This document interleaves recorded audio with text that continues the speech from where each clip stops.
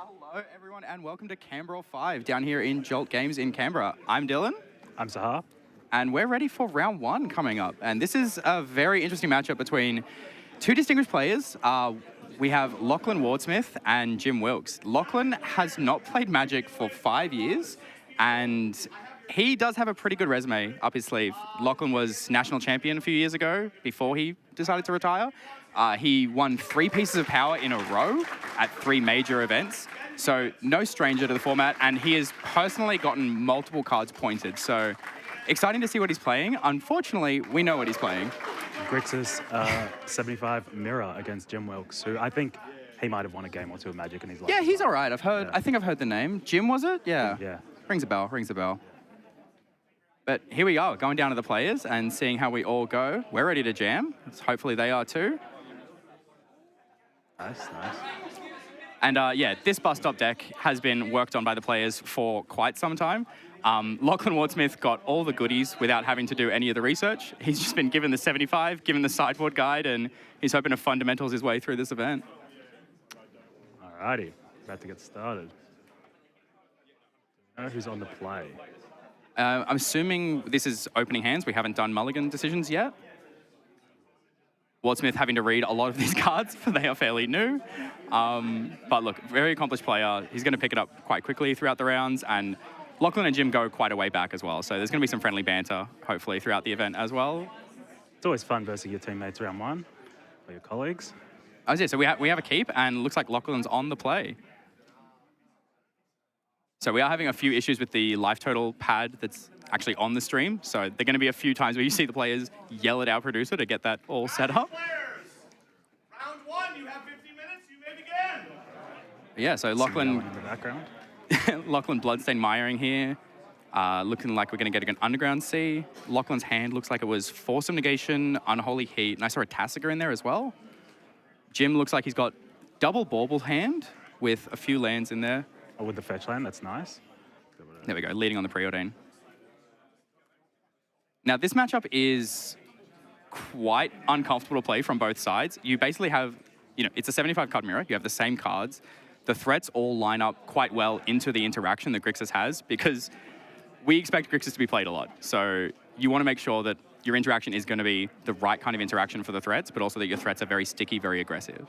Yep, so he's kept the days there, so he's got a very reactive hand. Yeah, and we hopefully can get this Tasigur down on turn 3 or so with some backup for it as well. Deck here, see if he wants to shuffle it. We also have an Emperor of Bones, it looks like, in Jim's hand. Chooses not to play the Urza's Bauble as well. Draw that card. That's a Drown in the Lock, I believe. So matching Drown in the Locks, not matching artwork, but matching card all the same. They both led on a Bloodstain Mire as well. Yeah, we're going to be seeing a lot of that this round, unfortunately. Okay, so Jim drew off the Bauble. Now he's going to fetch, clear the top of the deck. We might see the Urza's Bauble next turn as well. I didn't get to see what Jim drew off this Bauble, though, that he was so happy to keep. Oh, it was the Drown Lock. Oh, it was the Drown Lock, that's right, correct. Yeah. And these Surveil lands have done such a number for this format. It's so nice to be able to have that land that you can just hold up a fetch land, pass turn, get that information. Good. Gets to skip a land draw, which is awesome. Yeah, exactly. And Jim's hand very land heavy for this Grixis deck. Looks like he's picked up a copy of Molten Collapse, which is quite good in this format, given that it's basically a Terminate, and a lot of the threats that Grixis is going to present are going to be these Delve threats, so the CMC factor does matter quite substantially. Now we get the fun random Urza's Bauble card. Now, do you roll dice for this, or do you just pick? I just pick. Yeah, see, I always just pick. Yeah, it's all the same. Oh, see, and the dice are good for Jim. He now gets to see the face-up Force of Negation.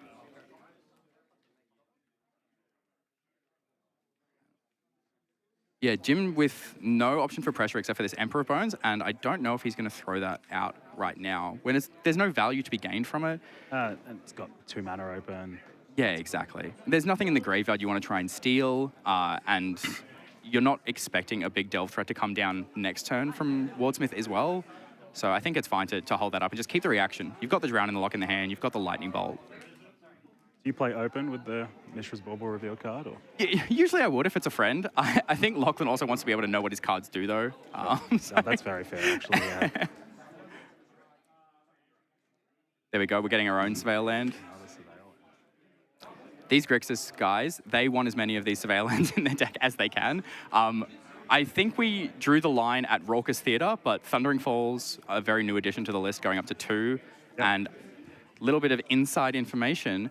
Pretty sure we're not on Mystic Sanctuary anymore in the Grixis lists, at least for these players. So favoring that mana consistency moving forward. I think the theory was that a lot of these new decks that are popping up without Misstep in the format, they're very combo heavy. You might not get to that turn 4, rebuy some key spell. And with all the points that Gush and Lutri got as well, you're not doing the little loops as much. So just having that perfect mana base just feels a lot cleaner. Yeah, when I played this Grixis list a couple of months ago, they definitely went on Thundering Falls, so yeah. It's interesting seeing them go up the extra Surveil land. But the utility in it is so good, especially with all the Delve threats. Yeah, exactly. And just with how many fetch lands as well, and Highlander being a singleton format, Grixis really gets to capitalize on all the cantrips it plays and all these Surveil lands to just kind of minimize the impact that all your cards are good, they just are situationally good. So lining up the situations with your cards as well is pretty important. It's been a fascinating game where nothing has happened. Yeah. We have all cracked a few little artifacts and done nothing else. And I think that's about to change because Lachlan just drew an Inquisition of Kozilek. Right. So now we get to get some information too.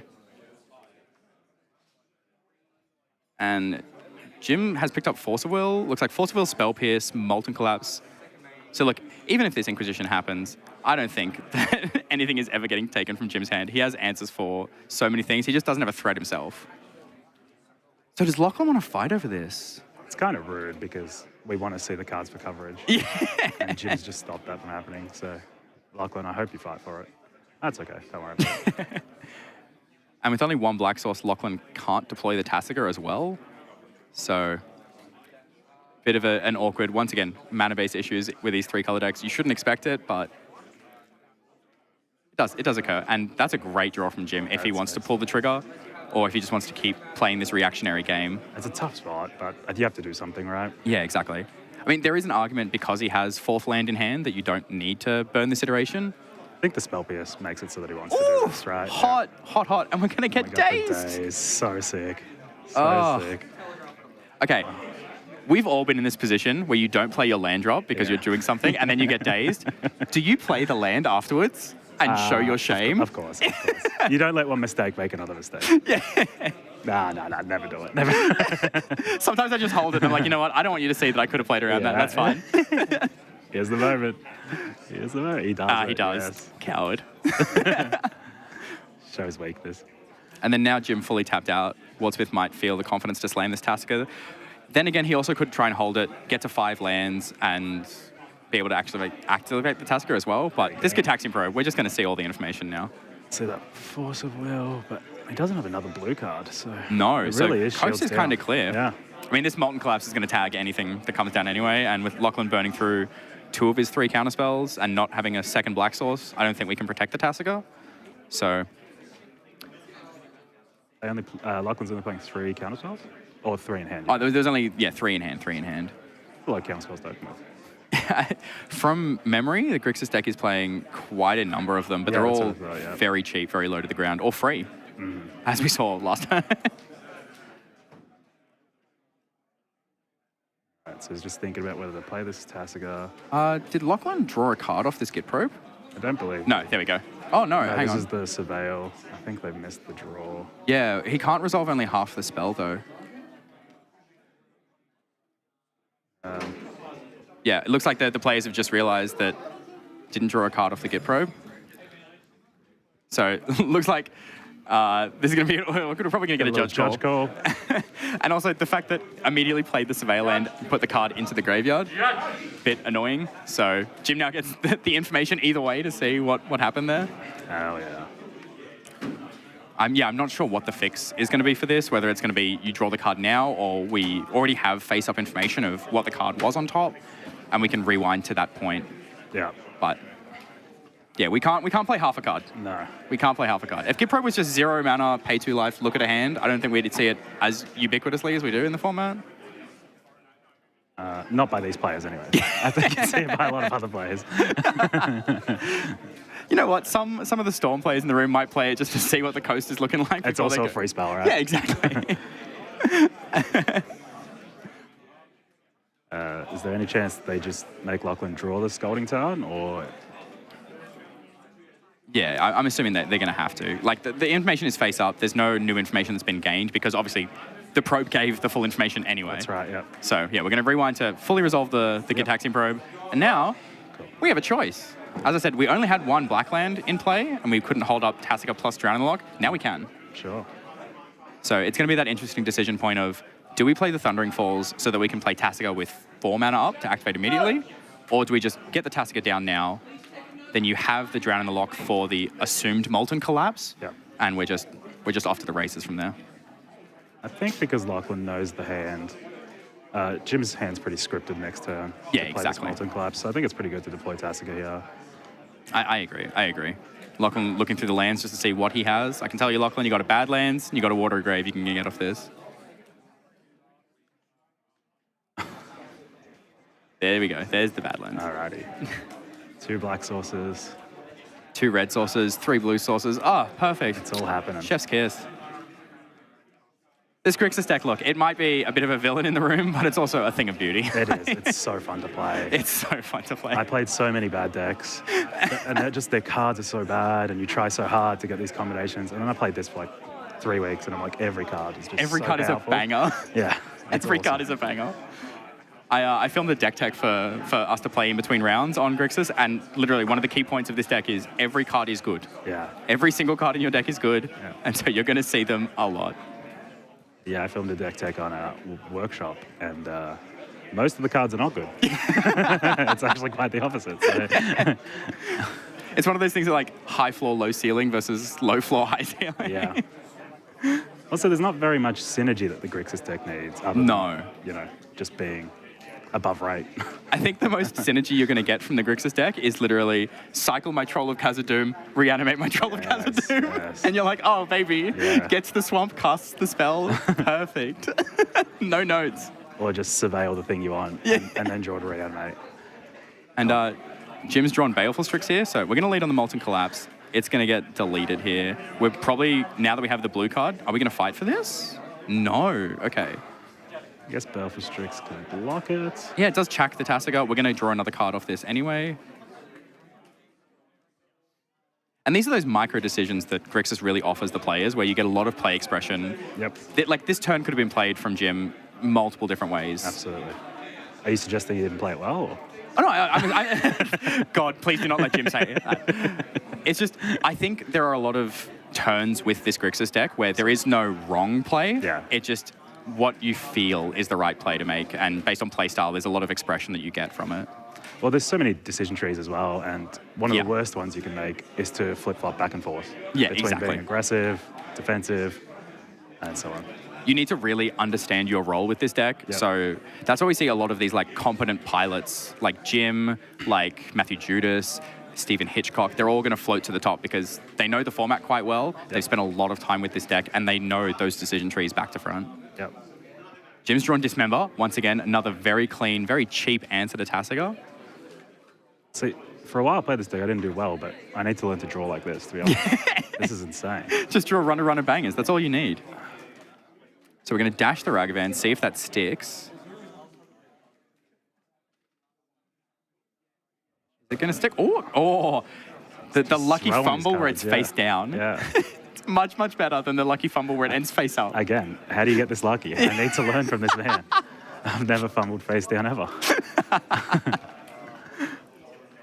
Activating Tasica. Is this in response to the This is in trigger? response to the Ragavan trigger. So we're going to mill 2 cards. That's a point. That's a point. That's yeah. pretty good hits. Wow. Very glad we didn't give Jim access to either of those off the Ragavan trigger. And Lachlan's hand is just a Baraglyph, so Yeah, exactly. we know he's lying with pretending to have interaction. And Jim gives the Tameo. I mean, we do have the Lightning Bolt in hand. That's known information, so that's pretty impressive. And This is why Lachlan is an ex-national champion. Look at that. Mill my 2 points, get the Tameo in hand, you can have a land. Good luck. Oh, I never considered if you have 2 Titans of getting lucky. Yeah. Who wins? You know what? Who wins? The viewers. Because this is great content. Maybe it's back to a skill-based game now, that they balanced out the line. And now this is a good point to deploy the Emperor. Gets to eat the Murktide. Yep. Yeah, that's great. Are we eating the Murktide, actually? Once again, another small decision tree. You don't really want to give them the chance to get it back off Tasigur, and so Jim's going to pop the treasure, get this Tasigur off the field. Awesome. Maybe Paying a little bit of life. Now, the life totals are incorrect because Jim should be on, 4 from the Dismember, 4 from the Tasigur, and 2 from Fetch Lands. So Jim should be on 10 life here. we were already at combat because the Ragavan had attacked, so there is no exile with the Emperor of Bones this turn. Oh, yeah, true. Sorry. Yeah. Okay, Jim, 10, 11? Looks like it's now working. Okay, 11 versus 13. So one of those fetch lands was surveilled, actually, off the Underworld City sewers. This is one of the other things about these decks is they deal a lot of damage to themselves. Yeah, they really do. Incidentally to each other. They're just jockeying for board position and they're already at half their life total. Yeah, it's one of those things where this Grixis deck can be built in a number of ways, and you can avoid those we always lose to aggro versions of the deck, or we always lose to combo versions of the deck. Yep. But it definitely does hurt when you've got Thoughtseize, you've got Dismember, you've got all these lands that are always fetchable, and you need to be fetching very aggressively. All right, so Tameo and Baragoth, an excellent looking battlefield there. How fat is this Goyf? I see artifact, instant, sorcery, creature, land? PHAT. Yeah, that's a big boy. That's not going to get bolted, that's for sure. We can tactically use this Emperor of Bones if there's only one card of those types, but there's no way of knowing. Yeah, there's multiple creatures because we have Tasigur. Sorry, we have multiple Tasigur, Murktide, and Baleful Strix. We have multiple artifacts. There's multiple of everything. Yeah. So look at it. Yep. Oh, Maybe. Wardsmith doesn't play the land. Discard spells. Sees nothing you can take. Amazing. So powerful. So powerful. Big fan. Oh, this is gonna be a good match. Love both of these players. And then we go free Baleful Strix value. We can adapt this Emperor of Bones at any point as well. So we could even have surprise Baleful Strix blocker that's face up on the table and not much of a surprise. To block the Baragoth. I love that. All right. There we go. So Wardsmith knows the two cards in Jim's hand. He knows the Force of Will from the Git Probe. He knows the Ragavan from the Dash. Yep. And another land. Okay, Now, I don't think we can attack with this Baragoth. Giving Jim the chance to make a 4/4, trade with the Goyf, draw a card off the Strix. If you've got nothing going on, I think you just have to kind of show that sign of weakness. Do you play the Flooded Strand here, or do you just play the land that he knows about? I think I'm playing neither in case I draw a Brainstorm. Okay. I'd rather have more cards to be able to put back. Yep. And having access to that fetch land as well makes me happy. I guess either way, if he draws Brainstorm now, having the fetch land already in play means you can quickly shuffle them away. Yeah. And you don't miss your land drop that way either. Yeah. But not interested in that, so we're going to fetch here. Also have the option for second Surveyor land right now as well. Yeah, true. He hasn't played his Undercity Sewers. Okay, well then definitely play the fetch. And this is just this awkward stalemate. Jim has Force of Will, has the blocker, cannot activate it because it'll go away immediately. And so Baragoth is staring at nothing, Emperor of Bones is staring at nothing, and we're just passing again. We're waiting for Deadpool to save the day. Oh my God, Deadpool, the bane of my existence. I just started getting back into 7 Point after a very, very long hiatus. Yep. And been playing a lot against John, been playing a lot against Grixis to help these guys get ready. Mm-hmm. And every game I'm just like, I have dominant ball position, I don't think I can lose. And then Deadpool comes down, I'm like, I don't think I can win anymore. We were even talking about playing Dress Down in the 75 just to try and be like, no, the Deadpool effect is on your side of the table now. That's great, yeah. So you just play it in response to the Deadpool? Yeah. And then permanently moving forward a turn after that? The Deadpool is a 5/3 that domes your opponent for 3 every turn, and then they have to sack it if they want to get rid of that effect. That's fantastic. And you get to replace it with a card. Exactly. Yeah. It's also blue, which, every argument in these Eternal formats pitches to Force of Will and Force of Negation. But I don't think they ended up pulling the trigger on it. It's a little bit too narrow. There's not that many ETB effects, especially in the mirror anyway. So he's just run this Emperor Bones into the Force of Will. Yeah. He knows about. I guess you got to play through it at some point. Exactly. Get it out of the hand. You might draw something better than Emperor of Bones. Oof. And So you got creature, land, instant, sorcery, artifacts. We have 2 artifacts. Both of the baubles are in Jim's graveyard, so we still can't shrink this Goif down any further. But it is 6 toughness, so Yeah. we do get to heat this out of the way. Hell yeah. And this is the big swing. Yep. This is going to be that pivot point, I think, in the match. Well, Jim doesn't have a second red source, which hurts. Not being able to deploy that Ragavan. True. We can't dash the Ragavan in as well to get even more value here. Do you just raw dog this Baleful Strix and try to get a red Honestly, land? I think I am. Yeah? I think I'm going for it.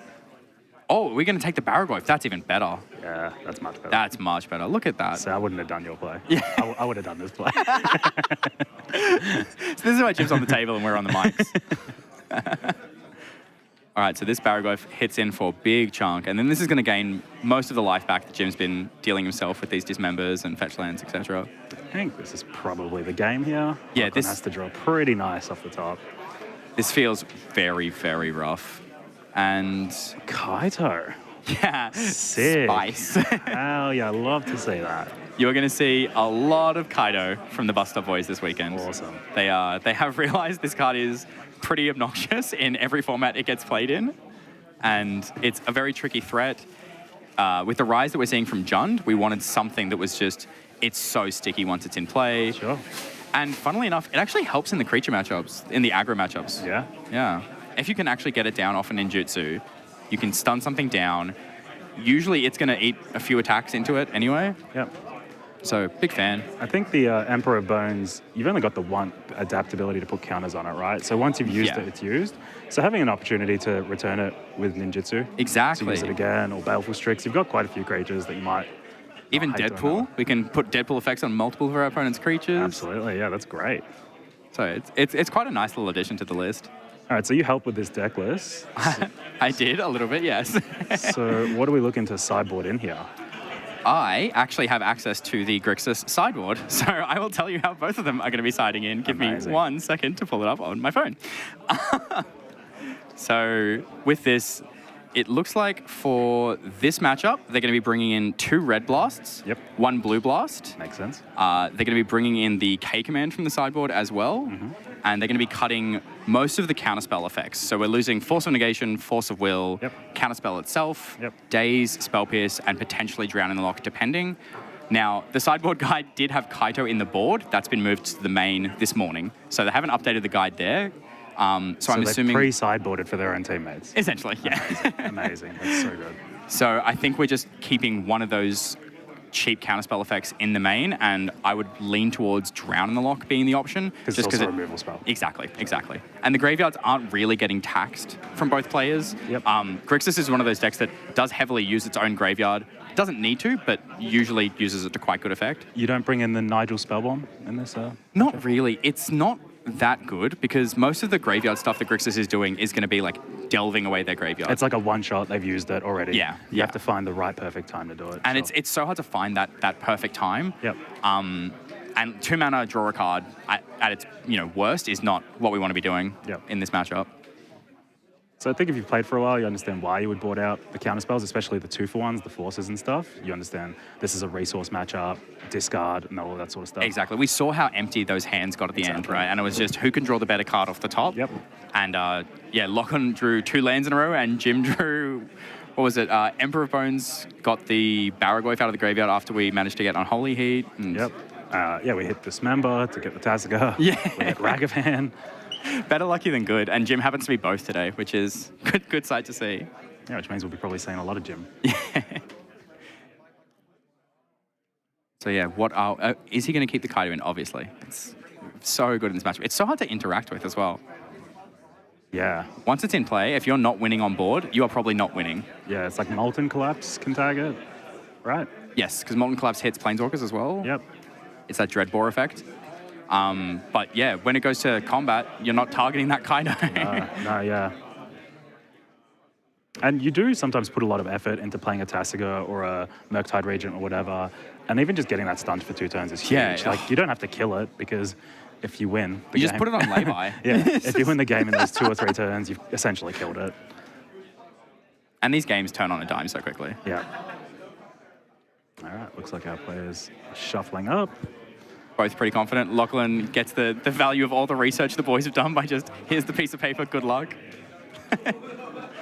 Any chances that they've given him the wrong info once they found out that they were playing? Well, it's like, actually, this was the sideboard guide, not that. Well, fellow commentator Dylan Kakawa, the other Dylan who's going to be on later today, did give Lachlan the sideboard guide.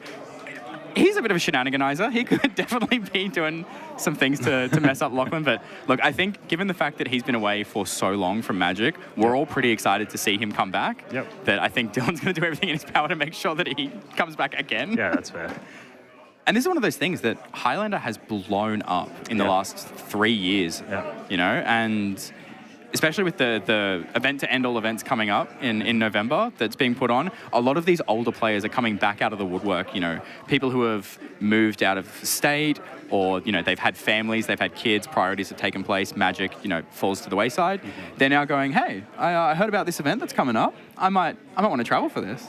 I started playing in 2014, and I don't think I've seen a Winter Lotus event since I've started playing. Yeah, and I'm not sure that I'll see another one after this, to be honest. So this is a fantastic opportunity, and no wonder so many people are getting back into the game. Because exactly. You get to own a piece of history, and this is the biggest prize Australian Magic has ever given out. Yep. Can confidently say that. I've been playing since 2004, and never seen anything like this. Yeah.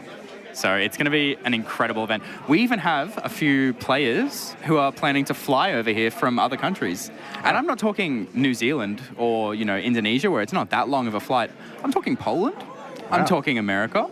I'm talking some countries in Europe as well, outside of Poland. So we're expecting a lot. I knew there was a few international players for 7 Point, but it's obviously an Australian format. But yeah. It's sweet to know that people are that into it. There is a lot of people who have messaged, you know, me, some of the other bus stop guys, and just been like, hey, I heard this event's happening. Yeah. What is 7 Point? And so we've been having to explain this a lot. And we're like, look, it's not Commander. It's actually good. Don't worry about that. Well, because there's also Canadian Highlander, which is relatively similar, but it's 100 card decks. Yeah, and they don't have sideboards. Yeah, I don't think there's a point list either. There is, but it's a different point list. I think they have it's more than 7 points. Yeah. It's way more. I have seen some Canadian Highlander lists that had so many cards that I was like, if this was a 7 point deck, this would be 30 points. Yeah, I think it might be 10, 11, maybe even more points. There's no way of knowing. So. All right, looks like Jim's on a Mulder 6. Looks like Wardsmith's also joining on a Mulder 6 there. And I can see 3 lands, Brainstorm, Kaido, and Deadpool, my nemesis. Get him off the camera. Deadpool just swings games so quickly in your favor. There's that Nigel Spellbomb. Oh, there you go. Okay. So maybe there is some shenanigans going on. Maybe there is. I'm going to have to go and have some words with him later. Interesting. But we've got a decent hand as well from Wardsmith. Oh, it's a Mulder 5. This is rough. Okay. Especially on the play as well. You don't get that extra card. Well, it's all right. Spellbomb will replace it. Nobody panic. And if it's ever bad, this Ledger Shredder will just shoo it away. It's fine. All righty. Let's start game 2. Here we go. Gloomlake Verge. And there's that Spellbomb. All right. It is excellent not having to worry about misstep on every single turn. It's that awkward fantastic. Look at your opponent like, did you pay a point for this? Are you paying for this? To be fair, it stings so much more when you get missteps now. But at least they paid something. They paid a cost in deck building instead of you just perpetually terrified to cast any of your 1-mana spells. The psychic damage is so much higher when you're like, you paid a point for this? Yeah. And I didn't play around it because why ever would I now? Yeah. Misstep being one of the most ubiquitous cards we saw in the format. Yeah. Look, I'm not happy about the pointing because I liked Misstep. I thought it led to more interesting openers and stack interaction, which I'm usually a fan of, but I get it. Yeah. I really get it. I agree with you. I thought it was a good, interesting wrinkle to the format, but it is also frustrating to be versing a workshop deck or something that has no business doing that. Yeah. And then you're just like, okay, you have 1 card left in hand and no worries. It always sucks getting counterspelled by Jund. Yeah. You're like, what do you mean? Yeah. This isn't in your identity. Get out of here. It stings. You cast Reanimate, they misstep, they untap, they reanimate your Atraxa, and you're like, this is a really fun game. I'm having heaps. You're like, yeah, both teams fought hard. I'm glad to be here. Okay, so lots of permanents on Lachlan's side. 1-type Surveil for Jim. Now that Ledger Shredder is going to basically say, like, hey, 1 spell a turn. if you want to get value here and try and undo this mulligan to 5, 1 spell a turn. And Jim's hand very high up on the curve. Unlicensed Terrace. We've seen him draw the Barragoyf to go alongside this Kaito and this Deadpool, so we're not going to have a Kaito on turn 3. There's just no way he's going to be able to do it. So we might even be looking at that awkward hard-cast Kaito gameplay. We did draw on Licensed Hearse, though. Yeah, which I think is a nice draw. I did too. They're definitely a lot slower this game. They're both much more reactive. Yeah. Trying to control their opponent's graveyards a little bit to stop. It's also one of those things that they both know they realistically should be boarding out most of their counter spells. So it's a lot more jockeying for the board. We're not really going to be looking to be jockeying on the stack anymore. So it's kind of just going to be like slamming haymakers. Is that a counter spell? That was a counter spell. I think that they've screwed with Lockie here. I think they've told him here's the game plan. And now that he knows it, Jim's leveling him. I think that's what's happening here. This is one of those things, sideboard for the player, not for the matchup. Yeah. Which is the mark of a really good player. There's a very funny story from a Pro Tour years and years ago where this was the Cruel Control deck lists. Yep. Where it was, I think it was Shohei was playing a mirror against Pat Chapin, and he was like, wins the die roll and says, I'm going to choose to draw. And Chapin's like, you've played 3 of my teammates at this Pro Tour. You've chosen to play every time you've won the die roll. And he was like, yes, but against you, I choose the draw. Nice. And ends up winning the match by decking Chapin. So amazing. That's fantastic. Incredible gameplay. And double Surveillance is going to help Jim with this slower draw that we've seen from him, with nothing in turn 1, nothing on really turn 2, but this Brainstorm. Ooh. There we go. Okay. We're avoiding that Tasiga, so we're getting slight value out of this Spell Bomb. Is Jim playing a Murktide Ranger? Or, yes, he is as well. Yeah. Yep, cool. So it could have been that too. Okay, and then looks like we're going to slam Barragoyf here. And is it going to survive Lightning Bolt? It will. It will. You're feeling pretty confident about this here. It's what, maybe just Dismember at this spot that can tag it? Yeah, you're looking at Dismember or, they have to spend mana next turn. Yeah, sure, but just playing it here because he's got that one open Badlands. Yeah. I don't think you're able to get it here. If Wardsmith had waited to do the Nihil Spellbomb, say, in Jim's upkeep, Yeah, then we could have also had Fatal Push with Revolt as an option. sure. We drew the Inquisition again. We're going to get to see what's going on over there. Jim, let me find out. Let me sus.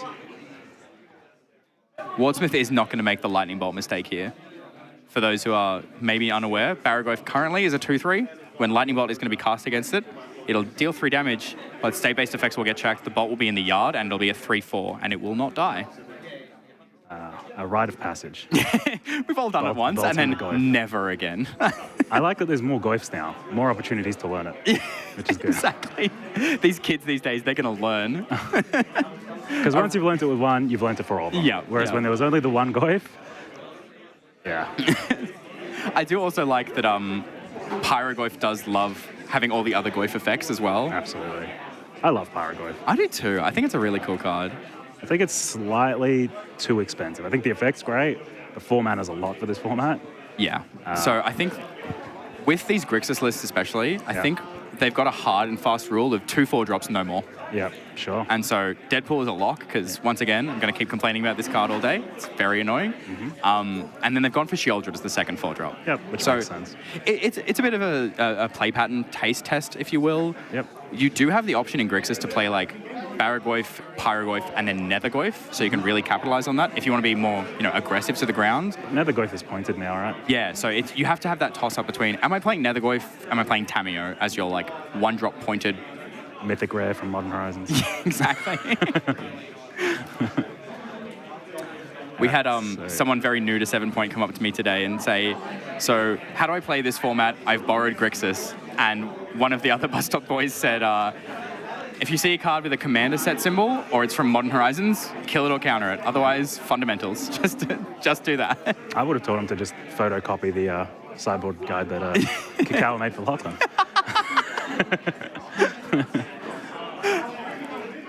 Alrighty, so we fetched Underground Sea, so we've got 4 mana, got the Deadpool.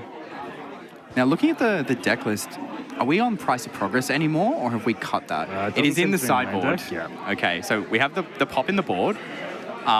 which, look, I don't know if they're going to bring it in. I know last time Jim played the mirror, he did bring it in and won the match because of it. Yep. But it's kind of a bit of a meme for us that you probably shouldn't do it unless you're low on time in the round and you want to cheese them. I actually think it's a fantastic angle for these Grixis decks to play.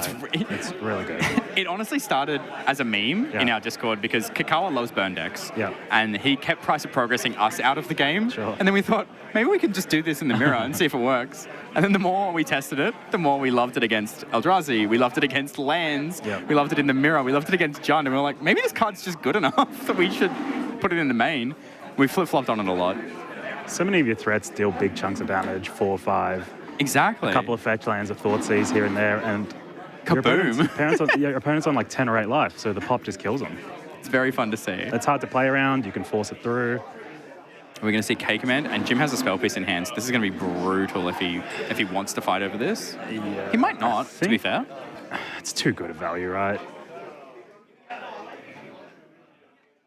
It's too good a value. Yeah, I think you just have to. Yeah. Oh, cheeky connive. Lachlan's got a read connive. Yeah, there we go. I know we're making all these little jokes. Lachlan is an insanely talented player. He just has not played with any of these cards before. I mean, it's a testament that he's working it all out on the fly like this, exactly. right? Like, it's pretty insane. Especially up against an opponent like Jim Wilkes, you know? Yeah. Yeah, pretty rough to have to verse one of the guys who basically built the deck and the sideboard guide and gave it to you, and you're like, well, at least I'll learn, and then for the rest of the day, I'll be pro. Afterwards, it's going to be like, Jim, did I make any mistakes? And then we're going to have the little Jim Wilkes father-son lecture, and then we're going to go from there. Oh my goodness. What an insane turn for Jim. Yeah. Wow. And this is one of those points where that's the pivot point. It's going to be really hard for Lachlan to come back here. I mean, a multi 5 is so brutal in these matchups. Yeah. As we said before, during sideboarding, it's all about resource control, and the best resource is the cards in your hand. And Baragoyf is just running away with this game. The fact that it was able to dodge Lightning Bolt because of that Nihil spell bomb in the graveyard. And now, every turn Jim's going to amass value with this Goyf. And he's going to strategically eat things that keep the Goyf big, but also grow his unlicensed host. Correct. And so we're going to have 2 very strong threats. And that's a Corey Steel Cutter. Let's go. Given how expensive Jim's hand is, I don't think we're going to be triggering this Corey Steel Cutter for a while, unless he draws something cheaper and down the road. This Baragoyf will do it. Don't worry about it. Yeah, you know what? It'll try him Ragavan. He's real good. He's going to hit the Ragavan, he's going to hit the Tamiyo, and he's going to flip it. The rare post-combat Corey Steel Cutter trigger. Brutal. Lachlan's hand just does nothing. Yeah. Lachlan is just sitting with nothing in hand. There's the Ragavan. And the Tamiyo! Oh, hell yeah. Oh, the prophecy fulfilled. This is so good. And I think I'm taking Ragavan here. It's more pressure. I would take Tamiyo. You know what? My angle was, how cheeky do I want to be with this ninjutsu? But we're probably winning the game before we get to that point. My angle was, what is Jim doing? And that's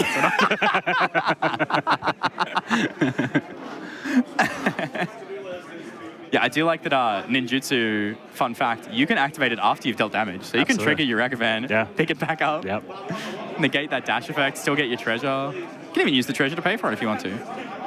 There's the post-combat trigger. Mm-hmm. Now, are we fighting over this at all? We got 3 cards that deal with something going on. Obviously, Jim picked the Tamiyo. I'm making the joke, but I think the reason I picked Tamiyo there is because we've already gone to combat. So I think Tamiyo flies, which is more likely to hit than Ragavan is next turn. Fair. That's very, very fair. So the haste doesn't matter as much because we've already had combat this turn. Ragavan can crew unlicensed hearse. Maybe hits for a little bit more damage. Sure. But if we're triggering the Corey Steel Cutter, that also can crew the hearse. Yep. So.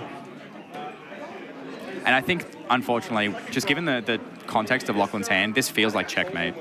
If he plays a big threat to try and, stabilize on the board, Jim can just hardcast Kaido, tap that threat down. Mm-hmm.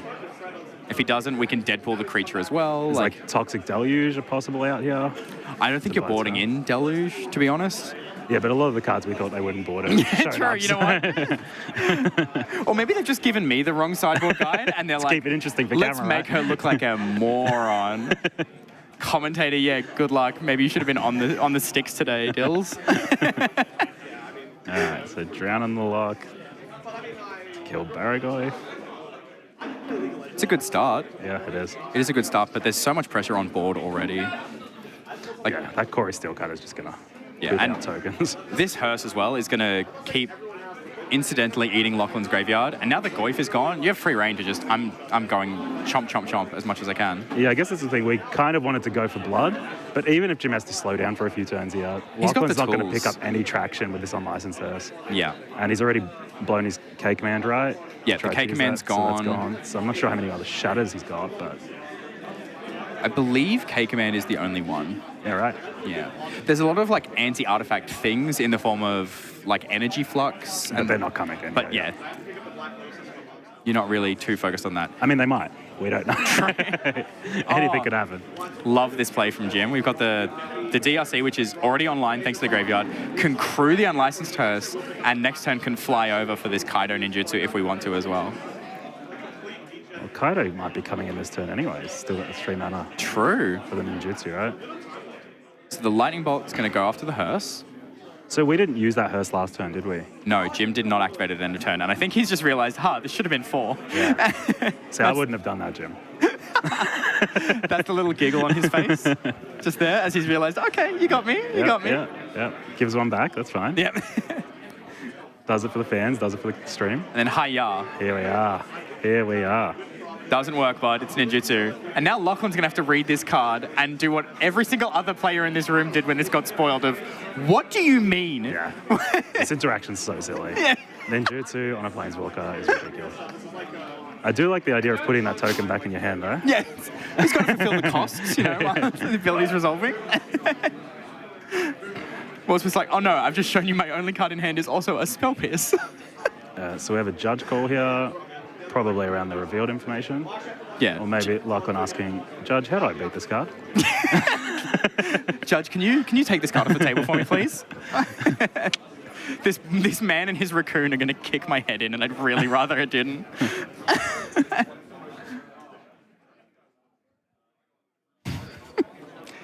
So yeah, we'll see how this is all gonna work out. Jim's still holding this monk token like it's his teddy bear, and he's just trying to get some comfort out of it. Just I mean, after that unlicensed hearse, he's shattered. He's rattled. Look at him. He'll never recover from it. the worst is when you make these mistakes in paper. It's like, I made a bit of an oopsie. I'll just try and tighten up, fix my play. When you make it on camera, you know he's gonna get ripped on for this. He knows this is being watched. Absolutely, yeah. That's probably why he laughed. Yeah. He's like, Dylan's going to talk to me the second that she gets off the mic. I know it. Oh, Dylan's talking about me right now. Don't watch this back, Jim. I love you. Please. Please. Alrighty. So it looks like life totals are correct on screen. We have Lachlan on 8. It's probably the last draw step, unless we get something good here. Yep. And there's a Fatal Push, which, okay, this can hit the DRC, I guess. You're not thrilled by any outcome here, though. No. What's in Jim's hand? Emperor of Bones? Emperor of Bones and Deadpool. I think Emperor of Bones does it, right? Yeah, because we can emblem with Kaido. We can play Emperor of Bones. We can give it haste with the Corey Steelcutter. This is not lethal, but this puts Lockley to 1. Is there anything he can exile to make it lethal? We have... Yeah, the Troll. There you go. Oh, yeah, Troll of Khazad-dûm. Yep. There we go. That's the game. Beautifully played, beautifully played. Yeah, I wasn't sure if the Barragoyf was in the graveyard as well. That one was too. Barragoyf as well. If there's anything spicy in Lockie's graveyard, but the Thoughtscour hit another Emperor of Bones as well. So there we go. Jim Wilkes starting strong round 1, clean 2-0 win in the mirror. And it's a great game. It was a good game, yeah. Lots of fun cards. This is exactly what Grixis is as well. It's going to be those pivot point turns we're looking for. But that's the end of round 1. So we're going to wrap it up here, and we'll throw back to... We're actually going to throw to Sahar's deck tech for workshop, you were saying. So keen to watch that, get a little bit more information, and see how it goes. Yeah, hopefully it's PG. No, it should be fine. It should be fine. I just had a bit of fun with it. It's a little bit silly, but hopefully people enjoy it, and it's educational. And looking forward to seeing you guys. Round 3 we'll be back. We'll be back for round 3, yeah. So we have a deck tech, and then Isaac and Dylan Cacao will be on for round 2. Too easy. Catch you later. See you later.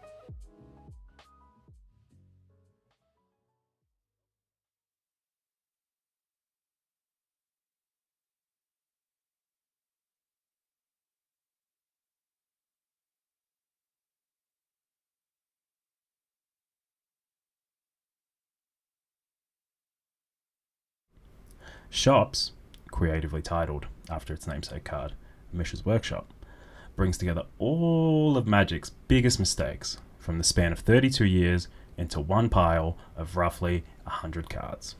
The first 70 of these cards are absurdly powerful, but due to points restrictions and wildly divulging game plans, you can reliably expect to fill out the first 30 to 45 cards depending on your shell. You get 5 to 10 decent cards that are more linear depending on your game plan, whether you're Eldrazi or Prison or bots, and so on. Very quickly you come to accept that you'll have to play some stinkers, and maybe even get to throw a couple of your pet cards in there.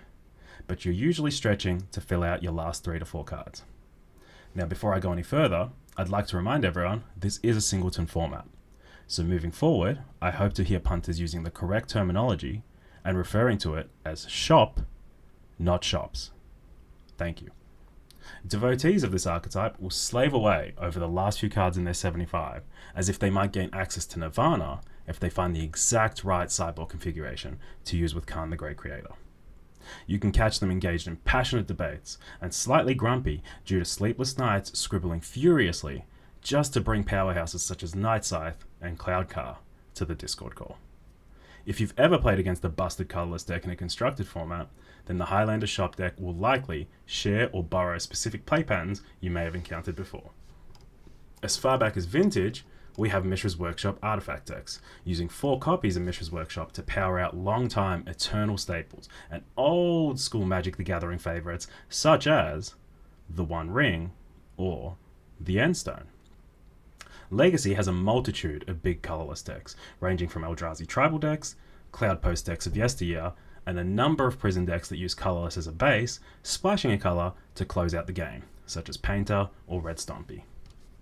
Modern players will revel in delight remembering the Khan Father's heyday.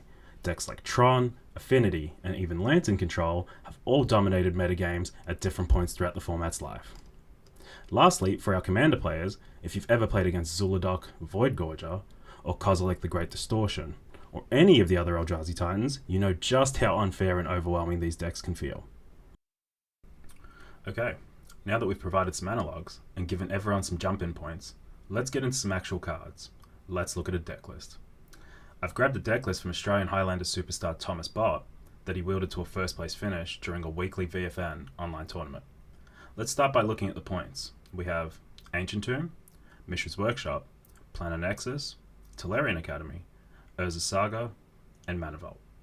We'll have a chance to do a deeper dive on each of these cards as we go along. But first, I want to split the deck up into 5 categories of cards, and I'm going to cheat here. Artifacts, both mana and trinkets, lands, prison elements / resource control, the big fellas, and the rest. Some might think that because this is an artifact deck, we should start with the artifacts, but I would argue by far the most important part of this deck is the mana base. Astute observers would have noticed that 6 out of the 7 points played in this deck were spent on lands. Only 1 point allocated to a mana vault. So let's start with the big bad itself, Mishra's Workshop. One of the most powerful cards in all of Magic, and certainly in the top 5 lands of all time. This has to be in the elite tier of 1-pointed cards, and gives the deck mana acceleration second only to Black Lotus itself, which costs 4 points by the way, not 1. Here is a safe for work example.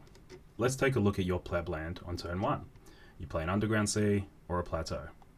How much mana is it producing? 1. A meager 1 mana. That's it. This land right here, it taps for 3 mana. Capiche? Fast mana is one of the most important objectives for this deck. Soul lands, named after the card Sol Ring, which tap for 2 colorless, as do many of these lands, and artifact mana are used to generate huge advantages to overwhelm your opponent. This deck features 4 lands that can more or less tap for 2 at a baseline. Ancient Tomb, City of Traders, Eldrazi Temple, and Ugin's Labyrinth. It also features the classic Why is it when something happens, it's always you three trio of Urza's Mine, Urza's Power Plant, and Urza's Tower to give the classic 1-2-7 play patterns we've all come to love. Now featuring a new step row in the form of Urza's Workshop. The awesome foursome tap for 11 mana between them. These lands are severely hindered, however, due to the singleton nature of the format, and the additional restriction of being a base colourless deck. Planar Nexus comes in clutch, acting as lubrication for the 4 of these lands. A Planar Nexus allows any of the other Urza lands to achieve its powered up form all on its own. Next we have the Academy Cradle duo. Both of these lands have amongst the lowest floors in the deck, and opening hand with either or both can often result in producing 0 mana. But the ceiling on these cards knows very few bounds. They're like Ash's Charizard. If you're good, they're good. If you're bad though, I'm sleep. Either of these lands can reliably produce 4 to 7 mana, or even more, and are excellent targets to untap with your Candelabra, but more on that later. So we have up to 8 lands, which can be a soul land of some sort, 1 super soul land in the form of Mishra's Workshop, and the 2 Charizard lands. That's 11 out of our total 21 lands that have the ability to produce more than 1 mana. The deck being mostly colourless means you can free up slots in your mana base for what are known as utility lands. Lands that do more than just tap for mana. Lands that let you destroy your opponent's lands, make your spells uncounterable, or exile opponent's graveyards are just some of the common inclusions in popular Mishra's Workshop decks. Next up, we're talking about the artifacts, the trinkets, the mana producers. We have keys, vaults, jewels, and lots of shiny wares. The main purpose of these cards are to provide consistency in your game plan by acting as additional mana sources or cantripping. Cards like Jeweled Amulet, Mox Opal, Mana Vault, and Grim Monolith can give you very fast starts, allowing you to jump up by 2, 3, 4 mana from as early as turn 1. They can make low land hands keepable, and they let you get ahead of your opponent and slam the door on them before they get a chance to set up. Trinkets like Mishra's Bauble and Urza's Bauble make your deck size smaller by replacing themselves pretty much for free. Getting access to cards such as Vexing Bauble, which can prevent certain combo decks from playing their most powerful cards, like Black Lotus, Lion's Eye Diamond, or any of their free interaction. Or Relic of Progenitus, which can exile a Reanimator opponent's Fatty or an Underworld Breach player's graveyard, means at their floor they replace themselves cheaply, and at their ceiling they can win you the game by locking out a key resource at the critical moment. Next, we have the resource control / prison element of the deck. Cards like All Is Dust, Khan the Great Creator, Chalice of the Void, and Trinisphere all take center stage here. The deck uses a variety of tools to slow down opposing game plans. Some decks need on-the-board interaction, so you play removal, board wipes, and bigger creatures. Some decks need graveyard interaction, and some decks need stack interaction. Recognizing which resources need to be attacked allows you to position yourself appropriately.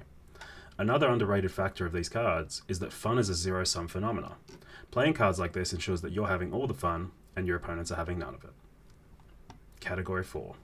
The big fellas.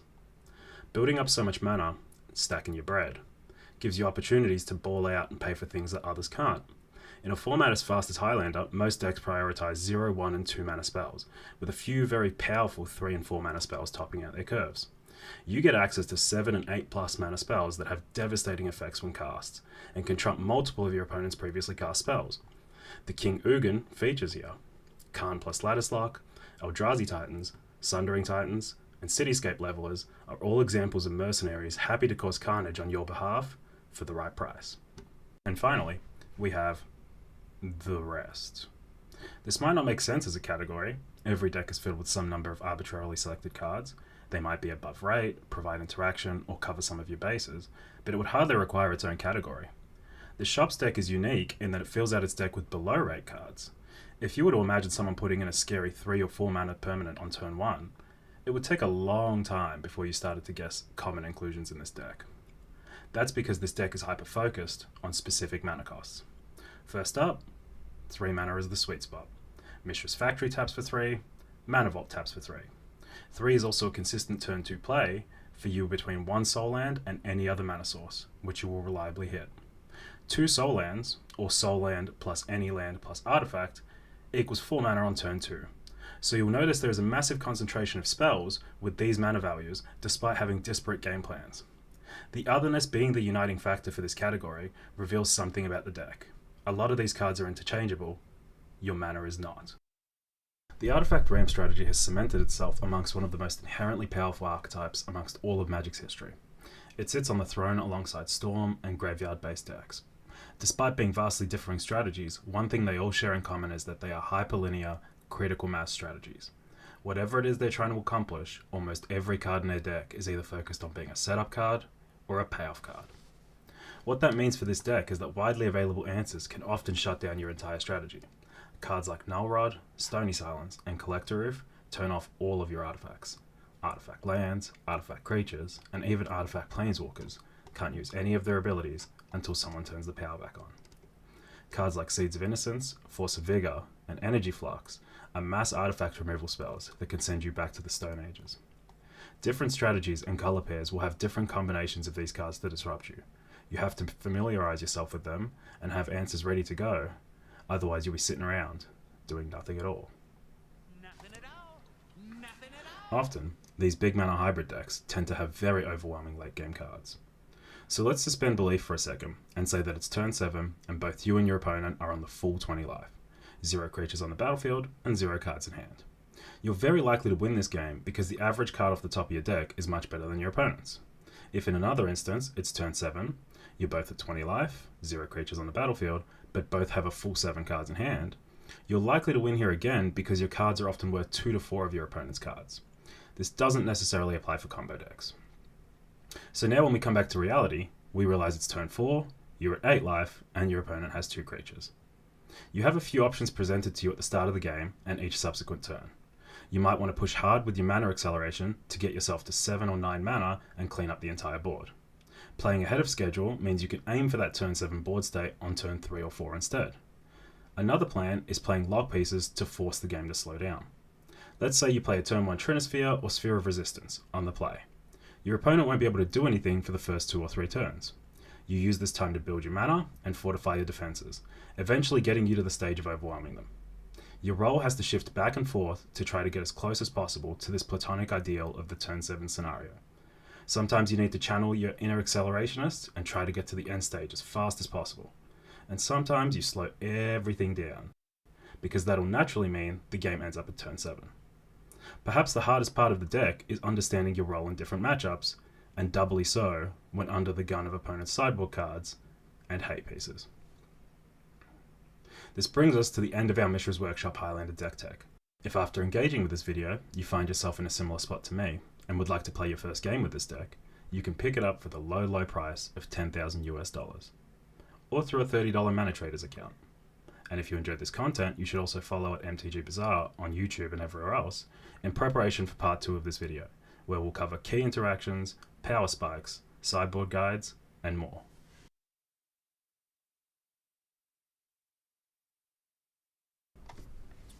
Welcome, nerds. My name's Sahar.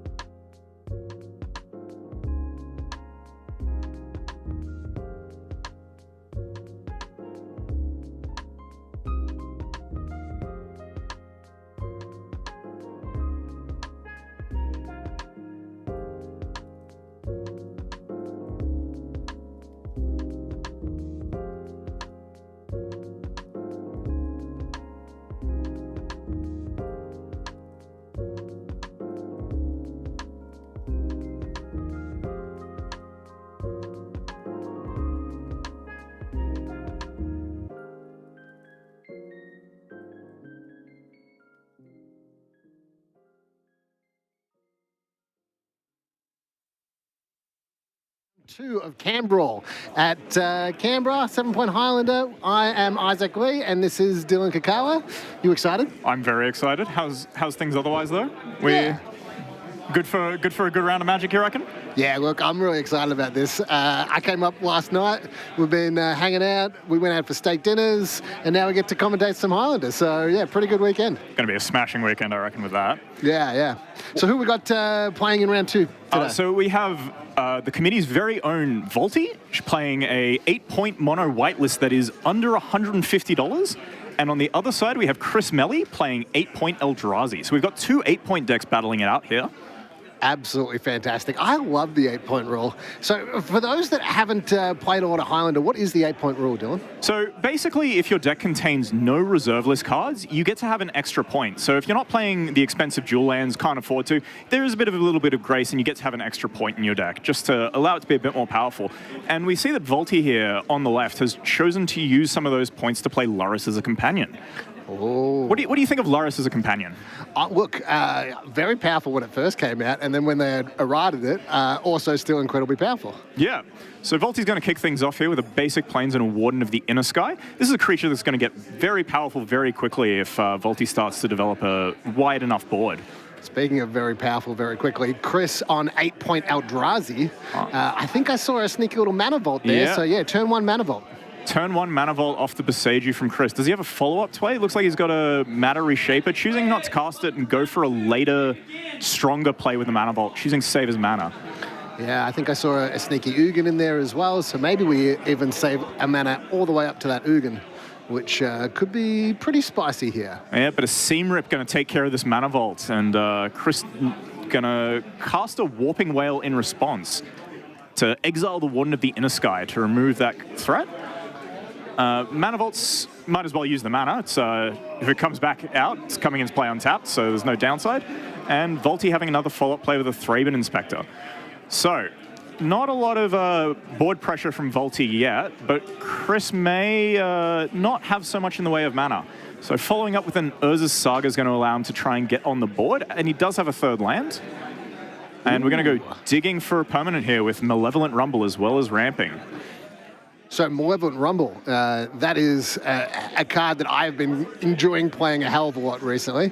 I'm going to pull it up here, but maybe you tell the audience what Malevolent Rumble does. So we reveal the top 4 cards of our library, and we get to choose a permanent from them and put it into our hand. The rest go to the graveyard, and we get a 0/1 Eldrazi spawn token, so we can sack that for mana later. So Chris choosing here to go with a Thief of Existence, and losing One Ring Expedition Map and All Is Dust. All Is Dust, I think, would be quite decent in this matchup, even though Volty does have a lot of artifacts. Things like that Seam Rip going away would be good, but... Yeah, getting back that Mana Vault to then be able to ramp up to the Ugin, and then that Urza's Saga is going to pop off as well at some point. And we might not be creating any construct tokens, but what we might be doing is getting something like a Manifold Key or a Voltaic Key to be able to untap the Mana Vault and then be able to ramp out into that Ugin. So a bit of a plan forming here for Chris, which is pretty exciting. But in the meantime, we've got a 0/1 Eldrazi Scion token that can sacrifice for 1 mana, and Volty's still putting on the pressure. Ooh, Wasteland here from Volty, taking out the Urza's Saga. Point for a point. Volty has also drawn the Mental Misstep, which could be integral. Like, wasn't there for the turn 1 Mana Vault, but if Chris draws something, it might catch something there. Yep. But Chris just being like behind on that mana really sets him back, because the deck is trying to ramp into some big, powerful things. You see that Ugin there, which is what the game plan has been, but Volty has been step by step, like putting on a bit of pressure, chipping in for a little bit of damage, and then also stopping Chris from being able to hit those high ones. But now the Mana Vault's back in play. Yeah, the Thief of Existence took care of it, sacrificing the spawn on the way, but that's because he got wastelanded. But this Mana Vault's now back online, and Chris's hand is looking very functional. You've got a Sowing Myco Spawn? Sowing Myco Spawn. That's the green and 3. I'm going to bring that up. It's green and 3, and... It ramps you, and then you can kick it for 1 and a colorless to destroy an opponent's land. Jeez, you are really good at these cards. Well, yeah, this card has to get banned in Legacy. Oh, really? Yeah, it was getting a bit ridiculous, all the Eldrazi decks floating around, which was... kind of a bit of a shame because it was one of the more budget decks you could potentially build into. Yeah, okay. So we see that mental misstep discarded with the the Thopter Copter? Smuggler's Copter. Smuggler's Yeah, Copter. it's a lot less good after your opponent's already resolved their mana vault. Tell you what, Volty, you are not having that mana vault. Portable I hole? refuse. Volty is just trying to keep Chris off mana because Chris can go over the top with large Eldrazi, and white weenies don't tend to match up very well against large creatures a lot of the time, which is also, I think, why the Wasteland took out the Urza's Saga, because those constructs can really brick wall mono white. Totally. And we got that single white there. That looks like a new card that I don't know. It's actually a Weathered Wayfarer. Ah. It's the Lord of the Rings Commander deck printing. Yeah, okay, good. So this is going to allow Volty to get more mana and be able to try and keep up, as well as just like thin the deck to be drawing more live spells. So Thraben Inspector is going to get in the Copter, like we were seeing almost 10 years ago. And draws and pitches a land. So Volty with a Path and Thalia in play. So she can choose to go the mana denial route and cast this Thalia, or she can choose to get this Thief of the Existence off the board, which it looks like she's going to do, which will ramp Chris, assuming he's got a basic. Yeah, which I reckon there's probably 1 or 2 forests in the deck. Yep. But he's gone for the basic wastes here.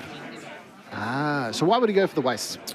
I imagine he wants maybe the second colorless source, maybe to cast something like a Kozilek's Command, or maybe double spell with Eldrazi in a turn. It might also be that he's got more ways to fetch forest in his deck, so maybe he's less concerned with that. So that Weathered Wayfarer activation there. Search your library for a land card, review it, put it into your hand, then shuffle. Activate only if an opponent controls more lands than you. So Volty actually taking that path to exile and the downside and kind of actually turning into the upside. Yeah, that's a very clever play there, giving your opponent the land so you can activate the Weathered Wayfarer and then strip mining them of all things. you can get the basic land that you get with Path to Exile. That's... That's build your own Swords to Plowshares that doesn't gain them life. Yeah, the Weathered Wayfarer here dealt 3 damage effectively as far as I'm concerned. Yeah, for sure. All right, Chris following up with a Yavimaya Coast and a Matter Reshaper. It's not going to be too good a blocker against the Smuggler's Copter, which is starting to pose a very real threat to Chris's life total here.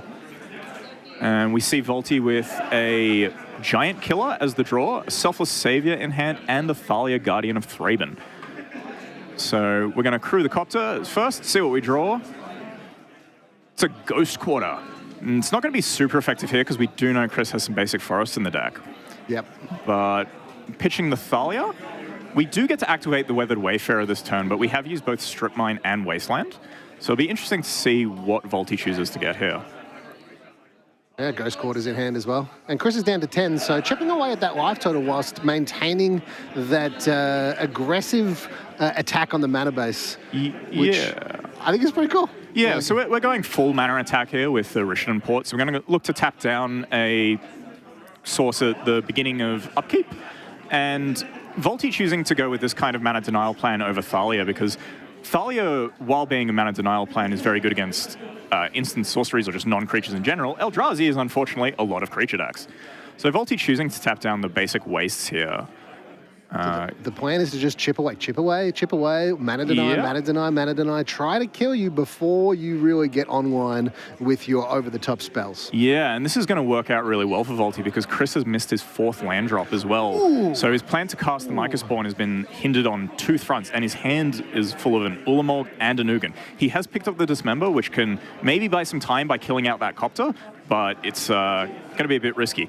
This Selfless Savior here is going to be a bit funny because it gives Indestructible, which is not going to do anything against the Dismember here. Ah, because of neg 5. Yeah, but it's going to crew the Copter anyway, and we're going to see a Dismember before attacks, paying the full 4 life. Yep, okay, so 4 life down to 6. It's not all upside in terms of this mana denial because Volty is also having to keep the Rishadan Port and another land up in order to be able to tap down a land in upkeep. Yeah, and because Chris has missed his land drop, this Weathered Wayfarer is not going to be able to get more value, so it might as well get in the red zone because that life portal change is still huge with the Dismember taking 4 points off. It is still effectively a Smuggler's Copter attack and more. Yep. So Volty's going to try and develop here by playing a Giant Killer, which is going to be a great way to tap down a blocker. Just finding ways to use this mana, excess mana that you have. So, question for you: with Giant Killer being in play, is this like Throne of Eldraine limited, or is this constructed? It did see constructed play. It's quite a versatile creature. It also sees quite a bit of play in cube. It's a very versatile, interesting threat that just fits into a Lurrus deck quite nicely. Being able to have situational removal in this sort of deck, you don't need a lot of removal to get over the line usually. So having your creatures be more efficient and your removal being less efficient is a trade-off you're kind of willing to take. Yeah, it makes sense. Makes sense. It's just it's one of those weird cards, white and 1 tap to tap a creature. That's a lot of mana invested into being able to tap something down. It is. However, the way Volti's built her deck is very reminiscent of classic Legacy Death and Taxes, where you have a lot of excess mana to sort of use around what your lands are. Things like Rishadan Port or just activated abilities from Thraben Inspector drawing a card. You have plenty of ways to use your mana, and you will end up with excess mana sort of towards the end of the game. And the way the deck is built is to try and utilize that, and so that even if you start flooding out, you've got stuff to do. And the main engine to mitigate this, of course, is Lurrus, which we pay the whole 3 points for. So yeah, although Volti had the option of playing lands not using Ghost Quarter or Wasteland or Strip Mine and being able to put the Lurrus into hand and then being able to play the Lurrus and getting a bunch of value there, but choosing not to.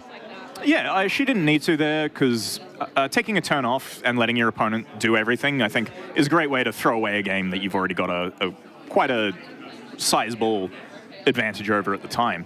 So what sideboard cards do you think we're going to see from these players? Yeah, so let's have a look at Chris's sideboard to start with.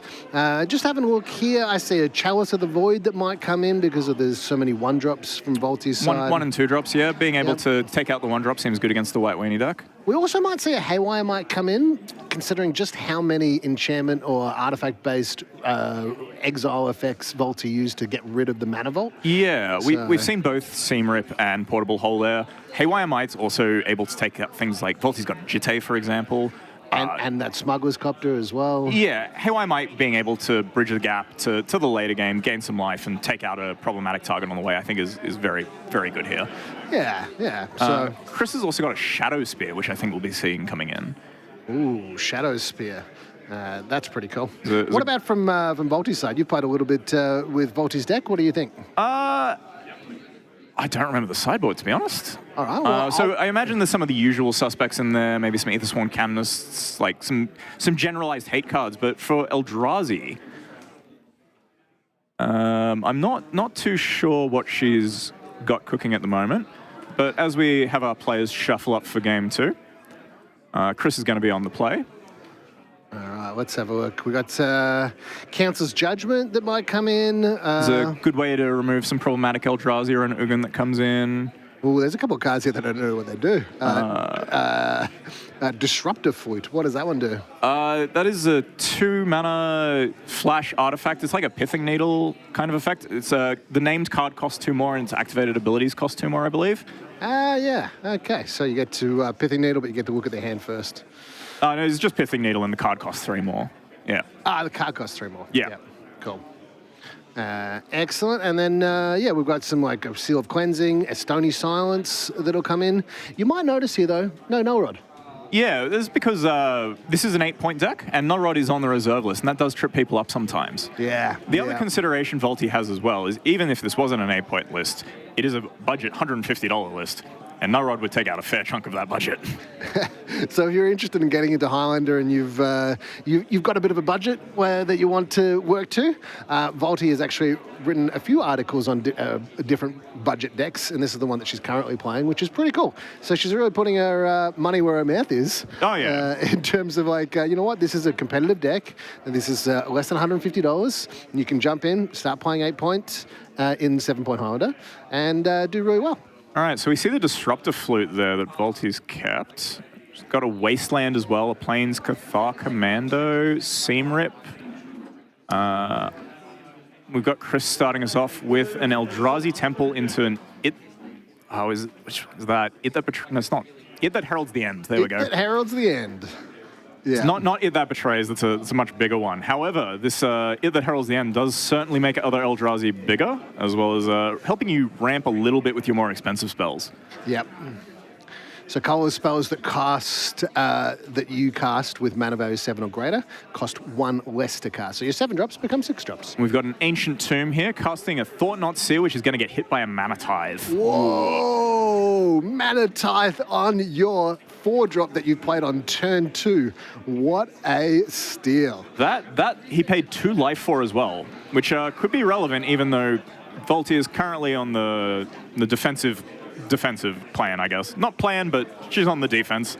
Yeah. Taking care of that it heralds the end and wastelanding the Ancient Tomb to keep Chris off mana. So one of the most powerful things about Chris's deck, 8-point Eldrazi, or any Eldrazi deck, or any of the artifact decks, is these lands that can produce more than 1 mana. And Ancient Tomb is one of those premier ones that you will actually pay points for. Yeah, it's a good way of just getting generic mana, and of course when you're Eldrazi, you don't need the colors, and sometimes you need the colorless. So we've got an expedition map from Chris. I believe that's actually a world map. It's a world map. Oh. Yeah, so very similar to an expedition map, but you've got to pay 3 instead of 2 to search for any land, but you've also got the option of paying 1 to sacrifice and look for any basic land. I think that 1 is going to be very relevant here as he gets to sack end of turn and find a basic. Yes. And we got Caracas coming down for Volti as well. It's one of my favorite 1-point cards. The card just gets better and better over time as they print more and more efficient costed legends. Oh, Caracas, what a card. Like, it's interesting in that sometimes you can actually have a Caracas in play and you go, you know what, this Caracas, I don't know if I'm paying a point for it. Like, it just didn't really appear to do anything. But what you don't realize is that your opponent has 3 legends in their hand that they're not playing. They're just, so you don't get to see it. Like, yeah, you don't get to see the effects it has. And so Chris, in his 4th land drop, casts Khan's Silex. So as part of the Silexes, they tend to destroy lots of permanents in play of varying different things. So in this case, we're going to destroy permanents with converted mana cost X or less. And very relevantly, players can't pay life to cast spells or to activate abilities that aren't mana abilities. So when you think about the most common land that we see in Highlander, I would actually say it's the group of fetch lands. Yeah. You can't pay life. You can't pay 1 life. So you can't... Yeah, that's true. That's the biggest thing with Khan's Silex, is you can no longer use fetch lands. Now, that's not going to actually affect Volti too much. No, she's got a Seal of Cleansing for it. She doesn't want to lose that Seam Rip and give back the heralds the end. Yep. And we've got a Basri. Do you know what Basri does? Oh, no. You tell me. Tell me. So Basri has 2 lines of text, aside from being a 2-1 Savannah line. The first is that it can exert to make cats. The second thing, which is incredibly relevant for this card, is that it can tap to make a cat indestructible. And Loris happens to be a cat. Loris is a cat. Oh, okay. How do I even spell Basri?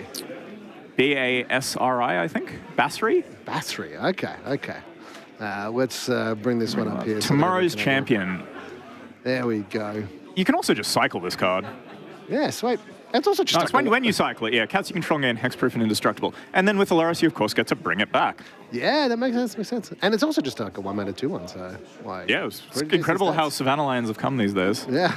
It's also like a legend, you can Caracas bounce it. Ooh, here we have a spicy one. Kozilek's Command, everyone's favorite. Being able to tap for 2 from the Eldrazi Temple, as it is a tribal Eldrazi spell. Looks like here it's going to exile the Cathar Commander, and let's see if he's making Scions here. Yeah, so one of the benefits of making those signs is that it becomes like a ramp spell. So it's kill your guy, ramp up some O1s, or have a couple of chump blockers as well. What a fantastically powerful card. Yeah. And Volti here again with the Rishadan port. So it looks like she's going to try and keep up Matt and Denial a bit, as well as maybe develop a bit of a board with this Basri and try and get some cats on play. Yep. So we're seeing the Eldrazi Temple tap down because that's the thing which is going to produce the most mana. So we're kind of trading 2 mana for 2 mana here, which is usually not what Rishadan port's doing. It's usually trading 2 for 1. So Chris here has a Shadow Spear, Warping Whale, and Sire of 7 Deaths. And the Sire is actually not that far off because Chris has 6 mana, assuming the Eldrazi Temple doesn't get tempted down. So if Volti is not careful in respecting this Eldrazi Temple, we could see a Sire come down, which would be very difficult to deal with. Yeah. Especially if it gets a Shadow Spear. Yeah. First strike, vigilance, menace, trample, reach, lifelink, ward, pay 7 life. Now, Volti is on 18, so the ward pay 7 life, not too bad. Yeah. For the time being, if that thing gets one hit in, it becomes a very big cost suddenly. Yeah, and I guess like if your plan is to tap it down with a tapper or something, then yeah, it's not going to really do the job. Yeah, so Volti here playing in a Ganjo as a land for turn, putting Luris into the hand. There we go, there we go. So she's still got a Disruptive Flute and a Samwise. So they're not necessarily at their best here. The Disruptive Flute may be trying to find a target. Unsure what she's trying to answer with it, and we see an end-of-turn Warping Whale to get an Eldrazi. Oh. So this puts Volti to 7 mana, -2 when the Rishton Port taps the Temple, and Chris has drawn an Urza's Saga. So he's going to get to play this Saga, get it online, and develop the Shadow Spear if he so wishes, while also being able to eventually threaten dropping this Sire because of all these Eldrazi Scions. Now, relevantly though, we've got a Seal of Cleansing in the graveyard. So the interaction between Luris and Seal of Cleansing means that Volti can play that Luris, play the Seal of Cleansing from graveyard, and sacrifice that to kill the Urza Saga.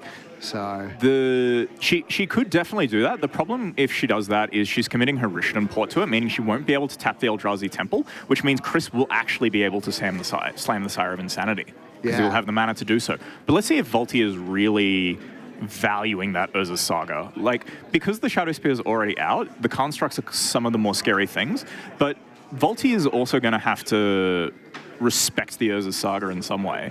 Yeah. Because maybe she's going to play the Disruptor Flute here. I mean, look, it's really, this is a hard spot. We've got the Shadow Spear on a 1/1 at the moment. So she's choosing to pass and Rishton Port down the Urza's Saga to prevent effectively getting one of the constructs for it, because they're kind of winning on this board. Yeah, so when the okay, trigger goes okay. on the stack, you tap it down, they have no ability to make a construct in response. But Chris now does have the option to just slam the Sire of 7 Deaths here. Yeah, because the Eldrazi Temple tapping for 2. And then we've got the Entertainment card. I've recently heard about this card. Abstergo Entertainment? Yeah, that's the one. That's the one, which can get a historic card back from the graveyard. But it does involve sacrificing a lot of things that are on board, though.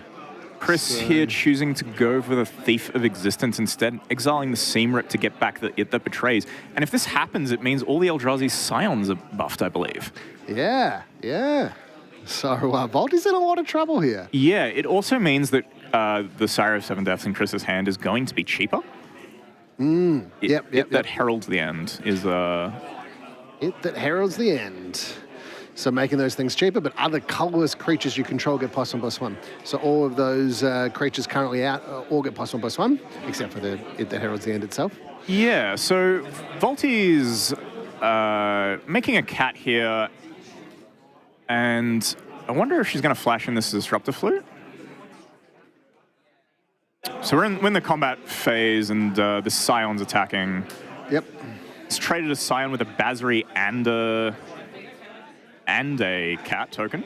Yeah, so not the best for Volti here, but you got to do what you got to do. We do, I think that's a Council's Judgment in hand for Volti, which gives her the ability to kill that Shadow Spear and stop the life gain from happening. But either way, like, we're getting later into the game here, and Volti is in a position where she doesn't have necessarily like a hell of a lot of resources in hand, and Chris is on 16 life, so... Yeah. This might be a tight game for Volti to win, because she's still got to battle through this Sire of 7 Deaths. And one of the best things that she can do at the moment, I feel, is Luris back the Seal of Cleansing and maybe try and get through that. But you'd have to take out the Urza Saga, you have to take out the Shadow Spear, and then you still have to find a way to deal with the Sire of 7 Deaths. Luckily for Volti, however, Council's Judgment is a good answer to Sire of 7 Deaths. Oh, yeah, because it doesn't actually target. No, you get to just choose it. So we don't have the Rishton Port available this turn, so Chris looks like he's going to be able to cast the Sire next turn. And Volti choosing to take out the Urza's Saga because we don't want that making a construct or finding a one cost artifact. I gotta ask, does Volti know about the Sire? No. in hand? So just playing as if she does go. I think you can safely assume a lot of the time that the Eldrazi player has a big spell in hand. I think there's a fair assumption you can make. That is a fair assumption. So Chris tapping 6 mana here, so -1 for it that heralds the end to cast the Sire.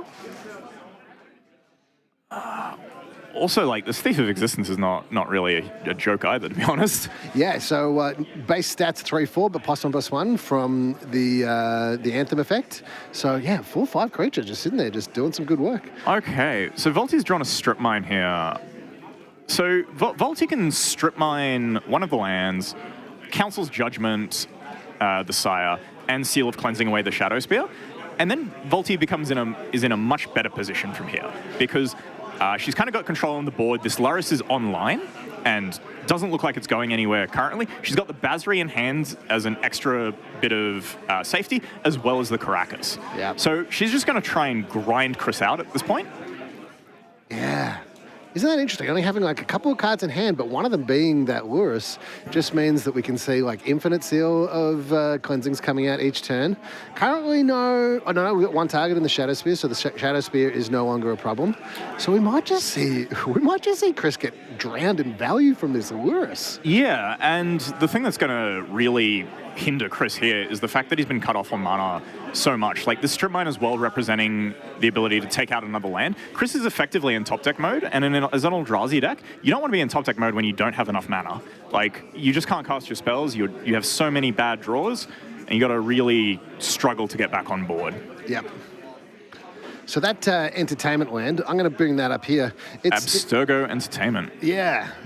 It's interesting in that normally Chris would be in a good spot with this entertainment, because you could get back the Saga in Urza's Saga and then be able to get more Eldrazi's and pretty much go to town. But that Seal of Cleansing loop means that the Urza's Saga ain't what it used to be. Yeah, and we can see that Volti used the Seal of Cleansing to take out the Shadow Spear. Chris playing a Sol Ring here. Yep. And goes for the Abstergo. And the Abstergo also exiles the graveyard, so it actually does get to deal with the Seal of Cleansing. Oh, but jeez, this card has so much text in it. Okay, so exile all the rest of the graveyards. Yeah, Volti's still got the backup plan of having the Strip Mine, and also gets to Caracas the Samwise. Okay, so we're going to see like multiple Strip Mine uses, and that's why Volti didn't use the Strip Mine on the card, on the entertainment card in the first place. Yep. Because she wanted to have a Strip Mine lock with the Samwise. Yeah. So very interesting play for Volti there, knowing that she has that option available, and so opting to, I guess, sacrifice the Seal of Cleansing loop. Yeah. In order to be able to have this. I think I'd rather have a Strip Mine loop than a Seal of Cleansing loop. Look, at this point in the game, I agree. Like, while Chris does have a Sol Ring, you can kind of attack the mana a bit more easily with Volti's deck, because it does attack lands. The artifact mana is a bit harder to attack, until sideboard at least, but she's also got Disruptor Flute and Razor Grass Ambush. So she's kind of insulated a bit. Even though that Razorgrass Ambush isn't going to be able to take out the Thief of Existence, it is looking like a strange race where Lurrus is involved. Yeah. So Rishon porting the Eldrazi Temple, leaving Chris with only 4 possible mana. So wouldn't even be able to cast a 7-drop with the Heralds the End. Yep. So Chris is kind of on the back foot here and suffering a bit of a lock. We see a Planar Nexus, which is actually going to turn on that Urza's Power Plant. So I imagine it is entirely possible that will be the next target of this Strip Mine, or 2 of them. Because the Caracas end of turn getting the Samwise back, and Samwise coming back into play. And then picking up that Strip Mine. Yeah, it's also buffing the ring here. Mechanic we don't often see in Highlander. Oh, yeah. It actually is going up high enough. So one of the things that is a problem for Chris as well is he can't really profitably attack, because you can just block with Samwise and then bounce. Yep. Just not a problem. Yeah, and he's going to get nowhere doing that. Basri's going to keep making cats, and if needed, Basri can jump back to the hand and give Luris Hexproof Indestructible. And then just be played from the graveyard again, bounce back with the Caracas. What a series of plays by Volti. All right, we see the strip mining continue. Yep. We've moved the ring bearer over, so this cat is actually going to be unblockable because its power is lower than both creatures. And I believe we have the 4th mode of the ring, which means that I believe Chris's life total is going to be reduced to 1. Well, hang on. I think it does an extra 3 damage. Extra 3 damage, okay. Extra 3 damage when it hits, I believe. But there's so much text on that they have to have an additional whole card. Yeah, a lot of things going on here. I think it's also a draw and discard, and can't be blocked by creatures that are greater than its power. Yeah, you know the physical card itself is perforated, so you can tear the ring part off? Oh, yeah, that's sweet. So we're seeing a Rishton Port continue here, tapping down the forest, leaving Chris without any coloured sources outside of that cavern. So he's not going to be able to cast something like Ancient Stirrings, for example, to maybe get him out of this. But this strip mining is still continuing. The Thief is kind of priced into attacking, but we're likely seeing a Samwise bounce here. Yep, Samwise bounce, but maybe there's a removal spell in response to stop the loop from occurring? Or maybe, nope. It's just going in. Still worth it. Still worth the... the attempt. Dismembering Luris. So with the Caracas down, we've gone for a Dismember on the Luris. Of course, because if you kill the Samwise, it doesn't really matter. Yeah. Because you can just play it again from the graveyard. Yeah. Yep. And the Samwise gets back the Luris. Oh my. What? Welcome to Value Town. Yeah, Samwise is a very cool card with Caracas and Luris. Yeah. Just fits into this deck so well. And, so the cat continuing to attack, also just filtering Volti's draws. She's got a tight grip on this game, I feel.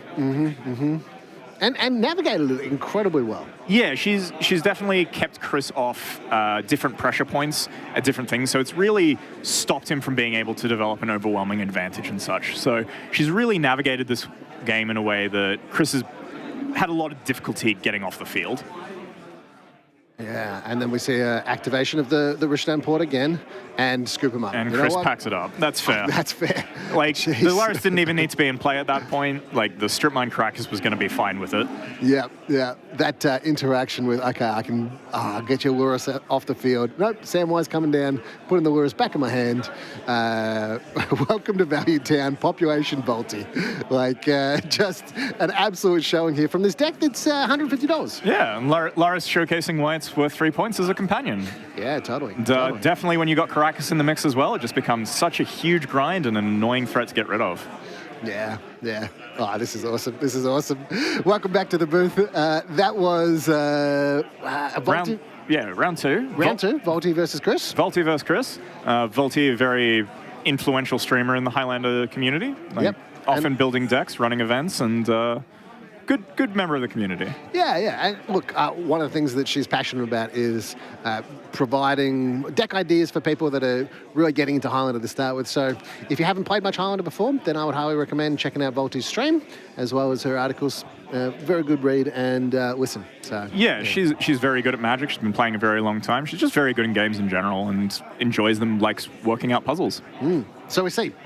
Today we had, so far, we've got 2 rounds. We've seen a Grixis versus Grixis in the first round. Between 2 Highlander Giants. 2 Highlander Giants, yep. Lachlan Wardsmith picking up the deck for the first time this morning. And then we've seen 8-point versus 8-point, Eldrazi versus Mono White.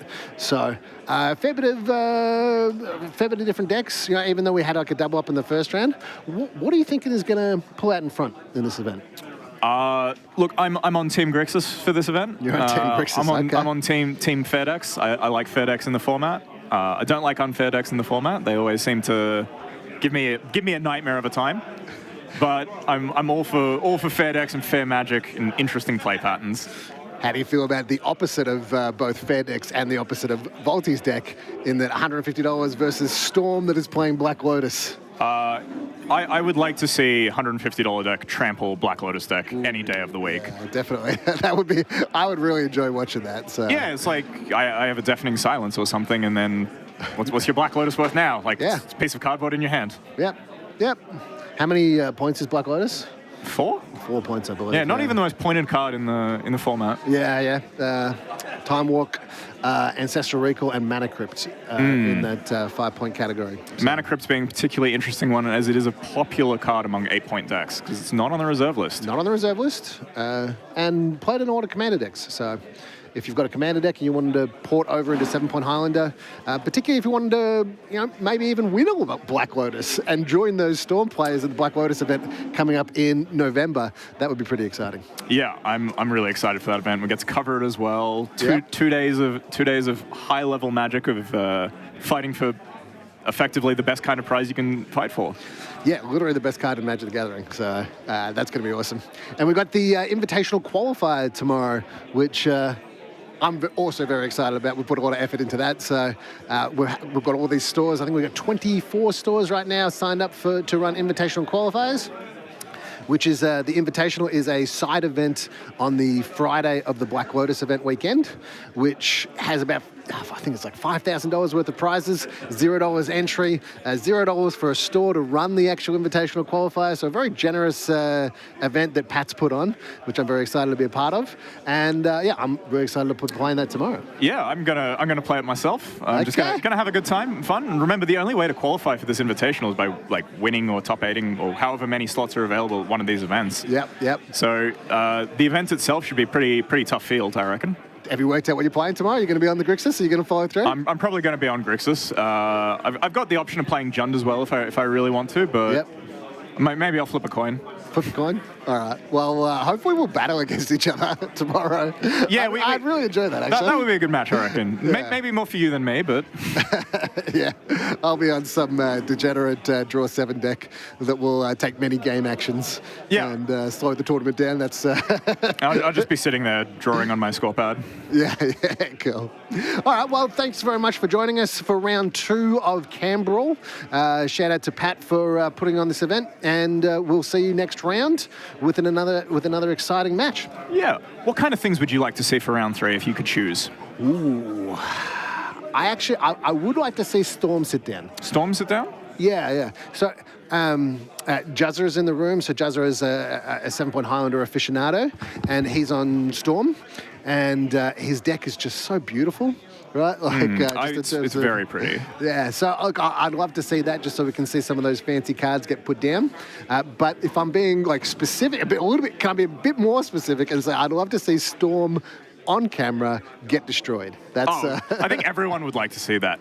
One of the interesting things I've found about Storm is a viewing experience is when you watch it, you kind of get to experience what the opponent is feeling as you just sit there and watch your opponent take all these game actions, and there's nothing you can do about it. So it's really like being in the opponent's seat. It's a very immersive experience sometimes. One of my favorite things to do is when Storm starts going, is as soon as they hit 3 spells, I always just confirm, okay, so we're on 3 spells, so my Mindbreak Trap is active. Yep. And just watch them go, is he just joshing with me, or does he actually have that Mindbreak Trap? The other one you can do is as you're shuffling your hand, thinking, and drop the Force of Will accidentally when you don't have another blue card. I've seen that one. That one's pretty funny. I've seen it play, which was Dark Ritual, drops the Force, go. It's couldn't beat the Force of Will. It's well, that's what you get for playing whoops.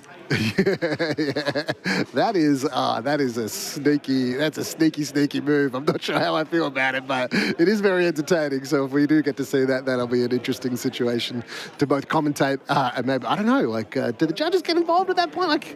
That's a bit of a... I don't know if the judges would get involved. People watching the footage back might.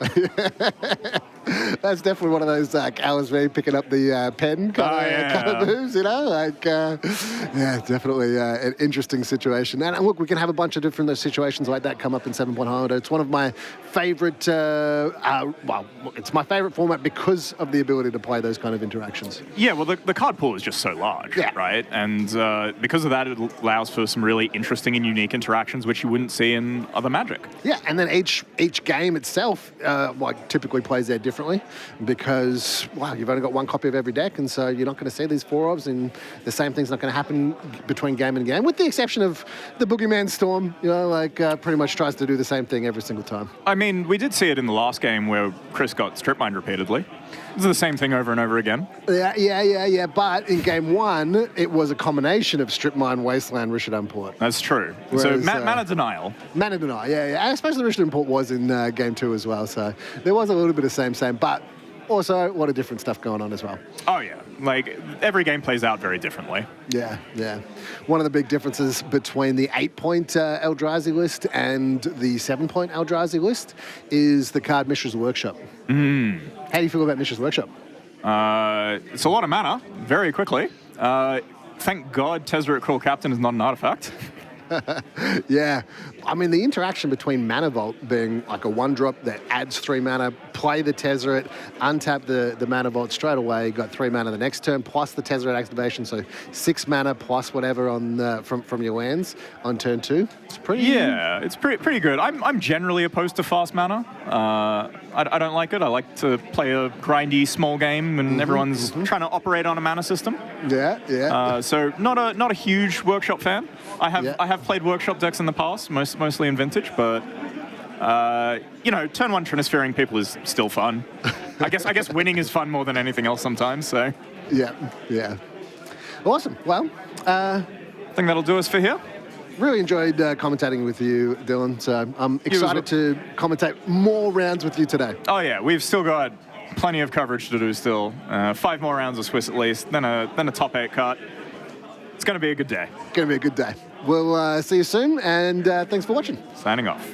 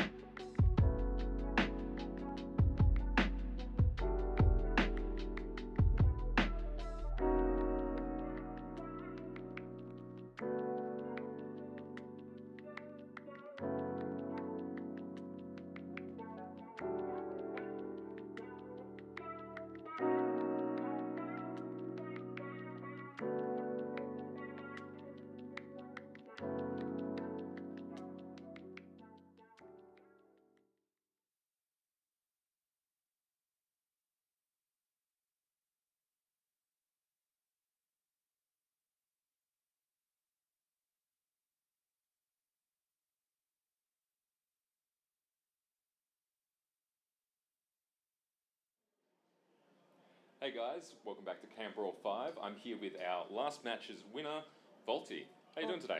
Hey chat, how's it going? I'm doing very well. I'm currently 2-0 and I'm enjoying my games of Magic. Excellent, that's the way we like to do it. So we've got a somewhat new brew from you today. It's something you've been working on for a while as well, with this Mono White deck. So I thought I might grab you after the match to do a little bit of a deck check. So how did you go about designing this deck? What was the idea that went into it? So at its core, this was part of the budget series that I was making on YouTube a while back. I tinkered with a couple of white hate bears decks that were within the $200 range or so. But then I decided that I would really want to push it and set a hard limit, take it to a big event, and see if I could break it open. Now, when you're playing with a budget, you're very typically going to be monocolor, or at least, maybe a splash. And so out of all of the colors, I felt that white and black gave the most value out of your cards. Yep. But then when you think about black, all of the good cards are really expensive, and the white cards are a lot cheaper. They are a bit cheaper. Fair enough. That makes a lot of sense. Well, why don't we take a look at the cards a little bit closer and go through the design of the deck. So I think I would like to start with this one in the center, which feels like it has a lot to do with making this viable. Yeah, Lurrus of the Dream Den, one of the only cards, if not the only card, banned in Vintage at some point for power level reasons. Yeah. It is a full 3 points in our format. When you're playing 7 points, Lurrus takes up, just under half of your points, but very critically, if you're able to put the effort in to make Lurrus good and to make your deck Lurrusable, then you get to see half of your points every match. In my instance, I have 8 points to work with, so it's a little bit less than that as well, but you get an extra pointed card. And there are definitely cards that are missing from this deck because of Lurrus, but if you are cognizant of that and you're paying attention while deck building and making sure, I've lost this card, how do I replace it? Or I've lost this card, which was really good in this matchup, how do we adjust for that? And if you make all of those sacrifices, you get a card that sometimes just wins you the game. Yep, I've certainly been on the other end of that one before, the Lurrus. Showed its power there in the last game as well. It did, yeah. Looping a few things to grind Eldrazi out. So, obviously you've got a pretty low curve here. As a Lurrus deck, of course you do, but also you've got a really large commitment to the 1-drops. So, can you take us through why this is the strategy and what mix you've gone for? Yeah, absolutely. It's very easy when playing Lurrus to overload on 2-drops, and I think one of the easiest ways to make a mistake when building a Lurrus deck is to try and maximize Lurrus as opposed to being aware of its individual power and just accepting the cost and then, gaining the advantage. So because we're playing mono white, because we're playing a taxes deck, I really wanted to be much lower to the ground. There are a couple of minute deck building reasons for why you would want an extra 1-drop over an extra 2-drop. It's mostly Strip Mine and Wasteland, because if you play a 1-drop and then a 1-drop and Strip Mine, it's a lot better than a 2-drop. Yep, that's cooking. And so when you look at the 1-drops here, there is a very large disparity between the best and the worst 1-drops. That is partly due to the nature of Highlander, and that is definitely part of the budget deck building experience. Yep. But the core 1-drops that you would expect to play in a deck that is very creature focused are all here. We've got Mother of Runes, Giver of Runes, Selfless Savior, Benevolent Bodyguard, and Judge's Familiar as a halfie in order to give you your protection package. Yep. You have Thraben Inspector and Novice Inspector and Basri to a degree as your value package. And then you have a couple of cards that are a bit hate-berry, but are, kind of Savannah Lions sometimes. Dryad Militant being the obvious one. A lot of the time it's Savannah Lions. You play against Eldrazi, you play against Jund, it's just kind of going to maybe tag a spell or two, and then you pair into Breach, and they don't get to cast Intuition, or they lose the game. Yep, absolutely. Guide of Souls is relatively fine, because there is no Ocelot Pride in this deck, due to budget. Guide of Souls is less impactful than you would otherwise want it to be. However, it does give flying to your guy, and giving Lurrus flying means you outrace everyone. You just make a base Flying Lair Lifelink, Angel. yeah. And then the last three are kind of the fun ones, I would say.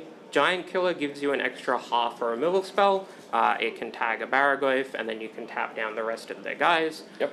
Warden of the Inner Sky is a reasonable way to spend your creatures, because you usually end up with like an extra creature that can't attack or block, but that you need to just leave in play, like a bodyguard or a dog. And you can just start growing it, cycling through. The vast majority of your cards are either very, very good or very, very bad, and scrying is worth quite a lot. And then the last one is Weathered Wayfarer, which is the best 1-drop, and it is not particularly close. Yep. All of these cards are either very good or at least somewhat reasonable. Mother of Runes is arguably one of the best white 1-drops of all time. When you decide to put 11 utility lands in your deck, Weathered Wayfarer becomes very, very good, which we saw on screen, where I path exiled my opponent's creature to put them up a land on me, so I could then strip mine them. Fantastic work. Moving on to 2-drops, again, when you're building the deck, you want a lower curve, but you do need some higher impact plays. Yeah, I was going to say that the 2-drops look like they're more focused on disruption for the most part. Is that true? Yes, absolutely. Because you don't get to play some of the 1-drop hate pieces like Esper Sentinel, which is the main one, you end up with a bunch of 1-drops that kind of are just creatures. They're just bodies to curve into. But when you're playing 2-drops, you have twice as many options, and you have to be really careful and picky with which 2-drops you play and why, and where they end up. For example, Doorkeeper Thrall was in the main deck for a while. I see. But realistically, from here down, all of these 7 2-drops are just hate bears, and then these are all somewhat hate bears, somewhat applicable in other scenarios. Yeah, absolutely. So have you been playing much with Cloud? So that's a new card for me in Highlander. No Stoneforge, but look at this as well. So straight Cloud only. How's that been? It's been cracked. It ranges from very good to absolutely broken. Yep. This deck would play a Stoneforge if it was just a non-budget upgraded version. Yep. But you would be playing both. Yep. In my instance, Cloud is better than Stoneforge for a couple of small reasons. One, you can crack as Cloud. This gives you an extra blocker should you need it. You can also just get an extra equipment. But critically, with the card Skull Clamp, Cloud is a 4-mana, draw 4, put a Skull Clamp in play. Not bad. If you Luris your Cloud with a Skull Clamp in play, the game is over. You can just do that stuff again. So yeah, on the surface, it's Stoneforge number 2, but if you decide to put the Skull Clamp in your deck, it's not even remotely close. Yeah, it's interesting to see some of the very specific interactions that went into those decision-making process you were talking about earlier with the budget considerations leading into different entire choices, which is good. So with this disruption package, obviously we're now spending a point on Mental Misstep. How are you finding Invasion of Gobekhan? It is a very strange card because I seem to be the only one who realizes how good it is in this format. 2 mana is a lot. 2 mana is a lot. 2 mana is a lot, but there are several asterisks when it comes to Invasion. Yeah. Unlike, say, Elite Spellbinder, which has a very, very similar effect and gives you a body, Invasion gets to do a bunch of other stuff. One, it acts as a glorious anthem if you flip it. 2, you can use it to protect your guys because the backside gives your creatures hexproof and indestructible. And 3, you can failure it really easily. And then you can just eat your opponent's entire hand. And unlike Elite Spellbinder, you can cast Invasion with Luris. And that can just help you. A lot of upsides with the sacrifice effect on the back end as well, for sure. Yeah, that's fantastic. That sounds like a really good time. You've also got, as you mentioned earlier, a lot of non-basics in this deck. Is there any specific rhyme and reason to these ones, or are they just the good ones? There is theoretically space for more non-basics, but you have to make quite a few deck building decisions when doing that. Obviously, some of the easier upgrades in the deck would just be priced out for this version. Gemstone Caverns is a waste that has an incredible amount of upside that also costs $50 or something. Thankfully, these are very, very good utility lands. Most of them have quite a lot of applications in various matchups, or they're kind of just fine. I'm not playing Windbreath Heights because that's a tapped land, and that would just be heinous. But if you have Weathered Wayfarer and you have 10 planes in your deck and you need to get more value out of your mana base, I think these were all reasonable options. You could go up on a couple of canopies if you wanted to. You could play a couple more creature lands if you wanted to, but by and large, these are the good ones. Yeah. Excellent, excellent. Well, thank you very much for showing us the deck. Now, you are a content creator yourself, so why don't you go to the camera and shout out where people can find you. Hey everyone, you can follow me on a bunch of different places. I have a YouTube, I have a Twitch channel, I have a Discord server. /AuntVolty is going to be an easy way to find me on most of those things. However, if you ask in chat, someone will be able to link you to the different places. I will be doing a full deck tech on this video at the end of this weekend. I'm going to be playing it today and tomorrow and see if I can maybe work out where the right upgrade paths are, because that's going to be the vague idea of this content. So keep an eye out for that. Make sure you follow on YouTube if you want to do that. And otherwise, if you're currently watching and you're not subscribed to /Bizarre Coverage, both on Twitch and YouTube, you should probably do that as well. I totally agree with that one. That's very true. Thanks so much, guys. We're at the end of the round here at Canbrawl number 5. So we're going to send you to a quick break, and then we'll be back for round number 3.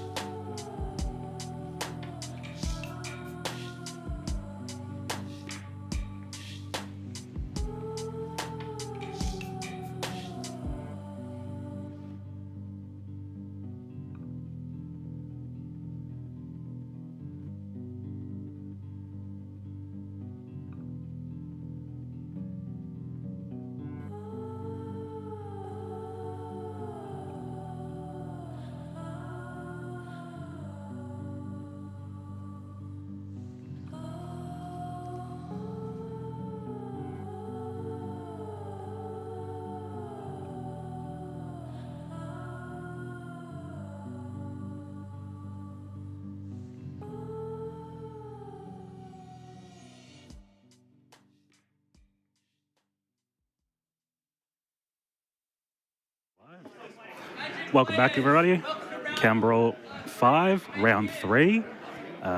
Today, now we've got Jund and Black-White Taxes. We do. Marco Tassari, resident New South Wales Jund guy, in quotation marks, and Charlie Myers is our Auto Taxes player. So, don't know much about Charlie, but I'm very interested to see how this matchup's going to play out. I haven't really seen much of this Taxes deck, so... No, same. I did notice when we went through the deck list, it had Grief and Ephemerate, and I was having terrible flashbacks of Modern 2 years ago, so... Yes. Hopefully Charlie's going to do something either really obnoxious gross on turn 1, or it's just going to be standard grind you out with efficient black-white cards. What's that white card that enters and destroys a land and they search? That's White Knight Fan? Orchid. Yeah, something like that, yeah. That one I'm sure will make an appearance here. Oh, yeah. And I've seen Marco's Jund list. Marco is known converter of Grixis gamers into Jund gamers. Yep. He's going to be doing the new tech of Ice Till Explorer as a secondary, like, Ren and 6 land repeater engine. And it's going to be a Wasteland Strip Mine package, so... Lovely. We might see some very interesting games. We might see some games where one person doesn't get to play the game. And it's going to come from both sides, honestly. Yep. Both of them have the option to force that, so... They deserve it, whatever happens to them. They've set themselves up for this. Yeah, if you register Strip Mine and you lose your lands or you get grief scammed, that's on you. And if you register grief scam and you get Strip Mine, that's also on you.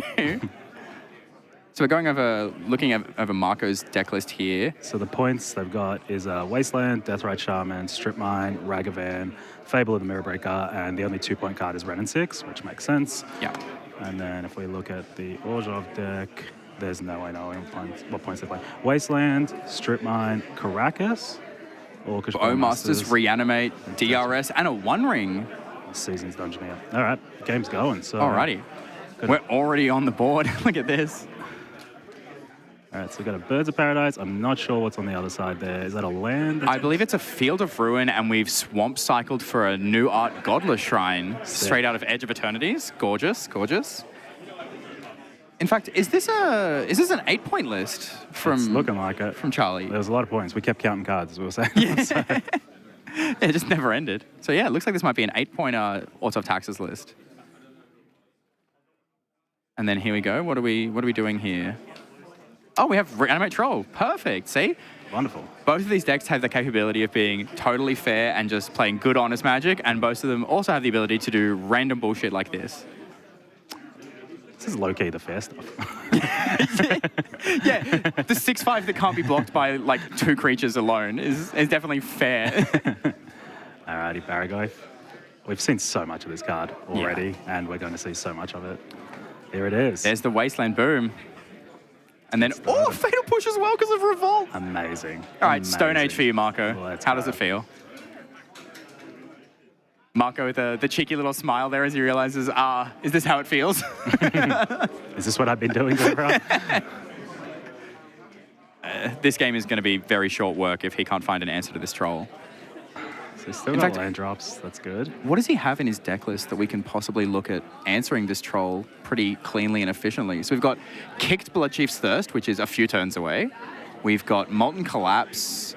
We have Dismember, and that's it. So we have 3 outs to this thing before it kills him. Oh, or 3 creatures. Oh yeah, we could also have 3 creatures and a prayer, right? Okay, so Emperor of Bones, Scalding Time Pass, and then we've got... And Emperor of Bones, it looks like declining to eat anything from the yard. Or was it played post-combat? Unsure. Or was it missed? True. Many possibilities. We're going to assume Marco's not made a mistake, but, no. You know, it is still kind of early in the day to give people the leeway on this kind of thing. Warming up. Yeah, sure. It's a warm-up game. So there's that Phantom we were talking about in Charlie's hands. Mm-hmm. So this one is white for a 2/2. White Orchid Phantom, yes. Yeah, we'll pull that up on the screen. Good one. Flying, first strike, 2/2. ETBs can destroy non-basic land, and then that player gets to search their library for a basic land and put it into the battlefield tapped. So Marco playing around any more land shenanigans by leaving just up the fetch land and cracking it end of turn also gives him the option to surveil. And let's see if we can find, I'm assuming 90% of cards in his deck are going to go straight in the bin here. Yeah. Yeah. If it's not an answer for this troll, he doesn't want it. Yeah, and that Once Upon a Time looks at 5 cards, but none of those cards. None of those cards available would be able to deal with this troll. Yeah. All right. Very quick game here. Mm-hmm. Marco has technically 1 turn more to look for this. Being on 7, he's teetering on the edge though, realistically. Yep. But like we could see a Misty Rainforest in his hand, so now his fetch lands will be turned off as well. Yeah. We can always try and block with the Barragoyf if we can get all 3. Yep. Actually, no, we can't. Because you'll have to use the birds for mana to bring the Goyf. So this is just going to try and gain some life, it looks like. Sure. So yeah, there we go. 3, gaining 3, and then hoping to find a creature that helps here. And oh, there's the Bloodchief's Thirst. That was one of the outs we could have had for this troll. So now we're down to 2. 2 options to try and find a way out of this. Yeah, this is not looking good. Yeah, that was a Metamorphosis Fanatic picked up, the new Black Miracle. It's not new anymore, I guess, but it's one of the core parts of this Jund deck is the ability to have that Worldly Tutor plus Metamorphosis Fanatic as a pseudo-reanimate target, but also it's just good to draw at any point in the game, really. It's such a powerful interaction. And here we go, Crunch.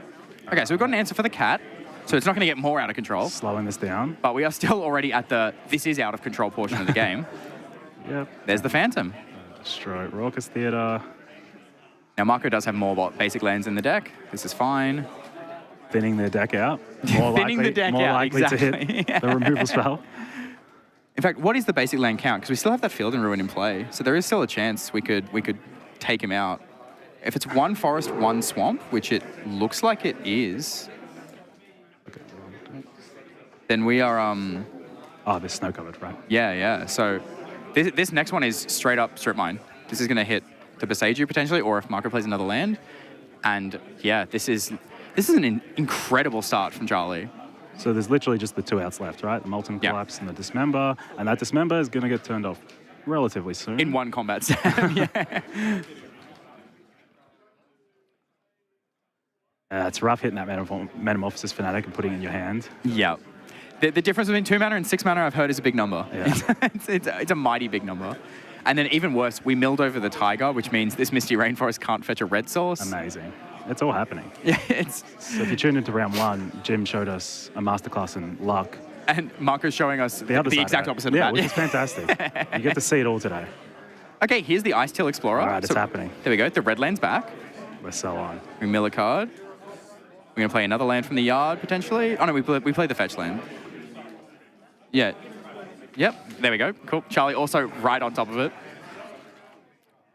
Charlie has that demeanor that I know I'm about to win, so like, what do I lose to? And it's like, well, hang on. I didn't expect more lands to come my way. So Marco on 1. And then, what is that? Is that a Mother of Runes? Yeah. Oh, it's one of the Secret Lair printings from the, I can't remember what it was from, but I swear it was like a Mother's Day or something like that. That's cute. Shout out to all the mothers. We got Father's Day tomorrow. Today is Mother's Day for Charlie here. And yeah, this is just... We are on Molten Collapse or die, and we don't have a red source except for this Tiger. So we're going to have to play the Tiger from the yard. Mill the Molten Collapse. Cry. That's the only out. Yeah. You could just hardcast Dismember. But that thing has flying, right? Yeah, so we're dead to the flyer too. Does Ice Till have reach? I know that card has a million words on it. Let's pull it up on the screen and see. Ice Till. It always trips me when they put the... No, it doesn't. Okay. The keyword abilities underneath. Yeah. They start just being like, do this and do that. Reach. Do this and do that. And it's like, that sneaky reach. Yeah. Green is known for sneaky reach. Gets in there when you never expect it. But yeah, this card on screen is the big reason why Jund has had a resurgence. Ice Still Explorer combined with that Strip Mine Wasteland package has really given it the option to fight the unfair decks, which Jund typically struggled with, having no counter interaction.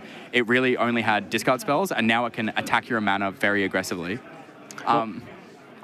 They used the Ren and 6 previously to do this. Yeah. Ren and 6 both cost multiple points, but it also doesn't dig towards it. Exactly. Ice Still feeds itself. Yeah, and it's landfall. It's not when you play a land. So if you play a fetch, you mill, and then you crack it, you mill, you're going to get to it very, very quickly. Oh, yeah. Over the course of 2 or 3 turns, you're going to find your strip line or your wasteland. Also, in a format where, these 3-color decks are playing 8, 9 fetch lands, Yep. this card is going to get you 2 land drops every single turn while it stays in play. So it's ramping you, it's thinning your deck. It's just such a powerful card that they're happy to play these higher 4-drop cards. We're seeing Ice Steel Explorer, we're seeing Deadpool, we're seeing Shelly, we're seeing Pyrogoyf.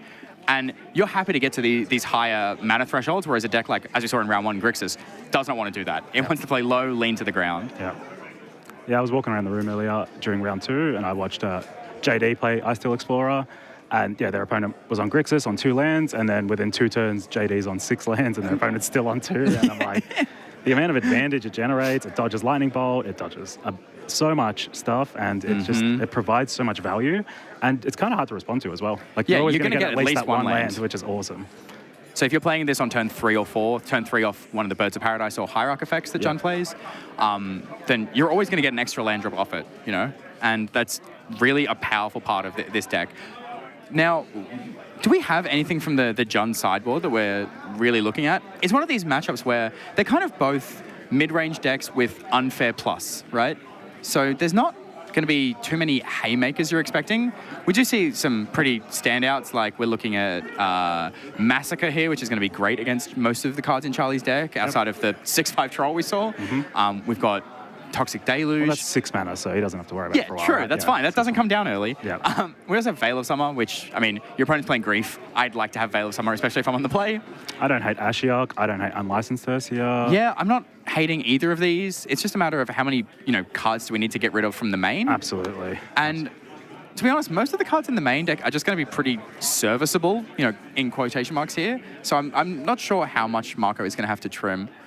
On Charlie's side, just going to have a look at... I'm just wondering if Charlie has ways to recur the Wasteland Strip Mine, or are they just raw dogging them and just using them for tempo? From what it looks like, is there a Samwise in this list? Samwise, the Stout-Hearted? Yes. So there is one, yes. Samwise the Stout-Hearted is the mono-white version of Sam. Yep. When it comes into play, it returns permanent, I believe. That left the battlefield this time. That left the battlefield. So that plus Caracas means you can technically do a little once a turn Ren and 6 Wasteland Strip Mine effect. So there is definitely that. There's like Barragoyf, Animate Dead, Cling to Dust. There's a bunch of stuff, but we don't know what they're going to sideboard into. So what have we got here from Charlie's side? They've also got Ashiok, which might be good. Got the Ashiok, which can slow down Ice Steel Explorers. You're not going to be able to actually utilize those fetch lands. Yep. I don't think... Rest in Peace actually is really good against the way Jund is currently set up. Yep. I think there's roughly like 8 or 9 cards in the main deck that become blank pieces of paper once Rest in Peace is in play. Yep. So I can definitely see that as an absolute haymaker that Charlie can bring in. Yep. But other than that, it's kind of just going to be good, clean, fair Magic with, a little bit of sauce on the side. Alrighty, so we got a Bloodstained Mire, pass. Red Catacombs, pass. Riveting Game. It looks like, from what I can see in Charlie's hand, it looks like Wasteland, Ketramos, Voice of Victory, the cards we got flicked then. And Marco has, is that a Morlock? Looks like Grist, Abrupt Decay, Fable of a Mirror Breaker. What's that real fancy looking card? Oh, that's the Grist. That's the silly art Grist. Big fan of that one. It's kind of like, do you remember Toy Story 1? Yeah. Where Sid had all those like freaky contraption toys, and there was the little baby head on spider legs. Yes. That's what this Grist art reminds me of. Oh yeah, that's sick. Baller aesthetic. So we got a Surveil, keep on top, a Strip Mine, and a Wasteland. It's all happening. And interestingly, we're gonna not playing either of them. Not play either. So double white. We ain't double black. Double black for the Douthie again. Makes sense. Attacking the graveyard. So Marco's gonna fetch and respond to this. Yep. To keep that card in their graveyard. Especially with Ice Steel, you want to at least have access to one... Ice Steel and Ren and 6. You want to have access to at least one land in your yard the turn they come down.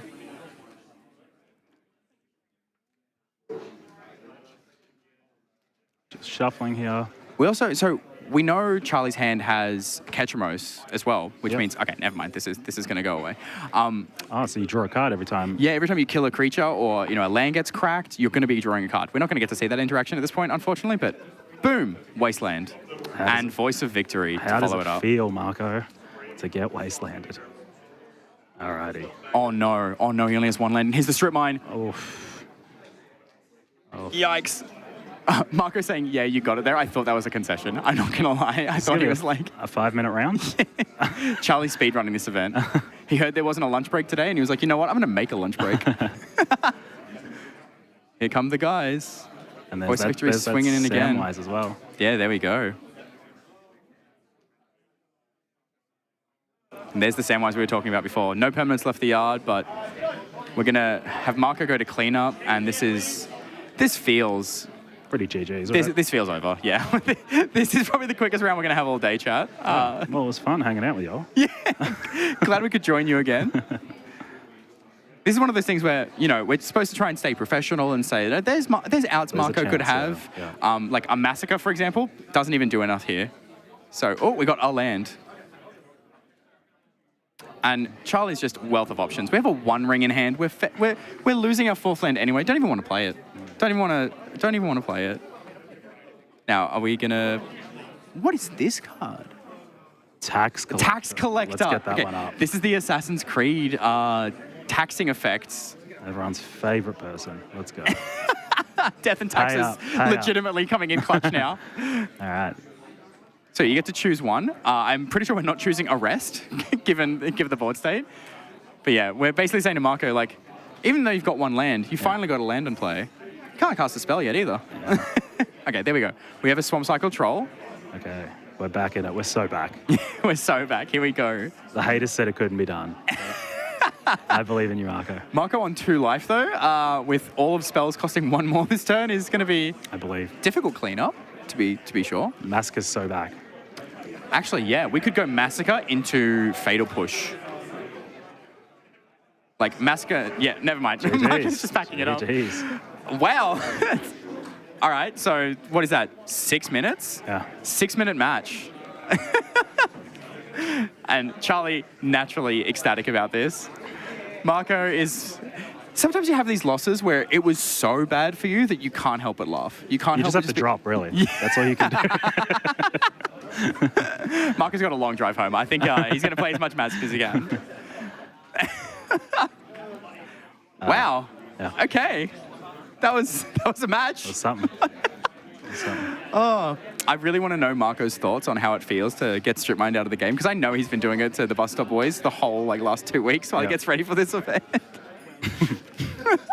The Highlander format is so interesting. It's so deep. I was walking around and I'm like, oh, these decks are all so complicated. The cards just snowball so much now. We're seeing a lot of board-based decks as well. Yeah, there's so much to keep track of. I was walking around, I saw a lot of Grixis, I saw a fair bit of Jund. I was surprised by how much red-green / Naya fair-looking decks I saw around the room as well. Yep. I saw 3 Tolarian Academy lists that all looked pretty nice. I saw the new Tezzeret in play. That was pretty cool. Yep. But yeah, it's a pretty diverse format. There are definitely some outliers where the cream is going to rise to the crop overall, but it's kind of a build your own adventure. There's a lot you can do.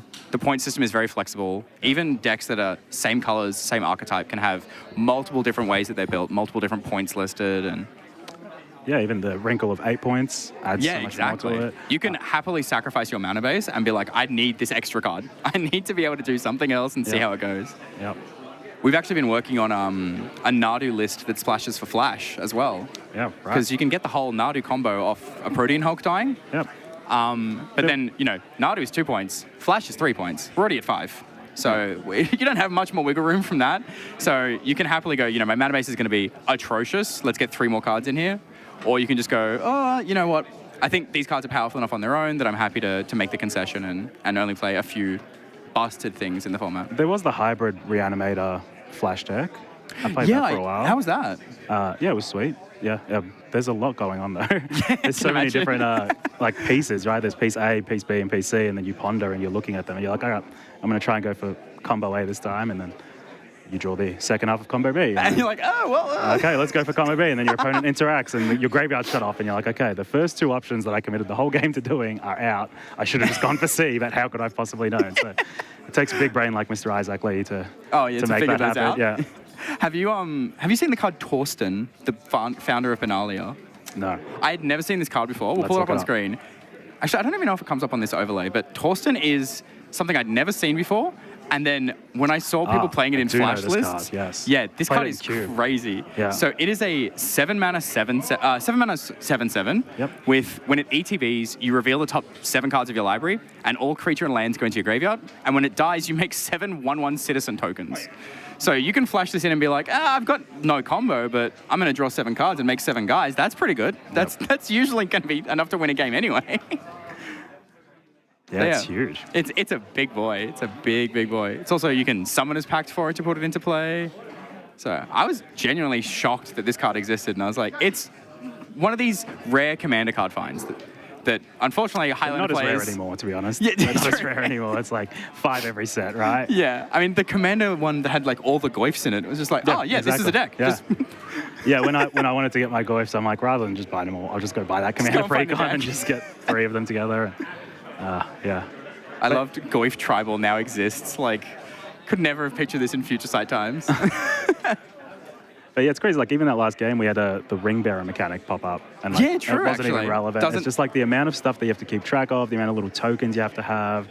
It just saps at your brain, to be honest. So Are you a person who brings every single token for your stuff, or are you the person who goes, I've got like a piece of paper and a little cute little thing I have in my deck box, and I'm going to make it work? I used to like to play with like weird things, like say, mate's driver's licenses and stuff like that, right? But as there's been so many tokens, It gets so hard to keep track of everything. I let myself have one joke one, and that one stays, and then everything else has to be pretty clear because it's just uncomfortable for everyone. That is true. You know, That is true. It's just gotten way harder now, and it's not as entertaining as it once was to have This is my one token that I can 7 make in my pictures of your deck. cats, and you're like, one's a treasure token, and one's this, and one's that, right? So I think my favorite thing I've seen like utilized as a Magic game piece was there was a player at GP Brisbane who was using his passport as his life pad. sick.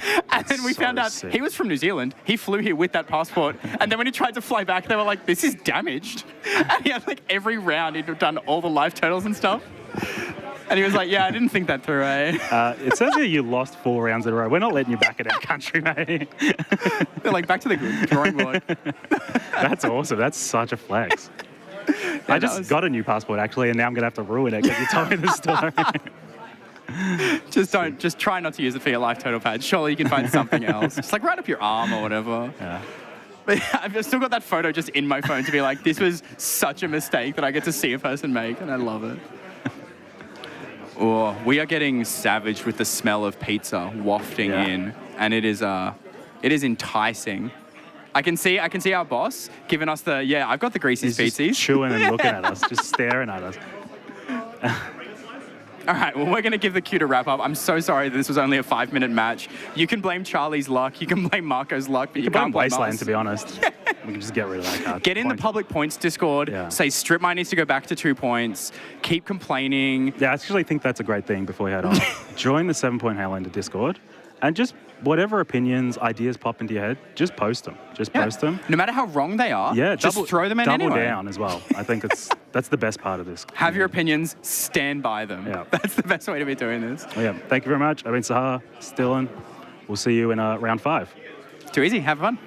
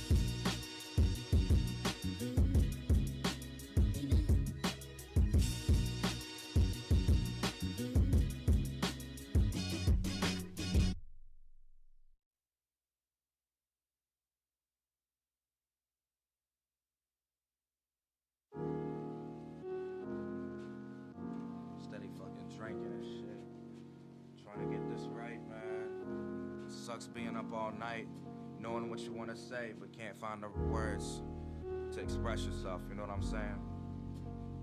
This is what this one's gonna be about.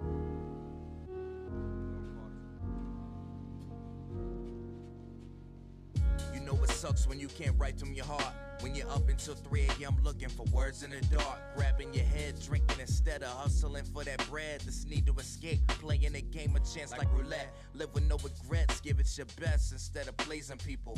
I started writing cause I just wanted to breathe a little. Give me my space, create a place to be myself. Take me away, I live and learn because knowledge is wealth. Picking up pennies, experience I've gained from the city. Yo, that's enough to spread some love and help the people with me. Do what you want, don't never let nobody tell you different. This is your life and nobody can tell you how to live it. I give it 100% and nothing less. Develop your talents, cause that's how I cope with the stress. The rest will follow suit. All that's gotta be done is be you. All you have to do is be you.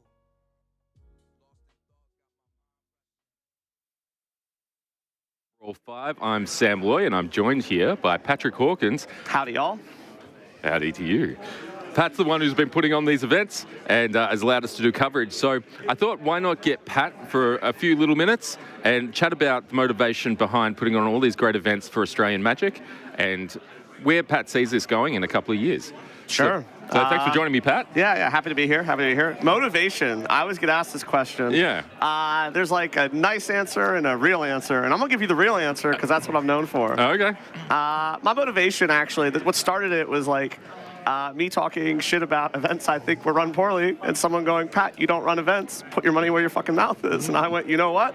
That is a reasonable call out. Yep. I respond to being called out, so I put on City Showdown. I went, I think I could run an event. I think I know what I'm doing. I'm going to give it a crack. And I did, and it was pretty good. And I actually enjoyed it. Yeah. Like, what started as sort of a dare and like, I'm going to try something, turned into something I actually loved. But the starting point was a little more spite-oriented. Yeah. Oh, well, Spite's an equally good motivational source. What year was the first event that you put on? 2023. Yeah. So I guess I had this talk around January, February, and then decided I'm gonna put the event on, ran it, like I said, quite enjoyed it, and went, okay, cool, maybe I'm not gonna be terrible at this. And again, to me, you asked me what my vision for years is. My vision is that for the ecosystem of Magic and competitive play to thrive, you kind of need something at the top that's going to be big and successful to allow for mid-tier events to exist, for allow locals to succeed. So I think it's an ecosystem. One of the requirements is you need something for people to aspire to play for, with big prizes, with big flashy things like coverage behind us and stuff that just makes people go, wow, this is something I want to engage with. Yeah. And I have felt that has been lacking, and I said, okay, I'm going to put my money where my mouth is and give us all a crack. So. Well, fantastic. And let's just talk about big prizes, because you've made one of the most fiscally irresponsible decisions I've ever seen in my life, and are giving away a Black Lotus this November. So tell us more about that. So, again, this was something I was going to do, the idea was to do it next year once website was fully operational, everything else. I've been trying to develop my own website for a while. It's cost me a lot of money and gone really poorly. Yeah. But I thought, look, something playing for a Lotus to me seems really cool. A Black Lotus is a timeless card. So yeah, I went, let's play for a Lotus, and I went, again, these events never are going to make money, there's no point, so let's make a $50 entry. Because at the end of the day, even if I charge a $100 entry, I'm still losing fucking money.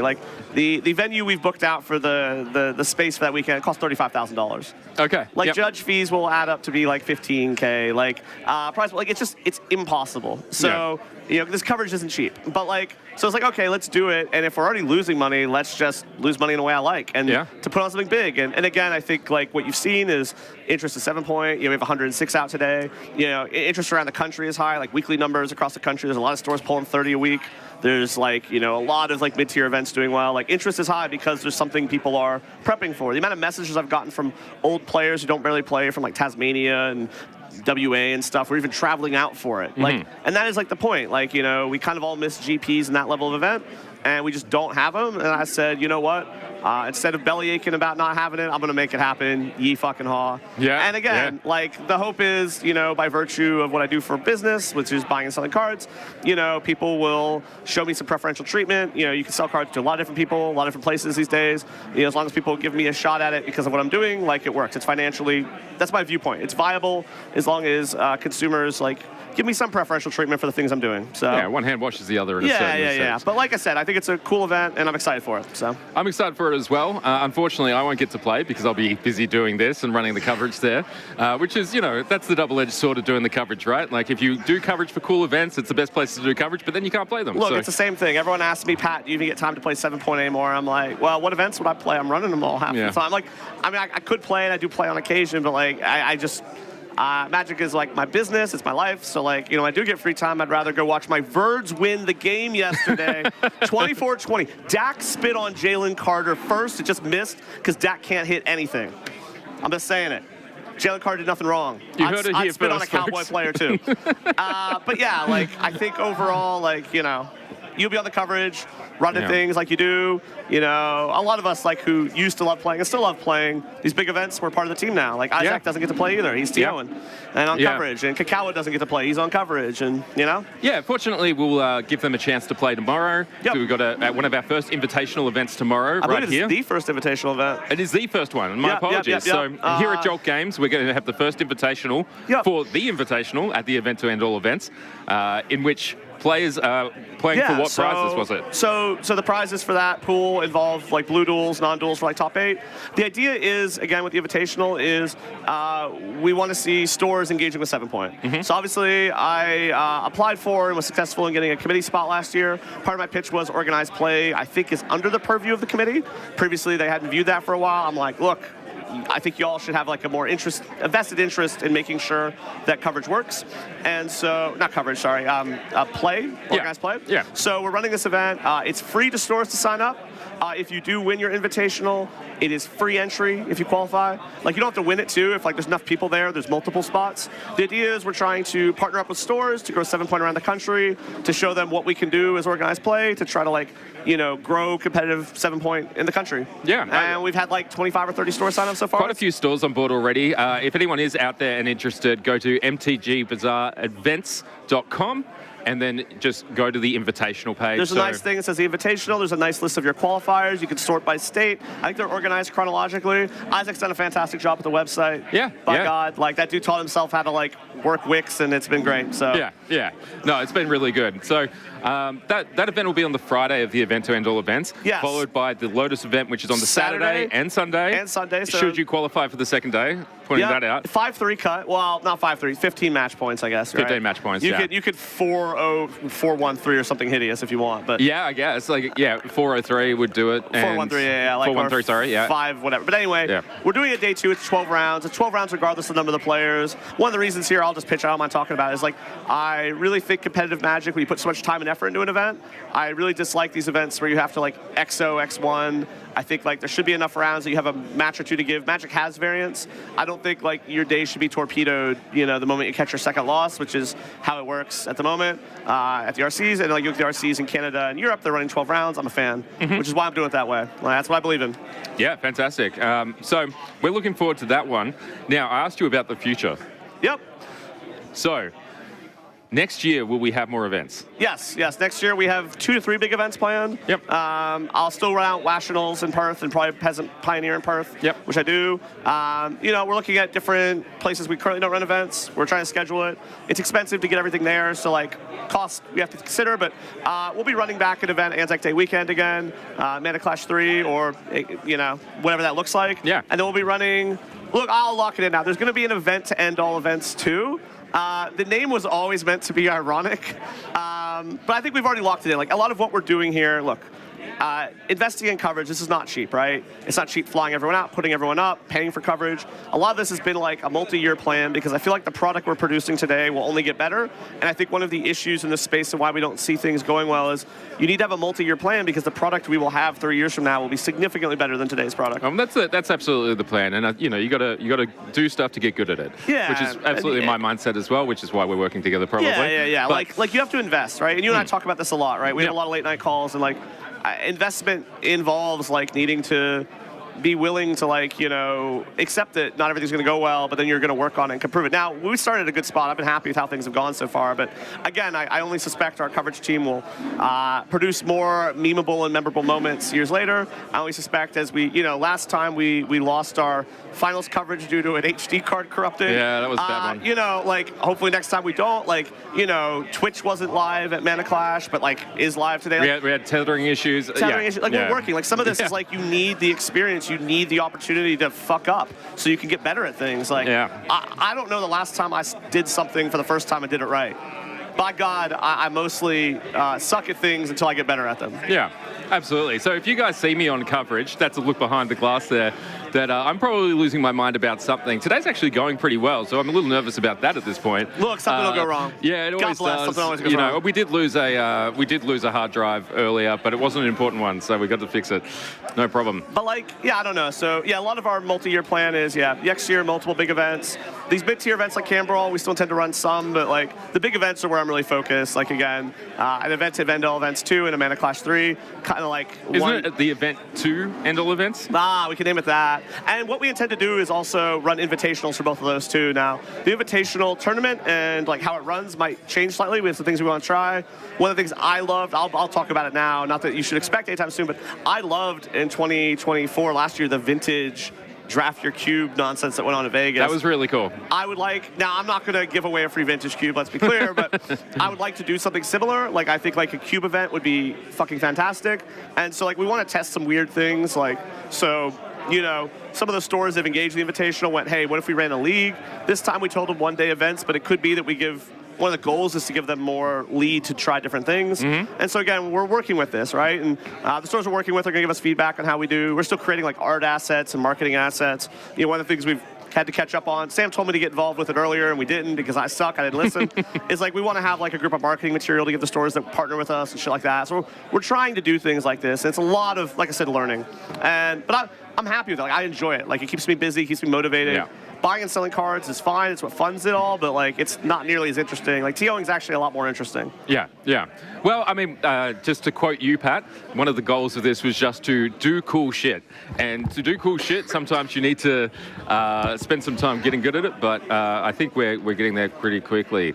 So, Pat, thanks very much for putting this on. Thank you. Big shout outs to Isaac Lee, who was on coverage this weekend and is also really deep in the organisation of these events, as Pat dies over here. But all right, we're going to go back to a little break here before we go to round 4. So thanks for sticking with us at Canbrawl 5, and we'll see you guys around. Thank you all for tuning in.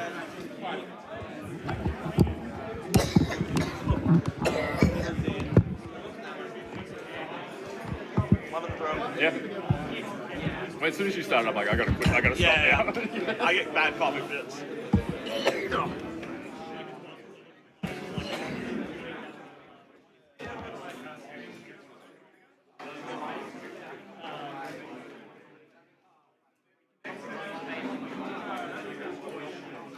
What round are we in currently? What's the cut?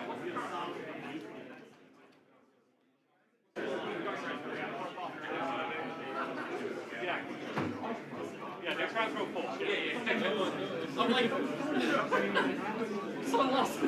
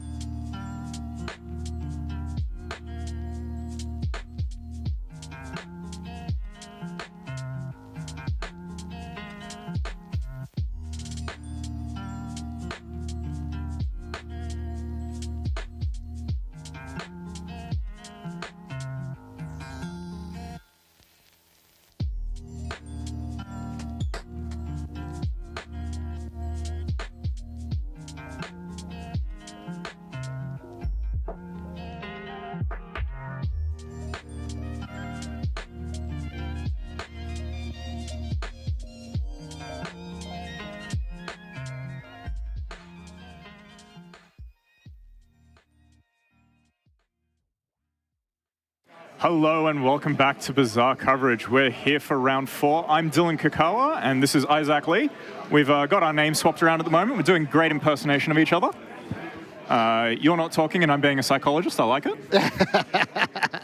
Excellent. All right, so what do we have for us waiting in round 4, Isaac? Yeah, so we've got JD Hawk on Jund, which is going to be really interesting. As I haven't seen Jund being played very often, but it's got a little bit of a resurgence. Yeah, it's had a huge meta share in Canberra that I've noticed, especially. It seems to be very popular here amongst a lot of the locals. Is that in response to Grixis?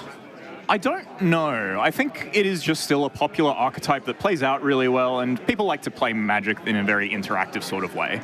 Except those who don't, but they can do whatever they want, really. Yeah, cool. Speaking of Grixis, that's what Ryan is on. Yeah. So, Jund versus Grixis. So, all the interaction here. I like it. Yeah. We've got Thoughtseize decks on both sides. There's a couple of interesting cards that I'm looking forward to seeing if they pop off. Natural Order being one of the big ones from JD. So Natural Order into Atraxa to get maximum value. And looks like a mulligan here with Ryan on the play and starting off with a Preordain. Yeah, so Preordain off the Gloomlake Verge, 1 to top and 1 to bottom. Ryan's going to take that. Pass the turn, back to JD. They're going to start with a fetch land. And they have a choice here of Deathrite or Birds of Paradise. So choosing to go with the more powerful option of the two, lead that one out first. Yep. With knowing that they have 2 fetch lands in hand. I noticed that the Delighted Halfling went to the bottom there. I think that because JD already had a Mana Dork, and they have diminishing returns on Mana Dorks in this deck, especially against Grixis, where all their cards aren't dead.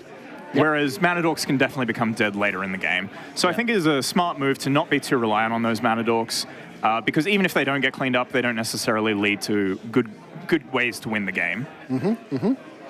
Ryan's going to take us away with a DRC and... Dismember. Dismember. Yeah. So dismembering the Deathrite, or, dismembering the Dork is always good, but I think JD maybe led with the Deathrite to potentially tax Ryan's graveyard if they were given the opportunity to do so. Yeah, that makes sense, especially with cards like DRC that require Delirium in order to become more powerful.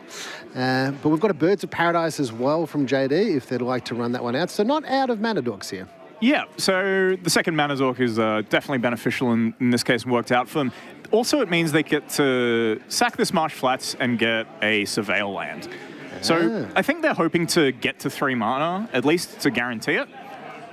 So this gives them 2 options. 1, the birds can do it, or 2, the fetch land can maybe Surveil into something. So Thoughtseize coming out for Ryan here, getting to Surveil. And we see an Endurance, Molten Collapse, Abrupt Decay, and a Baragoyev. What do you reckon is the scariest card in this hand? I tell you what, with that DRC, if that's your game plan to get in there, then maybe the Endurance is something that's going to be really annoying. But straight up on power level, Ryan has chosen the Baragoyev because if unchecked, that card just does so much damage. Oh, yeah. And then that looks like a Ragavan as well. And a tapped Mystic Sanctuary. So Ryan, knowing that the shield's down for this turn at least, is deploying multiple threats to try and catch up JD on mana a bit, make it a bit difficult. They could draw a 4th land here in theory, go Molten Collapse, Abrupt Decay, but I'm not sure that's a particularly winning proposition at that point. Tell you what's pretty interesting, that Endurance, right? So it can target Ryan's graveyard, shuffle it back into the library, right, at the bottom, and the DRC says it has to attack if it has Delirium. So you can be in a position where, okay, Ryan, you have to attack with that DRC. I'm then going to shrink it and then block it and eat it with that Endurance, which is pretty good. Yeah. Ryan also doesn't have Delirium at the moment. He's got 3 card types, so he's not forced to attack just yet. So definitely knowing about that Endurance, though, and being able to play around it is, incredibly valuable information. I did spy earlier a Cling to Dust in Ryan's hand. I'm not sure what his other card is at the moment, but Cling is very useful in these kinds of matchups, just a long, grindy piece. JD is looking like they're deciding if they want to leave open the Endurance or go for some removal spells. And they've chosen to pass the turn, leaving open the Endurance. And look, shout out to JD for revealing those cards from the Thoughtseize and then just playing them face up. Yeah, so Ryan's got in hand, has drawn an Underground Sea for turn, got a Murktide as well.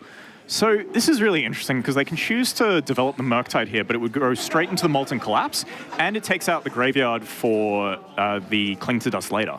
But that's what they've decided to spend their time doing because they know the Endurance is coming down at one point, so they might as well get value out of it. Like, it's pretty telegraphed from JD that they're going to flash out this Endurance. So exiling on the graveyard and using that to have a discount on your Murktide is, definitely want to do it now rather than later. Yeah, so they've decided not to go for it, instead go for this Worldly Tutor. And they're going to get the Metamorphosis Fanatic, I imagine, but Ryan does have the Cling to Dust in hand. But let's pull up Metamorphosis Fanatic because that card is an absolute all-star. At the miracle cost of black and 1, which Worldly Tutor is going to put it on top of your library, you get to put a 4/4 into play with lifelink, but then it also reanimates something. So it's going to get a Baraglyph back and give a lifelink token to it, even though the lifelink isn't going to be relevant. Can you imagine if lifelink stacked? Ooh, we'll double up. We'll double up. Lifelink is a cool ability I reckon you could stack. Yeah, for sure. So I think the one problem JD is going to have with this play is that they don't have access to the 4th mana, so they're not going to be able to Miracle the Metamorphosis Fanatic and Molten Collapse the Murktide region. Yeah, so we're going to have to take a hit from that. And if that Cling to Dust is in hand, then the extra bonus of Reanimate isn't going to go, but you're still going to get a 4/4 Lifelinker. Yep, 4/4 Lifelinker is very powerful. And see if Ryan chooses to fire it off here. Yep. Gets the Surveil as well. Always a nice bonus. Yeah. Put more cards into the bin to feed the Cling to Dust for later. Yep, and a little bit of life gain off that Cling to Dust as well. Yeah, so Ryan's empty-handed, facing down a Metamorphosis Fanatic, and JD is, in terms of cards, ahead.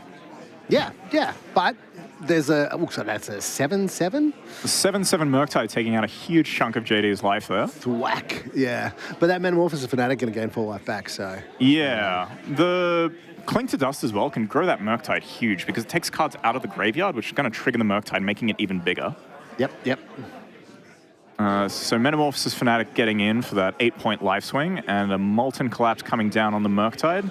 Yeah, so some very fair magic here. Yeah, I like fair magic. Yeah, I'm going to attack with my 4/4, I'm going to kill your guy, I'm going to attack with my 7/7. So Ryan's drawn a Ponder here, and I think the other card, I can't quite make it out. He's keeping cards very close to his chest. I love that copy of Ponder, the Turtle Ponder. Turtle, yeah? What is it you like about it? I think it just looks ridiculous. That's what I like about it. Is nice to see a funky-looking magic card every now and then. So let's look at this graveyard. We've got like a creature, we've got a land, we've got an instant in the Cling to Dust, and that sorcery is going to mean that Delirium is turned on, and that Dragon's Rage channel is going to be a 4/4. So going with the expressive iteration, Ryan's been able to stack his deck with the Ponder, so he gets to utilize the DRC Surveil to get through things more and see more cards with this expressive iteration. Oh, and that Netherglyph just exiled there. Very nice expressive iteration for the Miller card. It's kind of like a 3-for-1, really. Yeah. What's really incredible to me here is how quickly Ryan's managed to fill up his graveyard after Murktiding it all away so quickly. Yeah. So still got that Endurance in hand from JD. Yeah, and that's definitely going to be a problem for Ryan because aside from taking out his graveyard, I guess he can still flash back the Cling to Dust in response to try and get some value, but he's going to make this Netherglyph quite small and this DRC also quite small. You got a couple of options here in terms of whether you attack with the Metamorphosis Fanatic or whether you leave it back on blocking duty with the intention of being able to block the DRC when it's forced to attack. Oh, well, JD has gone for the attack here and going for the Endurance to try and shuffle the graveyard, and then Ryan's got the Force. Oh, baby. Pitching a counterspell, I believe. Yeah, okay. So a 2-for-1, but you actually just like chump attack with the Metamorphosis Fanatic as a result. Yeah, it's going to gain the 4 life, which is maybe going to be a saving grace, but I think that's quite a blowout there. Oh, that is a blowout. That is a blowout. We're left with 1 Birds of Paradise versus a DRC and a Nethergoyf, along with a stacked enough graveyard because it didn't get shuffled in. So this Cling to Dust might just be enough advantage. And that early hit from the Murktide has still put JD's life total under a lot of pressure despite the Metamorphosis Fanatic lifelink. Yeah. And there's a Pyrogoyf here from Ryan. That's a huge amount of damage. That's a chunky boy. We've got instant creature, sorcery, land, so the common suspects. Yep. JD going to 3 with that fetch land, and we might get another Surveyor land. Yeah. I don't know what brings JD back into this game. From 3 life in JD's deck, I don't know if they have any outs. So normally I would say something like Metamorphosis Fanatic here as a way to try and stabilize, but we know that one's already been done. Reanimate's not going to do. Natural Order into Atraxa. Natural Order into Atraxa. There we go. That might be the out. And Ryan's got no cards in hand. No cards in hand. The Atraxa would fill up the hand. JD does have a Morlock in hand. Morlock, so that could do some work. I could trade with the DRC. I think it would be 2, so it would eat the DRC, but then the birds can't block. But then the birds can't block, and then that would be death. Yeah. So yeah, it would. Yeah, no, we're in trouble. I'm wondering if JD has a land on top here, and that's what they're thinking about, is to keep the land on top and have access to that 4th untap source so that they can play the Morlock, kill the DRC, and leave the birds and Morlock to block. Yeah, I mean, an interesting question, because it does let you survive for 1 more turn, but it doesn't really let you thrive. So maybe it's just, yeah. All right. Overlord? Overlord. So what are we trying to get back here with the Overlord? Because we've got the Endurance, but we don't have the mana to cast it. Springheart, Nantuku, and Ice Till. Yeah, I mean, all right. Gets the Endurance. Okay. So the Endurance shrinks the Nethergoyf, but not the Pyrogoyf. Looks like that's the line we're going for, though. We're going to evoke the Endurance to stop a lot of damage, effectively. Yeah. But that Pyrogoyf is still going to be a problem. So this looks like a jump block on the Pyrogoyf. Shrink the other 2 things. Take 1, go to 2. Yeah, looks that way. And cast that. Okay. So looks like. And we've got a Cling to Dust still in the graveyard, so we might see a response from Ryan here to just exile something and draw a card before that gets shuffled to the bottom of library. But that Endurance is going to go away. So look, we're in a bit of trouble here for JD. We're in a bit of trouble. We are in a bit of trouble here. I think, luckily for JD, Ryan's only got a Bloodstained Mire in hand. Yep. But, okay. So that can quickly change after this Cling to Dust resolves. I desperately want to know what... well, we did actually mill 4 cards. I don't know. I didn't see a Natural Order in the 4 mill cards. No, it wasn't. So Natural Order is still potentially a draw. Yeah, except that the Birds of Paradise, I think, is going to have to chump here. So, yep. Yeah, we're in trouble. We're in trouble. All right. Birds goes for the chump. Goes for the chump. 1 damage from the DRC, and the Nethergoyf getting in for a nice clean 0. Yeah. Nethergoyf point. 1 point. I reckon it should be the number of points of damage it hit for that turn. And JD packs it up. Well, I tell you what, like, when I first heard about Nethergoyf getting a point, I was like, really? Like, I mean, Brainstorm, for instance, I think is a more powerful card than Nethergoyf. And Nethergoyf's got 1 point. But then I just got trumped by the number of people that are prepared to pay 1 point for that card. Yeah, it is. There are a lot of people paying 1 point for the card. It is like a very good 1-drop still, and especially in these black decks that do need some aggressive starts in certain matchups. Like against a lot of these combo decks, they need to develop an early threat with the interaction backup, because it's not particularly good having to wait to interact every turn when you don't have a threat deployed, because you'll eventually just lose. Yeah. I tell you what did point out it's worthy of being a point that game. Force of will. Oh yeah, that countering the metamorphosis, the endurance there, and like making the metamorphosis fanatic a chump attack, just very powerful. Oh, like make my monster grow, because instead of it being like a 0-1, it's a 4-5. Yeah. And counter your 3-4 that would have been able to block my DRC, and make your metamorphosis fanatic a 4-4 jump blocker. So jump attacker, which is pretty incredible. I feel like Ryan doesn't make the block there if he doesn't have the force of will, but I think JD makes the attack regardless. Yeah, I think it was a good attack, and I think it was a good block. Yeah, force play. Like Ryan was also in top deck mode. They're like run out of cards. The force was in hand, but that expressive iteration. Mill a card, exile the Netherglyph, put like a force of will or a blue card into hand. Incredible. So good in that situation. It's a really powerful card. So let's have a look at these sideboards. From JD's side, I reckon Veil of Summer is going to come in, because that's going to hopefully be like a single mana cryptic command. Yep. Then we might see maybe a Maddening Hex, maybe a Carpet of Flowers coming in. Oh, I think we'll definitely see a Carpet of Flowers and a Choke, both in JD's board. Red Elemental Blast and Pyroblast, maybe bringing in one, maybe a second one, depending on how they're feeling. But Veil of Summer, definitely very good. Yeah. So if you're in Ryan's spot and you are considering your opponent might be bringing in a Choke, has a bunch of value stuff, what kind of things are you looking to bring in? So whenever I'm playing Grixis and I'm against a green deck that is not playing blue, I just always assume they have Choke. Okay, yeah, fair enough. Just a very powerful card that hoses Grixis a lot. So the first card on Ryan's sideboard that pops out to me is Submerge. Okay, okay. So Jun's always got forests in play, you've always got islands in play. Submerge is just a huge tempo swing for no mana at all. Yeah, 0 mana. Like, put your mana dork on top after you've drawn a card, so that like you don't have mana for that turn, and then the following turn you're drawing a mana dork as well. Yeah, like, it's you're like, just drawing it off curve after you try to play it on curve. It's just absolutely brutal.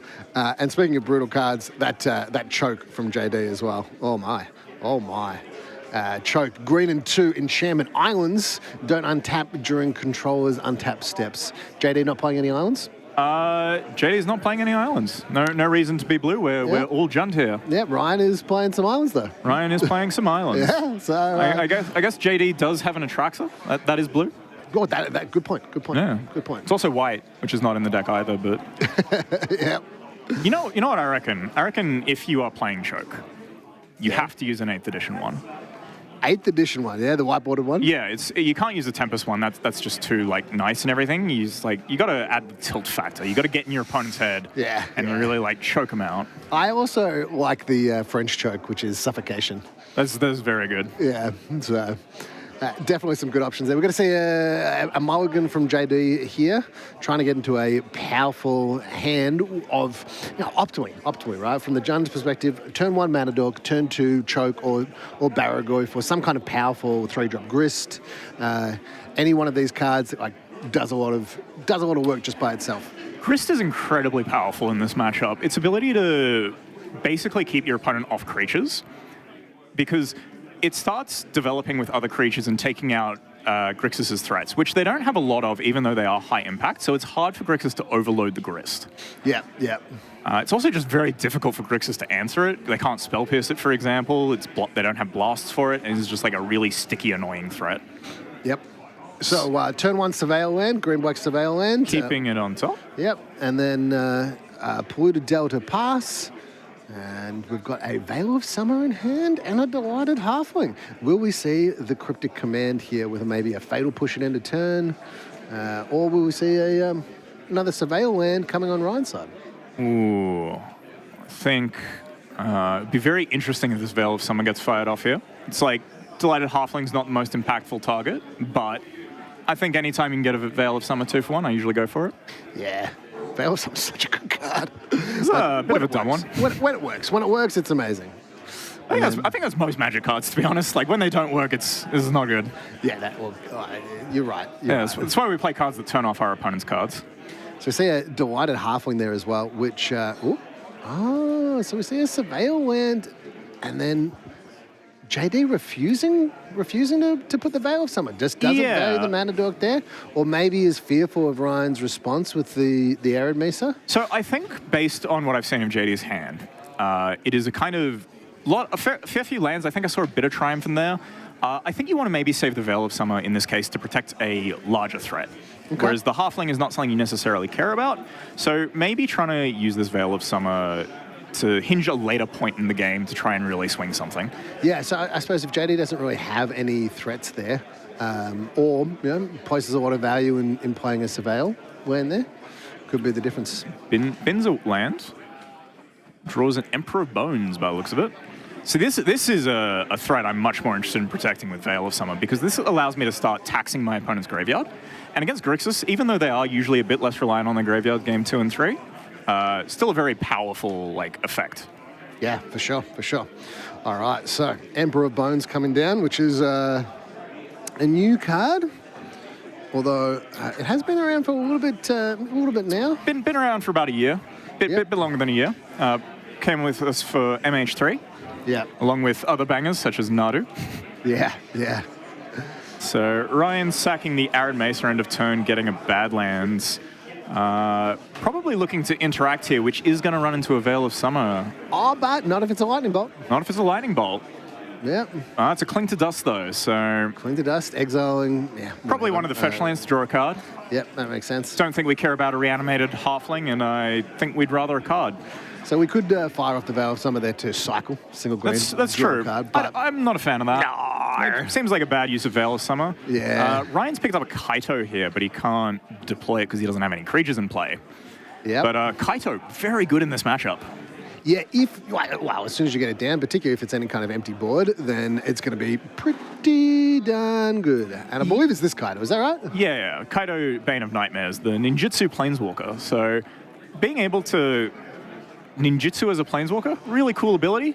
Can't spell pierce it, can't counter it. Just a fantastic way to cheat it into play. Yeah. But you do have to work for it by attacking. So we see an attack from JD here. Not activating the Emperor of Bones ability, because there's nothing, you kind of want to save it for when there's a creature that you can actually put into play. But the other option is to just turn it into a 4/4. Yeah, the other thing here is getting to eat the Cling to Dust, just free. So take that resource out of the game and leave it out of the game. Yep. Also, keeping the mana open means that you are now kind of playing around the Lightning Bolt effect. Yeah. Or Unholy Heat, that's the other one. So you kind of got most of the bases covered here. That Emperor of Bones is actually going to be really hard to kill with the ability to turn into a 4/4, as well as that Veil of Summer backup. Yeah. Did you notice what else is in JD's hand there? I saw a bit of Triumph. Okay, yep. We see a Molten Collapse come down for the Emperor of Bones. I think that's a Pyroblast. Okay. So, Veil of Summer to protect the Emperor of Bones. Do we have a counter war? That looks like a counterspell in Ryan. Goes on the stack. Yep. And JD has the Pyroblast. Is that Pyroblast? I believe that's a Pyroblast. Yeah, okay. It's secret layer printing. Yeah, very nice. And it is a Pyroblast. So Pyroblast getting to counter the counterspell, Veil of Summer resolving, and a card being drawn. I think it was a Keynote Curator from a flash there. Yep. Which is another card that's going to really tax Ryan's graveyard. As if it wasn't taxed enough already. Yep. So we didn't see an end of turn make my guy into a 4/4, which I think is reasonable. Again. Yeah, I'd rather not. I'd rather have it as a threat later for if another more important creature has to get taken out, we have that reanimate ability. So we have Keynote Curator dropping on the table. This card is a souped-up Scavenging Ooze. You played much with this card? I've played a little bit of it in Standard, but I haven't played with it in Highlander yet. Oh, it's really good in Highlander, especially when people are running cards like Urza's Saga. So you get 2 card types for the cost of 1. Yep, for sure. So that... So eating the counterspell just to prevent any shenanigans. Yeah, so why would you eat the counterspell there? What do you reckon? I'm playing around things like Murktide here. because the Murktide, you wouldn't have an option or window activation to exile it in response. And if it were for some reason still in the graveyard and exiled afterwards, you're just growing the Murktide. Yeah, okay. So preemptively exile in the graveyard so that there's less fuel available to be able to kill that. So Colligan's Command here coming in to 2 to kill the Emperor of Bones. I imagine the second mode is discard, given that JD's got 2 cards in hand.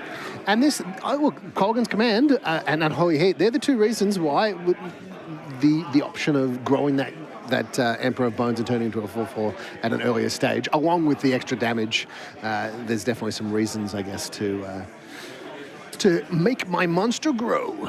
Yeah. Ryan developing a Tameo alongside. This is a stacked hand by the looks of it. He's got Deadpool and a Kaito. Okay.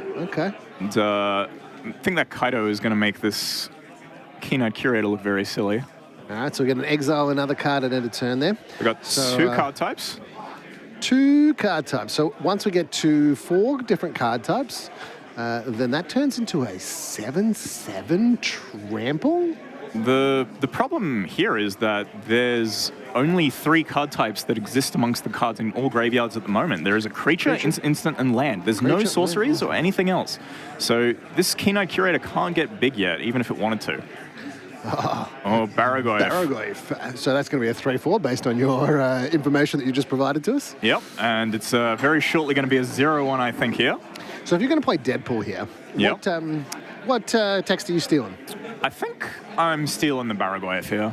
I don't know. The Keen-Eyed Curator can be very annoying, but the Barragoyf having Death Touch and Lifelink kind of makes me want to put it on a Deadpool a bit more, especially because the Deadpool is going to have the Barragoyf ability of being big and make his Barragoyf into a 0/1.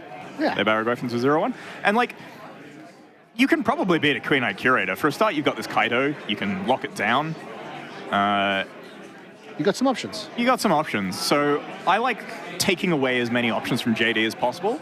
And I think that's how I'm best going to secure and lock this game down. Yeah, it makes sense. So when Deadpool comes into play, you may exchange his text and another creature's. Yeah, so Barragoyf is now a 0/1. Is it Deadpool? Oh, it's a 0/1 Deadpool. Yeah, it's a 0/1 Deadpool with at the beginning of your upkeep deals 3 damage to you, and you can pay 3 mana, sacrifice it, and each opponent draws a card. Oh, that doesn't feel great. No, it does not. Yeah, so that's a chump blocker at the first available opportunity. So JD choosing to exile a creature, the least impactful one, to try and get this Keen-Eyed Curator closer to being big. Yep. JD has drawn a land for turn. Does have a bit of triumph for the Deadpool, but I don't know, that may not be even the most of their worries at the moment. Yeah. Okay. That Deadpool is quite a problem here. So right now, because it's swapped the text to the Barragoyf, is it a 5/3 or is it a XX? No, it's an XX, I believe. Okay. So text box overrules, in this case, what's on the card. Interesting. Okay, so we've got a Barragoyf. Although the Keen-Eyed Curator can exile some things in order to make it small. That it can do. The problem is if there is 1 card in the graveyard, it has still got Death Touch and Lifelink. Death Touchy. And don't know if we can get that many cards out of the graveyard fast enough, especially because Ryan does have an untapped fetch as well. Ryan's life total is in a bit of trouble here. They're currently at 10. About to go down to 7. Luckily, Keen-Eyed Curator's not hitting for more. But they are going to need to start dealing with this Keen-Eyed Curator. Yep. So JD with another fetch land in hand. Polluted Delta, I believe, which means that I'm not sure if they have Commercial District in the deck, but I wouldn't be able to find it. And we've got a fetch land at end of turn from Ryan and a Steam Vents coming into play. So no more Surveil lands here, just a little Steam Vents. No paying 2 life, just getting a little bit more mana into play, which is probably going to be relevant with that Tameo creating some clues in order to draw some cards. We might see a little sneaky Kaito come in here, maybe? Yeah, could always ninjutsu the Kaito. I don't hate that. You get to redeploy and effectively untap your Tameo. Block a 0/1 Barragoyf Deadpool. Yep. Or, could be a chump block on the Keen-Eyed Curator. So a funny thing that could have happened is if Kaido went to 0 and drew a card, and then Ryan redeploys the Tamio, and then JD sacrifices the Baragoyf because Ryan's drew another card and flipped the Tamio. Yeah, it'd be a weird kind of like situation that I would forgive anybody that doesn't realize that Tamio gets flipped in that situation. Yeah, it's hard to keep track of your opponent's cards as well as your own cards sometime, and when your cards are suddenly your opponent's cards, and I do imagine we will see this Baragoyf get sacked. So Tamio, Inquisitive Student, 0/3, single blue, flying. Whenever it attacks, you make a clue token. And whenever you draw your third card in a turn, you get to exile Tamio and then return it to the battlefield flipped, which, oh my, have you managed to ultimate one of these yet? I don't think I have. I've seen a few ultimated. I've seen someone lose after ultimating one. That was fun. Yep. Yeah, that was JLS, yeah? Yeah. Did go on to win the match, but it was still very funny. Yeah, that was a great match to commentate. Yeah, the Grixis deck has since included a basic swamp for these kinds of situations. Fair enough. All right, so that Kenai Curator is tapped down from the Kaito. We've got that Tamio out. We've got a bunch of lands from JD.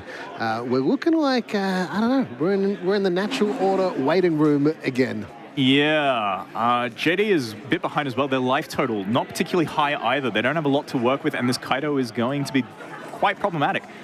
And a K command here going to take out the Kaito and maybe try and discard a card, just try and get back in somehow. Yep, or maybe get back Emperor Bones. That's probably pretty good. You get to deploy it, maybe exile the Baragoyf and everything else. So we've got to consider here from Ryan. Yeah, see if we can find a Force of Will. Yeah. Or a Force of Negation. Yeah, maybe sided Force of Negation out in this matchup. I could see that. Although Choke, that's true. Maybe, yeah. Could be really afraid of Choke. So that was a pretty good draw there. So Kaito Emperor getting to exile the Deadpool. This could be funky.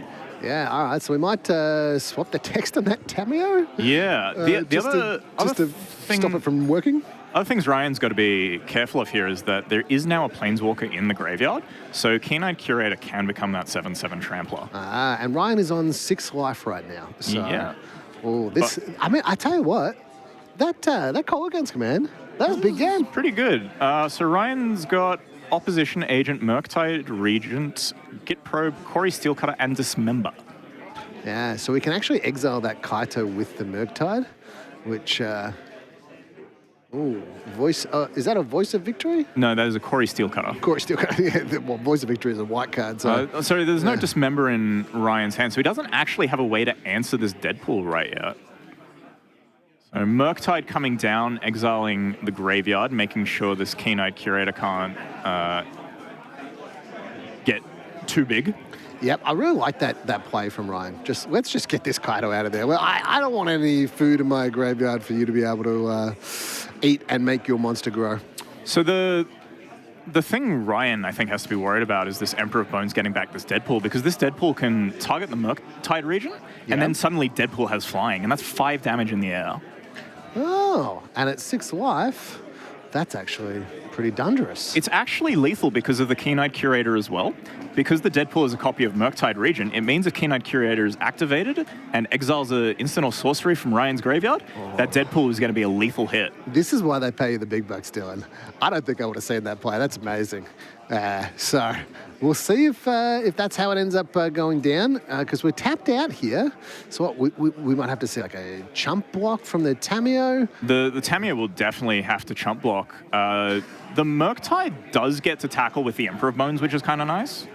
Yep, okay. So Murktide will be able to block the Emperor of Bones, and then the Tamio chump blocks the...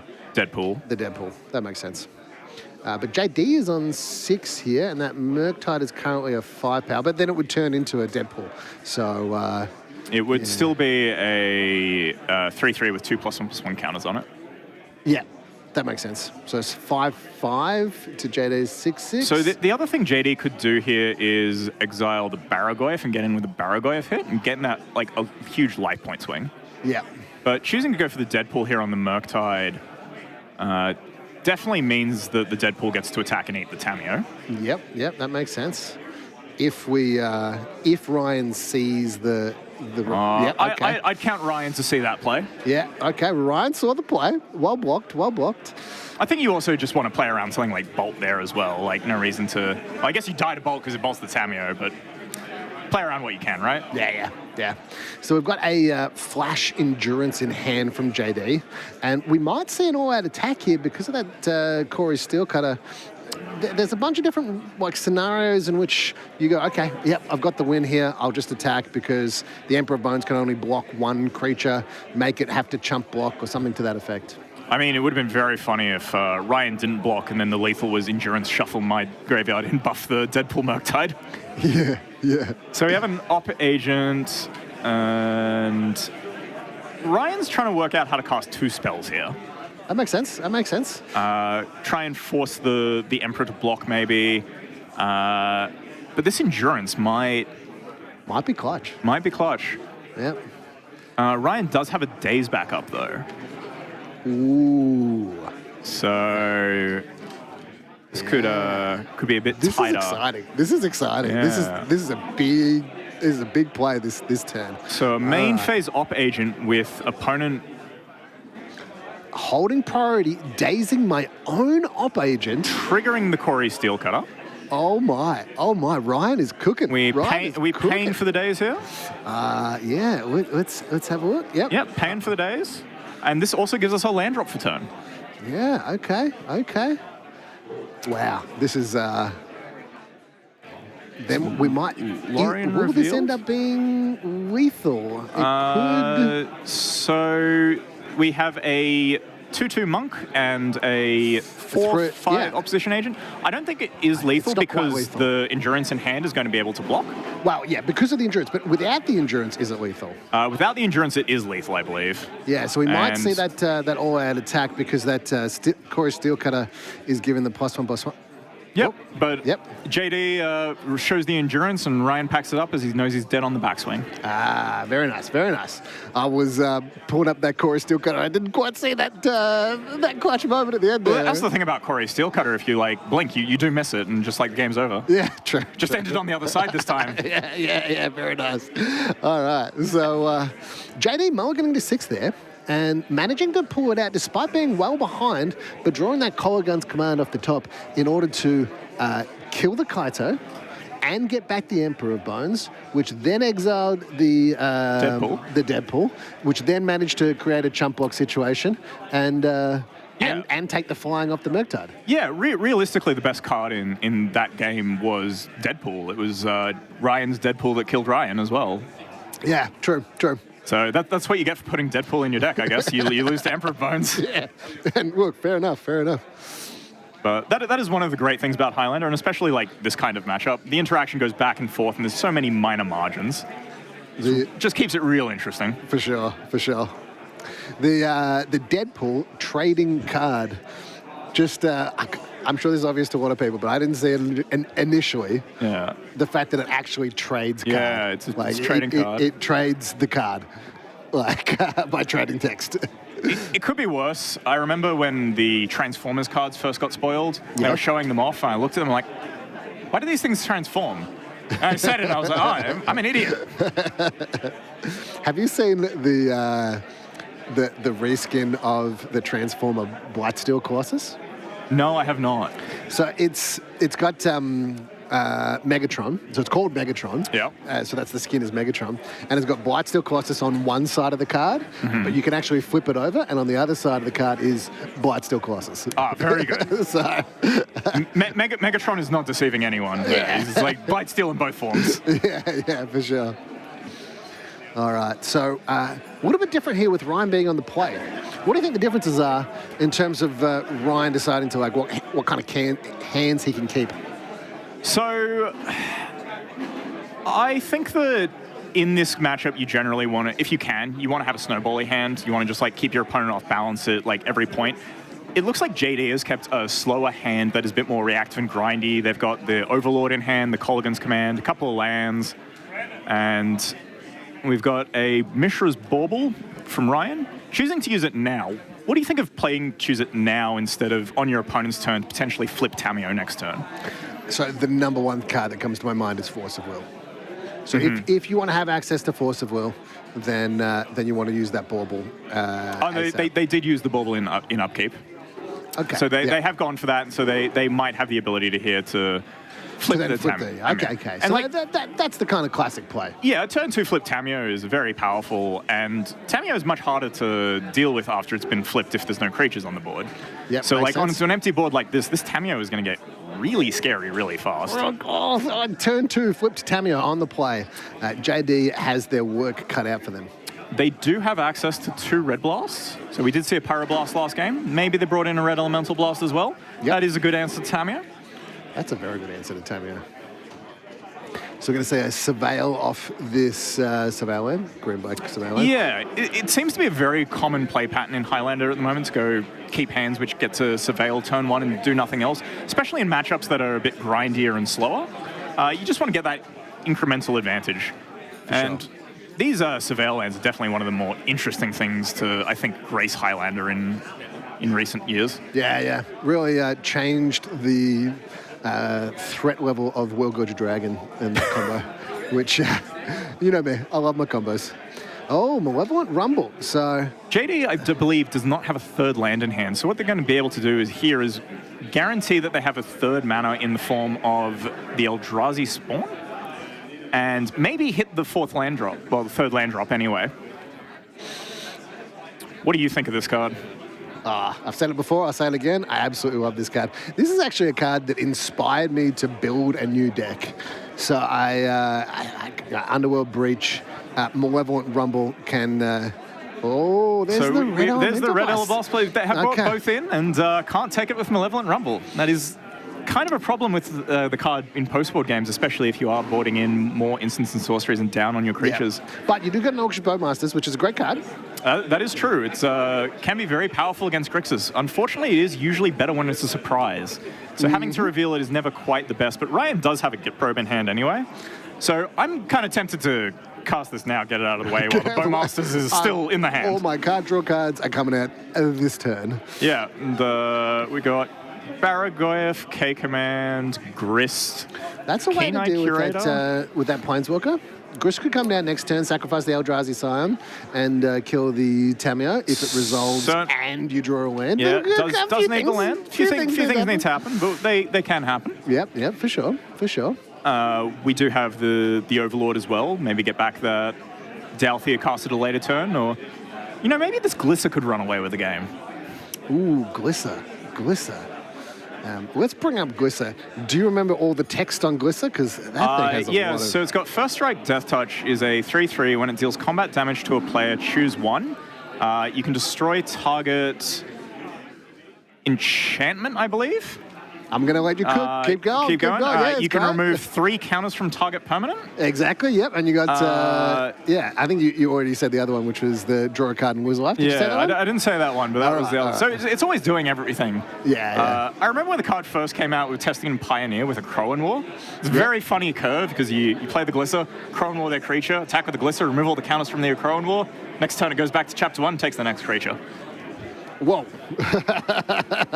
That is spicy meatballs. So sick little combo here, and Ryan's developed a Baragoyev. Is that a Force of Will I see in Ryan's hand as well? I think it's a Force of Will, but I don't know if there's another blue card in there. No, that's not a Force of Will. I believe that's a Preordain. Yeah, okay, well, looks like a red card. There's a red card. There's a red card, there's a DRC, there's a Mystic Sanctuary, there's a Kaito. Oh, we see the land off the top for JD. Oh, this could be a chance to Deadpool out the Baragoyev. Yeah. I mean, look, options here. JD's probably going to hit the tank a little bit here because how dead am I to a Force of Will, right? Because losing this, the tempo here would be incredibly bad, but also losing the Eldrazi Scion if we expend all of our energy on the Deadpool, but then if the Deadpool resolves, maybe that's the best option. I think the problem is it's not just you're playing around Force of Will, you also get blown out by a Daze here. True. So I think there's the number of ways you get blown out. Doubling just maybe makes you think about this play a bit more. You do have other things you can do as well as playing some amount at instant speed. Pass the turn. Yeah. JD is cooking. Something going on here that I can't see. So maybe it's just look. I'm gonna play around the days. I'm gonna play around the Force of Will. I'm gonna launch this Orcish Bowmasters. I'm gonna have a chump blocker for the Barragoyf, and then I'm gonna have some other things going on in the background. Yeah, I think they want to have the ability to fetch as well, get another Surveil land, maybe find another land drop or something useful, and also deploy this Grist and try and take out the Barragoyf and maybe save the Deadpool for something else. That makes sense. That makes sense. Just putting a bunch of creatures into play so that I can then use that as fodder to be able to kill different creatures with the Grist. Yeah, it gets to shoot the Tameo as well for a point of damage. It's not irrelevant. For sure, for sure. We'll see if JD has an Orcish Bowmasters army token or not. I think it's been blocked and they've shortcutted it a bit. They're just working out how much life Ryan's gaining. Well, you know what? That's fair enough. That's fair enough. And maybe JD doesn't have the token, so yeah. I mean, the token existed for a split second. A split second. Yeah, we got to tick up on that Tameo as well, which is that's threatening some activation on the top end there. Yeah, but not while this Orcish Bowmaster's in play. Yeah, okay. You know what? That's fair enough. That is fair enough. Deploying that does mean that Ryan has to answer it eventually and can't draw into more cards without getting punished for it, because if JD keeps making tokens and Orc tokens and blocking, then the Barragoyf's never going to get through. For sure. So Ryan has a couple of different options available. It looks like a Kaito there, and maybe is that a mental misstep? I think it's a mental misstep or a spell pierce. It's a misstep. Right. Hard cast Kaito. So no ninjutsu, because we wanted the Barragoyf to connect. You can ninjutsu Kaito after Barragoyf has connected in the combat damage set, which is kind of cool. Done that with like Psychic Frog, draw a card and then flash in the Kaito. Very nice, very nice. Seeing an end of turn fetch with the Bloodstained Maya. I'm going to guess it's the Raucous Theatre coming into play here. Yeah. Or maybe a Commercial District if they've got one. This has been a game where there's just been so many options, particularly for JD, right? Yeah. Like, and trying to traverse what the best option is very dependent on what is in Ryan's hand. And that's really hard to do. Yeah, especially when you don't have your Thoughtseize effects early on and such. Yep. But I think that's one of the things as well that draws people to both Grixis and Jund as archetypes is just there's so many interesting decision points that you get to make. Yep. And they are decks which I feel really do allow a lot of skill expression in a lot of areas of the game. For sure. So we're seeing tap out again for Ryan, which, I don't know, if I'm JD, I'm starting to think, well, is there a forcible? Like, you keep tapping out. Well, so an Ice Till going into the graveyard there, which could have been a fantastic thing if it had resolved, giving JD the ability to like play double fetch from the yard. Yep. And that way just like cementing a mana advantage. But the problem here is you've got a Tameo, which the Bowmasters is not going to be able to do damage to currently because it has -1/-0 when it attacks. Yep. An Eldrazi Spawn with no power. Yep. And does have the ability to be sacrificed to the Grist in order to kill a creature or planeswalker with that tick down on Grist. So we could do that. I think if we do that, the play pattern ends up lining into Tameo dies, and now there is a Kaito and a Barragoyf attacking us with the ability to freeze down the Bowmasters and killing the Grist and getting in with the Barragoyf to connect. Yeah. So like I'd happily spend some loyalty on Kaito to do that, especially when my opponent is effectively tapped out. Yeah. I think the other option JD has is that they're considering is maybe the K command. Yep. Nurturing Peatland. So we did draw the land. JD's hand is like a little heavy here, which is a bit unfortunate because were the match going longer, this would be an incredible hand, but the swing that has taken place so early on the game has been very aggressive. So Deadpool being forced out here? Yeah. Oh, they're thinking about it. Oh, do I play this? Yep. No, okay. Yeah. Okay. Yep. Taking 1 damage off the Pain land in Nurturing Peatland. And do we have a Force of Will? Ryan is no. We're finding out that Ryan doesn't have the Force of Will or Daze, because I think in either of those would have made a showing here if they had it. Well, the Daze would have been countered by the Eldrazi Scion token, so maybe still has the Daze. That is true. That is true. Yeah. Here's a fun thought for you. If you could flash in a Deadpool, yeah, and your opponent ninjutsus in a Kaito, and then you Deadpool the Kaito. Okay. What's happening there? Calling judge and dropping and going home. That's probably what I'm doing. So we got a exchanged Deadpool with Baragov, so turning Baragov into a is it 0-1. Yeah, it's as big as that Eldrazi Scion. Yeah, okay. With Death Touch? No, not Death Touch. No. Has the only ability it has at the moment is at the beginning of your upkeep, this deals 3 damage to you, and 3 mana, sacrifice it, your opponent draws a card. Okay. So we get a tap down from the Kaito, and then we're also kind of living on borrowed time here in that if at any point Ryan draws a removal spell for that Bowmasters, that Tameo is ticking off and game's over. Drawing half your library, game's over. Yeah, I think JD would struggle to come back from that kind of position. Tameo rolling up because the Deadpool's not going to be able to attack. They don't have anything exciting to do. So rolling up with the Tameo is just probably the best option here, as it also defends against the Bowmasters. Makes sense. So DRS here going to do an interesting impression of like pseudo drawing here, but so surveilling cards and not actually drawing cards, which does get around the Bowmaster, which is quite nice. So we see one stun counter come off that Deadpool. There's a bit of triumph here for JD. Having access to 5 mana now, that give them the ability to play Grist and Bitter Triumph. So they could take out both Planeswalkers do they wish so? Big game. You do have to be a little bit worried about life total because JD being on 12 life, a Kaido out, and the DRC, if that grows, then we're looking at 6 damage a turn. That's only 2 attack steps, but with so many cards in hand. Yeah, I honestly think I would just discard a card instead of the life total here. Because you've got so many cards in hand and all these 2-for-1s already. You've got a K commands. Like the Keen-Eyed Curator is maybe at its weakest here because you've got the Deadpool Baragoyev.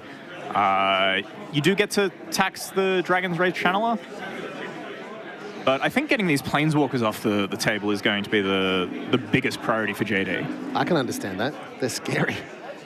And JD agrees with you. Yeah, pitching the Overlord, that's also a reasonably sensible pitch, I reckon. Yeah. I think that might be too much value at some point. And you can always get it back with that Coilgun's command it's in. Yeah, and then it gets back whatever else, and it's just a never-ending nightmare. All right. At this point, I don't even know exactly who's winning. What do you reckon? I reckon, based on Ryan's hand, and what I can see of Ryan's hand, I reckon JD is slightly ahead. I think the pressure from Ryan has been slowed down, and JD is going to start to take over this game with incremental advantage. Yeah, look, having a bunch of cards in hand, Ryan's really going to turn this, I think he's advantaged somewhat, on the board, but, he's got to really turn it around pretty quickly, and he can't do that with any draw spells. Yeah, so Ryan's going to be reliant entirely almost on this Kaito. Yep. So we see a sacrifice on that Baragoyf or Deadpool in order for JD to draw a card. And animate dead at that. Yeah. So could see some interesting stuff happen with Ice Till, especially if JD draws maybe the Wasteland or Strip Mine. They do have the Nurturing Peatland in play, so I think they have enough late game at the moment, whereas Ryan is kind of struggling to get that late game. So he's definitely trying to get over the line here with Kaito. For sure. That Ice Till Explorer, is it? Yeah. So that is a 4-cost that allows you to play cards from your graveyard. Just bringing it up here.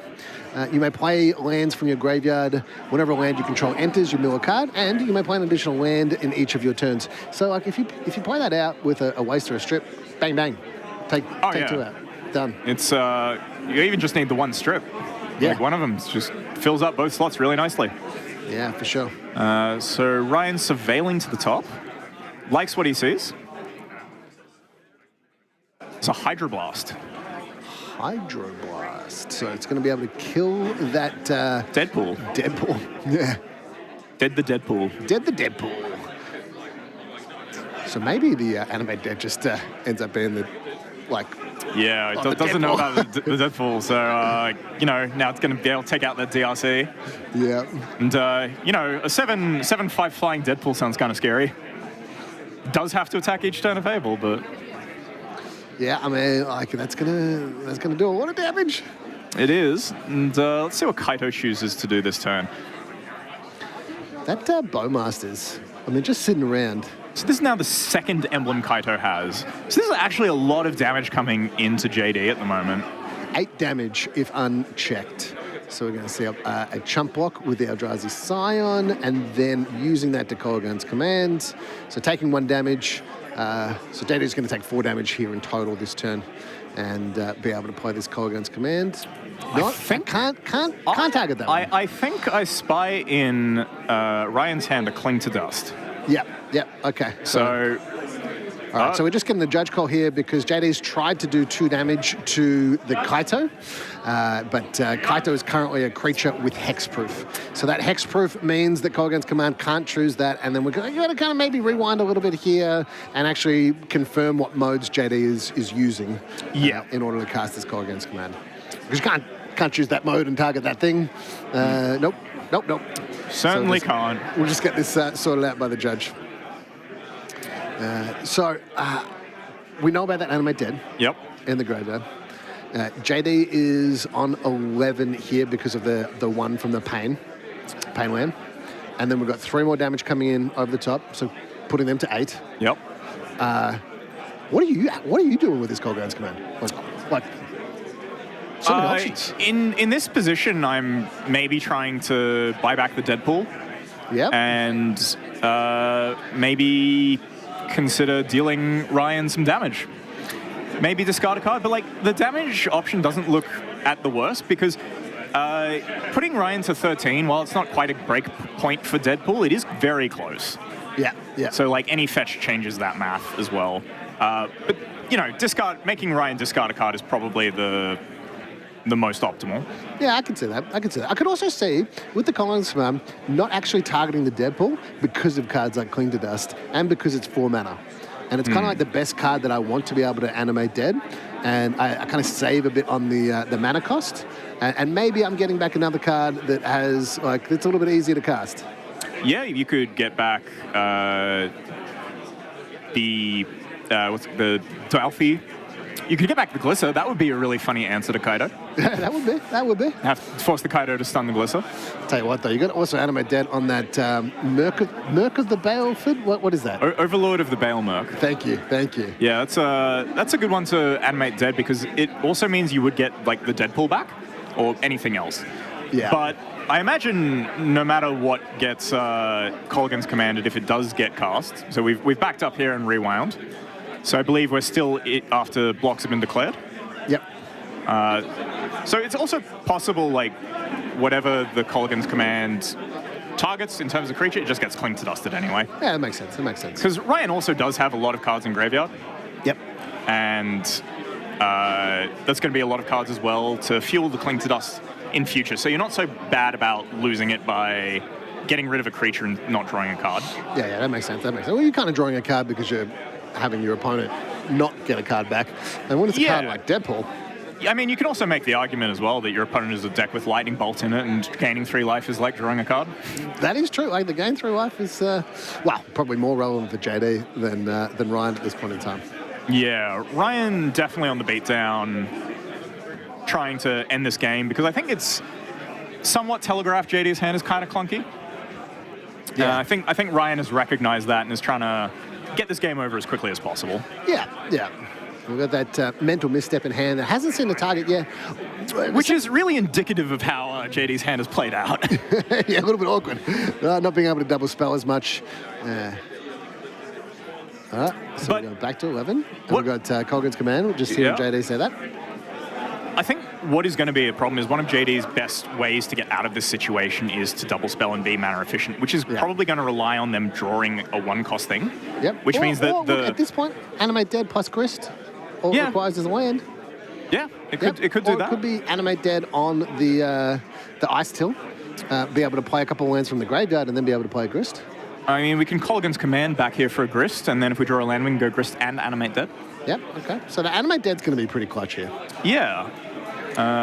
So in a weird way, targeting Deadpool, which looks like we're going to get Cling to Dust. Yep, that makes sense. Get a Surveil off the DRC for nice value as well. Yep. Ryan's Mystical Sanctuary in hand as well. No, that was it was I think on the Surveil there. It was being surveilled with the DRC. Ah, okay. So it doesn't have the ability to flash back the Cling to Dust or whatever that... Not this turn, at least. Yeah. You are kind of a bit shields down with only the mental misstep. Luckily, you're not shields down to everything, but you can kind of guess that you're shields down to JD's hand. Yeah, true. So JD is on 8 here. Has the Pain land in the Nurturing Peat land, so that's causing some damage. Definitely wants to use the Animate Dead this turn. Not only for its mana efficiency, but also because that Cling to Dust is going to be unlocked with the being able to play from graveyard for 3 and a black. Yeah. Unfortunately, the Dead pool is now gone, so the Animate Dead's not going to have the best target. We've still got that Overlord. Still got the Overlord. Still got the Ice Tail. I think the thing you are concerned about most, maybe, at the moment is the DRC, followed by the Kaito. Yeah. Which, just because your life total is so low, this Kaito is going to hit like a truck, but you might be able to put enough bodies in front of it.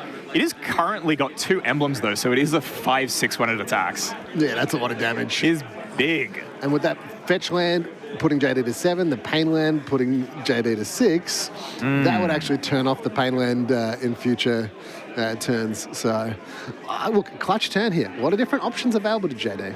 It's going to be very interesting to see what they go with. They look like they're weighing up a lot of their options. Going with a Keen-Eye Curator here, I kind of like, because it means you might be able to shut off the DRC. It does also give you like a 1-turn window to get rid of the Cling to Dust for good. Yeah, it's also great bait because it says, look, this is actually really good. It could potentially mess with your Cling to Dust. It could potentially mess with your DRC.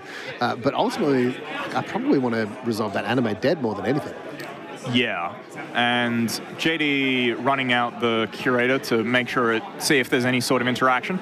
But I think they can probably deduce by now that Ryan doesn't have any relevant interaction in his hand. Yep, okay, so Guess a basic forest. Yep. Guess it's not really playing around Price of Progress, but it might be later. Just from the lifelink you can gain from anything, because... Yep.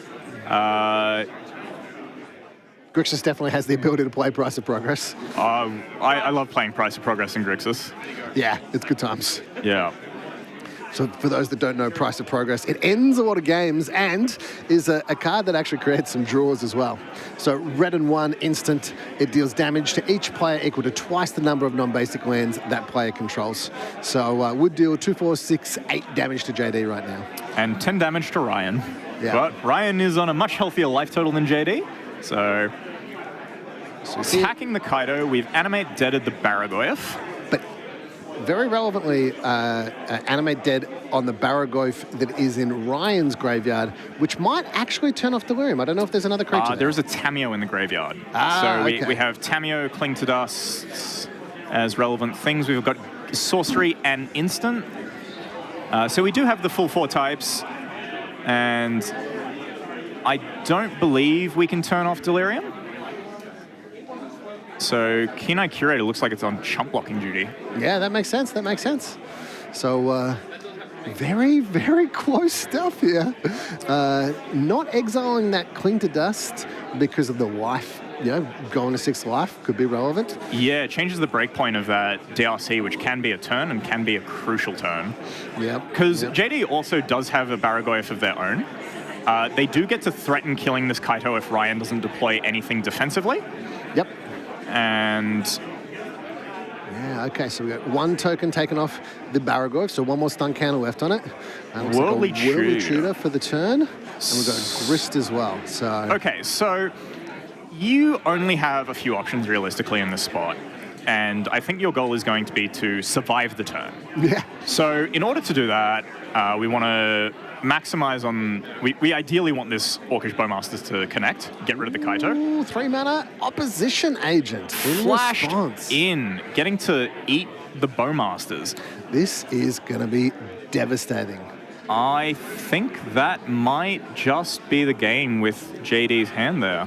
Well, you could also just play the Baragoyf, which has the ability to block, and that's particularly relevant. So I don't think we're quite dead here, but it is very bad for JD. So I think I might have cast that Worldly Tutor in response to the... And gotten Metamorphosis Fanatic? Oh, maybe not. The Cling to Dust is still in the bin. That's true. That's true. I don't know. Can't really cast the Worldly Tutor now. Definitely can't cast the Worldly Shooter now, but you can play a Baragoyf here, which would say, okay, you can only attack with the DRC. Put JD to 1, and then the other Baragoyf is still going to be stunned, and Kaido's going to get to tick up. Yep. Or even 0, and gets to draw a card after connecting with the DRC, which is probably enough to get Ryan over the line. He seems to have managed to grind through everything with enough pressure, forcing JD to use a lot of their resources to do things like chump block and be behind on board, because this Kaido has really just shut down things. Wow, what a game. What a game. This has been absolutely fantastic to watch.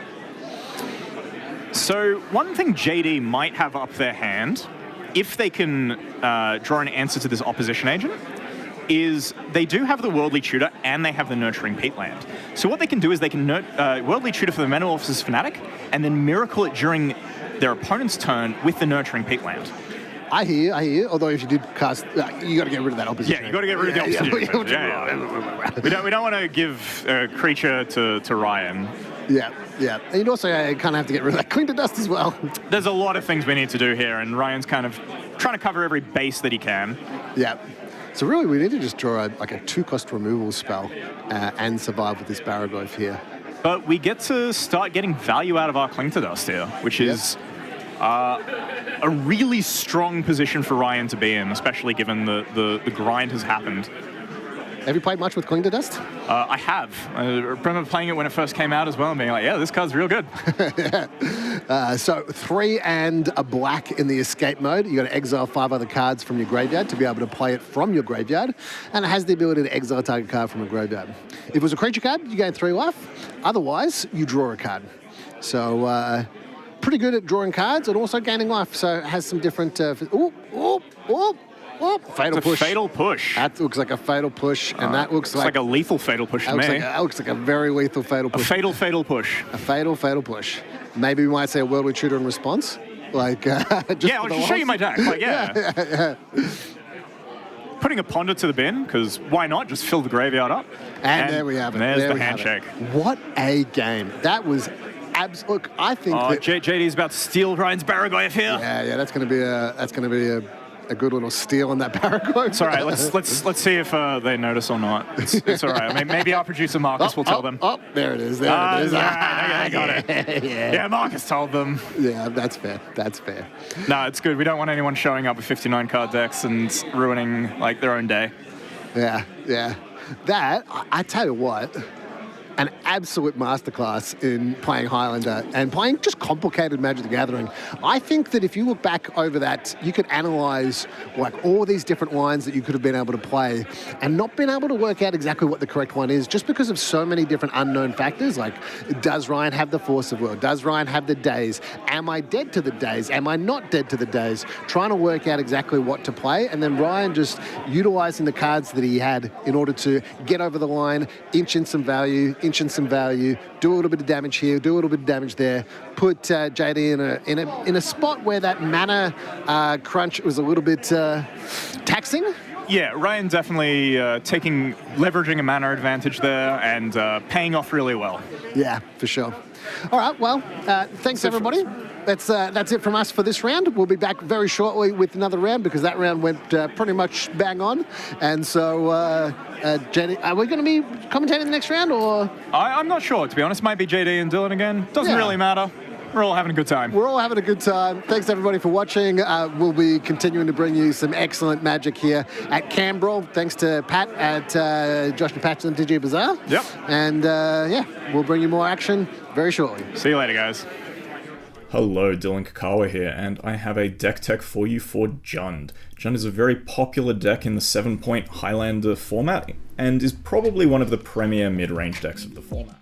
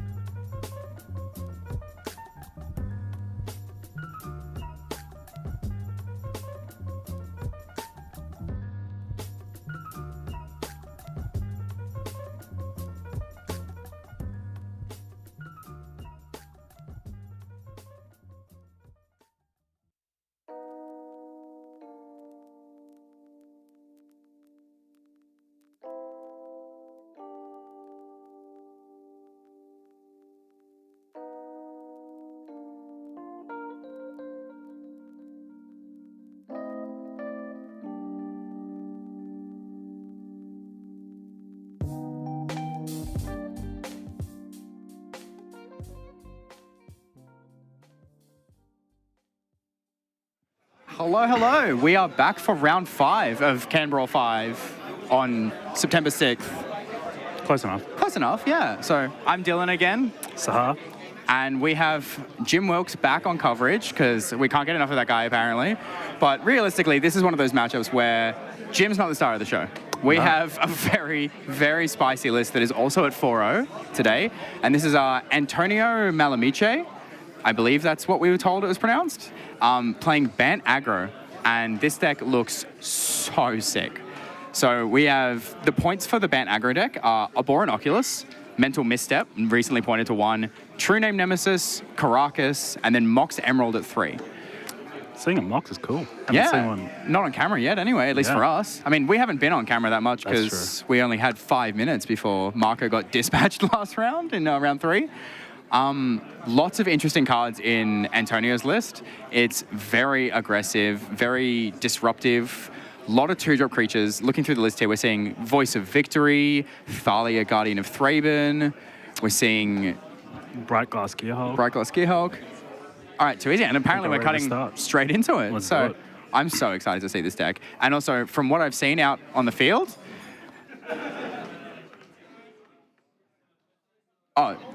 Oh, yeah, that's right. Jim also just won Lucky Door Prize, so he's been given an Ether Drift booster box. So the rich keep getting richer. The lucky keep getting luckier, right? Round 1, he didn't get lucky enough, you know? Yeah, that's right, yeah. And at 4-0, he hasn't used up all his luck yet, so... He's got plenty more. Look at this. He doesn't even know. Smile. He's so cute. Opponent's like, I lost the die roll, and he gets a booster box. Yeah. I wonder who you guys are going for, right? Antonio's deck, from what I saw out in the field, is it's very blingy. It's very shiny, very, very pretty. And can't wait to see it in action, to be honest. You don't often think as being an aggro. No. Fair, right? But I guess it's a bunch of disruption creatures and... I mean, we have a Loam Lion here. Oh my goodness. I am a big fan of Loam Lion. It's been a long time. Okay, so it looks like Jim's on a Malta 6, and there's a Dryad Militant, which... Oh, yes. And there's the Mox. 3 points. Rancor. That's a Rancor. I'm my goodness. so in love. It's all happening. Look at this. He needs to read Rancor. Jim, how do you need to read Rancor? You have been playing Magic for 20 years. And Dryad Militant. Well, he hasn't seen these cards in 20 years. That's the This is sick. This is so sick. Oh, that's a nice dismember. Unfortunate. And there's an Unholy Heat too. This is the problem. Grixis is full of answers, but you always feel like the bad guy. Like Antonio's deck looks so sick. He's doing all these cool things, and Jim's gonna be like, "Yo, I'm just playing all the best 1-for-1s I can." Yeah. I'm just lucking out. I don't even know what these cards do. I am very excited to see how Antonio's deck functions because he's 4-0 and he has been making it look easy out there apparently. All right, so 1 point versus 3 points on turn 1.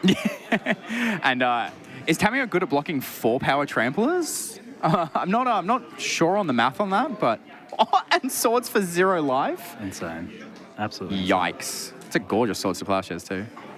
It's nice to see someone else outlucking Jim. Yeah. I appreciate it. I'm going for Antonio here. Yeah. No surprise. I am always a fan of people really caring about their deck to the point where they want to, buy the fanciest printings they can. They put a lot of love into it. Highlander is definitely a very expressive format, and when you get to, show off your collection like this, I'm a big fan. I think it's one of my favorite parts of Highlander. Sometimes it becomes like, oh man, these decks are worth so much money or whatever. But I don't think it's about that. I think it's just you play them for long enough.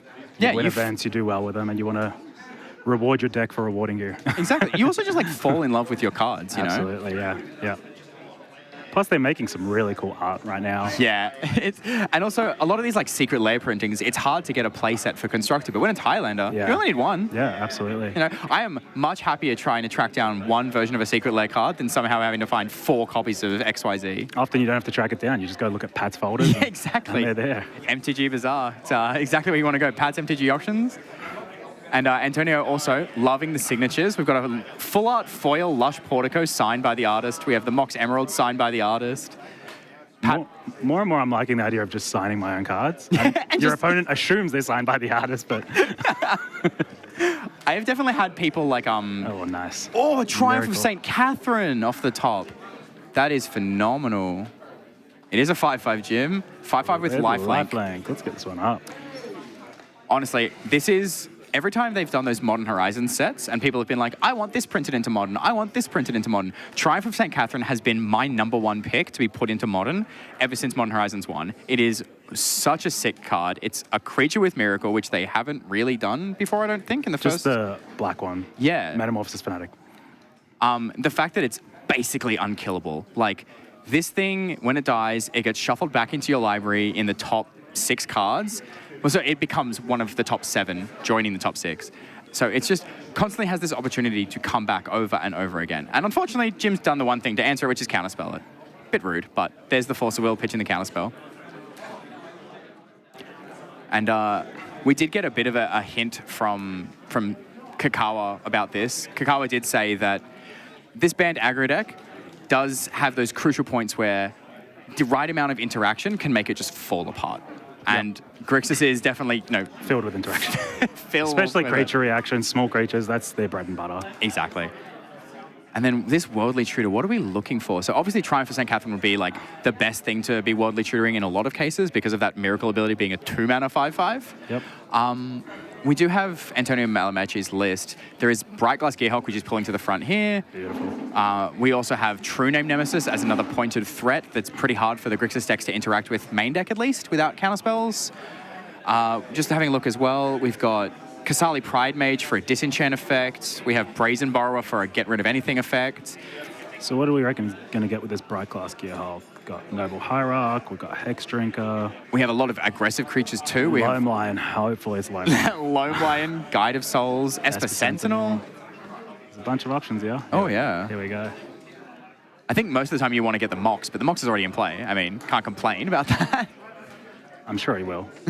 I'm sure after the Jim luck sacks him, he will complain. So I would assume, yeah, Mother Rinse is a great pick here. It's going to demand the removal itself, so it kind of lightning rods it away from other things. I also see a Hex Drinker in the pile, so Sick. Another very hard to interact with if you can soak enough mana into it. I think Jim has a Deadpool in his hand, so... Oh, no, not like this. Is there any chance we Deadpool the Bright Glass Gearhulk and we get a couple of 1-drops ourselves? Ooh, well, we've lost the Tameo, so we'd be looking at Deathrite Shaman and Ragavan. I'm kind of down for Search for 2 points. That seems pretty sick. We'd need to hit a land, so we're going to get Thundering Falls for a Surveil end of turn to line that up. Yep. But yeah, once again, Jim playing the villain role quite well. You have toys, I'll have the same toys, please. This Frenzied Bailoff in Antonio's list is sick. I like this card. Yeah, this is new from Edge of Eternities. The 2/2, so the green for a 3/2 with it can't be countered. Other creatures can't be countered as well that you control. Yep. We'll pull it up on the screen just to see if I'm right on this one. I think it also has Trample. Trample, Haste. Trample and Haste, man. And combat damage can't be prevented. Do you remember when they printed Watchwolf and we were like, this is a 2-mana 3/3, this is too good? I don't remember that. I'm not as old as you are. Yikes.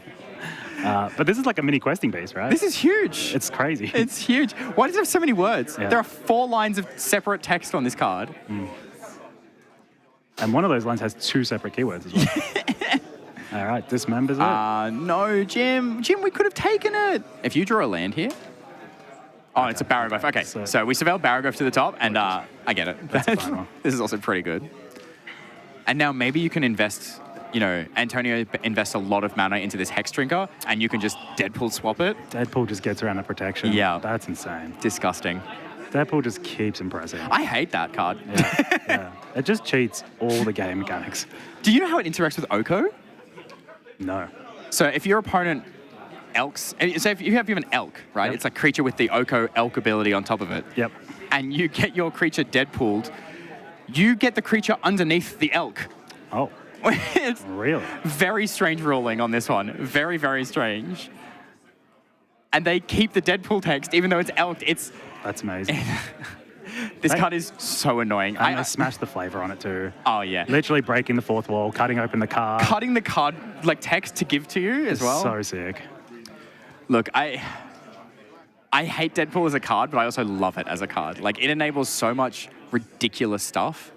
And as much as I hate playing against it, it's fun to play with. Yeah. It's okay when I do it. Yeah, exactly. My toys are fine, not yours. So we've seen the Hex Drinker come down that was tutored. Same with the Mother of Runes. Leveling up to level 3. So 4/4? Yeah. And we've got, what, lands, creature, instant.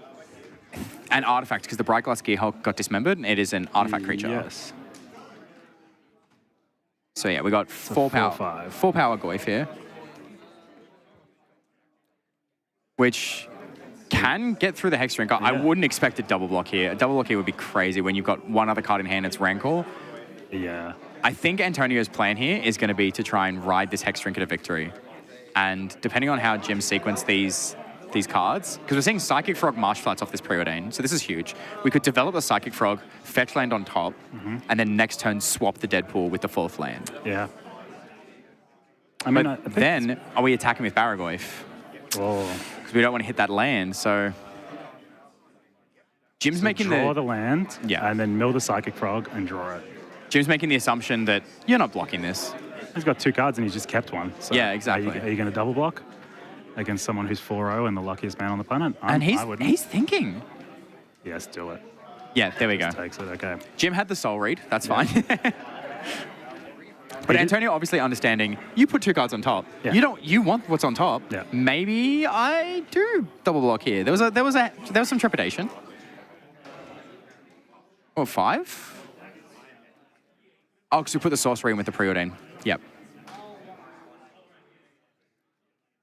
So yeah, we'll take the pointed card. Ledger Shredder, pretty good. Psychic Frog, much better. And then, hiya. We haven't played a land for turn. No.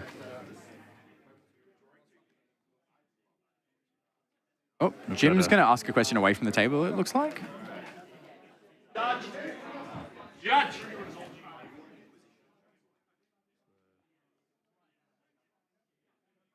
Yeah, so Jim's just going to step away from the table. Look, in competitive Magic, sometimes you don't understand some interactions. Sometimes you just want to clarify. It's totally fine to call a judge to say, like, hey, I've got a question I want to ask away from the table. You don't want to ask something that's going to obviously give away some piece of key information you might have in your hand or an interaction you maybe want to exploit. Sometimes you count them over and over and you go, Judge, I just want you to confirm 3 plus 2 is 5, correct? Yeah, exactly, And they say, exactly. yes, and then you get DQ'd. We are definitely in that point of the tournament where it's round 5. These guys have been playing for 4 hours at least at this point. Yep. There's been some long rounds. I know Jim has basically been going full amount of time every turn, so he's really been milking his tournament experience today. Well, we have 2 judges on their phone for Jim's question, so obviously seems relatively complicated. I'm assuming this is Deadpool Hex Drinker, because this is a silly interaction, and he's probably like, hey, protection from everything. How does protection work with choosing? Yeah. And because Deadpool does not target, it's going to be fine. Well, we'd seen this interaction years ago with Trino Nemesis, which also features in this deck. Yeah. Yeah. Lots of protection from you. Yeah. So yeah, I can very much see how Antonio's deck against maybe something with a little less removal, or maybe something like Jund, where they're not fighting you on the stack, only on the board, that Antonio can sneak these things in and just be like, well, now you can't interact with it. You had your small chance, and if you don't hit it right away, then you are going to struggle. Oh, Dramoka's Command in this deck. That's one of my all-time faves. Oh yeah, a big fan of this card. I loved how this card everyone thought was going to be bad, and then we started playing with it, and we were like, oh, you know, it's all right, and then it became a quick 4-of in so many archetypes. Yeah. Such a sweet one. Hopefully we see this soon. So this is your anti-sweeper technology for, you know, certain creature. This is your artifact removal. This is your fight spell removal. Kind of all in one hybrid that you get access to for 2 colors. Now, from Antonio's list, I don't think we have any pitch elementals, so like the whole multicolored thing isn't really a factor that you'd really factor into this kind of decision. It's just all the busted creature keywords. Yeah. Like we have the questing beast we have here. endurance. We have one endurance. Oh, we do have an endurance. Okay, cool. Yeah. We're not using solitude though because we are trying to shove damage. Yeah. Yeah, there's some really cool cards in this deck. Yeah, there's a Reprieve. There's Celestia Charm. Oh, my heart loves Celestia Charm. We've got the questing beast too, so big brother, little brother. Sick. We've got Pioneer All-Star Adeline, the Resplendent Cathar. Now, Kellen, Daring Traveler. Which one is this? This is the Bant one. Is They this the one that lets print a you... new Kellen every set. Is this the one that lets you explore? No, that's Inquisitive Project. Is this the Make Map token one? It is. Maybe? Traveler. Let's have a look. Let's pull her up.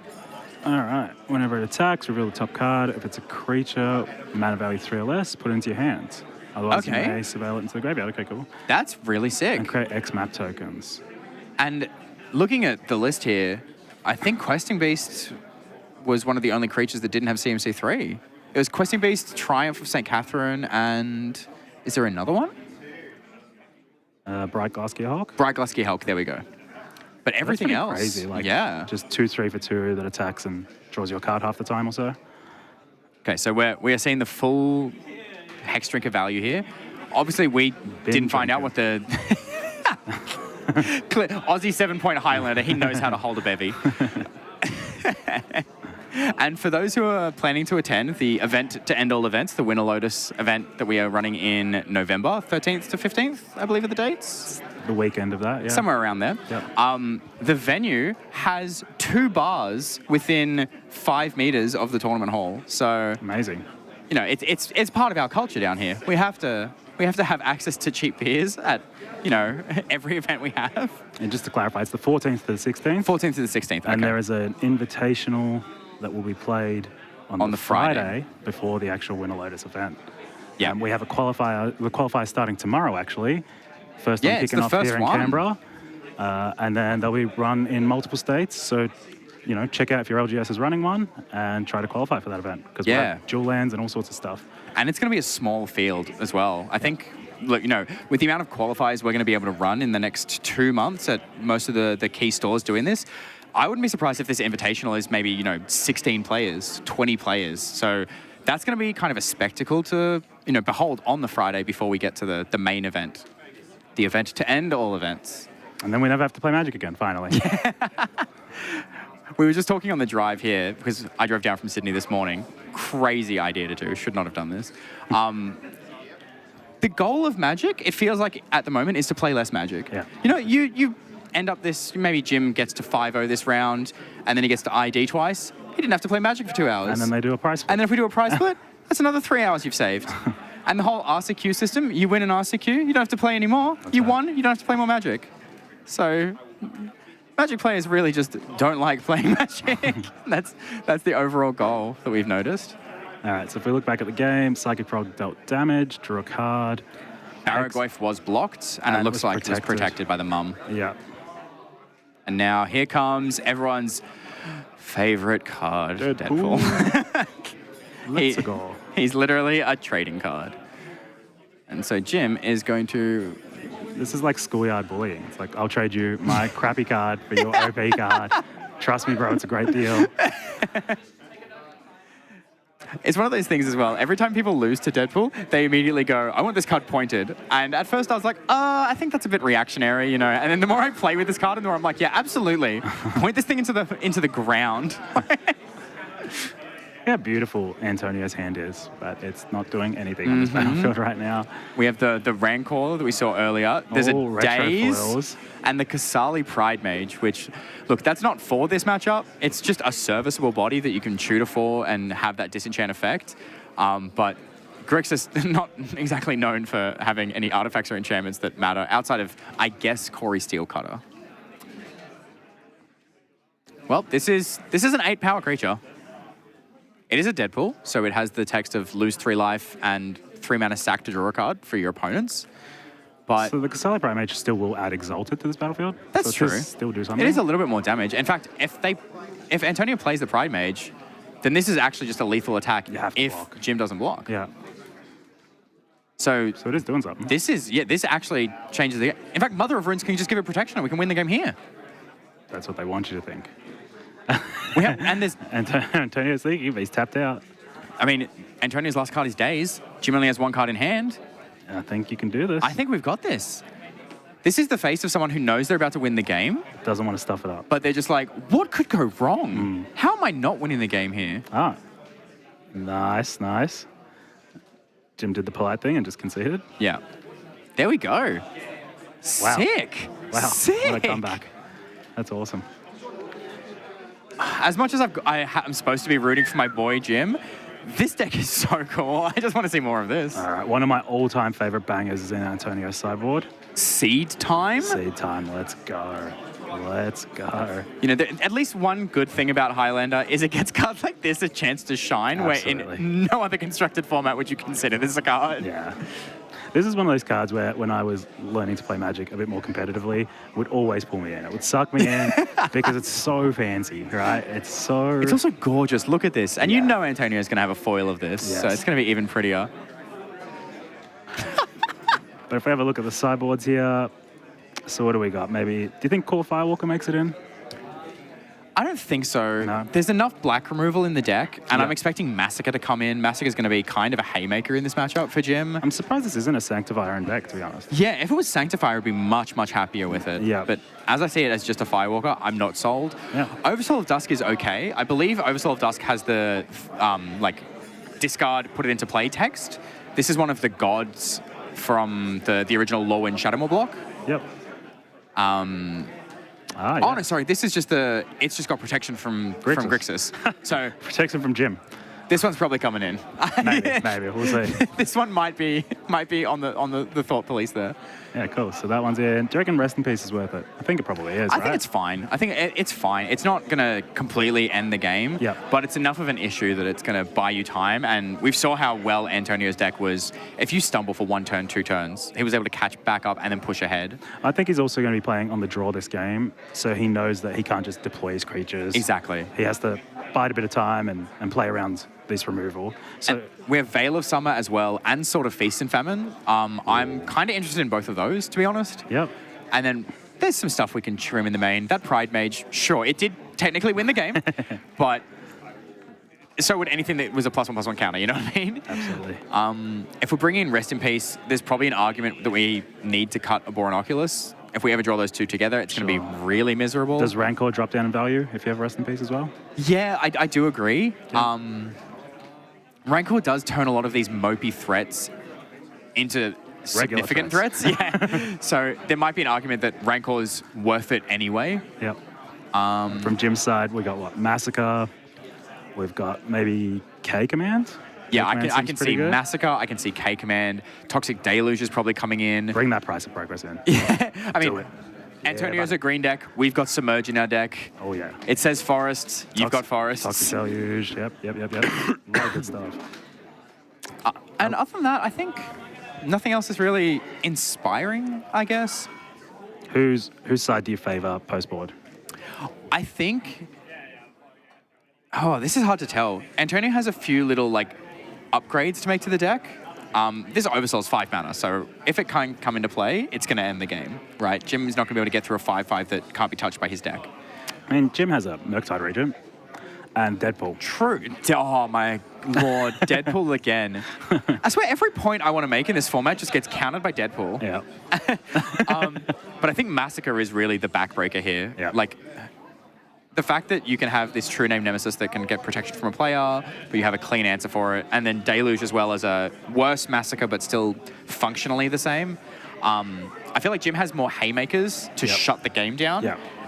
But Antonio has probably a better average draw to progress the game. I imagine this deck's probably somewhat decent into Grixis. Otherwise, 1, Antonio wouldn't be doing well, and 2, they probably wouldn't be playing the deck. So Exactly. They probably know how to approach this matchup, whereas other people have no idea what's going on with their deck. Yeah, I mean, it's one of those things that whenever you start to get accustomed to a format, you understand that there is likely a best deck or a set of best decks, and if you're a dog in those matchups, what are we doing? Why are we playing this deck? You either have to have the reasoning of you think you're good into that deck, or I like my deck anyway and I have fun. Either option I'm acceptable with, but... I mean, you can do a low EV play, I hope to dodge it all day and not play it in the top 8. And, yeah. But I mean, as you and me scouted last round, there's a lot of Grixis in this room. Yeah. Antonio's hand looks great. There's that Submerge you were talking about. Yep. Jim's opener. So I think in Antonio's hand, I saw the Daze again. I saw the Hex Drinker again. Yep. Oh, it looks like Jim won game 1. Did Antonio not see the line to win the game? Oh, wow. Yeah, right. Okay. Interesting. Okay. We've just gotten confirmation that, Antonio conceded game 1. Maybe we might have had the life totals wrong. Maybe Antonio just didn't see it, but that's upsetting. That changes a lot. That does change a lot. Yeah. I mean, being on the play with Daze, I'm always happy to see. Yeah. And then here's the Dried Millet again. We're just seeing the same cards. Yeah. If it ain't broke, don't fix it. Maybe what they did is actually reset game 1 and they're just playing it again. Maybe that's what's happening. Antonio also has Misstep in his hand, so Antonio has decided that even with the pointing up of Misstep, I still want this card in my deck. And to be fair, 1, great card. There is a reason it got pointed. But 2, the psychic damage you inflict by still playing Misstep nowadays cannot be understated. Every time you get misstepped and you're like, you spent a point on this, but like, I was never going to play around this anyway, it hurts. And there's the Sword of Fire and Ice. Okay. Maybe we both brought in both swords. I think this is also the kind of deck that really benefits from Misstep because it really constricts both the number of turns, but because there's a bunch of hate bears, they slow you down, they make you play awkwardly, and then you finally set up the 1 Swords to Plowshares or the 1 Fatal Push, and they misstep it, and it's incredibly difficult to come back because you spent so many resources trying to get the game to that spot, Exactly. and they get the free mental misstep on you. And Highlander is a There's the Fatal super Push. efficient format. Yeah. Everything is low to the ground, so all the removal that is heavily played is going to be 1 mana. Yep.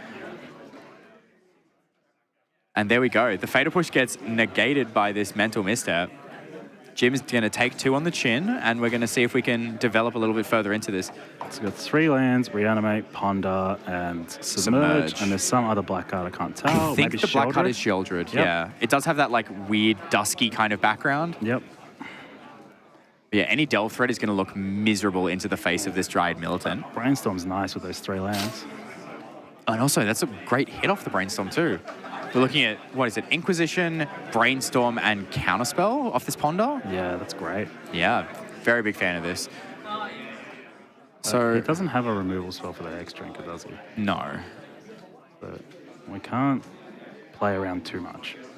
Well, we do have the Submerge. So if Antonio goes for a Fetch Surveil end of turn, we can submerge this Hex Drinker, and you can shuffle that back in your library. I like that. And I hope I don't have to see that again. Mm-hmm. Would you be tempted to wait for Antonio to put some mana into the Hex Drinker first? No, I think if I get the if I'm getting the opportunity to shuffle my opponent's Hex Drinker in, I'm taking it, you know. But I have a feeling that so we're leading with the Inquisition, and so do we do it here? Jim's going to respond, and we're going to no submerge. days either. Amazing. No island. Amazing. What a blowout. Huge. Let's go. Absolutely huge. Do you have to search? I mean, it is a mandatory shuffle with Verdant Catacombs. You don't have to find the card, but you still do have to search, shuffle. so you do have to shuffle. Yeah. So this is going to be very, very annoying for Antonio. We're in that position where you're either taking the daze or I'm dazing, so I'm just going to daze. We're not really doing anything with the mana anyway. Our hand is Celestia Charm, Sword of Fire and Ice. So even if you cast the sword next turn off a land off the top, you're not equipping it. So does this tell us that there's no Island Surveil land in Antonio's deck? Ooh, interesting point. We saw the Lush Portico last game, but we're going to look through the mana base now. And no, I don't see a Hedge Maze. I don't see a Meticulous Archive. Yeah. Yeah, so we just have to play a Trop and bounce it and play it again. That's a bit sad, because that would have been nice to be able to double Surveil there. Yeah. Nice little way to catch back up into the game. And what did Antonio draw there? That might be the Oversoul of Dusk. Oh, yeah. Not something you want to see with 2 lands in play, but... Celestia Charm as well. Celestia Charm, yeah. And a sword. And an Endurance off the top as well. So just like incidentally attacking Jim's graveyard while also applying pressure. Yep. So Jim already down to 12 here. Looks like we're probably going to try and set up for the Sheoldred. Which, look, a 2-1 into a 4-5 is not going to go well for you. But hopefully Antonio can hit some lands. Explain that a bit more? Yeah, so 2 is a small number. Yep. And 4 is quite a big number. Okay, yeah. Sure. Yeah. So for those who need math lessons, that's where you want to be at.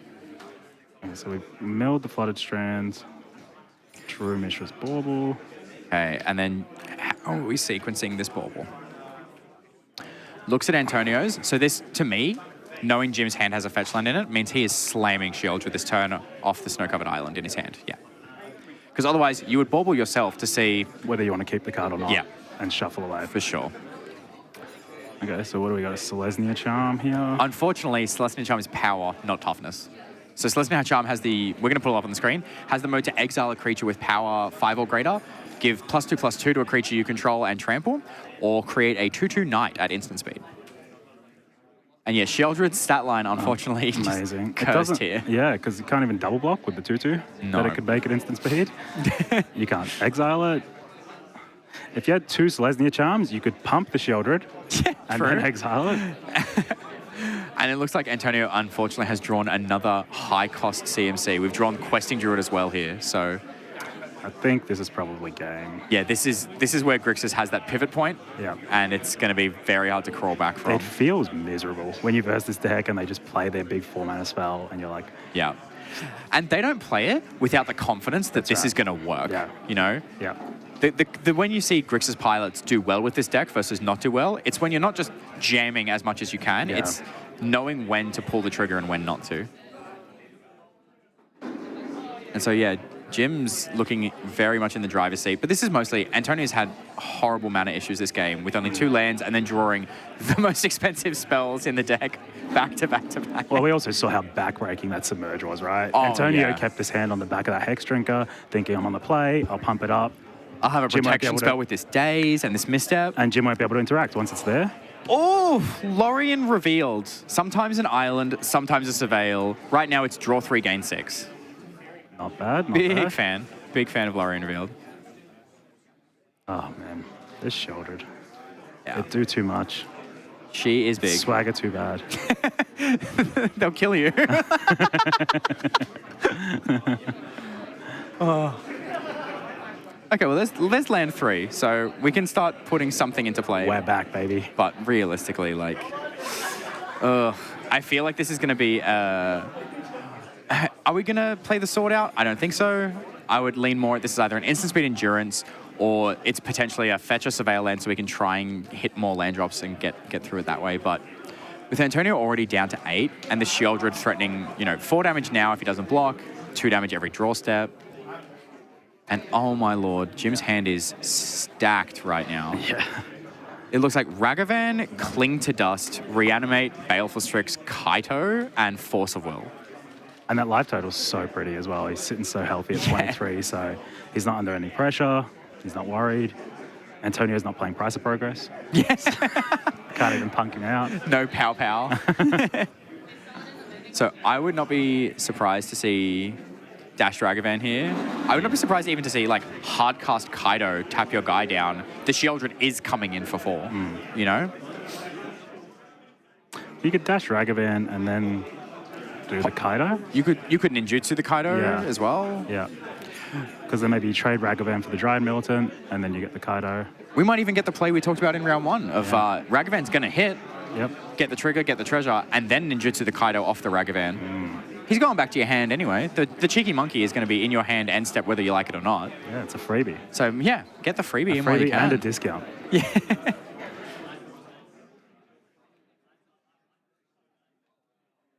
Okay, so this looks like this is going to be the flash in the endurance if we're not getting a surveil land here. Yep. I don't think it changes. I guess it's going to attempt to block. Now, honestly, if I'm in Jim's position, do we think about force of willing this? I think so. Because that Baleful Strix isn't doing much now, right? Yeah. So I think you just pitch the Baleful Strix. And I think he's considering it. Also, for those who don't, follow Jim on Twitter, his handle is Force of Wilkes. He's quite attached to this card. He's played it a little bit.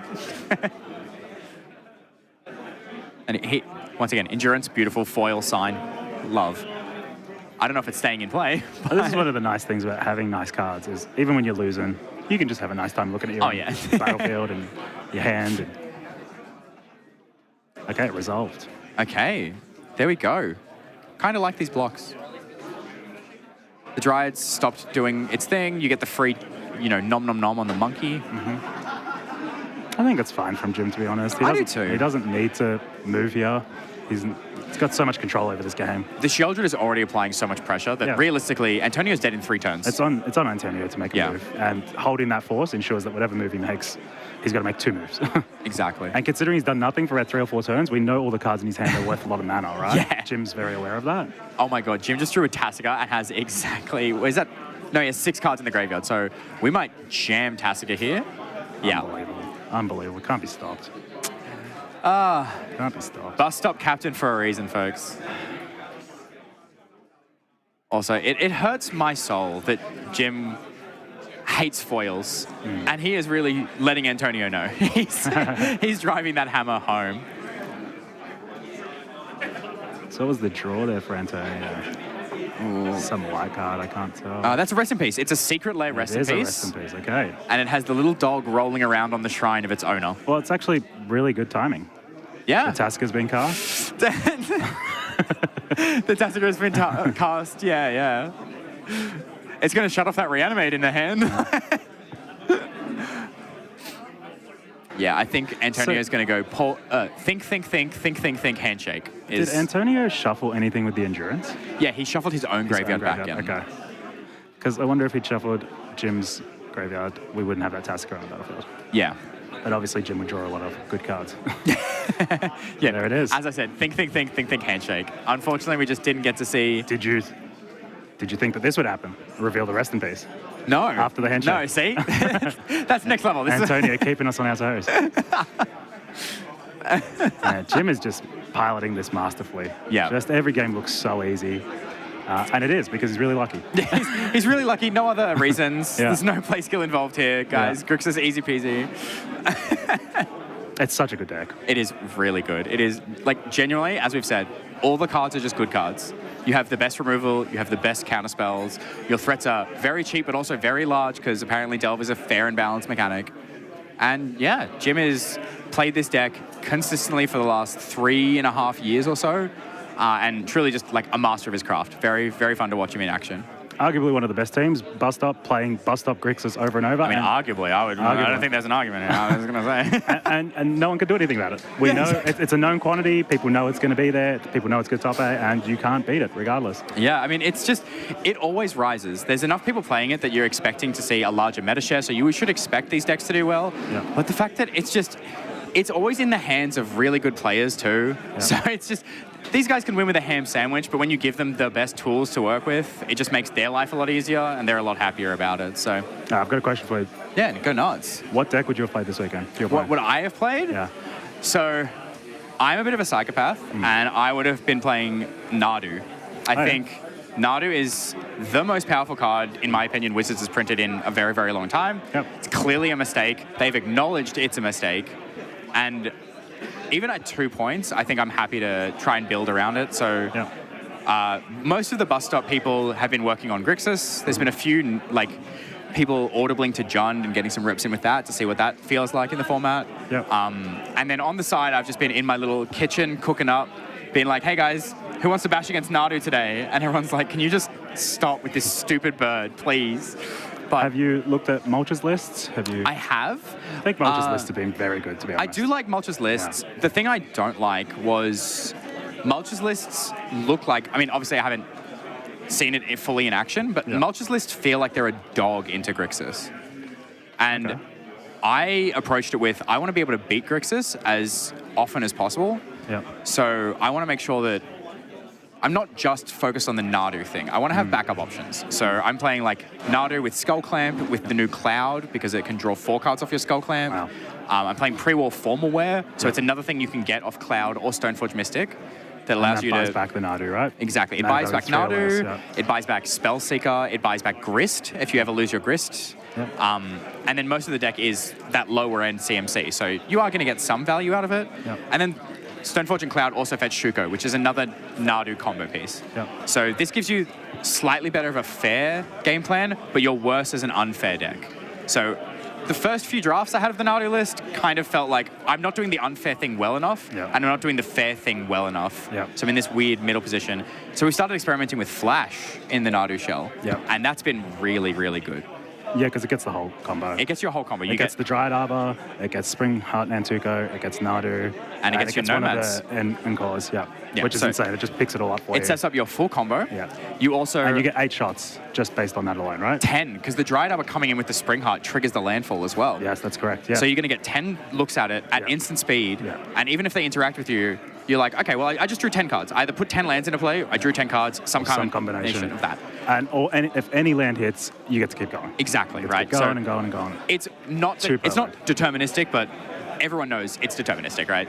And then you also have the natural order package, which isn't pointed, so you can still play like natural order for Atraxa, natural order for Nadu itself, and then because you're playing Atraxa, flashing in Atraxa is fine. Yeah. You know, look at 10 cards, get some cards. We talked about Torsten earlier on the broadcast as well. Flashing in Torsten's pretty sick. So I'm still like working out the details on this deck. I need to run some more numbers, but from the internal testing we've done, it's felt fine. It's felt like this is something that can consistently do well into Grixis. And we're happy to keep exploring options like that. Like if we, basically step one for any brew I throw forward is, can you be 50-50 or better into Grixis? Otherwise, why are we looking at this as an option at all? Yeah. And that's kind of where we ended up. I think like having access to white sideboard cards is really good as well. And playing Grixis, you can feel that hole. You don't get access to those white sideboard cards, and they are pretty powerful against you as well. And so trying to find a good mid-range deck that can keep up with everything else, but then you get access to your rest in pieces and your stony silences and all that. You also get deafening silence, and we are seeing Storm make a resurgence. There's not many Storm players, but the deck itself just keeps winning. I think that's what I would have played this weekend, to be honest, with the inclusion of Tezzeret now. Yeah, the Tezzeret engine in that deck looks gorgeous. Insane. Absolutely. I watched Brennan upstairs in the losers area, because he lost round 2, unfortunately, have a combo line where he had Tezzeret on top of his library and Git probed to sack his LED to get the Tezzeret, played it off a Grim Monolith. Tezzeret went and got LED, and then he LED'd for the... Tezzeret went and got Lotus, and then the Lotus was able to give him enough black mana to cast the Tendrils for lethal. And I was like, oh, this is beautiful. Okay. Yeah, I hate that this exists, and I'm probably going to play 3 or 4 sideboarding slots for you. But white gets these hammers that other colors just don't really get, at the cost of being kind of an anemic color we've seen in Highlander. There's a reason it's not Esper, it's Grixis. Right? Yeah, I think that you don't get much in the form of threats from white. Your threats are abysmal.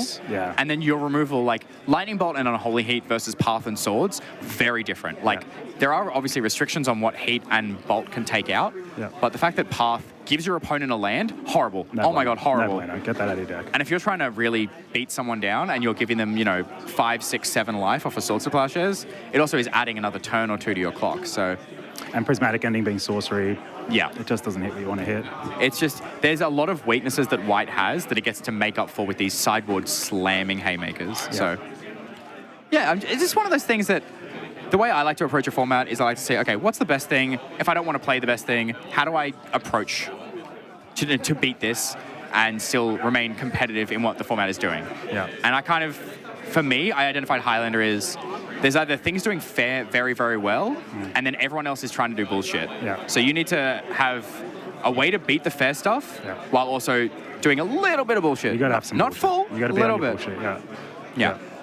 Because otherwise you can't do it, right? You can't keep up. You can't keep playing this game until turn 10, and there's just a specific combination of 2 or 3 or 4 cards, and if they pop up at any time, it doesn't matter how much work you've done, they just undo it all in one go and they win the game. And cards are so good these days. Like, everything is a 2-for-1. Everything is so powerful on rate that you can't play that old control style of, I'll get to the late game and I'll kill you with this 7-mana uncounterable thing that will hit you 3 times, right? Yeah, and it doesn't have to necessarily be a combo finish or something like that, but as we were discussing earlier with the Wasteland package and stuff, some form of inevitability that allows you to check your opponent's bullshit. And it's like, I don't care what you've got. If you've got no lands, you can't do it. Exactly. Like, just a way to make sure the game is literally locked down instead of just like maybe. I've got a huge advantage. Maybe, the advantage I'm 90% to win. Yeah, exactly. I'd rather be 100. I want to be 100, please. Yeah.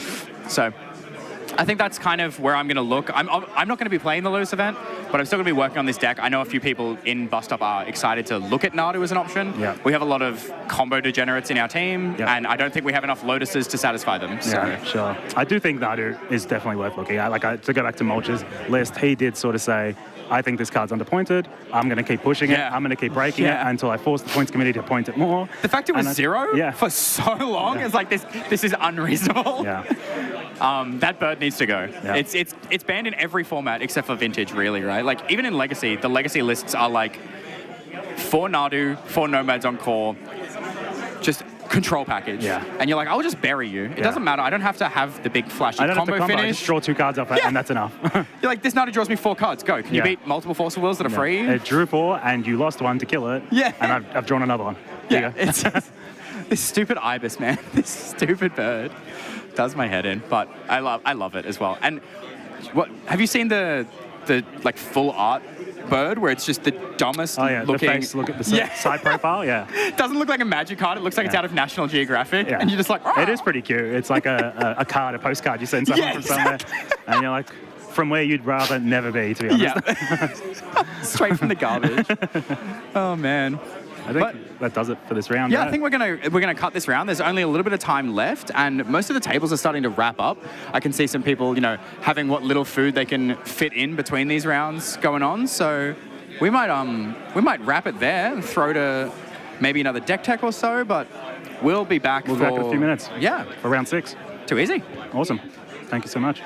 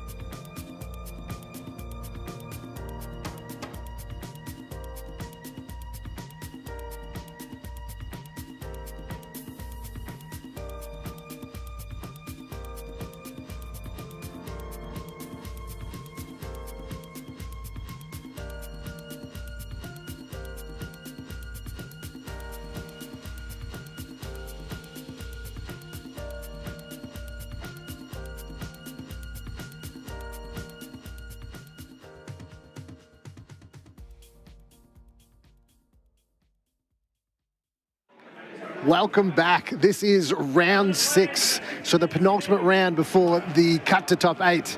We're going to be seeing 2 players that are playing for a probable ability to ID in the last round and lock themselves a position in the top 8, which I'm really excited about. You excited? Yeah, I'm excited that hopefully they'll be able to, the winner of this will be able to ID, but this is a large tournament and we are approaching the round cap, so there are going to be some amount of bashing in the last round, even amongst the X1s, I reckon.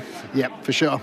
So we got Angus McConnell on our left here playing Reanimator and Graham King on 8-point blue-black. Yeah, what do you think some of the advantages of playing an 8-point blue-black deck are? Getting the extra point. Getting the extra point, that's a good start. And we've got a Gemstone Cavern start from Angus, so lucky. Yeah, even though Graham's won the die roll, Angus is going to start with a land. Graham passes after playing a Scalding Time. Yeah, getting straight into it here. I think that having that 8 points just means that you've got like a larger number of smally pointed cards. So Force of Will, Reanimate, these kind of cards that just mean that you're going to have more instances of incredibly powerful cards in your deck. Yeah, Graham opting not to fetch their end of turn to get the Surveil and looking like he's going to get a basic island or snow-covered island. Ooh. And I think this is to, facilitate a back to basics later down the track. Yeah. Now, speaking of pointed cards that are powerful, Psychic Frog. The Frog. Yeah, Ribbit. That card is, oh my God, so incredibly good. And Angus going to make our job easy here with a Thoughtseize. Yeah. So we see Darkslick Shores, Counterspell, Reanimate, back to basics, and a Quantum Riddler. Yeah, so slow rolling that Darkslick Shores as well, which you'd normally play as early as possible, but Graham thinking, maybe I don't need to play it now. Yeah, I think Graham with the ability to maybe get a basic and maybe deploy the Darkslick Shores later if the back to basics goes away. It's a kind of not huge decision point, I think, but I could definitely be proven wrong in the spot. So Angus choosing the Reanimate, as you, the Reanimator player, don't want your stuff being reanimated from your opponent. That's fair enough, too. And Grief pitching Arduin the Usurper. And maybe we take that back to basics as well, because that card is also incredibly scary. Yeah, it's very scary for a deck with not many basics in it. Yeah, although there is something to be said for the option of just going, you know what, you can put a back to basics into play, and I'll just treat all of my lands as Lotus Petals with the intention of getting a fatty into play and then just going to town. Yeah, so Graham just reading Arduin the Usurper here. Ooh. Do you know what this card does? Oh, I do actually know what this card does. But do you want to run it through whilst I pull it up on the screen? So I believe what this creature does is at the beginning of combat, it gets to choose a creature in the graveyard and effectively reanimate it. Yeah, so it turns it into a 5/5 demon token, and your demons have haste and lifelink, which is pretty incredible. So demons you control have menace, lifelink, and haste, and at the beginning of your combat on your turn, exile up to one target creature card from your graveyard. If you exile a creature card this way, create a token that's a copy of that card, except it's a 5/5 black demon. So even if you exile like a Noble Hierarch at a 0/1, it turns into a 5/5, and then you're able to attack and get the Exalted trigger as well. So sounds like a very scary metamorphosis of Fanatic in some ways, doesn't it? Yeah. And it keeps going every single turn. Keeps going. So Angus here looks like he's run out of gas almost entirely with nothing but 2 fetches to kind of back him up. Whereas Graham's resolving a Consult the Star Charts.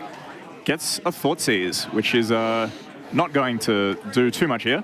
Offering the cut of 2 cards. What do you think about that? Fair enough. It's a very, very skillful play, I reckon. Yeah. 2 incredibly nice people in this matchup. Yeah. Thoughtseize is revealing the Wooded Foothills. Yeah, that's got him. Yep. There's something to be said for, like, when I have the bad card, that just lands in play, just lands in hand, and my opponent Thoughtseizes me. Like, obviously I'm way behind, but I take a little bit of that moral victory. You gotta take the wins where you can, right? So I imagine Angus here is getting another Surveil land. Yeah, now there's some powerful draws up the top here. So Graham is tapped out. And I don't know, does Angus have any fatties in the graveyard right now? Not in the graveyard, but looking more at this deck, this looks more like a slightly more traditional Jund list, which is just harder in on the Reanimate. I think I saw Broadside Bombardiers in the deck. Oh, very spicy. So maybe, nope, okay. There's always something to me where you put the Surveyor, you put the fatty in the bin, and then you untap and draw the Reanimator spell, which is... Yeah, and in this case, we draw a land. Well, that's... But we're putting the land in the bin, but Angus could have the 3rd Surveil land as well. Yep. Hopefully digging. So Graham's got a Murderous Cut, Drown and Lock, and Counterspell. So nothing really happening at the moment as Graham's hand is fully reactive and Angus is kind of bricking. Yeah. So, look, Angus is going to have to draw a bunch of cards in a row to get through Graham's hand, but also Graham's not putting any pressure on, so he's got plenty of time to do so. The Lock counter entering the Gemstone Caverns a few turns late, but it doesn't matter. It's still there. Yep. So lucky. So lucky. I don't know. I don't think that dice is lucky. It's on a 1. Like.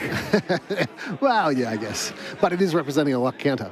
That's true. So Angus choosing to not deploy the Barragoyf here, and Graham has drawn the Harbinger of the Seas.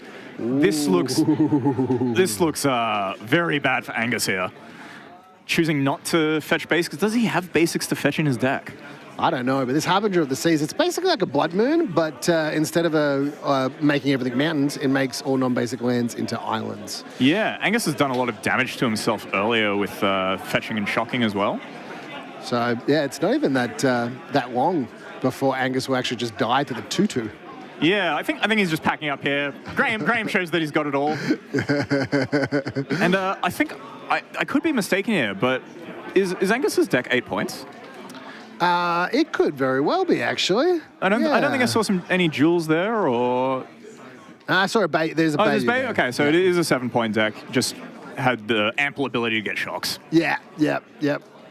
So, yeah, let's talk sideboards here for a second. All right. Because that was so quick. And normally what happens is that the combo deck in the Reanimator, that's got a bit of an advantage in game 1 and then is looking a bit worse off in postboard. I agree, and Graham has access to a combo of his own in the form of Harbinger of the Seas, which is turn off all your opponent's lands against this deck. So that's a pretty good 1-card combo, I think. That's a pretty good 1-card combo. I tell you what else is a good 1-card combo. Choke. Choke? Yeah. Ooh, choke is also a very good 1-card combo. In fact, it's really funny when you have both a Choke and a Harbinger of the Seas in play. Things are not untapping. No, but someone's got a 2/2. That's true. Yeah. So we see a few things that'll come in from Angus. We've got Abrupt Decay, Carpet of Flowers, and Choke. So they're going to be mainstays definitely coming in. We could see a Maddening Hex, but that's more of like a storm type situation. And then probably Red Elemental Blast and Veil of Summer. And the Pyroblast. Oh, Pyroblast as well. Do we have Pyroblast? Yeah. Pyroblast and Red Elemental Blast, yep.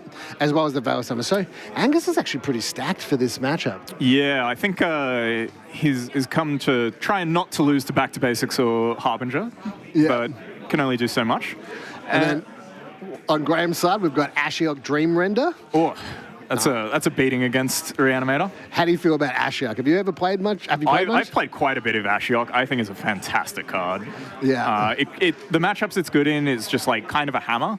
And it being an opposition agent almost in a way that you can deploy proactively and interrupt your opponent's game plan or graveyard, I think is just very powerful as well. Yeah.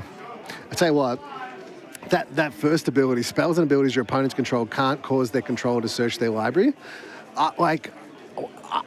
When I play against that card, I'm like, you know what? Fair enough. I can't use my tutors. You know, that's fair. And fair enough, you're going to exile my graveyard. But, oh, my God, I can't use my fetch lands?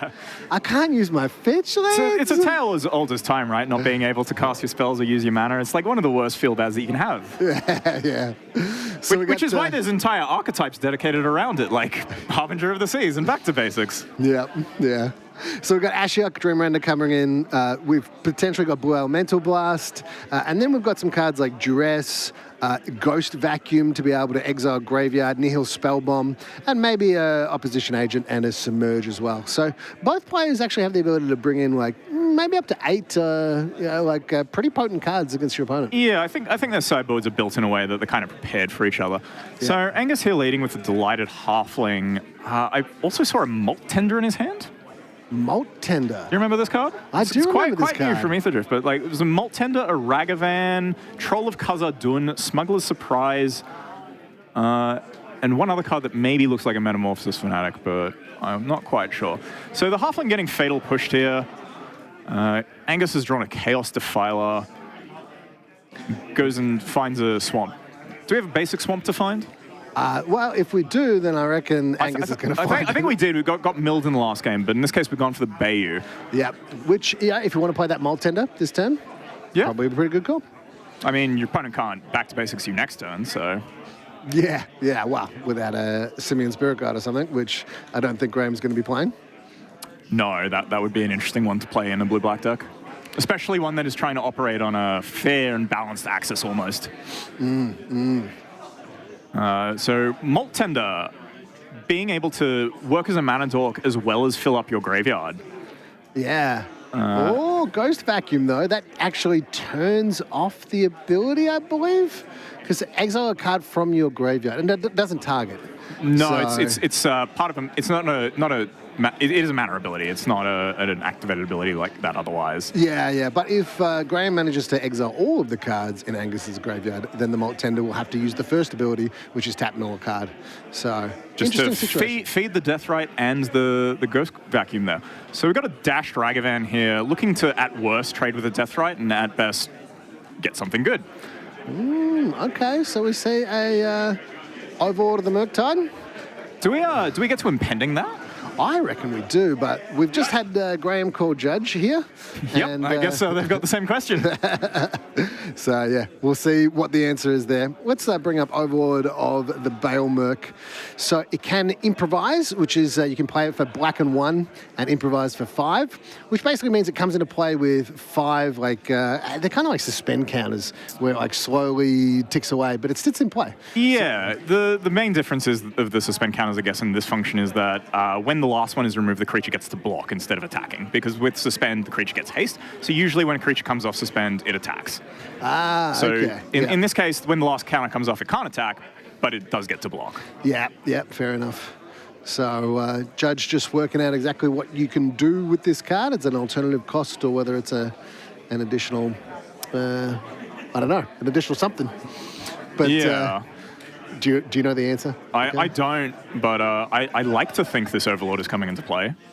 I think it is. I would be pretty happy if it does, especially because Angus's hand otherwise is a bit of a clunker at the moment. Can maybe get like the next land to start casting this Chaos Defiler, which is pretty good, mind you. Yeah, Chaos Defiler. That's another great card. Yeah, it really helps cement any kind of fair game plans or matchups that like you might be worried about. And Angus getting the basic swamp here. There it is, the basic swamp. I am protected from your Magus of the Islands. Well, it is in Graham's hand. Yeah, okay. And the Malt Tender as well, helping insulate against that.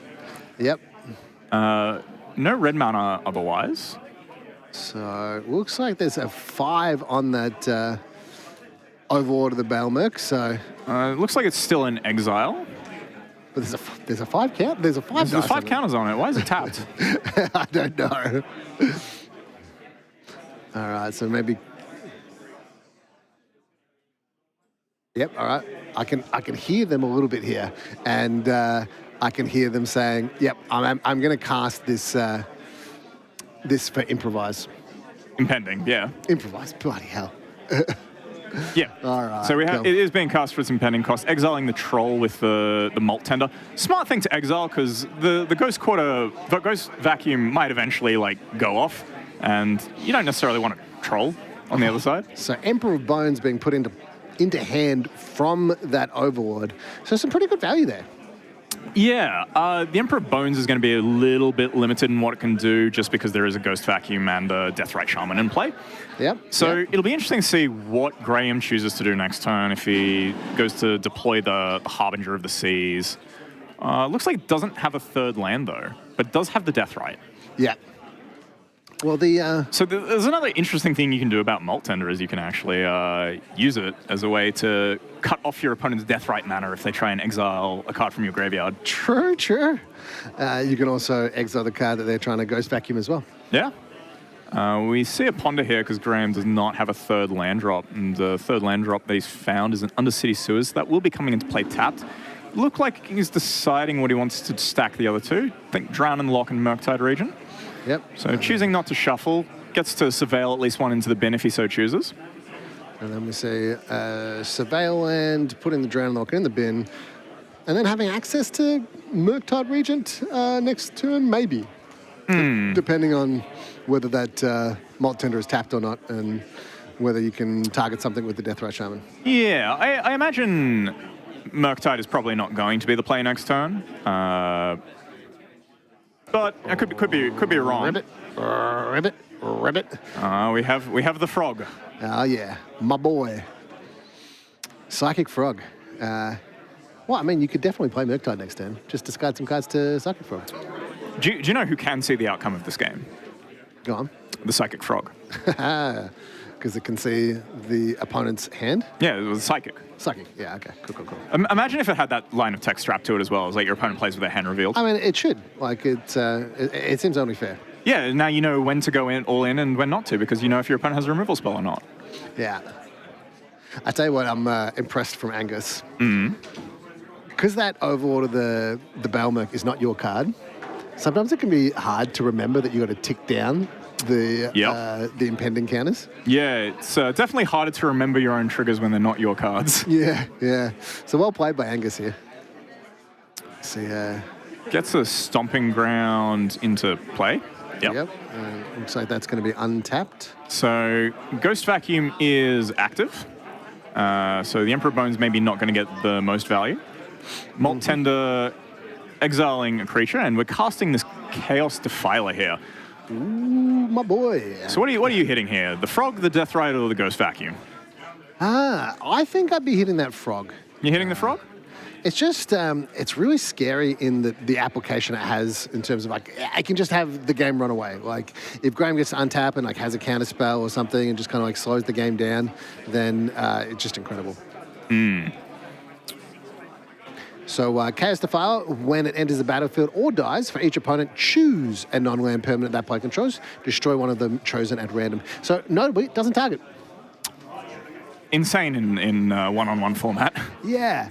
So that Chaos Defiler coming into play, Graham had to activate his Ghost Vacuum in response, because if Angus chose to exile the Ghost Vacuum, then Graham wouldn't be able to respond. Because it's a choose, it's not a target. So it's just the ability is resolved. Yeah, heads up play by Graham there, making sure to get maximum value no matter what Angus chooses. And Graham's been put in an awkward spot here where he's gonna, if he deploys this Harbinger, it's not necessarily good for him, as he's kind of lost control of the board. Yeah. So we see the double whammy here of Ledger Shredder into Murderous Cut. Gets to connive. Yep, so that Chaos Defiler is going to get a dies trigger as well, because, you know, you can't just have it come into play effect. Yeah, and because it's, as you pointed out earlier, it doesn't target. If Graham wants to do anything before the trigger goes on the stack, it's going to be a bit awkward. Chooses the Ghost Vacuum, and we discarded the Harbinger, which I think makes a lot of sense given the current board state. Yep. And Graham running out of resources. So I think he is going to be a bit reliant on this Murktide. Yep, so that trigger has resolved. It looks like there was a little bit of shortcutting going on there, where Graham was just saying, yeah, I'm going to exile your Chaos Defiler before that trigger resolves. Yeah. Otherwise, it would have been pretty disastrous with that Emperor of Bones. Yeah. So, Smart move. And Death right here, there's no green mana to exile creatures. Good point. So we see an exile with the Malt Tender and then Fury coming out. Yeah, Angus has got enough mana and whatnot, because he's in the mid-range shell, so he can just start casting his spells. Doesn't need to be cheating them in all the time. Yeah, good point. Just gets to Fury the Ledger Shredder, threaten a Ragavan hit. Yep. Graham opts for the trade, and I think his plan is just going to be this Murktide in his hand. And we see a tick down on that Overlord just in time. In time. Get Probe to reveal Metamorphosis Fanatic, Emperor of Bones, and Smuggler's Surprise. Smuggler's Surprise. Oh, that's got a lot of text. How do you reckon you go remembering all the text on Smuggler's Surprise? I believe it reads 7 mana, I lose the game. Okay, yeah, fair enough. So single green. Sorry, 8 or 9. 8 mana, I lose the game. Yeah, cool. So you mill some cards, put some things into your hand, and then put some stuff into play. It does a lot of things. Seems powerful in a deck full of fat creatures. Yeah, for sure. And so, Murktide coming down. How you feel if you're in Graham's spot here? Not good. And the main reason for that is because of this impending Overlord. Yeah. But the other reasons include being Hellbent, opponent having 3 very high impact cards, and losing on board. Okay, so 1 or 2 things that maybe put Graham behind the 8 ball. Yeah. So Angus has drawn a tapped land, which means doesn't have the ability to cast the Metamorphosis Fanatic if he wants. Still gets to feed the Bloom Tender, but like honestly, this Bloom Tender could just start putting cards in the graveyard to try and make this Emperor of Bones better. Yep. You got lots of options available here. If you play the Emperor of Bones, though, particularly if you play a pre-combat main, you either have to target a card in your graveyard or you have to grow that Murktide Regent. So you can target the Misty Rainforest or Ghost Vacuum and it wouldn't grow the Murktide Regent, I believe. It's only instant or sorceries? I believe so. Okay. I think, is Emperor of Bones a May effect? That's, I'll look it up now for you. Maybe up to 1. But anyway, he's chosen to target the Ragavan, which I think is reasonable. And Graham packs it up. He's seen enough. I've seen enough. The Overlord's coming off impending next turn. And so one really powerful thing about these reanimated decks is that they can always just reanimate your creatures. Yeah. And, in this case, it was a Ragavan, but you can just always... If your opponent discards it or not, make it yours. Like one of the, I guess, plan A for Angus is I'm going to pitch cast my Fury, kill some things, and then I'm going to reanimate it, put a Fury into play, like wipe your board. But this game, Angus is like, I'll just cast it. Yeah. 5 mana. Don't have to pitch anything. Yeah, well, the Mana Dork stayed around. He hit his land drops on time, and that's normal Magic was kind of played. Yeah. And that is one thing Angus's deck can definitely do, is it can definitely play a fair game. Yeah. Do you reckon you try and play more of a fair game or an unfair game against blue-black? I tell you what I reckon I would do. I would shuffle my Overlord with it. There we go. There we go. that's I think I'd rather start with an Overlord with one impending counter in play. Like, that sounds pretty good to me. Yeah, sometimes I like to present 59 cards. I've been known to do it and then get a game loss. Oh, yeah? Yeah, it's happened. I think it's an experience many players have had. Yeah, it's not a fun experience. No. It's not one that I care to repeat. But sometimes we still do it anyway. Yeah.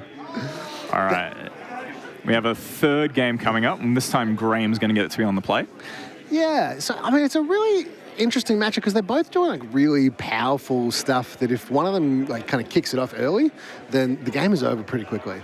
But if they don't, then we get this, like, kind of grindy back and forth where both of them are eking out value. So I see here from Graham, a Swamp, Deathrite, Brainstorm, Harbinger of the Seas, Drown in the Lock. Not quite sure on the others. So we have a Gemstone Cavern start again from Angus. So lucky. Graham leading off with a Deathrite. Misty Rainforest and Submerge looking like the other two cards in Graham's hand. Angus with a Once Upon a Time, Molten Collapse, Stomping Ground. Land that he looks like he's debating to play is Basic Swamp, so that's a good one to have. Plays the Stomping Ground. So Submerge, if an opponent controls a forest and you control an island, you may play Submerge without paying its mana cost. So with that Stomping Ground in play, Submerge is on as soon as Graham plays an island, which I'm sure is going to happen at some point. Yeah, it looks like the other two cards in Angus's hand are Animate Dead and Nevergoyf. Okay. So got some action, and we draw a Fury for turn. So one thing Graham as well is probably interested in doing is firing off this Submerge before he plays the Harbinger. Explain to me, what's going on there? Well, the Harbinger turns all the non-basics into islands. Okay, yep. Which means Graham will not have a forest. So Angus won't have a forest. Okay, yep, I get you. So you have to play the Submerge, otherwise you're going to be playing it for 5 mana. Yeah. So what we call in the business a non-bow. A non-bow. Have you ever played Submerge for 5 mana? Full retail? No, I don't think so. I definitely have. How did that game go for you? Well, I won that game despite thinking that my opponent had forests in their deck, which they did not. You know, sometimes you play terribly and get rewarded. Sometimes. Graham fetching and firing off the Brainstorm because it had to lead on a basic swamp. Yep. So looking for that third land. Has found it. And a Brazen Borrower / Petty Theft as well. Yeah, and a Barragoyf to go with it. So plenty of options available to Graham. I really appreciate the choice of basic lands that Graham's gone for. Yes, Cold Snap, Ice Age Snow Basics, very nice. Yeah. Sometimes I like to use Ice Age non-snow basics. It really throws people off. Okay. Yeah. Yeah. There's some disgusting basics out there you can use. So the end of turn Brainstorm into the Harbinger. And with the Harbinger on the stack? We're gonna have to call judge there, I think. Yeah. Yeah, looks like they didn't quite get it in there. Yeah. So we'll get that sorted because it looked pretty clear to me that Graham resolved that Harbinger first. Yeah. And then tried to play that Submerge. Yeah. Which is going to be a huge difference in this game because that Malt Tender is going to be able to tap for mana that is not blue. Also, it's going to be able to fill up that graveyard, fill up for the Nethergoyf. And funnily enough, if the Malt Tender was, still in play and the Submerge has resolved, you can always just mill the card that got submerged. True. But I think the thing that Angus has, which is kind of like the trump card he's maybe holding on to for this Harbinger, is the Fury in his hand. Ooh, yeah. So you don't need to have islands in play. No? You can have islands in play, sorry. You will have islands in play. You will definitely have islands in play. We all have islands in play. That's what we strive to do in our lives. But Fury does not require islands. It requires an additional red card, which is not too bad. Yeah. So we got 1 basic swamp, 2 islands, and then that Malt Tender, which is able to tap for mana of any color. Yeah, we're going to have an Overlord of the Bale Merc come on in pending, because we do have the basic swamp. So I tell you what, I said it before that I'm impressed with Angus's ability, considering he might not have Overlord of the Bale Merc in his deck, but it turns out there's a reason why he's actually pretty good at remembering that. He had it anyway. So it gets the Troll of Khazad-dûn, because we can't get Fable of the Mirror Breaker, or Once Upon a Time, or Carpet of Flowers. But, we hit. We hit. And that is a land. That Carpet of Flowers, that would have been all right. Yeah, play that Carpet of Flowers first main and then go to second main, get 2 islands, two additional green sources. Maybe the blue-black back-to-basics deck should be splashing green for its own Carpet of Flowers. Could be. Yeah, that'd be pretty funny. Just turn all your opponent's lands into islands and then get a lot of mana from Carpet. Yeah, why not? So the Troll of Khazad-dûn here looks like it is going to be cycled. Yeah. He's thinking about it. Okay. Does he have second basic swamp to get? Let's have a look. I'll look up his deck list here. No, we've only got the 1 basic swamp. Okay, so he's going to be able to find an island. Yeah. A solid island, solid choice. Gets a choice of islands, but choosing not to do anything with it. Graham's drawn a Murderous Cut. Well, that could be somewhat useful against this Malt Tender, which is kind of keeping him a bit in the game. Yep, or just play at the Barraglyph because it can do a lot of work. Yeah, that's true. This is definitely big. We've got instant, creature, land, enchantment, sorcery. It's a 5/6. 5/6. It's a big boy. And is that Nethergoyf the same size? Not quite. It doesn't have land in the bin. Okay. But it does have the other 4 types now that the Troll has entered the graveyard. But Angus here also does have the Animate Dead in his hand. Yep. I am wondering if his plan is going to be to animate this Troll. Oh, but a bit Troll in the way. Yeah. So look, if you're going to jump in this match at this point in time, which side are you choosing? Based on what I can see from both players' hands, I think Graham is a slight favorite. But this could change very quickly if that Harbinger comes off and Angus has a good series of draws. Graham does have a lot of interaction in hand. Angus, however, may choose to not kill this Harbinger just because he does know about the Submerge. Yep. And doesn't necessarily want to turn it on. That's fair enough. In some ways, that Harbinger is actually helping Angus more than it's hindering him. Yeah. So. I mean, we're exiling the Molten Collapse, which is going to shrink the Barraglyph as it's the only sorcery. Yep. Shrink the Nethergoyf as well. Shrink both of them. We can have a degenerative Goyf battle. Drawn, is that an Obsidian Shamar? No, it's the Fury from earlier. No, mate. And... no, I don't know what that card is. Yep. Is that an Animate Dead? I know that one's Animate Dead. What he's drawn for the turn, not quite sure, but looks like he can cast it. I think it's Reanimate, actually, from the Commander Series Black. Ah, okay. nice and foil. Reanimate being a point, and a very powerful point at that. I could see that card going to 2 points. Part of me here wants to take this Deathrite out of Graham's bin, and Angus agrees. Interesting. Okay, so I want another red source. Well, giving the access to just a second coloured source effectively is huge, especially through this Harbinger of the Seas, which has turned off your own Submerge, which means that like you're allowed a bit more free reign, and you can probably race this. For sure. So I mean, you could even just trade with the Baraggoyf and have a good time. Yeah, we got Reanimate on that troll, putting Angus to 10. But 6/5 that can't be blocked except by 3 or more creatures. Yeah, Angus remembering to take off the impending counter from the Overlord.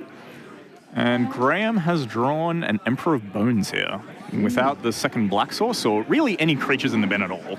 Yeah, there's been a lot of like creatures that were in the bin. Yeah, Graham doing a double check. Yeah, Graham doing a double check, and this Deathrite coming out of the bin is also quite awkward for this Murderous Cut. Just like cutting off that extra Delve resources can be quite a bit. So going for the Murderous Cut on the Troll. And we're going to see like an exile of a couple of cards there. Yep. No, not all of those cards. We might have to call. Yeah, no, was it? Yeah, almost all. Yeah, almost all. You got to all the cards are in the graveyard, but the Murderous Cut definitely. Imagine if you could delve the card on the stack to reduce its cost. Yeah, I'm not sure how that would work, but it would be pretty painful, I imagine. So we got that Baraggoyf coming into play now. You could see like a chump block with the Netherglyph. You could see a chump block with the Deathrite Shaman. You could see just like letting it hit, but. All right, so I think you don't want to let the Baraggoyf connect just because it starts filling up the graveyard. It gives you more targets for the Deathrite, I guess, or even more things for you to reanimate. But what is interesting here is that the Baraggoyf, I believe, is a 3/4 because there are no lands in the bin. The Malt Tender as well, having the ability to exile cards in order to produce mana, can shrink the Baraggoyf. So I think what Angus is going to do here is actually hardcast this Fury to take out the Baraggoyf. Yeah, one of the problems, though, is I can't see any lands there. So that Deathrite Charmer doesn't actually tap for mana. But the Malt Tender does. Okay, so that's one red. Oh, it's one red. That's true. We are out of another one. Yeah. So, interesting spot here. We see a... Escaped Netherglyph. Got instant sorcery creature enchantment in the bin for Angus. So he can actually bring back his Netherglyph and shrink his opponent's Baraggoyf as well as... What a weird situation to shrink a Baraggoyf that much. Yeah, this is what happens when you have Netherglyphs and Baraggoyfs and they all start shrinking each other. Yeah. Truly degenerative magic. And that... all right, did we see... No, we missed that trigger on the... Missed it this time. It's hiding down in the shadows. I missed it myself. Yeah, that card's so hard, and I've been really impressed with how well they've done in remembering all these triggers and setting up all these different cards. There's so many things going on in this match. Oh yeah, and there's so many things going on in Highlander. So Graham choosing to shuffle with the Ponder, draws a Reanimate of his own, and there is nothing in the graveyard. the Reanimate deck has taken everything out of his own graveyard. Yeah, what a weird situation. So, do you like maybe Brazen borrowing the Deathrite back to your hand? Oh, I like that. I could see that. Yeah, for sure. Bit of petty theft. Yeah. So luckily our Baraggoyf is bigger than our opponent's Netherglyph, and we can grow our Baraggoyf. They can't grow their Netherglyph off our attacks. So we see a milling of 2 cards here, which weirdly could actually turn on the Deathrite Shaman if a land is put into the graveyard. Ooh, that could be really bad. But if enough cards are put into the graveyard, you could get 2 card types, which might make the Baraggoyf a 5/6. But alas, it is still a 3/4. 3/4, okay. With that Prismatic Vista going to the graveyard. Yeah. So Graham holding up Drown in the Lock and Petty Theft as interaction. Are we going to see an activation on this Malt Tender to maybe put a card in the graveyard? I think you do, just to, give activations to both your Malt Tender and your Deathrite, plus being able to grow the Netherglyph. Just gives you more options overall. Yep, plenty of options available here, including now the ability to hardcast that Fury. Unfortunately, no, because the Deathrite can target the Prismatic Vista, Malt Tender gets eat the Wooded Foothills, and this Drown in the Lock isn't going to be able to counter it because there's no graveyard. Yep, makes sense. And looks like that's what Angus is going to do. He's taking out the Prismatic Vista, shrinking the Goyfs by exiling both lands. Yep. And then we see... Do you attack first in this situation? I don't know, but I think I would tap 5 mana for my Fury instead of 4 mana. So we might just have to get a judge in there just to confirm that the correct amount of mana is being paid for that hardcast Fury. God, imagine if Fury was 4 mana. Yeah. That's right. We've got the 5th land tapped now. Also, probably not attacking with another Goyf now that I think about it. It would have been too small. This is a 1/2. Oh, it's a 1/2. Yeah. We got instant sorcery. Well, no, it's a 0/1 at the moment because it's only our graveyard. No, it's just a 0/1. Yeah. It's just a little guy. I like your plan of not attacking with the 0/1. Yeah. We're gonna... That petty theft is the petty theft or the Dranon the Walk. No, Dranon Walk can't counter anything. I could counter a Chalice of the Void on 0. Chalice of the Void on 0, a Mishra's Bauble. Yep. Cards which do not appear in Angus's deck, I don't believe, or I'd be surprised if they did. Looks like Graham's in a bit of a predicament here and trying to work out how best to use this Brazen Borrower. I think maybe he was thinking he was going to save the Barrow-Goyf. Yeah, look, but you can't target your own things. Petty theft is only bounce an opponent's thing. Maybe it's possible that Graham spent as long thinking about it as I did and came to the same conclusion. It's just not doable. Yep, that makes sense. Bouncing the Deathrite back to Graham's hand. Which was, I like that play. Putting an enchantment in the bin. Yep. Which could have actually saved the Nethergoyf now that I think about it. Barrow-Goyf. Oh, no, sorry, it was a 2/3, instant sorcery, so it would have been 3 because there was no lands in the thing. Oh, okay. But we get to reanimate the Barrow-Goyf, which is now bigger because of the animate dead in the thing. There's so much stuff going on. We've got a blue elemental blast as a way of dealing with this Fury. Yeah, that seems good too. Puts another creature in the bin as well, mind you, but I guess we can do this all at instant speed. So notably, Angus is back down to single swamp, plus the Malt Tender to be able to tap for green or red, but can't play any double black spells and can't play any other spells that have double mana costs. Yeah, and this Smuggler's Surprise, I believe, needs 2 green mana in order to fully get off the table. Yeah. He might end up just having to cast it for drawing cards, effectively. I think it's time we go through this card. So Smuggler's Surprise, it's an instant. You got to pay single green to start with, and then it's got Spree, so you can pay additional amounts of mana to do additional additional parts in that spell. So the first one is 2 for mill 4 cards. You may put up to 2 creature cards or land. And or land cards from among those mill cards into your hand. Then you can pay 4 and a green. You may put up to 2 creature cards from your graveyard into the battlefield. And then 1 creatures you control with power 4 or greater gain hexproof and indestructible until end of turn. Yeah, so Graham's drawn for turn, drawn Undercity Sewers, which does come into play untapped, as it is a basic island. Well, it is an island, thanks to this Harbinger. Yep, okay. 2 cards in Angus's graveyard for this Drown in the Loch. Which, interestingly, I believe has a CMC of 1. Okay, the Smuggler's Surprise has a CMC of 1? I believe so. I don't know. That's going to be one for the judges. I think they've just called for it. Yep, that makes sense. I'm glad the players are equally as confused as we are. Yeah. Look, a lot of stuff going on. Yep. Wants to ask away from the table. He's got the read. Yeah, look, fair enough. So we're not going to speak too highly here. We're just going to keep an eye out because the players are actually just to our right here, so in a closed door. But because Angus has come out of the room in order to ask this question of the judge, we're not going to be talking about the actual cards in Graham's hand. No, instead we're going to be talking about our wonderful producer Marcus, who is just a fantastic human being who did say we would talk a lot of shit about him on air. Oh yeah. So we should instead give him compliments, I think. I think so, yeah, because he asked us to be mean and say really bad things. But in reality, he's just really good at his job. Yeah, he is. Actually, a lot of this is a lot of what we've seen in Australian Magic in terms of coverage actually comes from Marcus. Yeah, he does a fantastic job doing it, and it's understandable he keeps getting hired. Yeah. He actually, so it's about a 7 or 8 hour drive from Melbourne to Canberra. Marcus actually lives in Melbourne and drove up with all of his equipment in order to be able to provide coverage for this weekend. So, yeah, shout out to Marcus. I think we're about to have another judge calling. Yep, doesn't have the second green for the Smuggler's Surprise like I thought it did. Okay, so we've got that judge coming back, just making sure that we're all doing the right things. Yeah. Look, Look, when you've got this many different islands in play that are all functionally identical, it can be difficult to work out what mana you actually do have in play. Yeah, and whether you actually now have to play the spell or not. Like, I believe as you choose your modes as you cast the spell. So if you announce illegal modes, it gets rewound. That makes sense. That makes sense. But it does get drowned and locked anyway. Okay.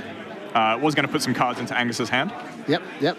So. And they're currently doing some Goyf math. Goyf math. All right, so Angus has an instant and an enchantment. And no longer has a Goyf. Okay, so I missed there. What happened to that Goyf? What happened there?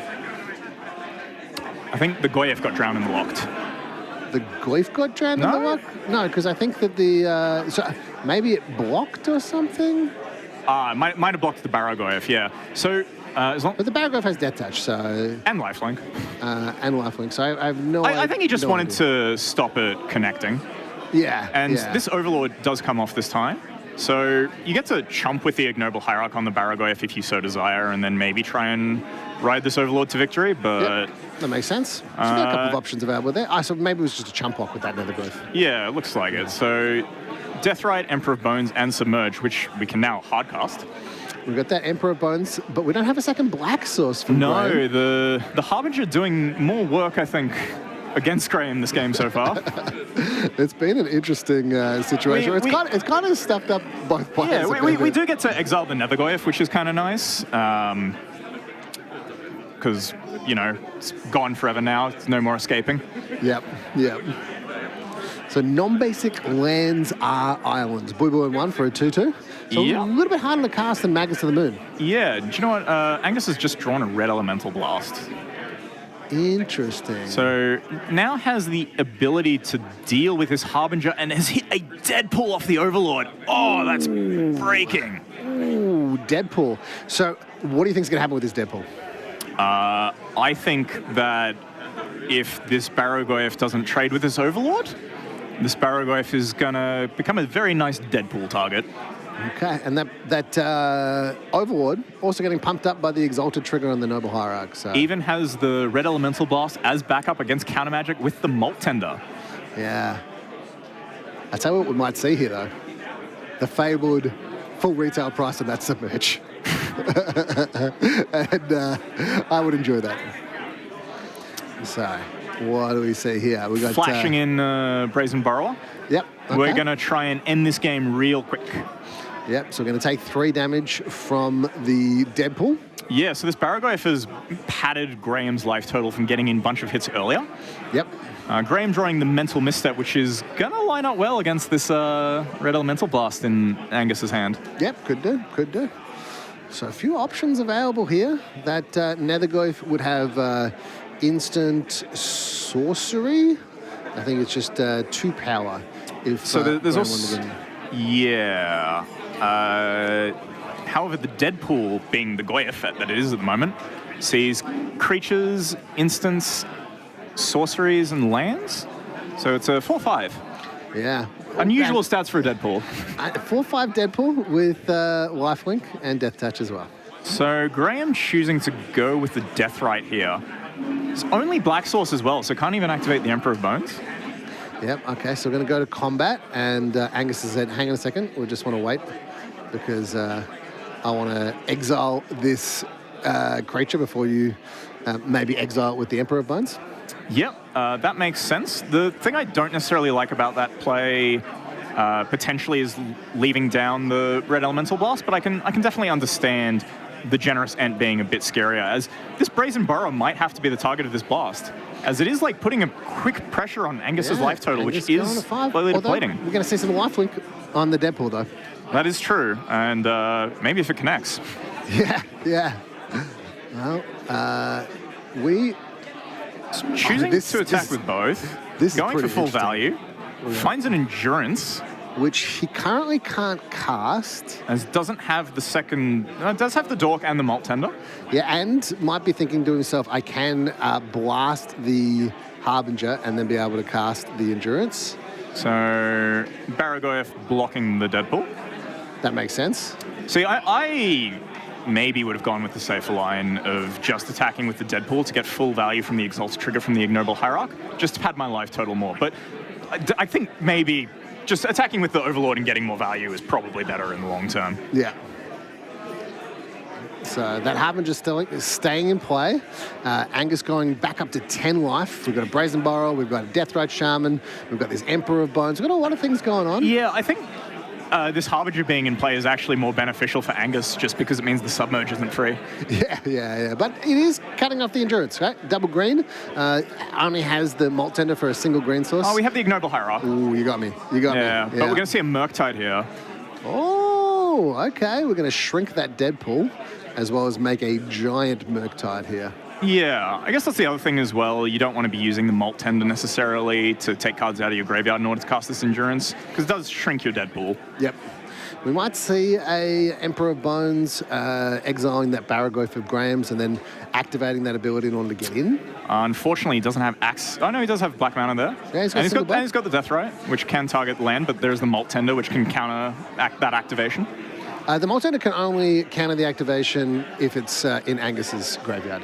So the Barragoyf in Graham's graveyard can be exiled by that Emperor of Bones. Yes. Sorry, I was talking about the land ability for Deathrite Shaman. Yes, the land ability from Deathrite Shaman can't be activated, so... Yeah. Choosing to exile an enchantment? Okay. Interesting. And flashing in the Endurance. Yeah. Shuffling in his own graveyard. Okay. Interesting. Yeah. Oh, yeah, because would they be exiling and then making the Murktide region grow, maybe? Well, if you targeted your opponent's graveyard, the Drown and the Lock would definitely grow the Murktide region. Yeah. Barragoyf, not so much. But, I don't know, that thing's kind of scary. Your opponent's got down with, effective lethal. Yep. So we see a Hardcast Grief here to have a look at Graham's hand, which we know the Submerge is in there. It's been in there for quite some time. Shows the mental misstep, and Angus is going to have to consider this given that he's got the Red Elemental Blast. And, which makes sense. Yep, chooses to go for the misstep. I like it. Graham's currently paying full retail for this Submerge. But that's, I hope we get to see that. I hope we get to see that. All right, so Barragoyf Deadpool coming in, and what will we do? I guess you don't want to attack with the Overlord because the Murktide just kind of chumps it, but we don't have cards in our graveyard at the moment to use the Malt Tender in order to Blue Blast something, which can be slightly worrying. So we see an activation on the Emperor of Bones, putting the Nethergoyf into play. I think we've just got a chump blocker for a turn. Yep, that makes sense. And we've got a double chump block. Yeah, Graham wanting to lose the Harbinger here so that he can get the Submerge online, I believe. Yeah, and because it's shrunk so much, that Deadpool is actually pretty small. Yeah, does get the Exalted Trigger, hopefully, and does put the Nethergoyf back in the bin. And we've not seen any green mana out of Graham so far, so the Deathrite's not necessarily going to be able to get rid of it.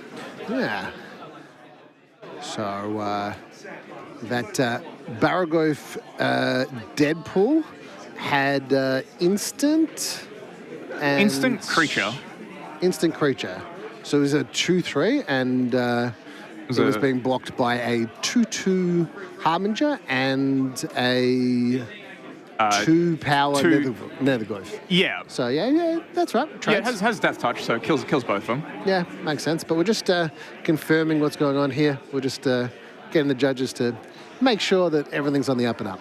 Yeah. So you have unlocked your mana now as well, so you can blast the Murktide.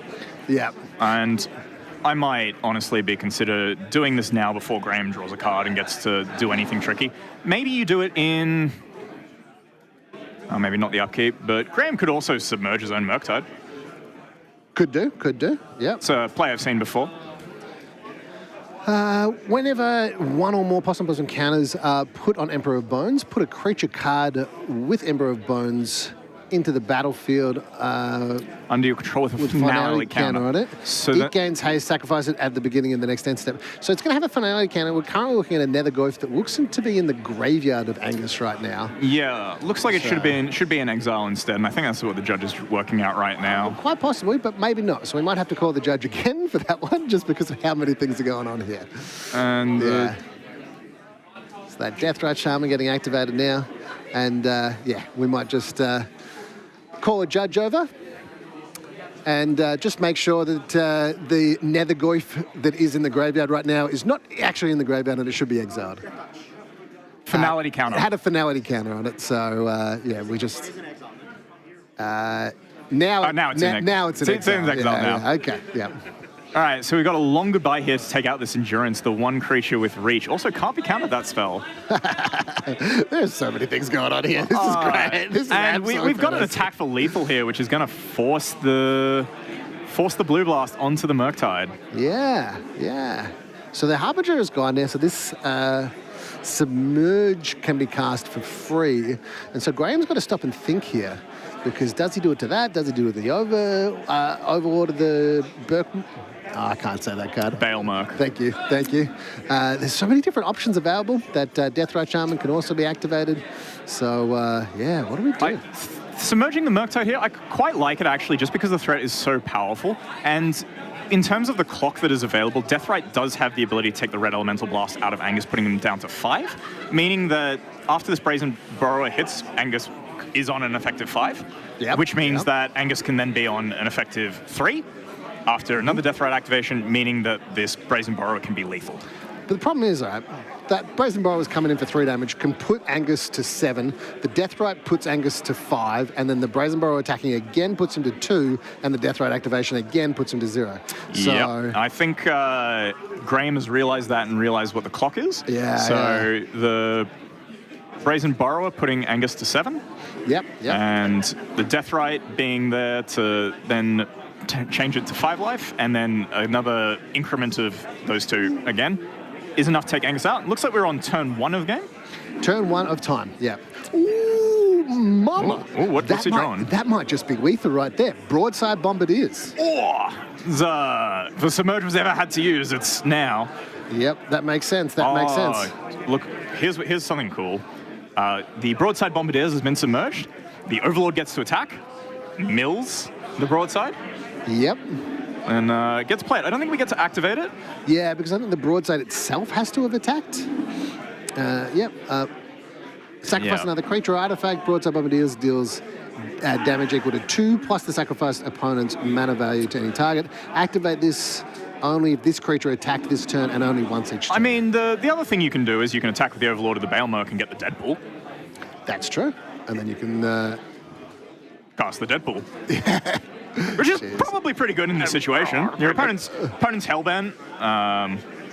Yep. So we've got... You can trade text box with that flyer.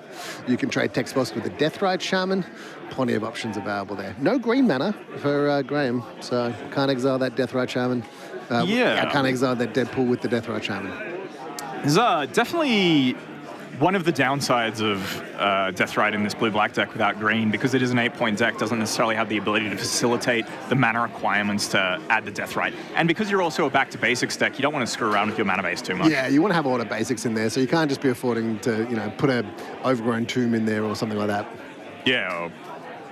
So we got a Deathrite blocking and exiling the Misstep, putting Angus down to 5. Mm-hmm. And Graham is not going to have the ability either to end-step sacrifice whatever Deadpool chooses. Yep. Chooses the Brazen Burrow. Yep. Graham being on 9 life right now. So Graham going down to 6. Yep. And hoping to draw something to take this game out. We're in turn 2 of time, I believe. Last turn 0? 1, 2, I think. I think this is turn 1 of time. Turn 2. It's turn 2 of time. Turn 2. Yeah. Okay. So there is definitely a limited amount of game left in this game. Yeah. So Graham had turn 0, which means that he was going to have to win. He's got this turn and 1 more turn to try and end this game. But he also has to not die here. Yeah. I say it would be pretty funky is if somehow he managed to put an additional counter on that Emperor of Bones. That would be very cool. That'd be spicy. I've not seen someone do that interaction yet, but I'm really hoping for the day I do get to see it. For sure.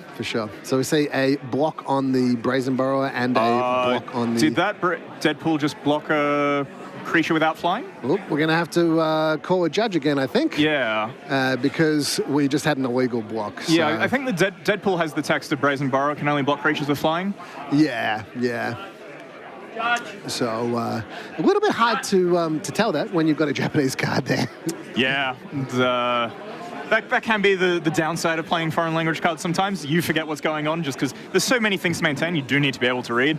Yep. And they do look pretty, though. Yeah, they do. They do. I agree with that. Do you have a preferred language of cards other than English? So I used to enjoy like lots of different language cards and just like having everything be all different languages. Yeah. But now I've gone to English. Just all English? Yeah, English. Just there's been enough times when my opponent needs to read my cards. Yeah. And because there's so many different artworks these days, and some of those artworks I really love. I really love the actual alternative artworks. I know some people actually really don't like them, but I really like them.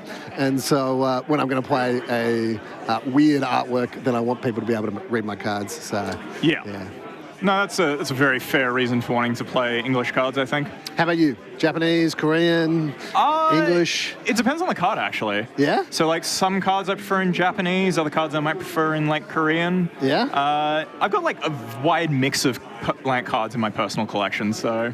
I will say there is one card that in particular I quite like in Japanese, which is the Stronghold Mana Leak.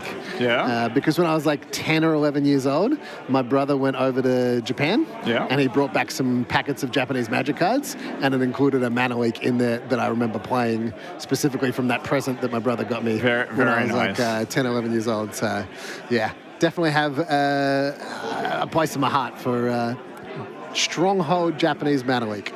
Very good. You gotta have cards that you like throughout history and stuff. Like cards that mean a lot to you. Sentimental value, I think, is just a really underrated thing in this game sometimes. Yeah, for sure. And like Highlander as well gives you the ability to play any sentimental card you have because you only need one copy of it. Yep, totally right. So you can have some pretty... just some pretty cards. Yeah. Just some pretty cards. I mean, almost all Magic cards are pretty, right? There's so many gorgeous arts and so many different things. Like, the game itself can just be pretty. Yeah, for sure. And sometimes the game isn't pretty. Like right now, this board state can be a bit messy. Yeah. This is one of those ones where it's, we're in round 6 now. Oh yeah, it's been a long day, but and these rounds, depending on whether you play all 3 games out in the match, you can be playing for an entire hour, longer even. Yeah, and like this has been a particularly complicated game with like a lot of complicated board states, and both players still having a great time, enjoying themselves, laughing, and just trying to get through this. Yeah, for sure. And you can see just those smiles on their face, like they know. Right? They know. They both know. Oh yeah, okay, another one. So just a couple of smiles on their faces as they enjoy playing a bit of Magic the Gathering. So it's kind of just another day in the office sometimes. Like, yeah, stuff happens and you go with it. Yeah. There's always another Magic tournament. Yeah. Besides, this isn't even the one most people are excited for. Do you know what tournament people are excited for? Look, I'm excited for one event coming up. Yeah, I think it might be the same event we're talking about. Yeah, the Black Lotus event. So November 14th to 16th? Yep, the event to end all events. Yes. And so you can go to mtgbazaar.com and you can check out all the different side events that are going to be running that weekend, as well as the main event, which is first place...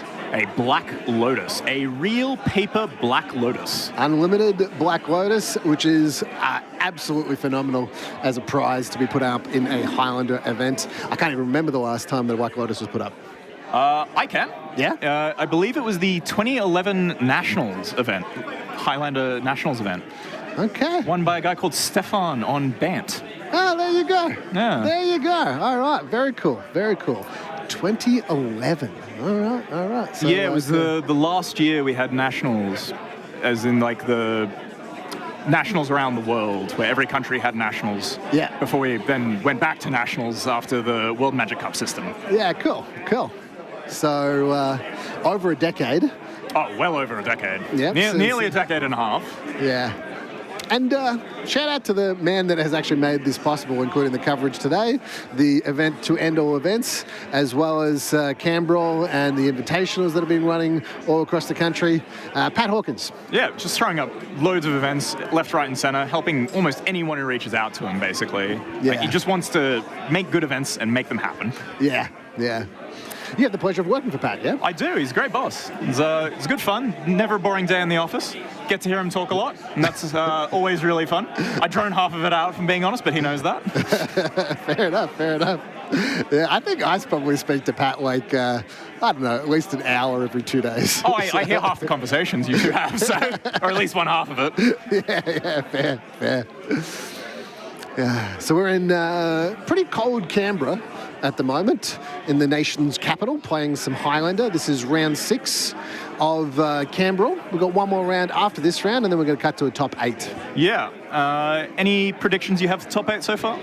Well, I think I saw Volti in the last round just ID'd into top 8. Yeah, I believe Volti ID'd, and presumably her opponent as well ID'd with her. Yeah. It's hard for one person to ID without the other.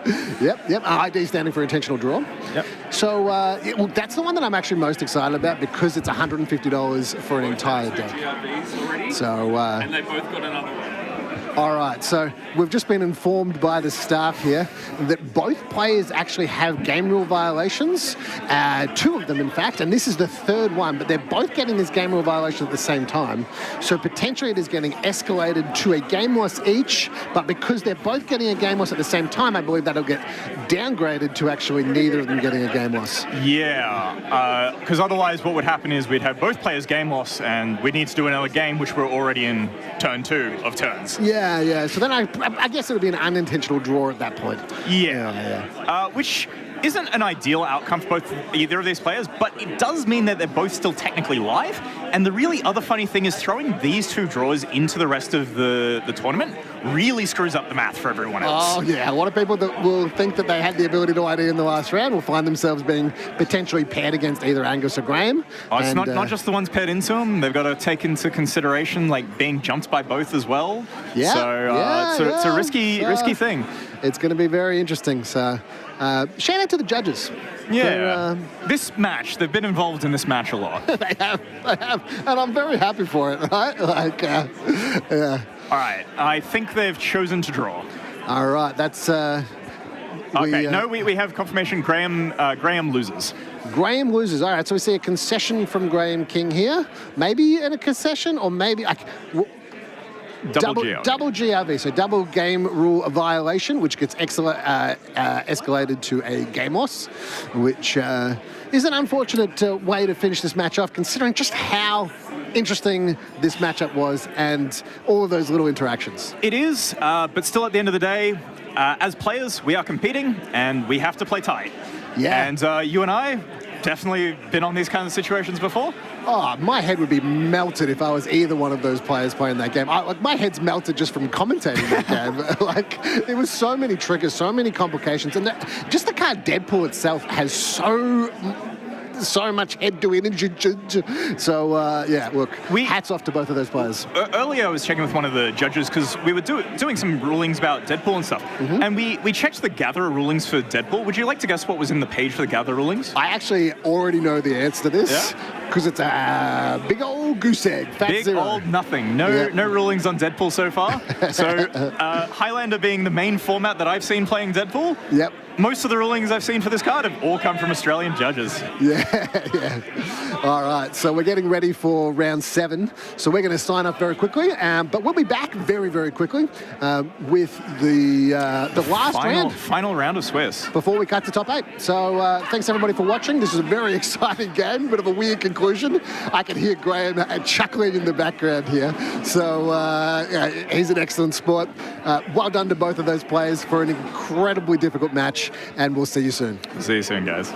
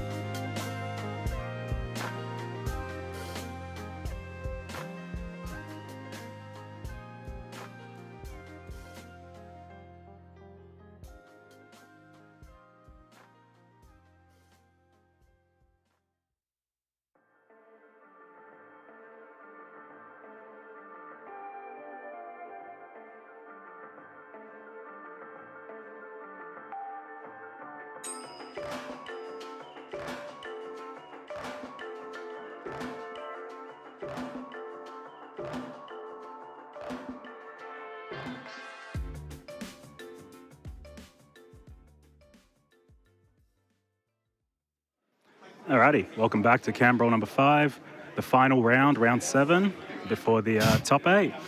And we're watching Stephen Hitchcock on Grixis and Charlie Myers again on Black-White Taxes, Orzhov Taxes. Very excited to see it. This is a win-in for the top 8. So both players are X and 1. Both players will make it in on a win here. Both players will get knocked out on a loss. So very excited to see how this works out. We've seen Charlie on camera before, and he hopefully didn't use all of his luck in that round 3 of each match. And Stephen is one of the pioneers of Grixis. He is a member of Team Bus Stop, and he is only active in 7-point. I need to stress this. Stephen top 8'd an RC, the very first RC on Standard, and since then has only played 7-point. So it has been 4 years. This guy lives and breathes the format. He's a massive pioneer of it in Sydney, and if you want to know anything about the Grixis deck, this is the guy to ask. He made like an hour-and-a-half deck tech with Yeah, he Jim, did. right? Yeah. Look at the way he lays out his cards in a smiley face. Nice little smiley face. Look, if he mulligans, it's going to become more and more of a frowny face. I've seen this technique before. Yeah, right. That's excellent. So this is going to be an interesting match. I know Stephen and Charlie know each other. They both play at Ashfield weekly, so they're probably very familiar with each other. It's going to be one of those more jovial matches, I would assume, just between like old friends. All right. Stephen leading here. Duress. And we see the reanimate that was so good for Charlie earlier. And then we have a Fatal Push, a Murderous Cut, a Bowmasters, Witch Enchanter, Felia, and 1 land. So 2 points, 1 reanimate, 1 Bowmasters. Assume you take the point card. Yeah. Reanimate. Look, I think it has to be reanimate. Yeah. Depending on the context of Stephen's hand, it's a bit hard to see as he puts it face down, but I did see, I believe there was a Git Probe in there as well. Mm-hmm. Took the Fatal Push. So it is take the Fatal Push. Must have a Tameo or something of that nature. Yeah, looks like there's a Ledger Shredder. Okay, so he has Ledger Shredder, Bauble, Git Probe, and 2 more lands. So Sure. we're protecting the threat. We can see Charlie doesn't have, any other interaction that isn't this Murderous Cut, which might take a few more turns to get online. Yep, and we're not afraid of Wasteland or whatever here. So Yeah, you'll be exactly. able to get to the 2 mana to cast the Ledger Shredder, and then at least guarantee 1 trigger off of it. Yeah, exactly. And with that Git Probe as well, if Charlie didn't have something to play on turn 1, you also got to see what that was going to be too. Yep. But yeah, our last round of Canbrawl today before we get to the top 8, and I can tell you we have already 2 Grixis players locked for the top 8. We have... Matt Judas is playing. Yep, we have Judas playing for a slot. We also have James playing for a slot against the mono-blue, like, Tolarian Academy... Sorry, the green-blue Tolarian Academy kind of deck. So we could potentially have 5 Grixis players in the top 8 at this rate. Is Simon on Grixis? Simon is on Jund. Okay. Simon... Trader. Yeah, he was just like, you know what? I want to try Jund. I want to see how this is going. And so far today, Simon's lost to the companion app by failing to actually register for the event on time, despite being in the building for 20 minutes. He was telling me, I haven't played in 4 years. I lost my first match to the companion app, and I'm 4-1-1. Yeah. And I'm like, can you do anything else to give the field an advantage? Okay. Inquisition. I like what Charlie does here, where he separates the cards that you can take from the cards you can't. Yeah, it just gets the game to move along much faster. For sure. It's just a nice little thing to do for your opponent. Make the decision easier. You're still revealing the whole hand, but it also makes it easier for us. Yeah. It's nice and more spread out. Yeah. Lord knows we need the help. Yeah, it's getting late in the day. All right, now we take the pointed card. Yeah. But it's interesting that Stephen chose to lead with this and not with the Shredder now. Yes. So I think... What do we have in hand? So I think we drew the Inquisition, and he wanted to get rid of the Reanimate before playing the Shredder. So... Interesting. Charlie's going to have to play the Witch Enchanter as a land here to be able to actually keep playing spells. And, whoa, Voice of Victory. It's interesting, too, because the Shredder's a little bit bad into the Bowmasters, right? And had an opportunity to get rid of the Bowmasters there, but obviously the Reanimate would just get it back. Yeah, exactly. So okay, we've got a Drown Unlock. That's a great place to start here. We also have, I believe it's Undercity Sewers as the land in Stephen's hand. Now, Voice of Victory, very punishing card for these Grixis decks. They want to play at instant speed. They want to be able to use that interactivity at any point, not when you tell them to. That's right, yeah. So if Stephen doesn't Drown in the Lock this Voice of Victory, he's basically passing turn, right? Yep. And he bins a Preordain. This is the Fun Fantasy promo Preordain. Lovely. Love to see it. Stephen, known, doesn't understand what Final Fantasy is, but then when the Magic set came out, he's like, I'll start playing some of these. Where should I start? And he's now become a very quick fan of the franchise. Awesome. I think a lot of people have done that, actually. Yeah, yeah. We've had very heated discussions of which Final Fantasy is the best, which one he should start with, which ones he should absolutely avoid. And yeah, Stephen is in a position every now and then with his work schedule where he can take significant chunks of time off, or like there's down periods, so he gets to, grind games a lot, and he's really taking advantage of that. And that's how he gets these insane reps in with Grixis too, so. All right, there's Deadpool again in Stephen's hand. Bane of my existence. We do have an expressive iteration as well, so. This Voice of Victory card's so good. It's very punishing. And like, the Ledger Shredder only being a 2/3 means you're not going to be able to take it out. This thing being a 1/3 is so obnoxious. Yeah, it is.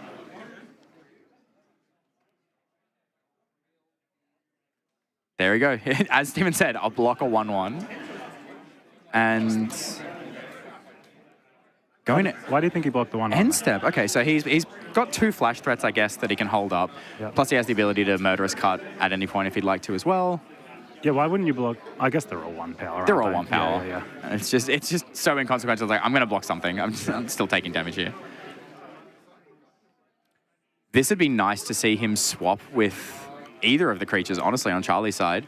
If he plays the Deadpool and Charlie doesn't respond, then we get to swap with Voice of Victory, and all of a sudden, Charlie doesn't get to play either his Bowmasters or his Felia. Yep. And if he does respond, we can either steal whatever he flashed in, or then steal the Deathrite Shaman. Yep. It's going to be an interesting fork that he's going to put Charlie in here. Yep. It just depends how both players want to approach this. Yeah, this is a very interesting turn here. A lot's going to ride on this turn. Mm-hmm. Yeah, because then you can pick off the Bowmasters if he flashes in the Bowmasters. Exactly. You get your own Orc token. Deadpool's big enough to eat the Voice of Victory in combat. Felia can't exile itself, can it? No, it can't. Yeah, okay. I mean, it can technically flicker the Deadpool, but that's not something you want to flicker. I'm more wondering if Deadpool becomes a Felia, can it exile itself to do it again? But it can't. No. Yeah. So Felia's only flickers on combat. Yeah, when it attacks, yeah. Okay, here we go. What's the choice? Yeah, so Charlie's just realized, unfortunately, that he's made a mistake there. But he doesn't choose the Voice of Victory. Yeah, so he didn't get punished. Oh, yeah. All right, we got a Deadpool token. Stephen saying, I want some content generated. For doing it for the reference, fans. Stephen found this in a comic store, like it's a keychain that he's ripped the keychain off, so it's just the Deadpool symbol. And he said, I think these are going to be pretty good tokens. That's sick. Stephen's token game is pretty good. He uses a lot of really retro Pokemon cards for most of his tokens in his collection. Yep. This Deadpool thing that he found is just, it's so Stephen. It's so, like, perfectly encapsulates him as a person. Look how quickly Charlie's health has dropped. He's on 8 already. Mm-hmm. Which, like, how many times has he been attacked? Is this the first time Legend has actually come across? Yeah, one attack and Charlie's already on 8 life, so... The fact that Deadpool makes you take 3 damage as well is just... 3 is so much. It's such a big number.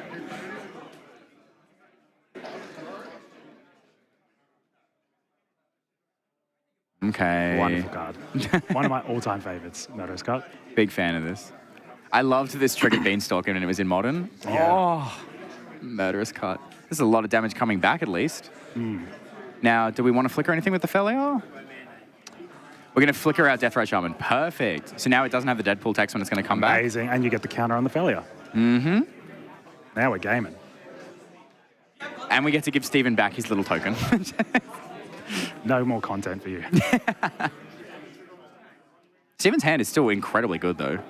He has Expressive Iteration, he has Drown in the Lock, and he has a Spell Pierce. This Grixis deck is just insane. Only good cards. We need to point the players. We can't keep pointing the cards. It doesn't do anything.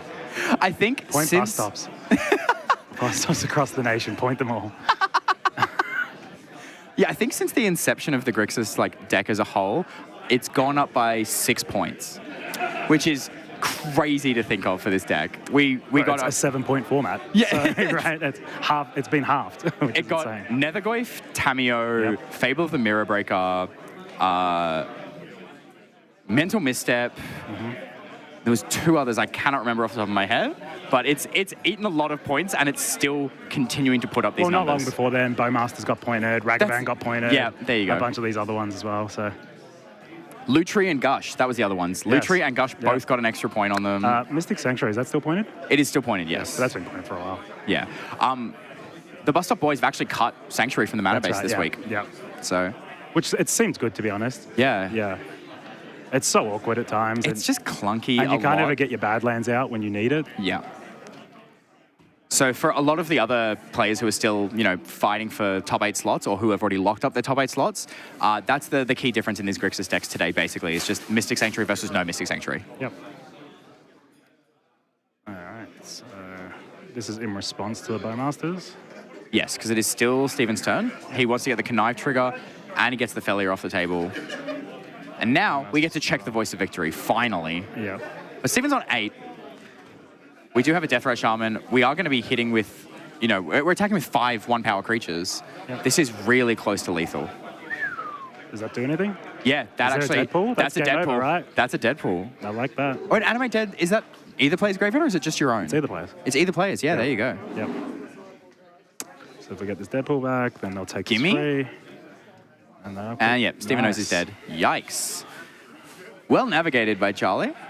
Yeah, Charlie's on fire today. Yeah, this deck is really sweet. Yeah. Usually you don't see these black-white decks have this much of an unfair element to them. Usually they're egregiously fair. Yes. All right, so if we have a look at Charlie's sideboard here, what do we think? I know what Steven's bringing in. We've got the Massacre, we've got the Deluge. In fact, he's going to do it straight up, face up. Nihil Spellbomb, K-Command. Looks like the 4 that he's choosing to pick up. And then there's the Spell Pierce gone. What else are we looking to cut, Steven? Jurassi's got to go. Shop. Heavy creature matchup. Force of Negation and probably Force of Will would be the 4th card, I'd expect. I do find it interesting that Force of Will is one of the most sideboarded out pointed cards. Yeah, yeah. It's an interesting little wrinkle. I think it's because, as we've been talking about for a lot of today, the format is definitely separated into fair and very unfair. Yeah, absolutely. So in the matchups where it's fair versus fair, Force of Will is a horrible exchange. Of course. And when it's fair versus unfair, it's the best card you could possibly have. Yeah, that's right. Yeah. So the delta on that card is very, very high, Yeah. which is obviously why it's pointed as well. Yeah. But But yeah, it's just interesting that most other decks would never bought out one of their pointed cards, God, right? no. Whereas they regularly just bought out Force of Will, and it's correct to do so. And they're so happy to do it. Yeah. They're like, my deck gets better without this card in Yeah. it. And then what else from Steven's side would we expect? I think Rest in Peace. Rest in Peace is pretty good. I'd like Thoughtseize as a way to force through. I also like Thalia. These Grixis decks are low to the ground and they want to play multiple spells. Yep. And Thalia just adding one to every cost really limits how much the deck is able to manipulate its way through So a game. similarly, they probably bring an Archon of Meria as well. Yeah, I can see Archon. The difference between 2 and 3 mana is still a little bit worrisome. Sure. Especially being on the draw. Maybe Archon comes in if Steven wins game 2 and we go to a game 3. Yep. But yeah, I'd be looking at Thoughtseize, potentially Duress, Rest in Peace, Thalia as my first considerations. Yep. And then potentially Archon for game 3. And then what will we be boarding out? I think Clarion Conqueror is not it for this matchup. There's doesn't do much. Not much that it's going to do. Like, it'll obviously impact things like Deathrite Shaman, Yep. but beyond that, and then we've got... What is a Sir Vondum? Sir Vonda? Vondum. Vondum? I don't know either. Let's pull this up on screen. Sir Oh, Vondum. is this new Edge of Eternity's card? Let's have a look here. This is in the sideboard. No, it's in the main deck. But do we want this? Control dies. Interesting. Okay. Okay. Okay, so it's just like punishing you for playing removal spell. It's a legendary black and white card. Could be decent. I don't hate it, to be honest. I don't hate it. That's such an interesting sideboard card. It has no protection or anything. Yeah. Obviously, your opponent knows you're a loader-full creature deck, so they're going to bring in a lot of removal. But if you just kill it, it doesn't do anything, right? Yeah, but it does like it's like those like Blood Artist effects where you have to get that off the table before you sweep because otherwise it's so painful to do it the other way around. All right, here we go. All right, I can't really get a good look at Charlie's hand. I saw the Silent Clearing, but that's about it. Steven's hand looks phenomenal. It looks like that's a Ragavan, Underground Sea, Ponder with the 3 cards he flashed there. Maybe a counterspell? I'm not sure if I caught that. I saw a Borrington Forge Tender and a Leonin Arbiter in Charlie's hand as well. Oh, it's a Deathrite Shaman. His hand is so many points. Oh, good. Oh, good. Spirit of the Labyrinth. Spirit of Labyrinth is a good one. 2 mana, 3/1 enchantment creature that you can only... That was boarded in. That's boarded in. Interesting. Okay. Yep. Very interesting. Oh, and Steven's drawn Kaito as well.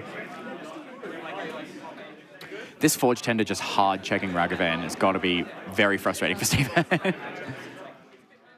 Protection from red's so good. Mm-hmm. We've got a shuffle here. I can assume Steven wants to find something like Fatal Push or Dismember, something to get this Forge Tender off, get the mana advantage from this Ragavan, and actually have this card do something in this game. Yeah, Monkey wants to get in. Yeah. He's going to be king of the pirates. He's going to be king. What a crazy creature type pirate is in Magic. I love it. Big, big fan. So he's picked up Expressive Iteration as well. That's right, Shaman's a nice one. So yeah, Steven's hand pretty loaded. Ooh, Ghost Quarter plus and Lotus Petal. That's sweet. So play this Leonin Arbiter. Uh-oh. No? We're not leading on that. Charlie, you got to get him. What is this card? Thalia. Okay. Oh, it's Thalia. Okay, sure. Interesting. Okay. So I guess maybe... So Thalia checks everything on the ground. Yep. And slows Steven down a lot. Mm-hmm. If Steven wants to remove it, it's basically his whole turn. And he has drawn Drown in the lock, but Charlie doesn't have a graveyard. Yep.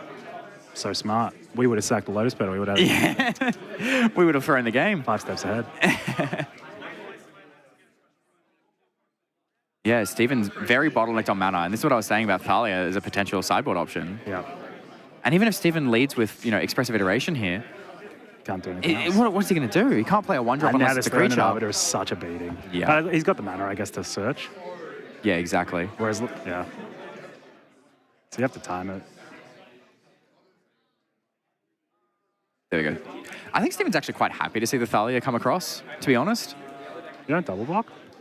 It's first strike. So you double block, you lose both. I mean, you lose one of your creatures to get the Thalia off the table. I think Stevens would rather deal with the creatures that are untapped to see if the Ragavan can gain additional value. Plus, we've got the Kaido in hand. It just feels like he's starting to fall behind. Yeah. He was definitely in front, and was on the play. I'm just wondering. Because if you just pass turn, here and do nothing, it's pretty bad. Yeah, for sure. Steven, there's no graveyard. Do we need to call a judge or? Yep. Okay. Yeah, Steven's realized it. Cool. We got it. He's doing this for the content, everyone. By the way.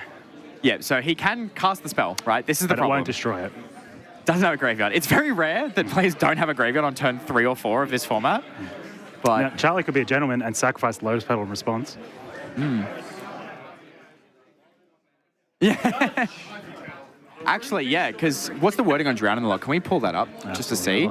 If it's destroy target creature with CMC or if, that's a big difference, right? So the wording of the card matters if Steven can actually even play the card. Yeah, it says with, not if. So he can't actually cast it. Yeah. So just giving off free information and getting a GRV. Yeah, so this is going to be a GRV, and this is going to be, we're going to rewind, put it back in his hand. Which means Steven might just go, sigh, I guess I'm cycling this Lorien reveal.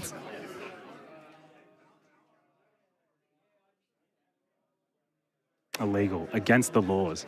It's criminal activities. To the stocks with you, Steven. Absolutely criminal. Are we going to let... He has one pirate, look at him. Now he's just cheating all over the place. It's a bad look, Steven. Yeah. Steven has had a rough day today. He's been subject to some uncomfortable judge calls, a lot of re-sleeving of his deck. Trying to plead his case to the audience. Love it, love it. Right. For the content, Steven, for the content. Exactly. So now making the one legal play we have. Yep. The one non-convicted felony. See? He does it all for the content. He knows. Everything's for the content. And the most part is, every time one of my mates makes a mistake on coverage, they know I'm going to go ham the second that I'm off camera. And they deserve it, to be honest. Exactly. They deserve it. Because we were saying at the start of this match, he's played so much Grixis, one of the pioneers. Unlucky. And god damn it, it's Never Deadpool. punished. Never punished. Unbelievable. Better lucky than good. Yeah. That's the secret sauce for these Grixis decks. This Deadpool card is just... Why is it the best card in the game every time we see it on the camera? He still lost with it last time. Because he lost to a Deadpool, right? That's true. That's true. The only thing that can beat a Deadpool is a bigger Deadpool. Is a good guy with a Deadpool. Give me it. He's so happy with that token. Yeah. The little smile on his face just says it all. Don't you forget the 3 line. Yeah. Look at Steven's smile. He's so excited. This is the feeling Deadpool invokes. You love to be doing it. Yeah. You hate to have it done to you. Ooh, okay. Did you hear Charlie's like, I hate to put a card in my graveyard. Steven with the cheeky, would you like to target my Deadpool? It's always great seeing friends play. Yeah. It's so much fun. The politely decline, actually. Once again, giving Steven back the token. I'm not letting you have this again. But look, even then, Deadpool on the board, it's pretty big body. Yeah.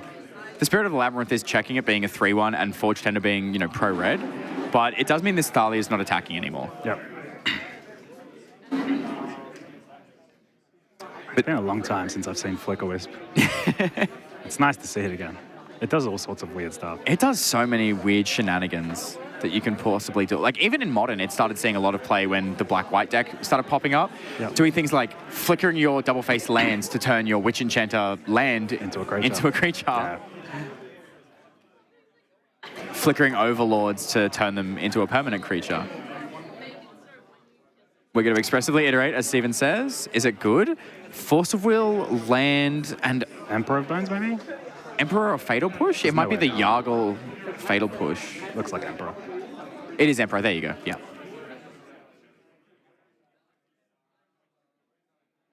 Stephen takes the Force of Will, trying to make stem the bleeding essentially from where we currently are. But we are going to get this Emperor into play. Okay, that's pretty good.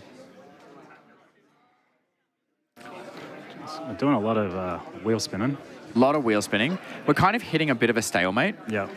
Obviously, this Flick West was going to probably start hitting in the air for 3. Yeah. But Forge Tender is locking down the board pretty nicely against both the Ragavan and the Deadpool. Baraglyph's a nice one. Is that what Charlie just picked up? Yep. That is a good one. Does he have a third land? He's missed land drops for the last couple of turns. Doesn't. Does not. Does have a Fatal Push. Is that a Fatal Push? I think so. Yes, and it's the Yargle Fatal Push. Well. No, that's not swords. What's this white card? Seasoned Dungeoneer, I think. That's right, yes. Is that a pointed card? It is. It is, yeah. It is. And for good reason. Absolutely. That was a miserable time when all those... 2024 was a rough year to be playing 7-point and not be playing the initiative.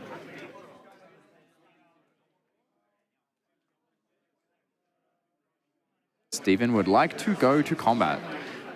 Yeah, Seasoned Dungeoneer, very, very good. White Plume Adventurer as well was so obnoxious, being a 3-mana version of a creature that gives initiative as well. Especially with all these Ephemerate style, Flicker Wisp style effects. Yeah. Just being able to take the initiative over and over again and not wait for the multiple turns. Yeah. All right, we've hit the 3rd land. There we go. Now, how do we want to approach this? World is Charlie's oyster. And now Stephen... Charlie's winning. Yep, and now Stephen does have access to Force of Will and Drown in the Lock for any, he can take out the Forge Tender, he can Force of Will the first thing to come down and then still cast Drown in the Lock as well. There we go, there's the in response. What's Stephen planning to do? He even has Thought Scour, so he can Thought Scour Charlie if he wants to accelerate this Drown in the Lock. That's fantastic. Which is such a flex because Charlie's playing around it. Yeah, exactly. But can't play around the Thought Scour. Throw it in the lock. Now we can cast it, Stephen, yeah. All good, chat, all good.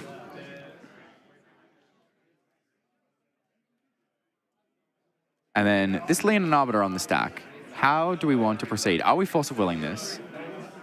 Yes, is the answer. Now, yeah, there we go. Okay. Cost him a lot. But now Stephen's ahead on the board. Stabilized, significantly ahead on the board. Yep. It doesn't look like much, but he's going to be able to, attack and be able to ninjutsu in this Kaito on something. Yes.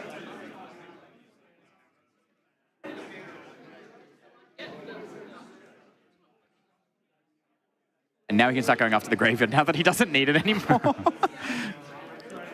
Also just puts extra pressure on. Exactly. Now, there's no more lands for this Deathrite Shaman as well, so it's not a source of mana anymore. One of the unreliable parts of Deathrite Shaman.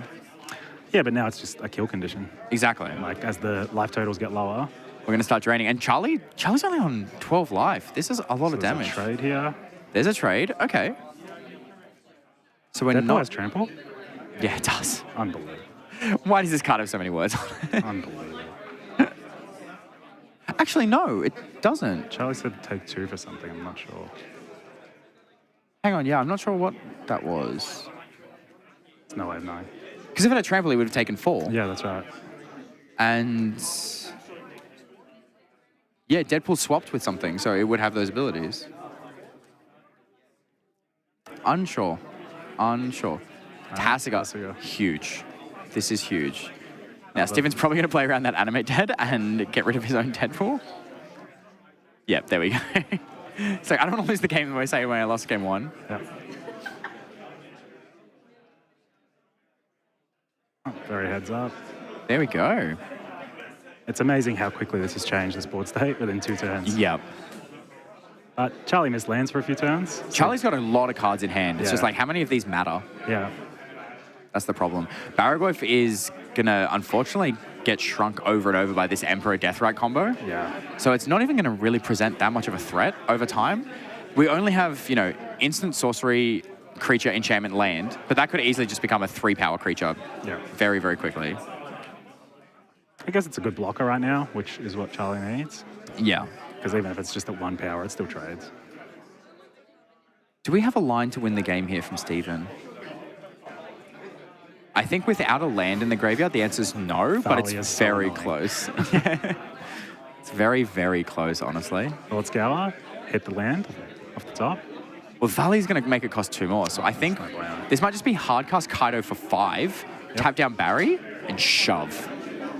Love that. Do the math is for blockers, you figure it out. Of course. Barrowboat's going to have a little bit of a nap, and by the time that thing wakes up, the game's going to be over. EP time for Barrowboat. We can even hold Baleful Strix, you know, back to chump check this Flicker Wisp as well. Don't think it matters. 2, 3, 4. Because to avoid dying, 10. I think we're going to have to chump the Tassica. Oh, he's stunned the Flicker Wisp. Interesting. Yeah, that is very interesting, actually. So maybe Steven wants to slow the game down? Yeah. Feels like he's ahead. I mean, if we swing in with the Barragoyf here, Steven does get to block with Baleful Strix. Ooh. Oh, hang on. Oh, Bowmaster time. Kill the Baleful Strix. And then Steve has to use a real card to trade with it. And this gives us an artifact for the Barrack. Oh, sorry, we already had the Lotus Petal. Yeah, we already had the Lotus Petal. 1, 2, 3, 4. It's a 4/5. Well, it means he has to lose 2 creatures. Yeah.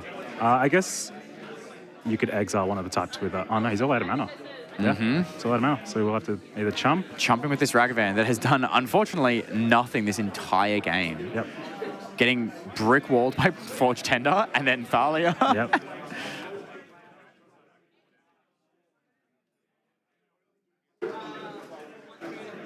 Okay, so Steven looked like he just drew Corey Steelcutter. Yep. Which is a huge pickup on this board, actually.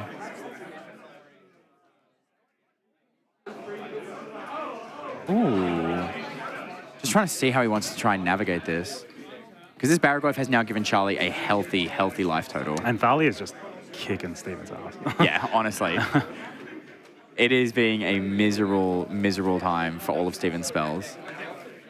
Turns out, if you add 1 to the cost of every single card in your deck, makes your deck a little worse. Well, when the whole idea of your deck is to cast 1 mana spells, 0 mana spells, and 2 mana spells, doubling their mana cost it's a huge tax. So much life, it's so annoying, Steven. Yeah. Why don't you just die?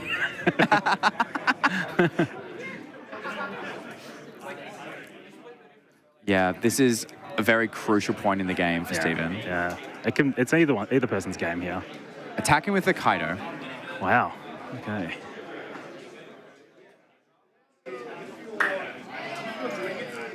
This is very interesting. The Bane of Nightmares. This card's been really impressive.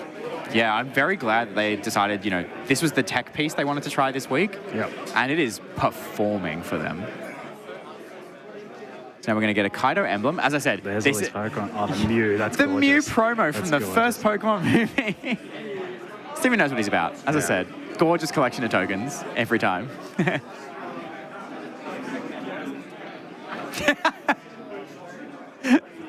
The producer is also very excited by the Mew promo, and Steven acknowledges. It's going to cost 1 more. We have a Thalia in play. Judge. We're gonna need to pay 1 more mana for this. Oh no. Oh no. This might be another GRV. All right, we're getting the judge over to have a look and see what's going on. As I said, Steven has not been having a good day. I think Steven's just lonely. He wants someone in his corner. Yeah. Someone just standing behind him, you know? We need to have like a service for players that's like a judge lawyer. Yeah. Like if a judge comes over to your table, you have like a lawyer who can be like, hey, sorry, my client did not mean to incorrectly pay for this Corey Steelcutter.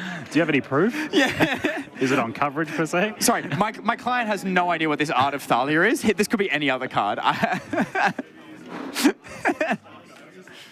So yeah.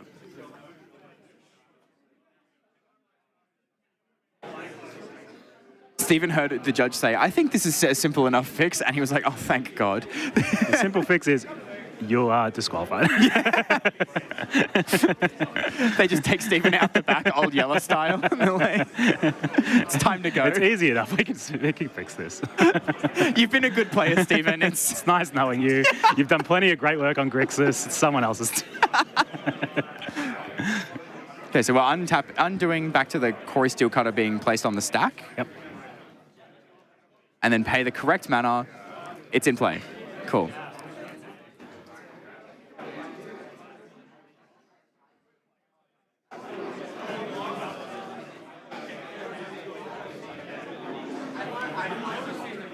Oh, no.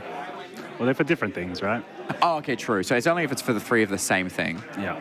And how many things are adding cost in this format or making you incorrectly cast your spells? But there's still time. There's still, this game. Yeah, exactly. You could get 2 more. And there might be a game 3. No, he's down. If he loses another GRV, he's out of here. Yep. Okay, so I believe we're still waiting for the judge to come back with a decision on how this is going to proceed. Yep. Given that Stephen did just say, I have more than 1 GRV, I think I might have 2 other ones. And Charlie is not moving. And I feel like Charlie's in a position where he would probably have made a move by now. Yeah. So this definitely feels like we're pausing to find out what's going on. Yeah. So we'll let you know the second we also know. I have currently eye contact with one of the judges. So this is such a deep board state. Yeah. There's so much going on here. There's so much power on both sides. And it could turn on a knife's edge. Yeah, like it's very complicated from here. Tax effects. It's all happening.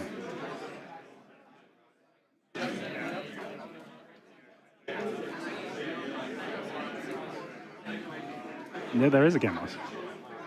So unfortunate. Wow. Very unfortunate way to end the very last game we're going to see of the Swiss portion of Canbrawl 5. But took it very well. Yeah, look how Still lovely he is as a smiling. man. Look at that. He said, good luck in the top 8 to Charlie. Like, has no, disrespect to Charlie, no ill will, understands, I've made this mistake, unfortunately. It's just the way it goes. Yeah, at the end of the day, we're playing at high level. There's a lot of money on the line, and we want to keep it clean. It's been 7 hours. Anything you do for 7 hours, you're going to get sloppy at some point, right? Yep. And I think people, when they watch Magic coverage, there is this assumption that everyone is always going to play perfectly. Everyone is going to be, if anything is made as a mistake, it's an obvious they are cheating. When in all reality, 7 hours of doing anything that involves your brain at this level, you're going to start getting a bit fatigued. You're going to get a bit sloppy. That's why you watch top 8 sometimes and you think, how did they get here? Yeah. Because it's a marathon at that point, right? Yeah, And it's like they're the ones that were able to sustain their stamina for that long. Yeah. And also when you think about it, people make mistakes all the time in gameplay, right? Like they make exactly. like technical errors, and they might make a bad play. And making one of these GRVs is really not that different to a bad play. Yeah, exactly. It's just you slipped or you didn't catch something. But we need to punish them, and we need to punish them. We need to take him out the back now. Yeah, Stephen's been taken out the back. He's been given his game loss. He'll take it in stride. Congrats, Charlie. Charlie shrugs it off. He's in the top 8, and it's going to be interesting. So, from what I can see out in the field, it looks like Judas is still playing his matchup for the top 8, and it looks like James has finished his match. I don't know if he's won or not, but that's one less Grixis player in the top 8. You can stop screaming that it needs points. It's clearly horrendous. It's also too hard to play. Yeah, exactly. exactly. If you can stand the headaches, sleeve it up. Let's give it a go. But that's probably going to do us for round 7. Yes. And we're going to figure out who's in the top 8. There's 14 minutes left in the actual round time. So we're going to go and figure out who is going to join. It looks like Jennifer is going to be in the top 8. We got Volty in the top 8. Yep. Jim Wilkes looks like he's in the top 8 as well. We got Charlie Myers. We have Ryan Lewis Johns. So we got 3 spots up for grabs. So we're going to go find out who they are, and we'll hopefully see you back for the quarters and the semis. Enjoy.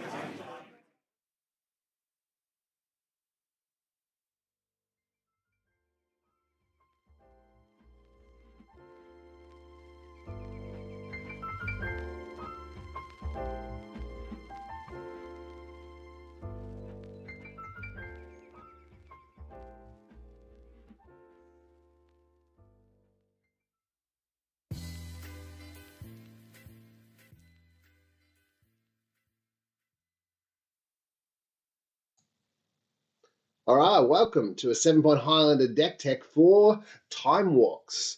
There's a lot of different variations on the Time Walk deck, but this is the one that Michael Billinghurst pointed out to me is pretty stock at the moment. So we're going to go through exactly how it works and also maybe quickly discuss how to beat this or how not to lose to it or how to just play it because it's very hard to beat.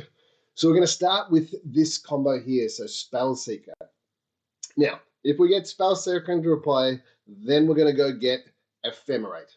So, Spellseeker comes into play. Let's just move these two over here. And I'm going to cast Ephemerate on Spellseeker. Ephemerate then blinks the Spellseeker, and I go get another card. That card is going to be Time Walk. So I'm going to play Time Walk, and Ephemerate is going to be exiled, and I'm going to get another turn, and I'm going to get to untap all of my mana. So once that happens, the Spellseeker then gets ephemerated again. Ephemerate will go to the graveyard, and this time I'm going to search for Neoform. So Neoform is a tutor card that puts it's kind of like a once-off Birthing Pod activation. And so that Spellseeker is going to turn into Timeless Witness. What is Timeless Witness going to do? Well, it's going to get back Ephemerate. Ephemerate, I'm then going to cast on my Timeless Witness, which blinks the Timeless Witness, and I get back Time Walk. I'll then play Time Walk, but now Ephemerate is exiled, and I'll get another turn. Ephemerate's going to come back in my upkeep, and then I'm going to blink the Timeless Witness again, and this Timeless Witness is going to get back the Ephemerate. I then play the Ephemerate, getting back the Time Walk with the Timeless Witness trigger, and that produces infinite turns. So if your opponent puts a Spellseeker into play, and you have a removal spell, there's a couple of things that you can do. You can kill the Spellseeker in response. Problem with that is they're going to know what's up and they're not going to get Ephemerate. Instead, they might get Time Walk to just get some value, or they might get a Malevolent Rumble, or they might get a Dram in the Walk if they're in front and they want a counterspell. So what I would recommend is if that Spellseeker comes into play, you really want to use that removal spell in response to the Ephemerate.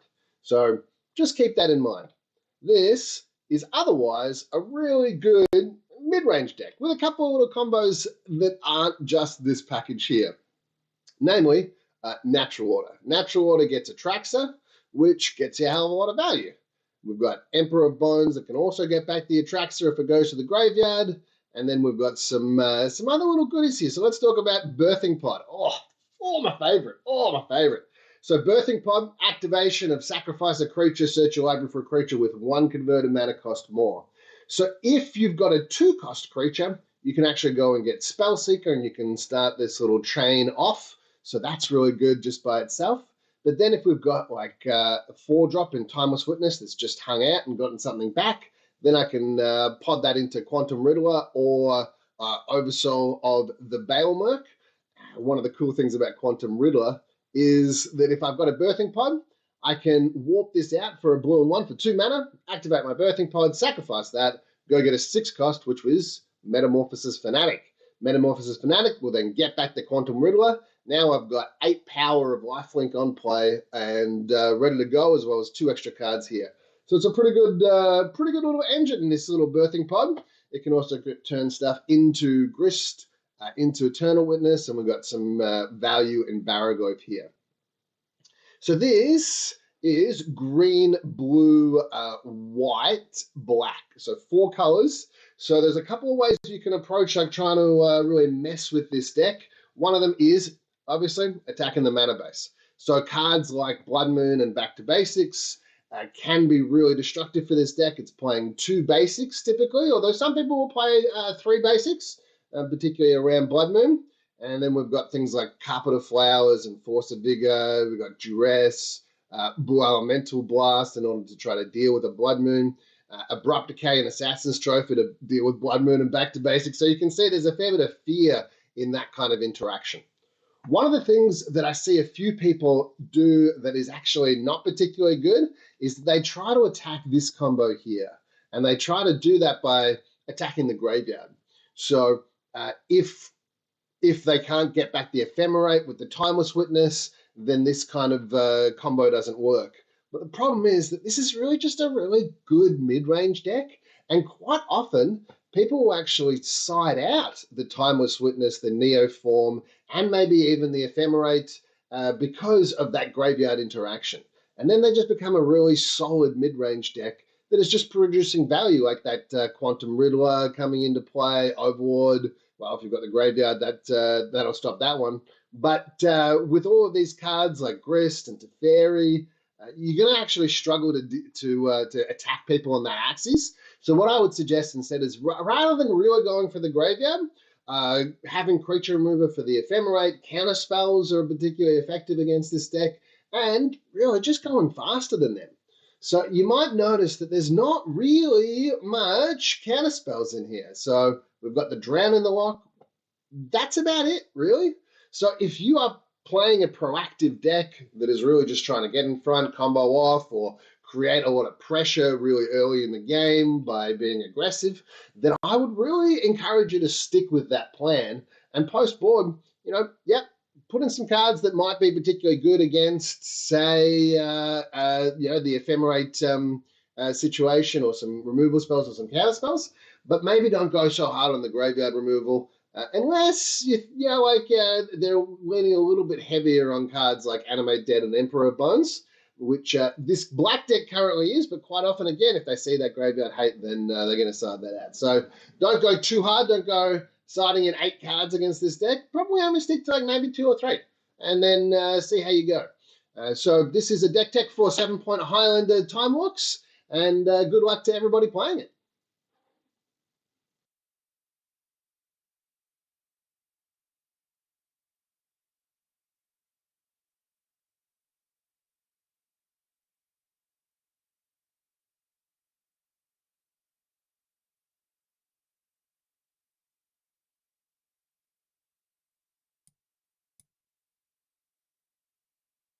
Let's have a quick look at one of the most popular and successful decks of the 7-point format in its modern era, Bus Stop Grixis.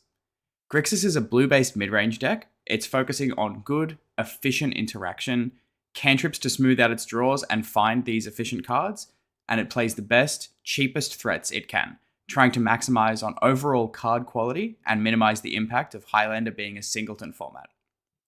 The key cards we see in Grixis can vary from pilot to pilot, meta to meta, but the theme of the deck stays consistent.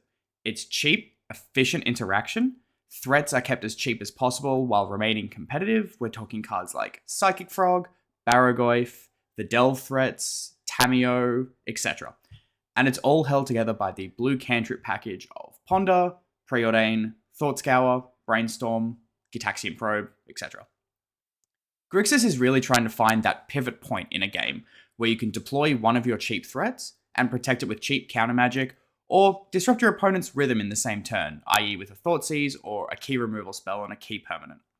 In the words of Miyamoto Musashi, the late great samurai, everything can collapse when its rhythm becomes deranged, and the Grixis gamers certainly know how to make the points Discord deranged. Why should you play Grixis? Well, the Grixis shell is built under the philosophy that the majority of its cards stand on their own. This is to minimize the impact of Highlander as a singleton format. So with these efficient, good cards combined with the backbone of the cantrip package, we see that Grixis gives a lot of agency in the game to its pilots, which is highly appealing to anyone who has ever sleeved up a Delver of Secrets. It's also hard for Grixis to have a truly terrible build. It's mostly just a combination of good cards. It's inherently flexible, and it's able to adapt to differing metas as we've seen over the past year. Grixis wants to play against the combo and aggro decks of the format, and it wants to avoid those big mana powerhouses like Eldrazi or bots. Depending on the metagame at hand and your own build of Grixis, it can be difficult to beat mid-range decks like Initiative Piles or Jund, but the deck is highly customizable, and those matchups can be turned around with the right 75. And with the right 75, it's a solid contender to win any 7-point event moving forward, and has a stunning track record over the last 2 years. Hello, Dylan Kakawa here, and I have a deck tech for you for Jund. Jund is a very popular deck in the 7-point Highlander format, and is probably one of the premier mid-range decks of the format.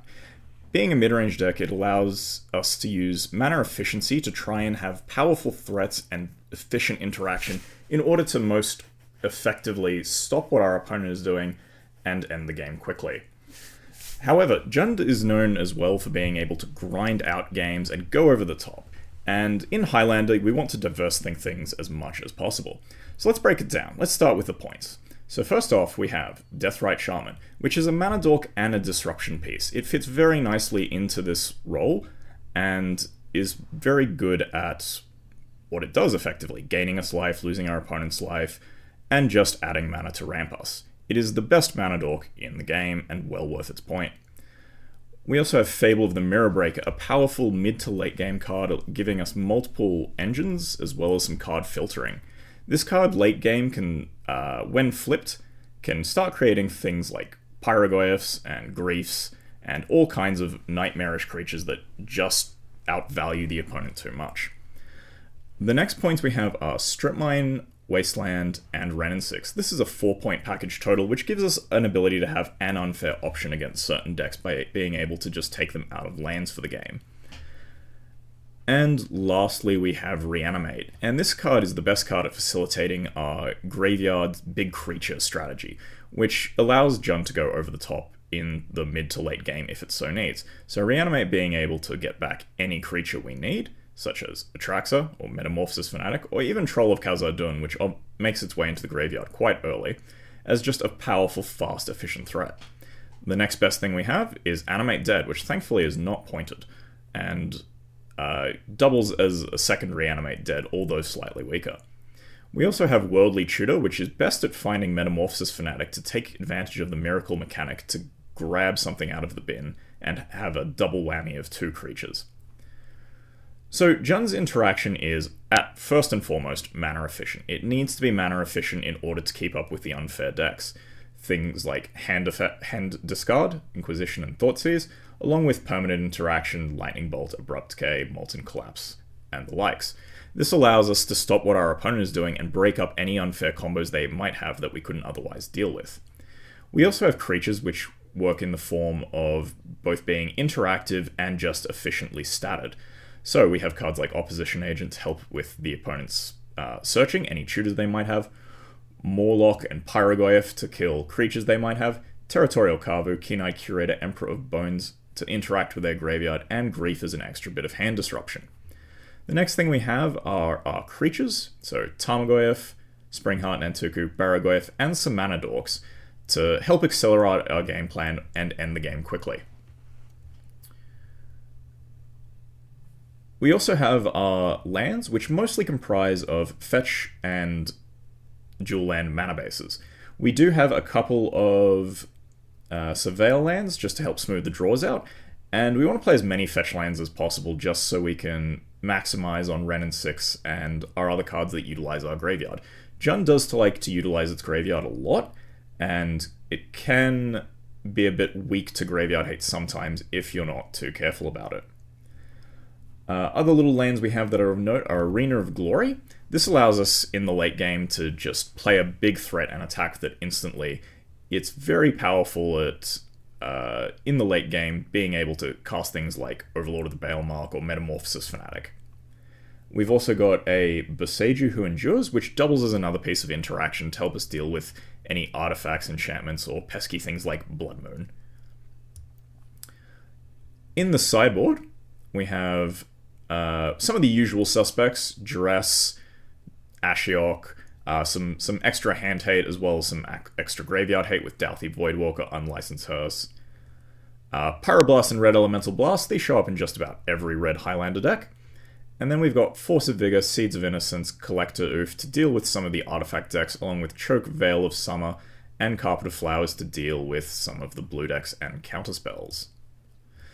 Jund's main game plan is to end the game quickly and to do so in a controlling manner, stopping your opponent from assembling their combo while you beat them down with efficient threats. Some of our keener viewers might have noticed that this deck is only 59 cards, and that is because we are missing one Deadpool trading card, because it is not currently available on MTGO, and thus I cannot show you.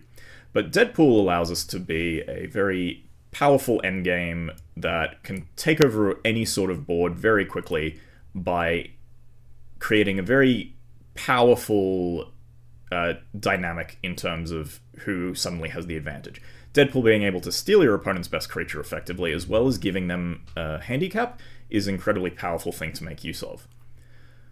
Some other things we have are Malevolent Rumble and Once Upon a Time. Because we're not playing a blue deck, we don't have access to all the card draw that blue does in the form of Preordain and Brainstorm, but we do have our own card advantage in certain ways. Malevolent Rumble is a fantastic choice because it ramps us, as well as giving us card selection from the permanents we put in the graveyard, and filling up the graveyard for our threats like Wrenn and 6, Ice Till, Metamorphosis Fanatic, and our Goyphs.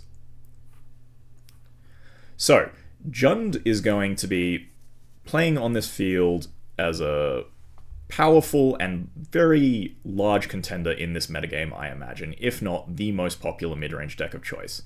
It's simple enough play patterns as well as its high ceiling for skill expression make this deck a very popular choice. And that's me, Dylan Kakawa.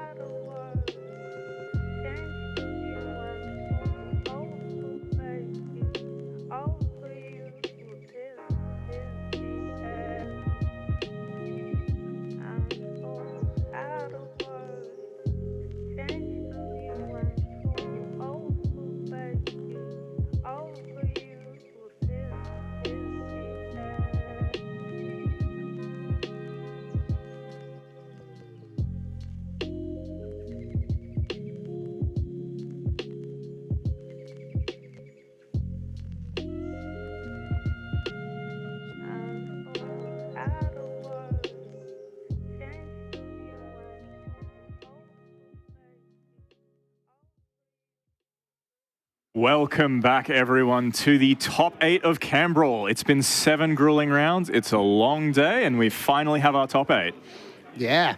Going into the quarterfinals, we have Jennifer Rose versus Ryan Grixis Mirror. We have a Grixis Mirror. Okay. Yep. So we're gonna be having Deadpool, switching with Deadpool, switching with other Emperor things. of Bones targeting Deadpools, and there's gonna be a lot of things moving around here, a lot of moving pieces. Yeah. The thing that I'm actually looking forward to is both of these players have Price of Progress in the sideboard. I don't know. Do you side in Price of Progress in the mirror? I think there's a bit of a head game to be played there. Yeah. Do they have price? Do they not have price? Because you can definitely get someone with it. Yep. But it's very bad if you're behind. Yeah, so I can imagine it being like one of those things that you should side in when you're on the play, but not on the draw, something like that? Maybe. I think it's a bit of a sneaky strat you're going for if you're doing it. Maybe not optimal, but can certainly win games. Yeah, fair. So Jennifer is coming in third on the docket, which means that they get to choose whether to play or draw. Yeah, she was 5-0-2, so she got to double ID, so undefeated in the Swiss effectively, and granted her a nice place in the top half of the bracket. Yeah, excellent. So let's work out whether we're going to see a mulligan here or not. Is that an expressive iteration, steam vents? It's Undercity Sewers, Deathrite Shaman, Fatal Push, Force of Negation, and a Marsh Flats, I believe. Yeah, okay. Wow. Good eyes. Good eyes, Kakar. The glasses, they help. Yeah, well, look, I'm wearing glasses too. So's Ryan. Yeah, okay. He should be able to see Jennifer's hand. Yeah, for sure. All right, so she leads off with a Marsh Flats, and I'm assuming going to deploy a Deathrite. Can't see Ryan's hand. Oh, now we can. Yeah, okay. I think I saw Underground, Brainstorm, Nethergoyf, Steam Vents. He shuffles his hand too fast, and his deck is full of alters. Not alters, but alternate arts. Yeah, Nethergoyf too there, all right. So both players keeping their hand of 7. Yeah, I don't want to mulligan too much in a matchup that is very, grindy. For sure. There's a Ledger Shredder there as well for Ryan. So, Deathrite coming down with the fetch land, meaning that it can produce mana straight off the bat. Let's see if it survives the turn. An Inquisition of Kozilek here from Ryan after having drawn a Wooded Foothills for turn. Inquisition seeing 3 options here. What do you take here? I reckon I'd take the Expressive Iteration.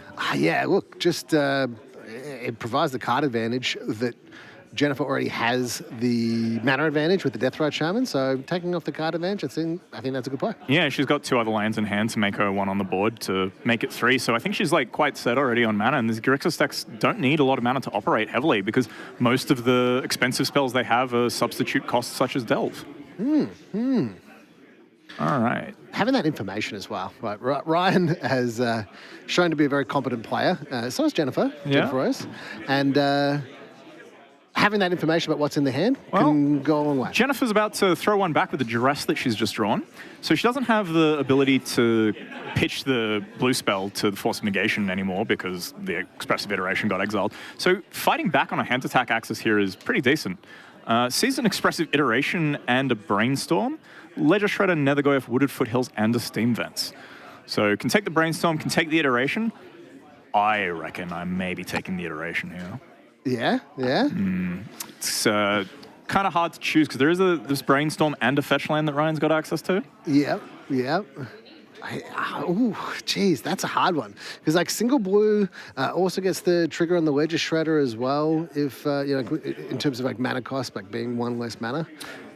Ledger Shredder I found very good in this matchup because the amount of spells that are being cast by this Grixis deck in a turn is usually at least 2. And so Jennifer Rose agreeing to take the Brainstorm. Yeah. Okay. I think maybe Ryan potentially fixing his hand, maybe a bit more detrimental than what the Expressive Iteration could get. And it's also a bit of a while away before it's getting full value. Yeah. And that might run into a counterspell or something like that. Yeah, so Surveil lands, keeping it on top. Ryan's drawn a Polluted Delta for turn. I think he just deploys a Ledger Shredder here. It makes sense to me. Just get out there. And get rid of the Wooded Foothills, worth fetching your hand. Probably finding a Volcanic here. That makes sense to me. Yeah. And Ledger Shredder is going to, I imagine, get Fatal Pushed. That makes sense. Yeah, the first few turns of this is usually just an exchange of resources. Jennifer getting to eat a land from Ryan's graveyard as well not irrelevant, especially with like delve threats and stuff. Like attacking the graveyard is powerful. And that, I mean, straight heads-up play in terms of Jennifer Rose deciding to not attack with the Deathrite Shaman for 1 damage, and instead she chose to keep that mana open to be able to play the Fatal Push, making that mana-efficient play, which just, I mean, this is the kind of thing I think I would have been greedy and actually got it in for 1 damage, just thinking that maybe Ryan doesn't play out the Wedge Shredder, but instead, it's... just type plays. Yeah, and gets rewarded here after as well, drawing the Kaito and getting to attack with the Deathrite and Ninjutsu in the Kaito. It's very hard when this thing is resolved, especially onto an empty board, how to get through here. Because Jennifer's going to start drawing cards, sees a Mystic Sanctuary and a Daze. Are you keeping any of these? I think the Daze is kind of questionable. You do have, it does give you a blue card for the Force of Negation. Looks like she's choosing to put the Sanctuary back on top as well as keep the Daze. So she's given herself Force of Negation back up in case the Daze fails, as well as the Mystic Sanctuary to put the Expressive Iteration back on top of the deck. So if Jennifer gets to connect again with this Kaito, she's going to have the ability to draw the Expressive Iteration. With the Mystic Sanctuary, yeah, that's tight. Very nice, very nice. So what's Ryan going to draw in order to get back into this game? Because that Kaito is going to be a real pain. Yeah, so from the main board, something that is able to destroy a Planeswalker, so Molten Collapse. Yep. That plays around Daze, but not the Force of Negation. Ryan does know Jennifer has the Force of Negation, but doesn't know if she's got the blue card. But he can probably take a guess that she does. Yeah. Kaito keeping both cards at the top. Knows about the Deathrite in hand as well, so it's just the one unknown. I suppose just playing out a bunch of creatures. Yeah, that works as well, but does play into the Daze as the Emperor of Bones gets there. Would you consider maybe running the Nethergoyf out second? I don't know. I don't know. Like, I mean, like if you're thinking about force of will, then you prefer the Nethergoyf to get forced rather than the Emperor of Bones. Yeah. But if you're thinking about Daze, then obviously you want to resolve the Emperor of Bones first. So, yeah, hard call to make. Yeah, well, the Nethergoyf's not going to do much as Kaito's just stunned it. Yep. So we've got Force of Negation, hard cast kept open, and Ryan just deciding to deploy some creatures instead, which can't be targeted by that Force of Negation. What's that Expressive Iteration? That can. Still gets the Surveil trigger, which is not irrelevant. Putting cards in the graveyard, very good for this deck, and you do have a Nethergoyf in play, so might be in the graveyard later. Yep. So we got, I don't know if Delirium is on there. It is. We have Sorcery and Inquisition. Brainstorm is an instant. Ledger Shredder as a creature and 2 fetch lands, as well as an Emperor Bones as a second creature. Yeah, cool. So Delirium is on, which does mean it is threatening to kill the Kaito next turn. Yeah. But the Kaito can get in for 3 damage here and can maybe try and find a removal spell. Heads up play just from Jennifer in terms of choosing, like we were talking about whether you take that Brainstorm or the Expressive Iteration. And the question is, will Jennifer be able to actually have the mana open to be able to counter that Expressive Iteration that plays later in the game? And that's exactly what happens. So she's drawn a Lightning Bolt here, and Ryan is hellbent. So she does have the ability to just bolt the DRC. The Nethergoyf is still off for a turn. She can choose to play the Mystic Sanctuary and put the Expressive Iteration back on top of the deck and draw it with Kaito if she desires. She can even deploy the Deathrite amongst all this as well, which I think gives her a huge board advantage. And with the Expressive Iteration either on top of the deck or in hand, it's quite a lot to deal with. For sure. So we're going to see an activation of that Kaito, but it might be a tick up. 0, maybe. So Wooded Foothills, the other draw. I imagine that's going into the graveyard. I imagine so. We only have 1 red source, so we can't play that Expressive Iteration this turn. No. But, I think we're okay with that. Opponent's Hellbent has another Nethergoyf with a stun counter on it still, and nothing so much in the tank. And we see just both players having a bit of a chuckle there, as they both know that Expressive Iteration is in hand, despite that little shuffle. Which Cameo the draw for Ryan. This could be a way to get back into the game, but it's a bit slow, I think. Well, we'll see what happens with this Expressive Iteration. Only 1 red source means that cards like Lightning Bolt, Unholy Heat. Yeah. Or, well, I guess red cards. The Deathrite does still exist as a way to produce red mana, and I think we've seen a Reanimate and a Deadpool amongst the cards in EI there. Yeah, cool. Taking a look. Yeah, Ponder as well as the third one. There's a lot of options here. Yeah, I think you put the Deadpool into your hand, and then either of the other two are perfectly reasonable. Yeah, you could reanimate. What are you reanimating here? What are we doing? Well, there's a DRC and a Ledger Shredder in Ryan's bin. Jennifer's... I don't think Jennifer has any creatures in her graveyard. Yeah, I don't think so. Yeah. So she opts with the Ponder, Reanimate to hand, and Deadpool to the bottom. Yeah, okay. So going, you know what? 4 mana is a lot of mana to invest in something, so maybe I don't want to trade that. And the Kaito is going to be able to continue to tick up and such. Yeah, for sure. Definitely wondering what her plan is for this Nethergoyf attacking next turn. For sure. Well, it could be just jump up with the Deathrite, or it could be find a Fatal Push with this... Yeah, it could be, or there's the Unholy Heat. Yep, which... just checking to see if we've got Delirium. Instant land sorcery. Doesn't look like it. Yeah. So we could see a Surveil with the Kaito, but that's not going to be enough to actually get Delirium on. So, yeah. Maybe we'll see a shuffle here. Could take the... Yeah, that wouldn't quite do it. I mean, you could always roll down the Kaito and stun the Nethergoyf again and put the Kaito in the bin. That'd turn on Delirium. That's true. That's true. Yeah. I don't think that's the best play. Look, probably not. But it is a play. It is a play. The problem with Jennifer taking this on Holy Heat is that she's got 2 fetches to kind of brick on, and the Mystic Sanctuary's already been used. So... Yeah, but if you take the Unholy Heat, you can mill both of the cards with the Kaito activation, draw one more card, and try to find something. You can do that. Unfortunately, still don't have Delirium for the Unholy Heat to deal with that Nethergoyf. Yeah, but you can block the Nethergoyf with the Deathrite Charmer, and that would be the creature in the bin. Oh, yeah. That would mean the Unholy Heat works. Yep. Downside after that, I guess, is just that the Nethergoyf can come back. Yeah. All right. So we got a Reanimate here on a DRC. As we know, Delirium is not active, so it's currently a 1/1. Mm-hmm. But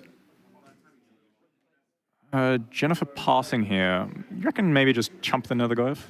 Yeah, it could be interesting.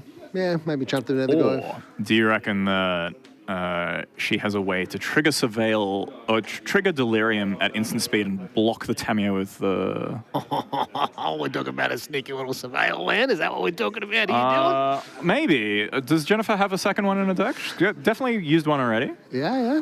I can have all. If the Thundering Falls. But also any instant or sorcery can potentially Surveil with the Dragon's Rage Channeler in play. So I can't see Thundering Falls in this deck list. Although it's... Doesn't look like we've got one there. Yep. Ryan debating what he's going to do. So attacking with the Tamiyo. Nethergoyf going... He's drawn a land for the turn to play. Gets a clue token. Potentially sacks it before blocks. But looks like he's going to let Jennifer choose what she wants to do and give her some options. For sure. I mean, there's so much going on here. There's not that many actual cards there, but because of the activated abilities being so plentiful on all of these different cards and all the different texts and stuff, like the Tamiyo being 2 cards, like one on the front, one on the back, the Deathrite Shaman having all these activated abilities, the Kaito having all these activated abilities, just a lot going on. Yeah, and Jennifer choosing to let the Kaito die here, and I think this is because Ryan's on 6 life, and this is going to enable the Dragon's Rage Channeler to be a 3/3 flyer. Yep. And that, along with the Deathrite, makes a very quick clock. Yeah, and we've got the Deathrite activation here. Yep. Just wondering if it has Summoning Sickness. That's what's going on. So, exile the Brainstorm. Ryan sees the writing on the wall. Yep, Ryan realizes he's dead and takes his DRC back. Yeah, fair enough. So let's talk about this sideboard because it's the mirror here, and I've got this dream of Price of Progress. All right. So like I'm gonna keep having that dream, even if our players don't agree with us here. Maybe I'll bring up the text on Price of Progress for those that haven't had the pleasure of playing with or against this card. I've definitely had a lot of pleasure playing the card. It makes a lot of people very upset. So red and 1, instant. Price of Progress deals damage to each player equal to twice the number of non-basic lands that player controls. So if you've got 4 non-basics out, 5 non-basics out, 5 non-basics out, 10 damage. Bang. That's a lot of damage for 2 mana as well. Yeah. So had a quick look at what Jennifer is bringing in. Looks like a Carpet of Flowers, Choke, 1 of her 2 red blasts, and 2 blue blasts. Or the other way around, sorry. 2 red blasts, 1 blue blast. Yeah, okay. So Carpet of Flowers. I can't see a Choke in the sideboard. Sorry, here. not Choke, Colligan's Command. Colligan's Command, okay. Very different cards. Just thinking Carpet of Flowers and got Chokers at the same time. Yeah, fair.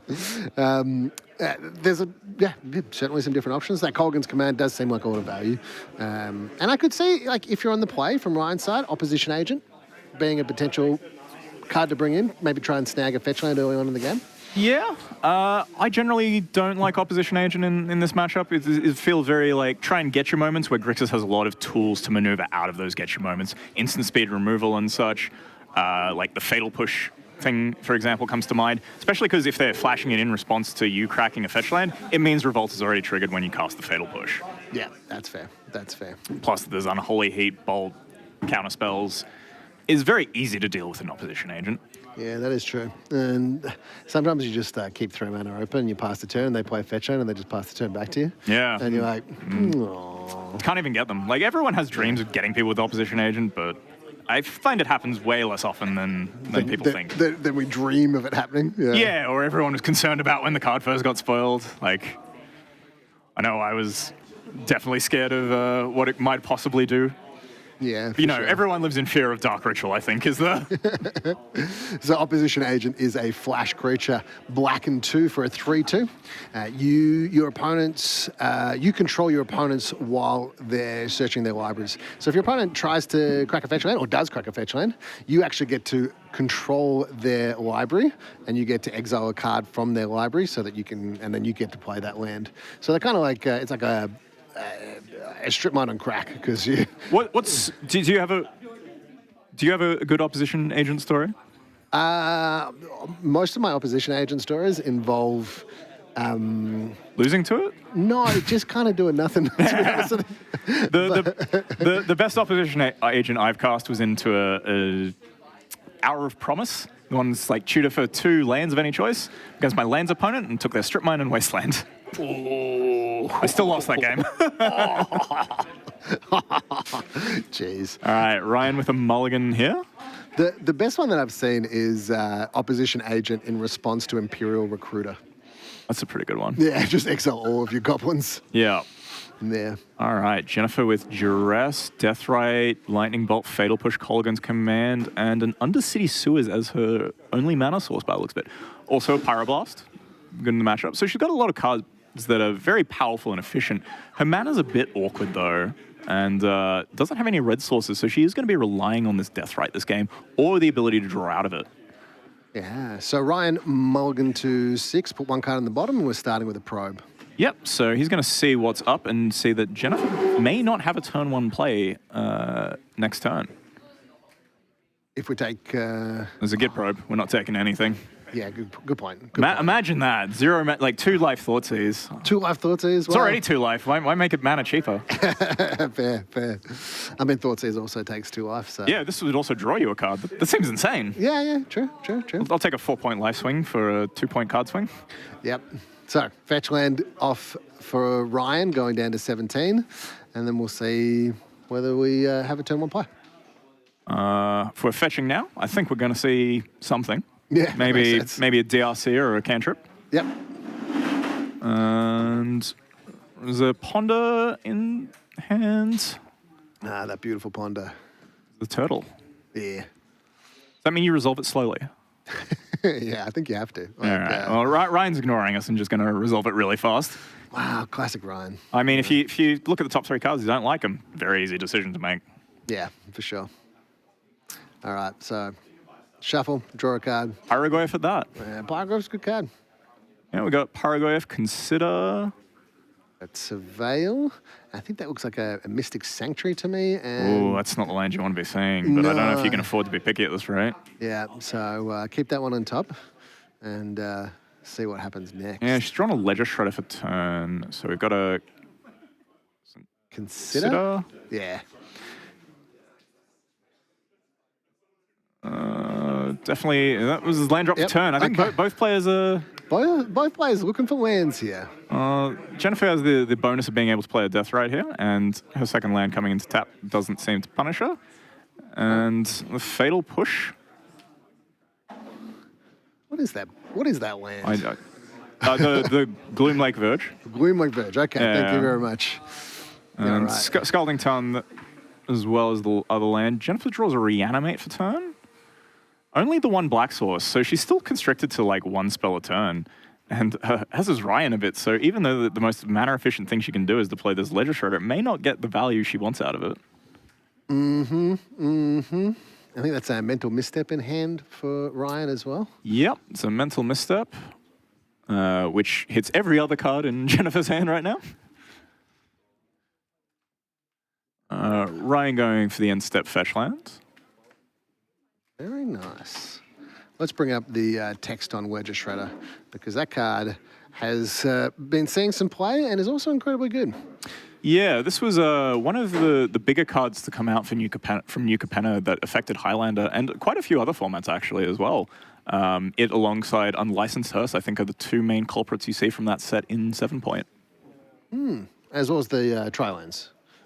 That's it? Yeah, they don't see as much play, and yeah, the other ones from Ikoria, but there was definitely a time period where Tri-Lands were seeing play. A fair bit of play, yeah. Yeah. So getting up to 4 lands for Ryan, and we see that Pyrogoyf being deployed. It's a big Goyf as well. Looks like it's going to shoot the Ledger Shredder. Yeah. And Jennifer draws an Basic Island. Ooh, that's not the best thing when you go to hand reliant on all this. It's better than like a red card. That's true. I think I'd rather a mana source though. Yeah, look, one that taps for mana that I require in order to cast my spells does seem like a good play. Yeah, so she doesn't have the ability to Fatal Push this Pyrogoyf at the moment, so she's just going to have to go for the Duress and try and keep Ryan from gaining any more traction. Ryan's got to have that, do I misstep this? And the answer is yes. I think the answer is almost always yes, because you at least get to hide your hand. You get to hide your hand, but at the cost of 2 off. Yep. So sometimes, like, you want to go, I'll just reveal my hand and you can take this mental misstep and I'll save the 2 off. Yeah. But I agree. Most of the time, just fire off that mental misstep. Yeah. Ryan choosing to value his resources here, as you know, is like he is behind on cards and but ahead on board. So he's got to try and make the most out of that. Tameo off the top. And we really need a red source off the top here for Jennifer. Ooh, yep. There's a Baleful Strix. Ooh, actually. It's not a bad one. Baleful Strix into a red source would be... Well, that would be quite good. Yeah, yeah. It's a Tasiga. It's a Tasiga. Oh. It's a very expensive Tasiga. Yeah, yeah. The Jennifer kind of in trouble here with just having the lands she's drawn after this Undercity Sewers being 2 basic blue sources, effectively. Yeah. Yeah, look, on the draw, with a Surveil land, I think that's a reasonable keep. So Ryan's got in his hand Blue Elemental Blast and Hydro Blast. But we see no attack, so that Baleful Strix really just... Holding down the fort here, yeah, and Jennifer draws the Steam Vents, so that's her red source. Yeah. So why would you not attack there with that Pyrogoyf? What's going on here? I don't want to lose it to the Baleful Strix. I think Baleful Strix, once it's in play, is not exactly the most difficult thing to remove. Aside from the fact it is a 1 toughness creature, also an artifact, and blue, meaning it gets hit by quite a lot of the deck. That makes sense, that makes sense. I guess the other thing is that Pyrogoyf has that ability to trigger whenever you play another Goyf. So if you get another Goyf, then it gets to trigger off that Pyrogoyf as well. Yeah. Meaning that you can get a hell of a lot of value. So we got Tasiga eating all of Jennifer's graveyard. She's leaving open the red source. So we've got an Urza's Bauble coming out here. The old Bauble effect, which will make my monster grow in that Pyrogoyf, putting an artifact in the bin. as well as drawing a card later on. And I think that Ryan is doing that trick where I want to draw all my cards in one turn so that I can flip that Tameo. Yeah, because now you'll be able to attack with the Tameo, break the clue. You've already drawn a card off the bauble for your turn, so even if the Strix blocks, Tameo flips, doesn't die. Yeah, makes sense. Makes sense. All right. And then what are the 2 cards left in hand for Ryan there? The Blue Elemental Blast and Hydro Blast. Okay, so a lot of counter spells there, but Jennifer has full grip. Full grip. Yeah, she's drawn a Quarry Steel Cutter, so it's going to be interesting if she tries to go for a Steel Cutter into something else, which I imagine the Steel Cutter is going to be met with one of the Blue Blasts. That makes sense. That makes sense. It does create a lot of value, particularly when Jennifer's on 14.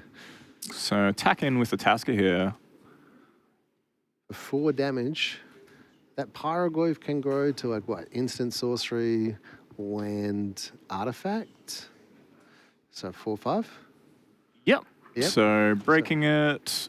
But if Jennifer manages to remove some cards from the graveyard, then I can easily see that being reveals Fatal Push.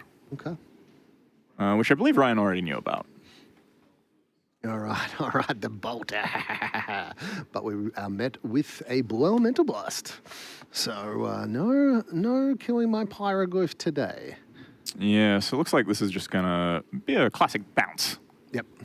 Unless Jennifer goes, you know what, maybe I'm going to respond with something. I can't see everything in her hand. She's got a Red Elemental Blast, but no red mana to cast it. So she actually doesn't have anything that can react in any meaningful way, like the Fatal Push. I don't know, you could kill the Tameo. So maybe. We'll see. So Ryan's drawing for his upkeep. Nope, he's drawing for Bauble. Baubles, his upkeep Bauble, and now drawing for turn. Yeah, drawing for upkeep, yes, that is another way of saying it. We've got a Ledger Shredder here as well. So if we have another spell, but it looks like the second card Ryan picked up was a land. Has the Hydroblast in hand? Is Hydroblast the one you can target anything? That's a good question. I'll bring it up. I don't think it'd be like a good use of resources, considering you can just crack the clue. I agree, but it would be funny. Yeah, it would.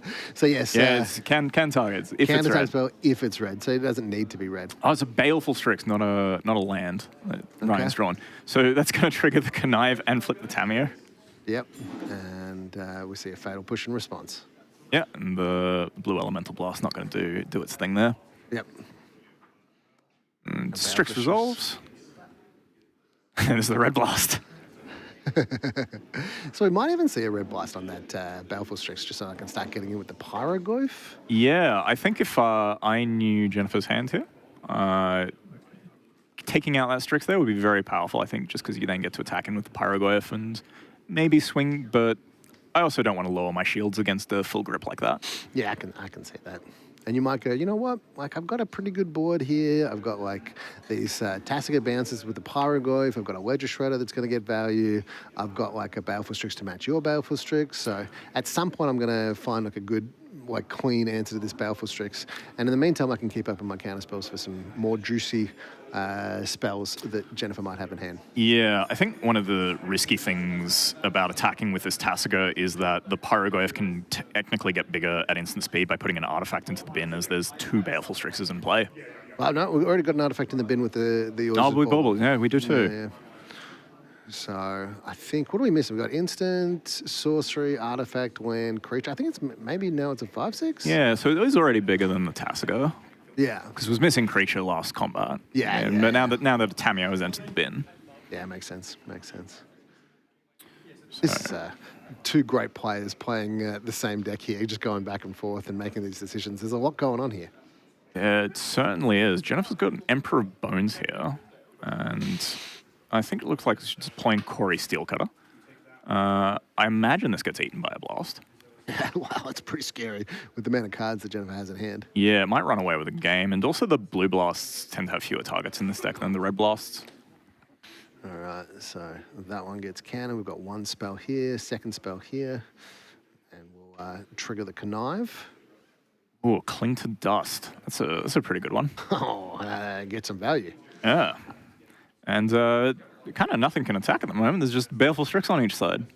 Yeah, well, we've got that Emperor of Bones is going to be able to exile the artifact if Jennifer would like. Yeah. But chooses to exile the Cling. You know what? That That's fair enough. makes more sense. That's fair enough. I think of the cards that are currently in play or in fields, that is the one which might lose you the game the most. And DRC off the top for Ryan. Is there some consideration to keeping the Queen to Dust in hand because of the Emperor of Bones interaction? I think Ryan really valued the red elemental blast there. That makes sense. Or pyroblast. Being able to kill that opposing Baleful Strix does seem like it would do some work. Yeah, would it be interesting if he chooses to go for the aggressive line here? Yeah.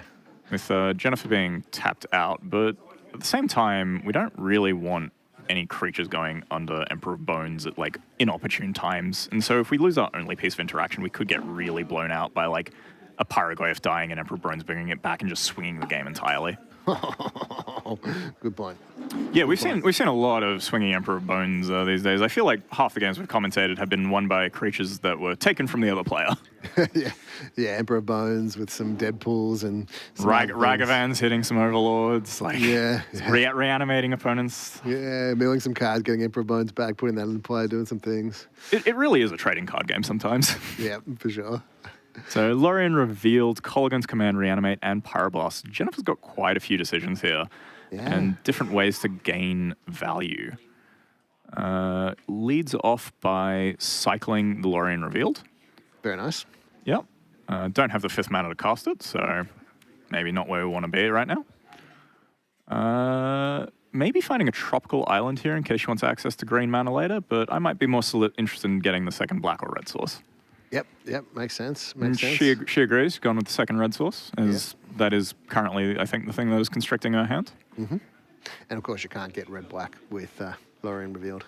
That is true. You could get a Xander's Lounge, but I don't think these Grixis decks want to play that. So, second red source into play. And tapping straight away.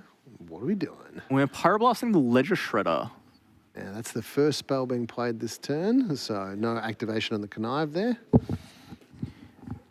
And that leaves her with a Colligan's Commander and a Reanimate, as well as this Emperor of Bones being able to start doing things. So Jennifer's going to have a look at a graveyard here, seeing what the most threatening card is, or if she's just going to look for value. Makes sense. You can make the Pyrogoyf shrink by removing the artifact. No, because there's a Corey Steelcutter in the bin as well. Isaac, what do you think happens if you Emperor of Bones a Tameo Inquisitive Student and flip it? It's really good for your opponent. Yeah. Very good for your opponent. You just give them a flip Tameo. So Tameo says exile this card and then return it to the battlefield under its owner's control. Even gets around the finality counter from the Emperor of Bones. Yeah, because it's not even dying. It's getting exiled and then coming back. Ryan in the end step going to go with a Pyroblast on the Baleful Strix. Looks like he's trying to get aggressive here in some way. Or this might have been... Yeah, okay. To the bin. And I think it's also having that Surveil as well. Yeah, definitely. Oh, and the draw step Colligan's Command to shatter the Sphinx and make Ryan discard a card. But we got an instant. There's a Colligan's Command back. So to kill your creature and make you discard a card. And then suddenly neither player had any resources. Wow. I think Ryan also might have just missed the sneaky Surveil trigger there off his thing. Got a bit excited. You know what? Fair enough. Yeah, I would have been really excited at that point too. Like, this is the sickest thing to play in response to a Colligan's Command there. So we see an attack for 5 + 3 is 8 damage, putting Jennifer to 6. Oh, that's a lot of damage. This DRC is going to have 2 turns, and this Tasker is going to have to block the Pyrogoyf at this rate. Oh, there's Hydroblast drawn for Jennifer, so she does get to take out the Pyrogoyf. She's going to go with the aggressive line here. She does have the ability to activate the Tasker as well and try and grind through this. Yeah, but we've got to find another answer for one of these cards here. So, goes with the Bauble, Mishra's Bauble. Mishra's Bauble, okay, cool. So gets to Surveil. keep it on top. Attacking for lethal here. Yeah, so, Pyrogoyf dying. And then we'll see an activation taking on 3. See an activation on that Tassiger. Yeah, I love a Tassiger activation. I imagine the Tassiger is not going to get the Pyroblast back. All right, so lots of options for Ryan here, and he's going to pick the one which is going to be least awful for him. Yeah, I could see it being like a Corey Steel Cutter. Lorien Revealed, I think, isn't actually a bad one, just because if maybe Jennifer draws 3 cards, doesn't necessarily have the mana to remove the DRC, because both Fatal Push and, I think, Bolt or Unholy Heat have been used. Yep, makes sense. Sees an Unholy Heat, draws the Unholy Heat.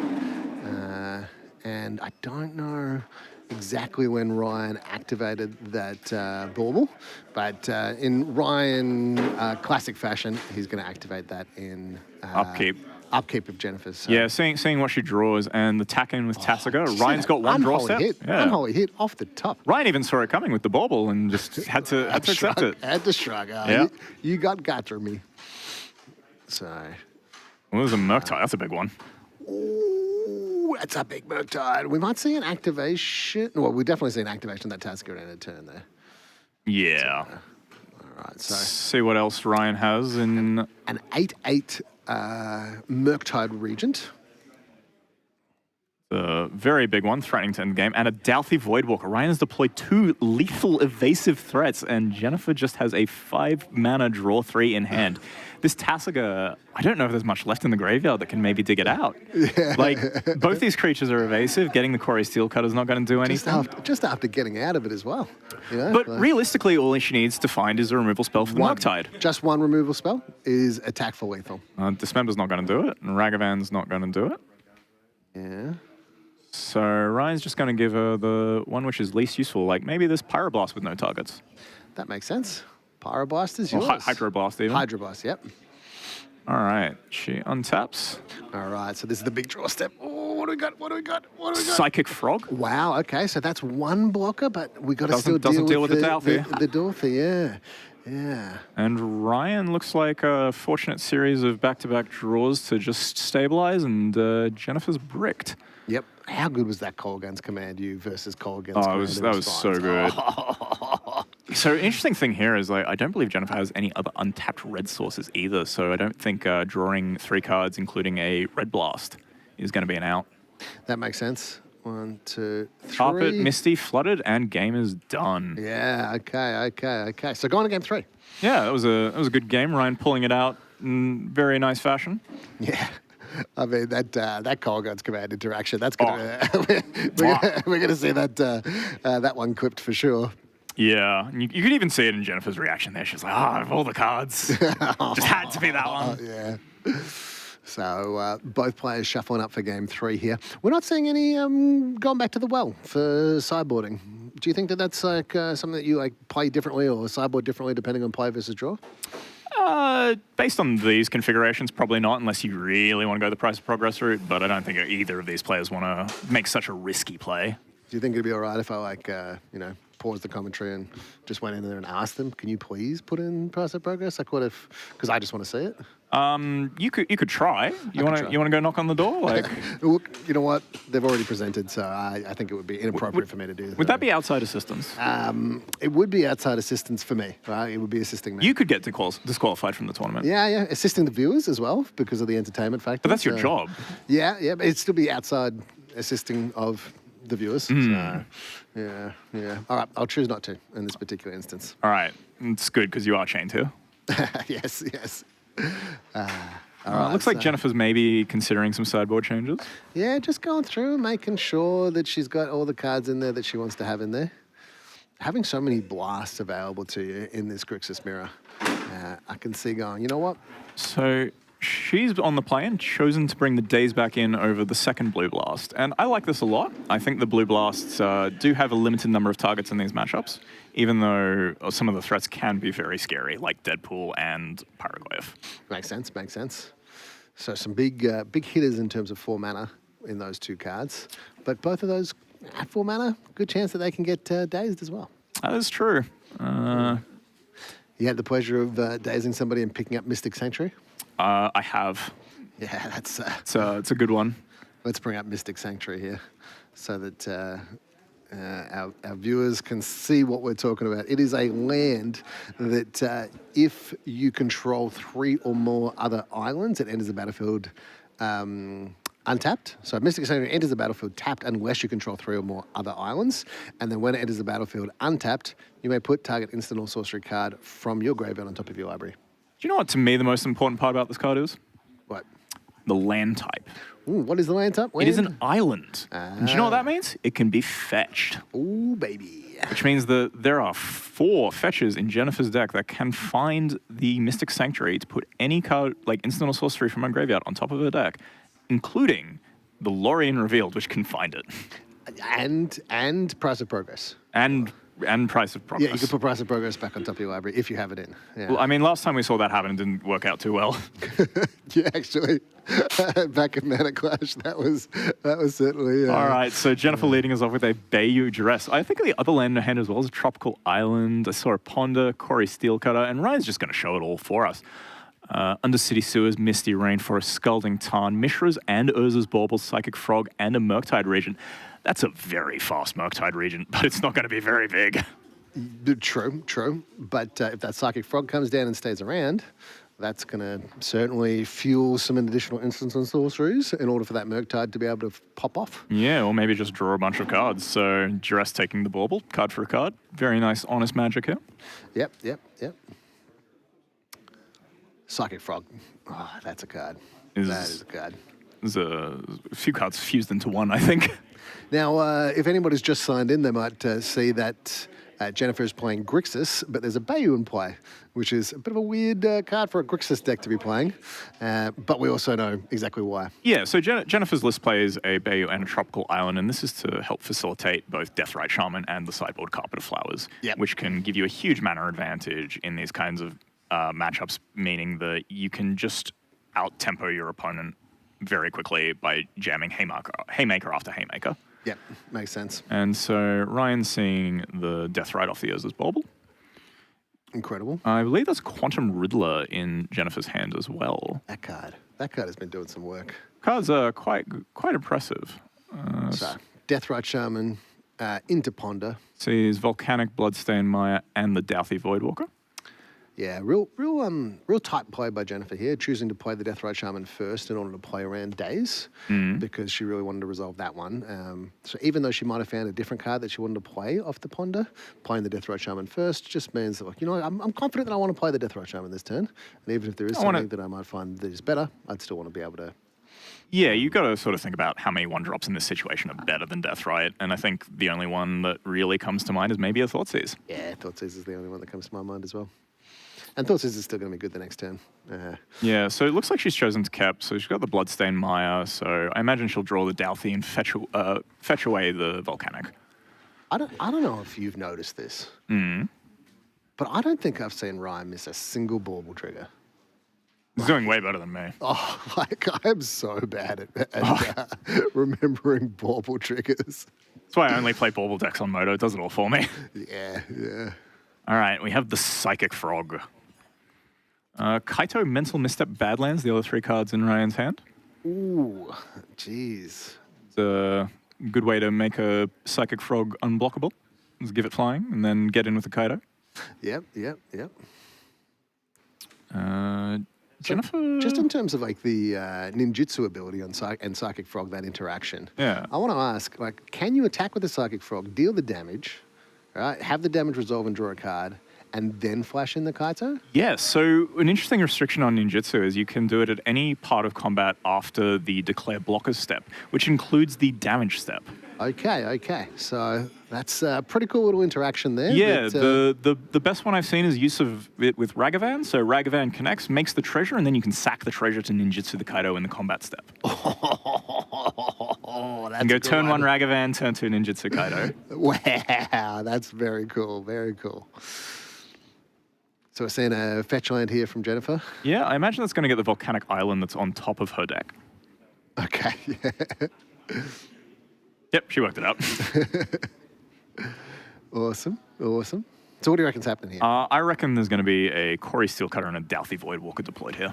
That makes sense. And we can exile a... Ooh, actually, we can't really exile the fetch land in Ryan's graveyard because he can respond by exiling all 3 cards and therefore countering the ability on Deathrite Shaman. Yeah. Yeah, so she's going to have to go for her own graveyard here if she wants to, like, guarantee it. Oh, no, okay. Okay. Kind of shortcut a bit and going for it. All right.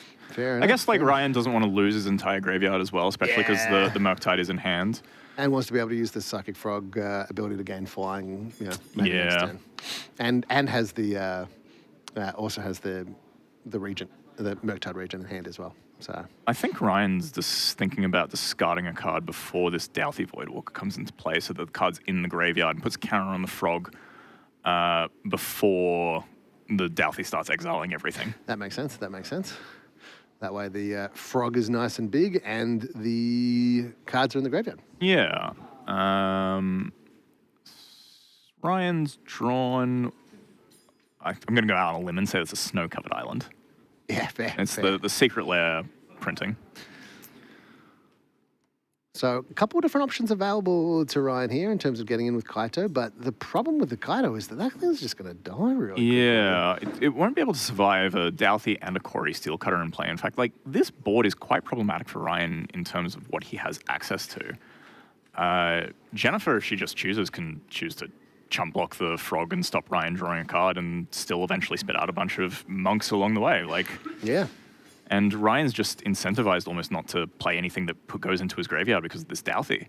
Yeah. And I don't even think he wants to attack with the frog to, like, necessarily deploy the Kaito just because it's going to put him so far back on board. I think I'd still attack with the frog, but maybe not put the Kaito into play. Yeah, for sure. But it's being blocked anyway, so not going to get choice. Yep, that makes sense. And then... what is the play, the follow-up? Okay, just pass turn. Ryan doesn't really have anything he can do. This Douthie is causing quite annoying problems. Jennifer picking up the Daze. So she's got Daze, Quantum Riddler, and Lorraine revealed. Okay, so we can see a cycle on the Lorraine revealed, play a land, then play the Quantum Riddler, and that would draw 2 cards. Yeah, so you can warp the Quantum Riddler here, which will draw 2 cards. Hopefully you draw some other piece of action that you can play to trigger the Steelcutter. Yep, that makes sense. No opposition agent from Ryan there. No. Yeah, I don't think that still would have done that much, to be honest. Yeah, probably not. I guess Ryan gets access to her Mystic Sanctuary. Yeah. Look, you might have convinced me that opposition agent not particularly great. All right, glad to see I've taken the opposition in this side. So Jennifer trying to play around as much as possible, not really knowing that Ryan's kind of got nothing. Yeah. I mean, Jennifer's in this like interesting spot where I think she's in front, but it's very tenuous. Like this matchup, Grixis versus Grixis, some things like Kolaghan's Command can flip the script pretty easily. I could kill the Douthie Voidwalker and kill the Corey Steelcutter, and so like wanting to make sure that like, okay, do I keep the days open? Do I play other cards here? Like what do I do? And slowing down a little bit to just go, you know what? I want to make sure that I'm doing the right thing. Here's a cool thing you can do. Yeah. You can attach that Corey Steelcutter to the Quantum Riddler. Oh, yeah. Then just get to attack. Yeah, gives it haste. And trample. So it draws a mental misstep and a steam vent, meaning that we're not going to be able to get value out of this Corey Steelcutter. I was wondering if there was any merit to dazing the Quantum Riddler and paying for it just to trigger the Steelcutter, but I think it's a bit loose. I think that's a bit loose, but I understand the concept. Yeah, so this Psychic Frog may be getting in. Maybe getting in for hit, yeah. One thing that could happen is Ryan goes to cast a spell, and then we get a daze and a mental misstep out, which can trigger the Steelcutter and gives us a block for the frog, but we'll see how it goes. I could see 2 cards getting played pre-combat main. Yeah. And that triggering the Corey Steelcutter. I could also see, like, honestly, that's the kind of thing I miss, right? Like when I cast 2 spells in my opponent's turn. Yeah, it triggers both turns. It's kind of insane. Yeah, insane. All right, so we see an attack with that Psychic Frog from Ryan and taking the damage. Yeah, Jennifer kind of just has to let it connect here. And this could be Ryan's way to try and run away with the game, but he still has to deal with this Douthie. Yep. I think a Drown in the Lock is the card that he's got there. All right, well, that could deal with the Dorothy. Yeah, deal with it quite well. Yep, all right. So Drown and Lock going at the Douthie, Jennifer only with a misstep and a daze. Neither of these going to be effective here. All right, so that goes to the graveyard, putting a card in the graveyard that is an instant. We've got 4, 5, 6 mana here. And then we've got a discard to the Psychic Frog. And now we're going to cast the Murktide, and the Murktide is going to eat possibly a hard cast days. Yeah, yeah. I think I maybe bounce an island here just for safety. Play around my opponent's days. No, I think I hard cast it because You're going for it? Yeah, because of the Riddler. I want to be able to, sure. I want to be able to hard cast the Riddler. No, that does make sense. We don't have any more lands in the bin though, so but we do have the Steam Vents in hand. Yeah, yeah. So that's why I want to hard cast there. All right, so Steam Vents taking 2 damage. And the classic matchup of Quantum Riddler versus Psychic Frog. Yep, makes sense. A lot of cards being drawn. Ooh, Unholy Heat a draw. So what do you think Jennifer playing the Steam Vents over the Arid Mesa? Oh, I know why. Arid Mesa, I'm pretty sure, is out of targets. Yeah, okay, so we've got Steam Vents as a target. We've got, I imagine, Badlands as a target. And Volcanic Island as a target. Oh, no, so the Badlands are still in the deck. Yeah. Okay. Because I might have gone with that play just so I'd have mana for the Deathrite Shaman. Oh, yeah. In case Ryan also has a daze. So, hard cast Kaito coming down.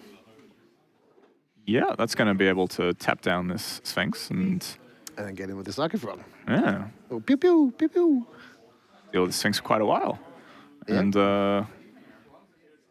having the misstep in hand that can't easily be deployed just means that Quantum Riddler might not get that huge amount of value in any time in the near future, hopefully from Ryan's perspective. But we'll see. I wonder if she's going to choose to use the Unholy Heat on the Psychic Frog. Because if she chooses to do that, what might end up happening is Ryan goes for the misstep, and then Jennifer missteps back, and this causes the Quarry Steelcutter to trigger, and that gets to attack and kill the Kaito. Yeah, so Ryan choosing to not attack with the Psychic Frog here. No, I think he wants to defend against the Steelcutter tokens, as this Kaito is one of the other ways he has of getting and staying in this game. Yeah, that makes sense. But look, Psychic Frog also draws cards as well, so you know, I mean, this is why this matchup is so intense, because I don't know. I honestly just don't know what the correct play is there. There's a Spell Pierce, I think, picked up there for Jennifer. Arid Mesa finding the last target before it's too late. That's fair.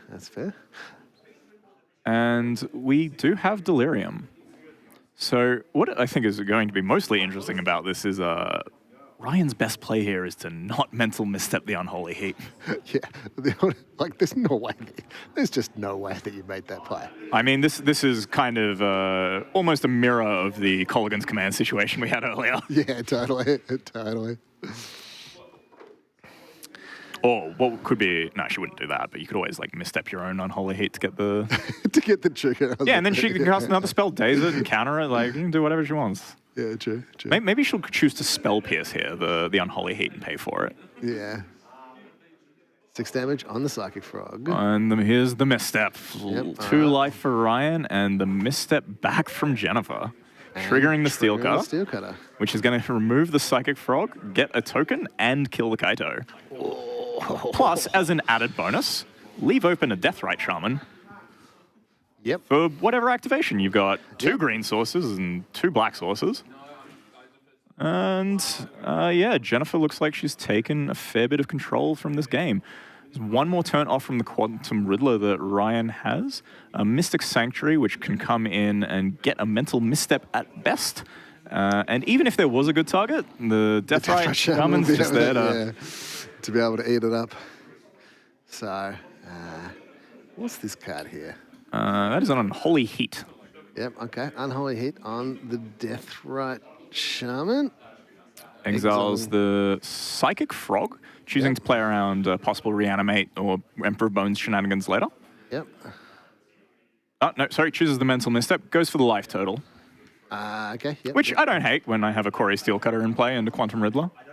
Yep, makes sense. Spell Pierce being the last card in her hand. So we got Creature, Planeswalker, Creature, Instant.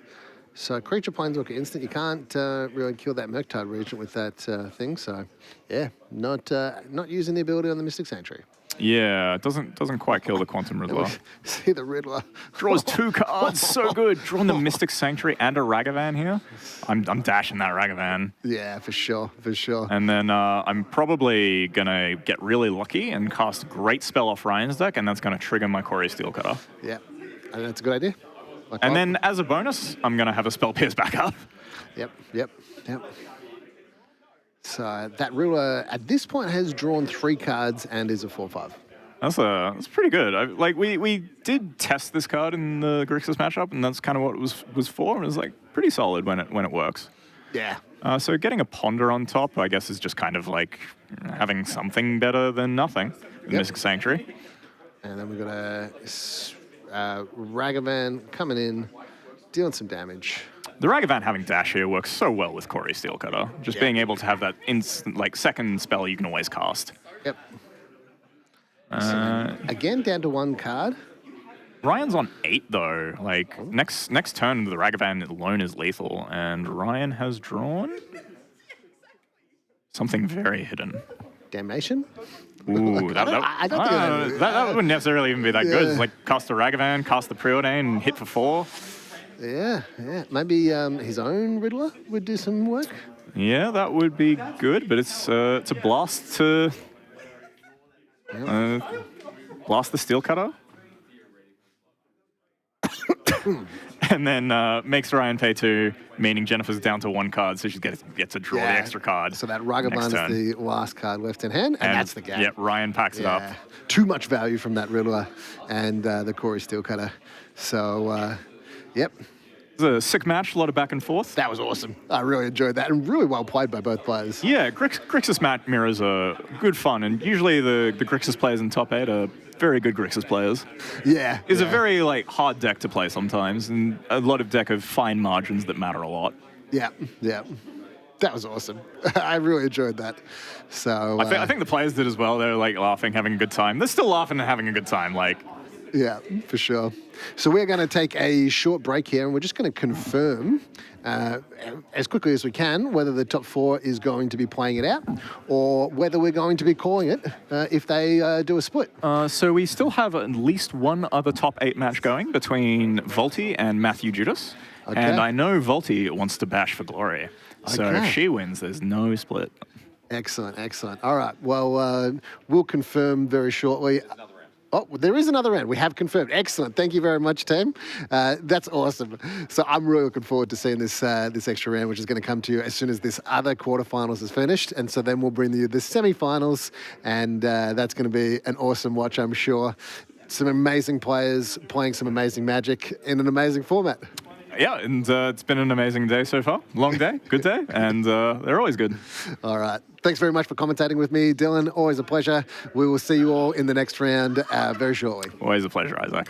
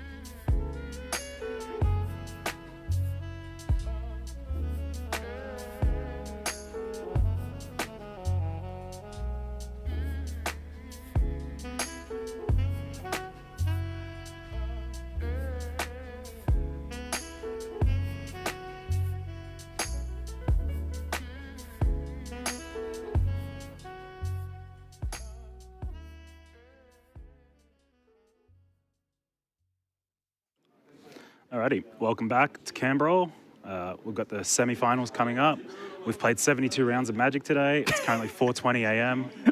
and we're looking forward to 16 more rounds. Can't wait. It's going to be a long night. If you can't tell by the bags under my eyes, I'm already at my peak, you know. But this is a good semi-finals, to be honest. Two of my closest friends in the Magic community currently playing. We have Jim Wilkes, the godfather of Grixis himself, who we've seen on camera multiple times today, and Jen, who has picked up the deck today and decided to play 7-point for the first time today. So, she's doing pretty well for herself. Not bad. Not a bad first day. Yeah, no, this is going to be a good test for her, though, to see how she navigates the mirror against arguably the best Grixis player in Australia. So, very keen to see how this goes. Jen is luckily on the play as the third seed. So, Jim should have done a little bit better in Swiss. That's on him. To be fair, I play around. Jim actually got paired down when he was one of the only 3 5-0s. So he lost the 33% of there and had to bash. Whereas the other two got to ID their way straight into the top 8 for the last couple of rounds. He got one bit of bad luck today. One little tiny bit. One little bit. One little bit. Swings and roundabouts, but it's more swings for Jim. This should be an excellent game. This is going to be fun. This is going to be very fun. Jen literally got this list as like the older version of the Bus Stop Grixis list, so it's only like a month old. There's only been a few changes, but one of them is just the Mystic Sanctuary swap. And Jen's also still playing Mental Misstep in the list, as we saw in her quarters match. So I hope Jim knows that, or we're going to see his face when he gets misstepped at some point in this game. I hope that happens. Me too. Honestly, Jen's also playing Quantum Riddler, which is fast becoming my favorite card in Magic, and it's doing well. We originally wrote it off thinking it's probably not going to be good enough, but watching her have it in play today on and off camera, it's been really, really impressive. Turn 1 Monkey, strong. Does Jim have any way to deal with this Monk? Looks like we have a Cling to Dust, Brainstorm, Reanimate, Troll, Murktide. Okay, so we're going to cheese. Jim's plan is cheese this Monkey. It looks like Jen has Inquisition. She has... Is that a shell? No, it's a Baragoyf. Drown in the Lock, Ponder. Inquisition. Yep. Her hand is actually stacked for this interaction as well. Like, the way these two opening 7s line up is actually really, really bad for Jim. Oh, it's even a Deathrite Shaman. Oh, my lord. Yep. Right. Jen does have the second land as well. She has the Polluted Delta. Do we play Inquisition here? I think you do. You get the option to hold up, like, the Drown in the Lock as well. And, like, if you get the Inquisition, you get our card in the graveyard. So you get the option to actually use the Drown in the Lock on a 1-drop, which half of the Grixis deck is 1-drops. Yep. So she's opted to keep the Polluted Delta. You think that's just for a Surveil and it's that? Yeah, I think if nothing gets cast? If she doesn't need to use the Drown in the Lock, then the Surveil is fine to go for here. Yeah. And a lot of people would have just kept the treasure there, to be honest. Yeah. I think Jen correctly has identified that the Grixis deck is so cheap and efficient, you don't need to realistically hit every land drop, have every mana source. Yeah. And yeah, just smoothing out those next few draws as well. So brainstorming in response here to protect a key card from Inquisition. Yeah, and it looks like Jim's protecting the Reanimate there. His hand is now basically Inquisition proof. I think there's Emperor Bones and maybe DRC. Yeah, but like the key cards, Kaito, Murktide, Troll, all going to be fine, all going to be safe. Yep. And then Jim's also going to put back the... Oh, okay. I was going to say, he might put back the Cling to Dust as well if he's not feeling it in the matchup, but it is kind of key. So maybe it's the Emperor Bones. We're going to let her take the Cling to Dust as a... Put it in the graveyard. That's where it belongs anyway. Yeah. That's just good, clean living. Exactly. Stacking it correctly. Good to see. And then, yeah, the fan out. Here we go. Pick a card, any card. Jen's like, I get these two. I get only these. And yeah, takes the DRC.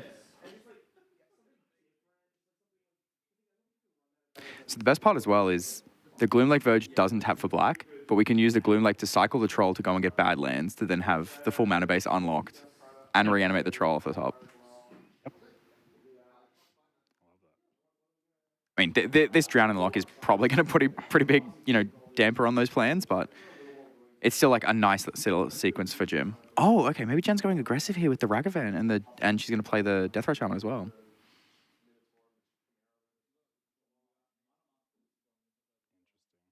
I guess Jim's hand's got a lot of graveyard-dependent stuff, so maybe she wants to get this Deathray Shaman online.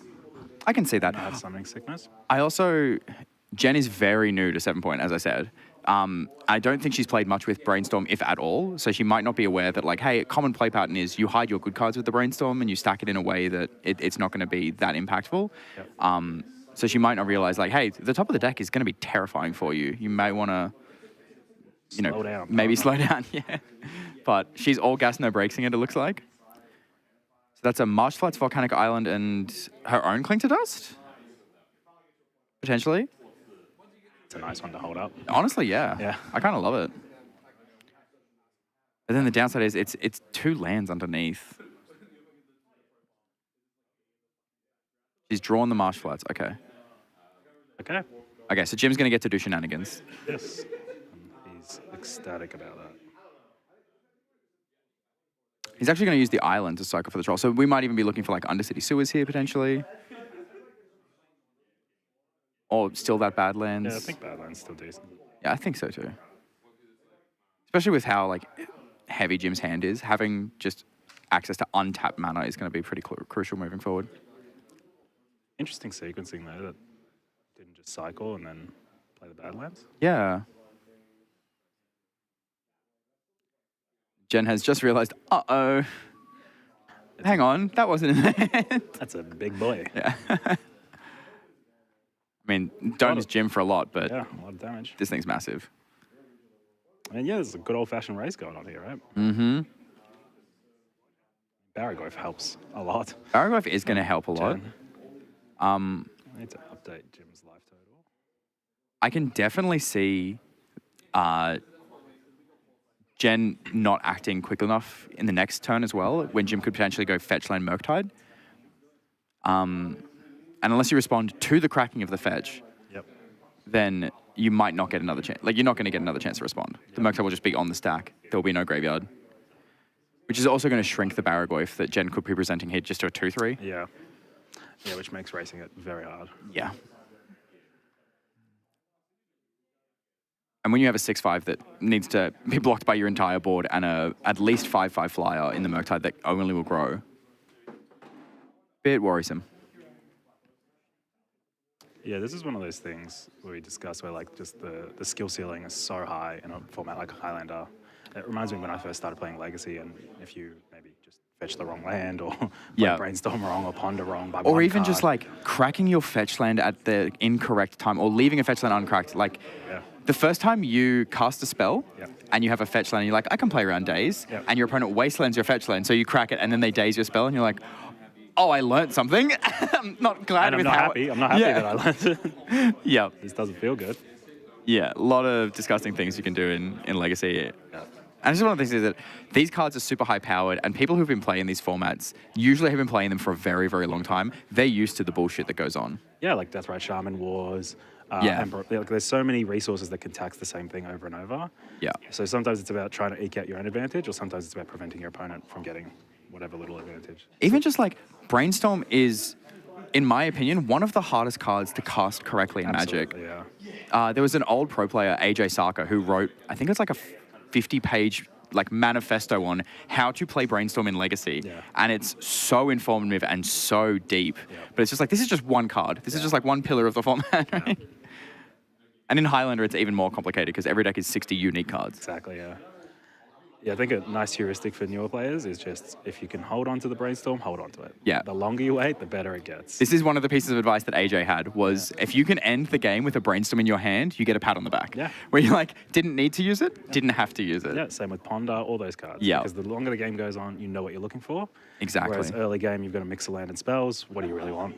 And I think that's a big difference between Eternal formats and things like Standard and Modern, where players are so used to playing on curve, playing with mana constraints, but navigating those perfectly, that they don't seem to sequence cantrips correctly when they get into these Eternal formats, and those micro decisions end up mattering a lot. And so yeah, here we go. Ready? Jim's going to fetch. Jen does nothing, and he's going to slam Murktide and be like, cool, we're at this point of the game now. Nothing you can do about it. Yeah. Tapped out. And that Adrenaline Luck's going to do nothing. Yep. Donuts. And here it comes.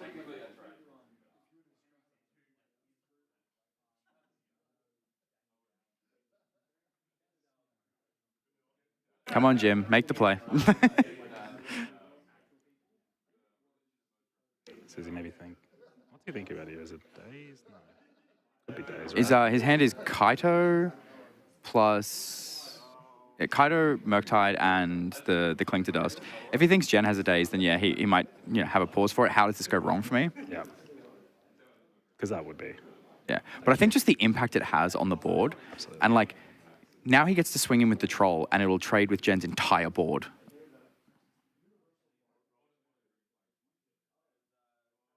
And is this Baragoi for 3 power or 2 power? Sorcery, land.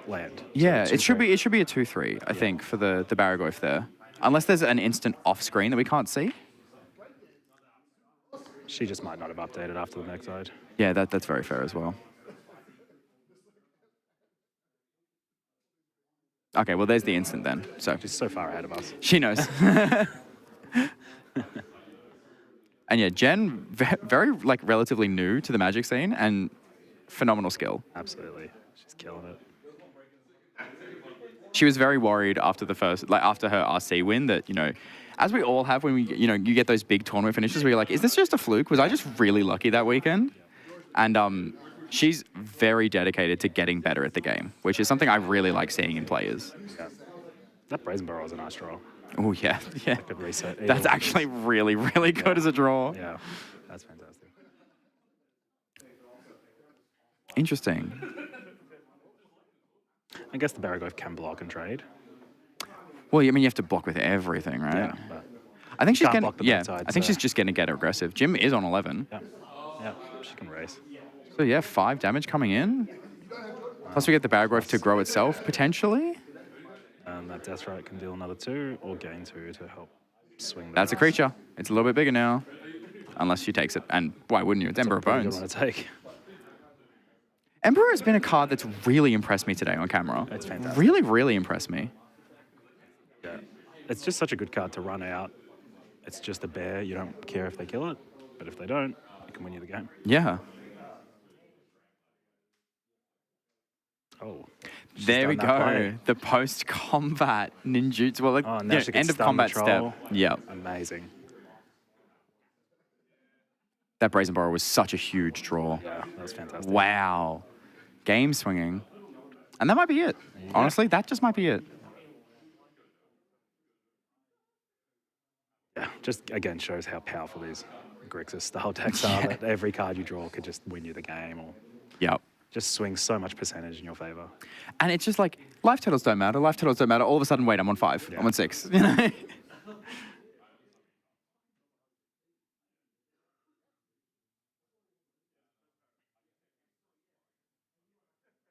And it looks like Jim hit an expressive iteration. So good option to, try and dig out of the hole he is now in. Yeah. So what's he want to hit here? Like a molten collapse and a... Okay, so we've got the cling. Now, how are we going to approach this? This Kaito is going to be a nightmare as well. I mean, it's very hard for Grixis to interact with this card. It's one of the reasons why it's in the deck this weekend. Yeah, also, you mentioned earlier that they only play 2 4-drops. Kaido's a 4-drop. Kaido's a secret 3-drop. Kaido is cosplaying a 4-drop, but realistically, this guy's a 3-drop. Oh. Never mind, I was totally wrong. It's a 4-drop. It's a 4-drop to me. Come on, how about we just meet halfway? It's a 3.5 drop. Okay, I like that. I can go with Round that. up to 4. Yeah. So Jim's Kaido dies to Jen's Kaido? I think Jim dies now. Oh, yeah, that's true. Jen can just go two Emblem the Kaido, Yeah, ding with the Ragavan, shove. sure. Also can deal 2 with Death Right. And Yeah, just yeah. Attack with Kaido. So there she goes. And let's not forget, like, 4 power now? yeah, Gen 1 in RC with Kaido. She knows how to handle this ninja.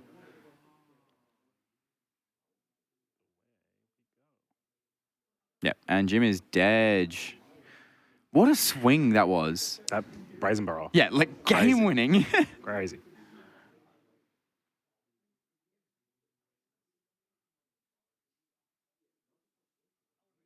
Yikes. Yeah, that was fascinating.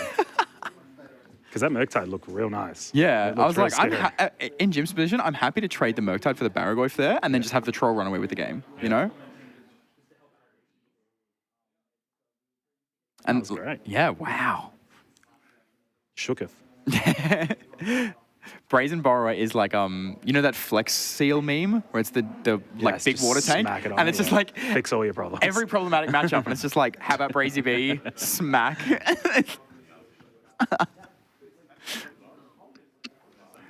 I played a few test games with Jen while she was in, while she had a little bit of spare time while she was drawing, and she brazen borrowed my Nadu, and she went, and I was like, yeah, trigger, and she went, this triggers on my cards as well. I was like, oh yeah. And I was like, this is not a problem that Brazy B fixes. I am so sorry. Kaka, he's back.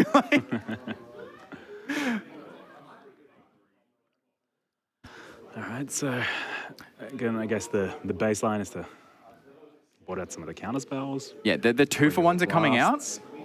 Some of the discard spells are probably going to come out, and these blasts are coming in. Yeah. Depending on how green heavy they are. So from memory, the bus stop list is 1 tropical island, which they never want to fetch. Jen's list has a bayou and a tropical island. So I don't know if Jim's had time to really pay attention to Jen's list to see that, you know, she's heavier green, to the point that he might want to bring in the Submerge, might see it as a better option than something like, Unholy Heat, if it's going to be one of those games where if your graveyards are getting taxed, maybe the Heat doesn't have a Delirium, it's not going to hit those bigger things. Yep. But the blasts for sure, like, you're a blue and red deck, you're facing another blue and red deck, you're going to have 4 blasts coming in. Yeah, well, Jen also has access to Carpet Flowers, which is going to be huge in this matchup. Yeah, that is. Breaking serve on mana is a very, very, crucial thing. And Carpet Flowers definitely does this. Very old school templating. Almost every green deck in the room is going to have this in the sideboard. Yeah, it's actually one of the main reasons that they splash the green. It's for Deathrite activation and for this card. Exactly. And at this point, it's basically a Gruul deck. Famous words of Dominic. I love that.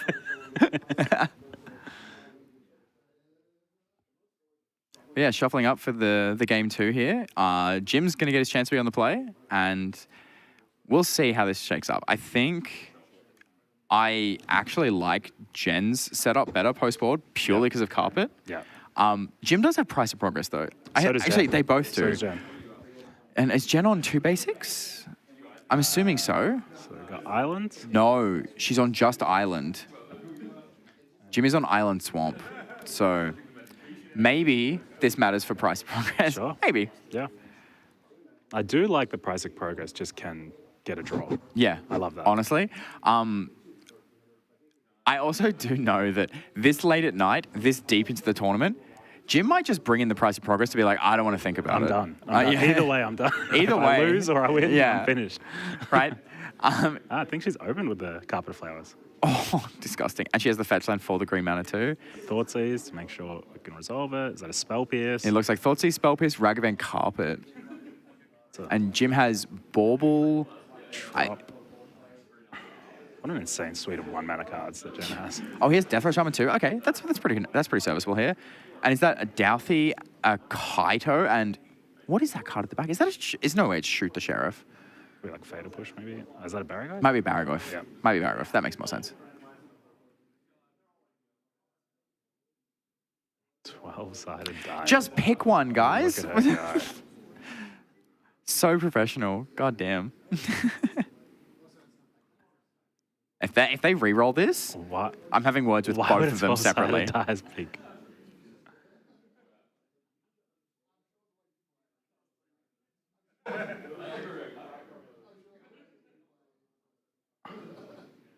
To make it quicker. Oh, okay.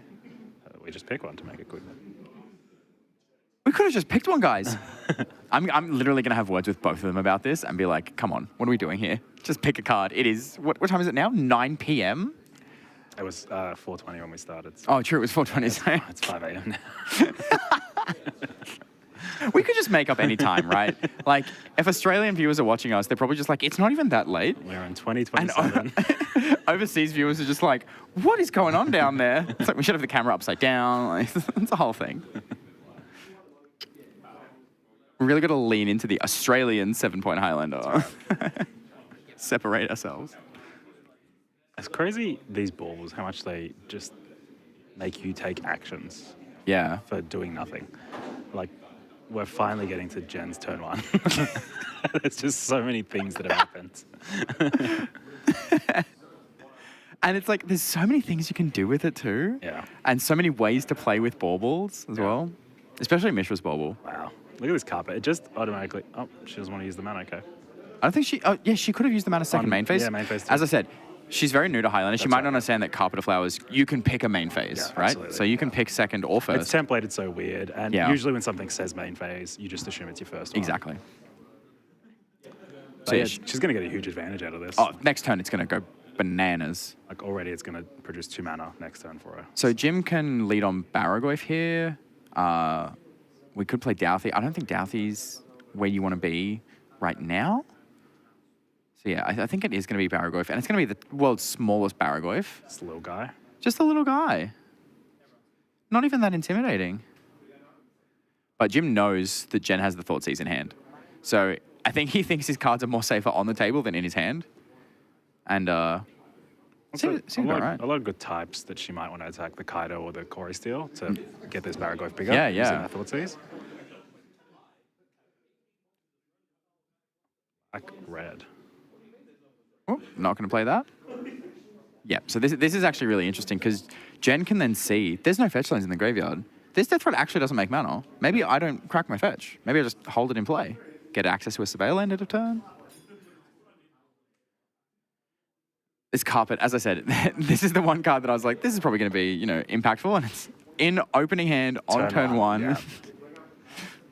Jim only has islands in hand. Could not play around it with like a Badlands or a Gloom Lake Verge. Could have had days. I would have played around it. You know what? You're right. Could have just been better, really. See, this is why they made us go on coverage, because they were like, too powerful. Yeah, exactly. Don't let them enter. We want to see different decks throughout the day, right? Yeah. So. If I'm just 7-0, they're not going to want me around anymore. Yeah. And we'd be watching Grixis all day. Imagine that. All right, so drawing this bolt, nice, with all that red land. Well, we might find red land. Hi-ya. So if we can mill over a land, then the Death Right's active again. If we mill a good creature too, this is huge value. Man, this deck is just good cards. Unbelievable. Every card I'm just like, man, this is way too good to exist. Oh my god. Another red creature, let's go. Another red creature and no land. Barry's a little bit bigger. Good old Bazza. Just got to give everything a little bit of an Aussie nickname. Once again, lean into the format. Yeah, and it just becomes so removed from the original thing, right? Maybe not everyone knows Barry, and then now you're calling it Bazza. And it's like Steve as well. Yeah, Steve's great. Steve is a great one.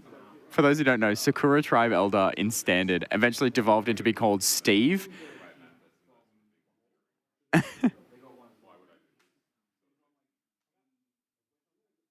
Right. Okay. You can Oof. only add one color with Carpet of Flowers, and Jen's chosen 2 different colors. Yeah, because she went Thoughtseize plus Ragavan.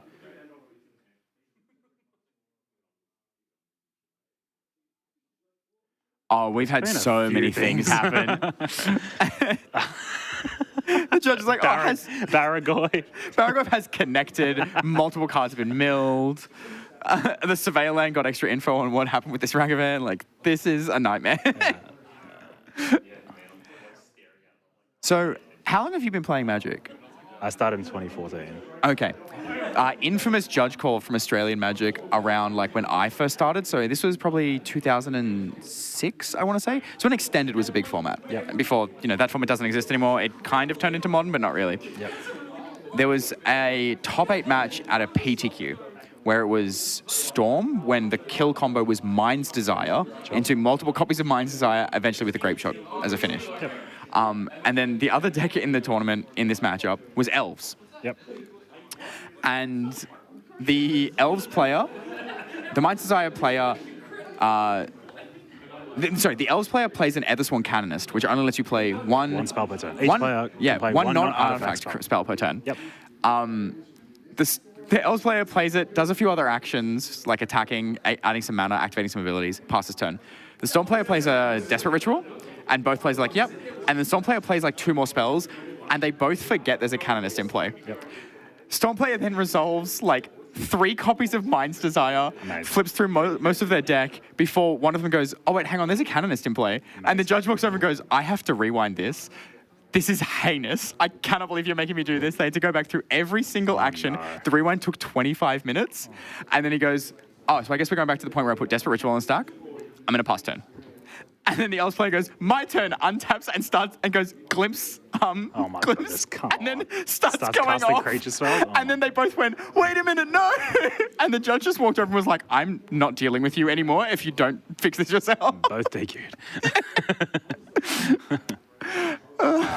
And if Corey was old enough to have been alive back then, our head judge for the day, he might have just had terrible flashbacks to that time.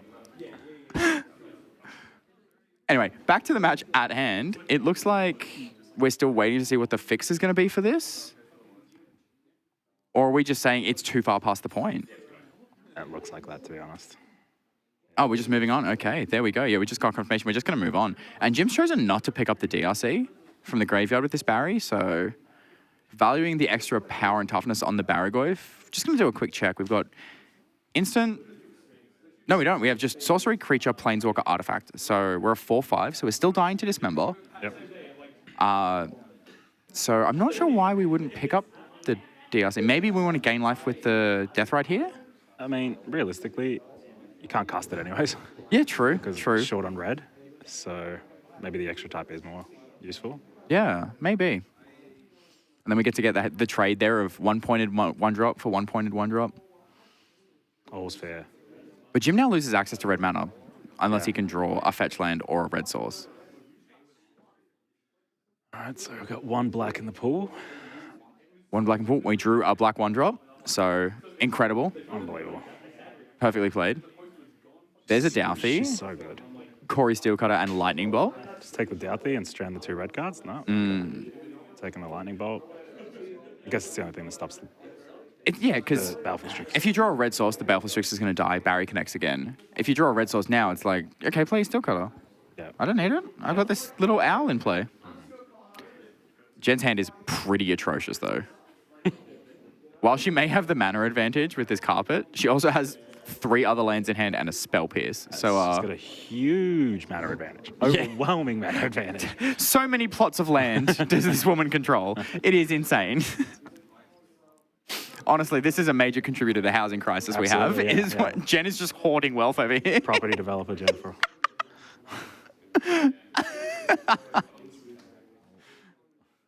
Meanwhile, Jim just stranded with these two lands. He doesn't have a certain color. It's just 1% of our top 8 owns 25% of the land. oh, I love it. This is rough for Jim. I still think he's weirdly in like a decent position. The Murktide's nice. It was a nice draw. And we might just go like, please, just trade with this Barry. It's not that big a deal. Don't worry about it. Don't even look at it. And then while we don't need our graveyard, we can Merc. It's tough, so he can't even cast the Dorothy Voidwalker either. No. He can't cast anything. He has uncastables. And Jim might even have a point where he's like, if I play this island, it gives her more mana. Do I want to play around Daze to the point where I'm giving her 1 extra mana for a turn? What if she just hard gusts, you know? Yeah. Yeah, because he's not aware that she's got all lands. Yeah. So he's terrified. And this is very interesting, casting the Murktide pre-combat with the Barry in play. Still shrinking the Barry significantly. Actually, is it? There's a Baleful Strix on the other side, so yeah, doesn't matter how big it is really. And now it's at the point where it's just like, these are both very threatening creatures. That's right, yeah. You can only block one of them. Yeah.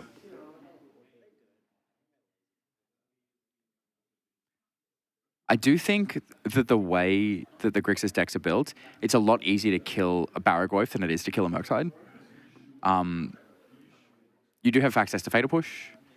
You do have access to, you know, Dismember, which would be able to kill it at any point in this sequence, right? You are worried about, I guess, Unholy Heat might be able to kill both. We do have Artifact, Creature, and Sorcery. Yeah, we're one shot. And now we do have Fetchland in hand. Oh my goodness, never punished. There's also blasts you have to worry about with the Murktide versus the Barragoyf. So it's an interesting decision tree to take there. And Jim opted not to play the land. So heads up. But yikes. There's a lot of mana over there. And she can even fetch for a Surveil land. Just be like, yeah. I'm just flexing on flex, you. Yeah. Maybe bin like a Cling to Dust or something. Just add to it. This is... kind of just rolling over Jim here, to be honest. Honestly, yeah. But it's also just one of those things where it's just like, how does he play this differently? You know? Yeah, absolutely. Yeah. Like, not to discount Jen in any way. There are just certain games of Magic where you play them and you just go, I don't think I could have done anything differently here, and I still got rinsed. Yeah. Well, like, okay, so it's Grixis Splash Green, right? So it's playing 4 colors, and the mana base is insanely good. Dual lands, fetch lands. Yeah. But there is a cost. Exactly. And sometimes you don't get all 3 colors. Like, he's got 3 colors right now, but the green is costing him. If that was a red-blue land, be or a red so black happy. land, so happy. yeah, and so sometimes this is the cost you pay to play. And it's one of those things that the deck's on, 8 to 9 fetch lands. So realistically, you expect to have a fetch land and maybe a non-fetch land in every opening hand. So that's going to be all your colors that you need access to. Jim's just drawn the no fetch lands hand, and he's just drawn, it looks like a Sheoldred. So we're on 3 uncastables, and Jen is on lands and Spell Pierce. So, this is very anemic of a game. It's, can Jim draw something that matters? And can Jen draw anything to do with this mana? Yeah, it's crazy how it's reset. Nothing on the board. Jim's going to get the full info here. She might Spell Pierce this to be like, conceal some information. Or she's just like, just take it. I think you cast it there because it just taps out Jim. Yeah, and just be like, just have a look. See my shame. Yeah. I have nothing. Complaining no one's renting her lands. Yeah. Like, you'll own nothing and you'll like it.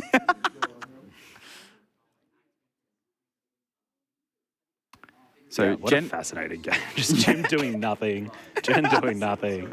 Jen thinning the deck. There's probably not any more lands left in her deck to fetch. I mean, realistically, there's a Bayou and a basic island. And she's drawn the Brazen Borrower. There's the flex tape right there. Amazing. Fixes everything. Amazing. Can't be stopped. He's going to do it. Legacy All-Star Brainstorm. Should have waited on it. Yeah, Wait as late as possible. Jim doesn't get the pat on the back for this one. So he's actually drawn castable spells. This is huge. Counterspell, Stock Up, and Emperor Bones? I think it's Daze, Ledger Shredder, and Emperor. Ah, yes, you're right. Yeah. So Daze is going to be a great pickup here for Jim. He's also Brainstorm locked himself. Amazing. But at least he's got a land drop because of the Daze. Yeah. Far out. I mean, at what least a tough game it is for Jim. Wow. Maybe this Emperor of Bones doesn't die. We get to eat the Barragoyf. Maybe we get to attack with it. Yeah. Maybe we get some extra little bit of value here. But knowing Jim's luck, the way this game and this match has gone, he's going to bring back the Barragoyf and attack with it, and it's going to mill all of his red lands. Sure. And then he's going to give us the Jim from The Office look at the camera and just be like, yeah, this is my life today, apparently. I mean, I think whatever creature he plays is just going to get petty thefted. Yeah, back to the hand with you. Away with you. And then generic 3-power flyer might just get the game over. But Jim is on 25. Yeah. That Barragoyf did a lot of work. It did. Honestly, it did a lot. There's moments where we're like, the life totals really don't feel like they matter for Grixis until it's too late, really, to catch back up. And Jen being on 11, this actually might be that point. Is he trying to get a little cheeky with this monkey? Get a treasure?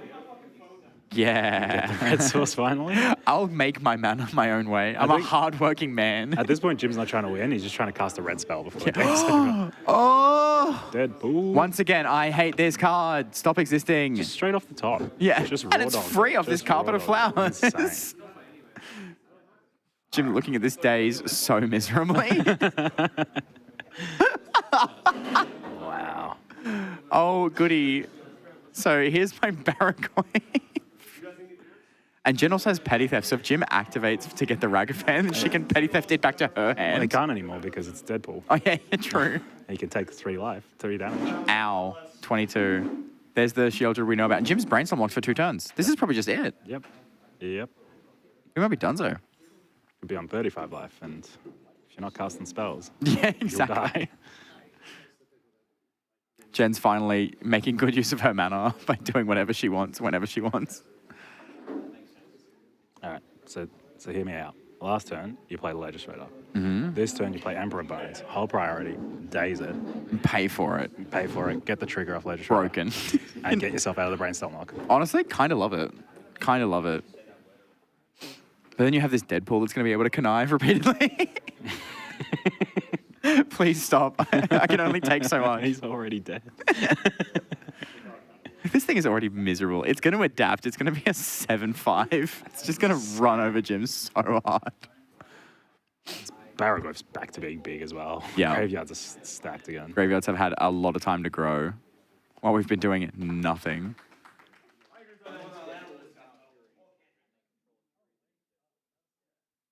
All right, I wonder who won in the other semis match, because it looks like that's just finished. But we are still in this match. We are still going. It doesn't feel like we're still going, to be honest. It doesn't feel like we've started yet, to be honest. This feels like those like circa 2010 control mirrors, where it's just like nothing will happen for many, many turns here. Just make your land drops. Jim, you've learnt nothing over the years. Interesting. Okay, so Jim actually got a chance to chump with the Deadpooled Emperor of Bones. And that was the last card from the Brainstorm lock. So The Legislator that Jen's played?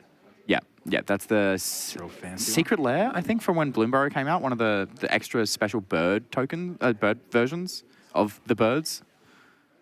And 5. bang, 5 damage coming at you. Jen choosing not to exile anything? Or was that Brainstorm exiled this time? I'm not sure. Who's to say? I don't think it really is going to be that relevant. I think she wants to keep the Emperor of Bones in the yard. Got a red source. He's done it. A tapped red source. How perfect. Greatest player of all time. What a way to just encapsulate exactly how this game has been going. Just right on time. Yeah. The turn 12. That's red source. Oh. Jim's got his head in his hands here, and it's not because, how do I think about this surveil? This is, how is this happening to me?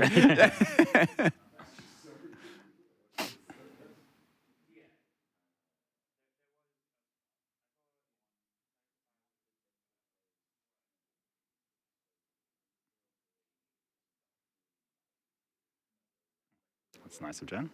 That is. Jen is genuinely wants integrity above everything else in this match, and in this game as well. I mean, it's a hard format. There's a lot going on. Yeah.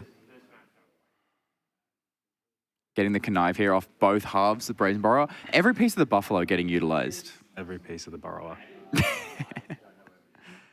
And yeah, I mean, as we said, Jim was on 25. It didn't matter what life total he was on. The overwhelming advantage that is being amassed here is insane. Well, and every land he's got is an island too. So yeah. She just keeps, that carpet just keeps adding way more mana. And we're looking at Barragoyf here. We've got Planeswalker, creature, artifact, sorcery, instant, land. This thing's huge. It's at least 25 power. Yeah. So the Barragoyf's going to come in. We've got the Legislator, the Borrower, the Deadpool. The Deadpool's going to have 2 counters on it as well. Yep. So 13, 16, 17, I'm counting, which is exactly lethal.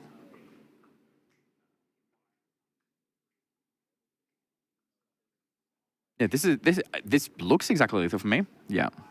GG's. GG's. Damn. Yeah, this is one of those awkward moments where, yeah, we couldn't rewind the carpet because of how much had happened, and it was just such an overwhelming advantage to start the game like that. Yeah. I think both players are pretty upset by this, to be honest. Jen doesn't want to win like that. Of course, yeah. Jim doesn't want to lose like this. Yeah.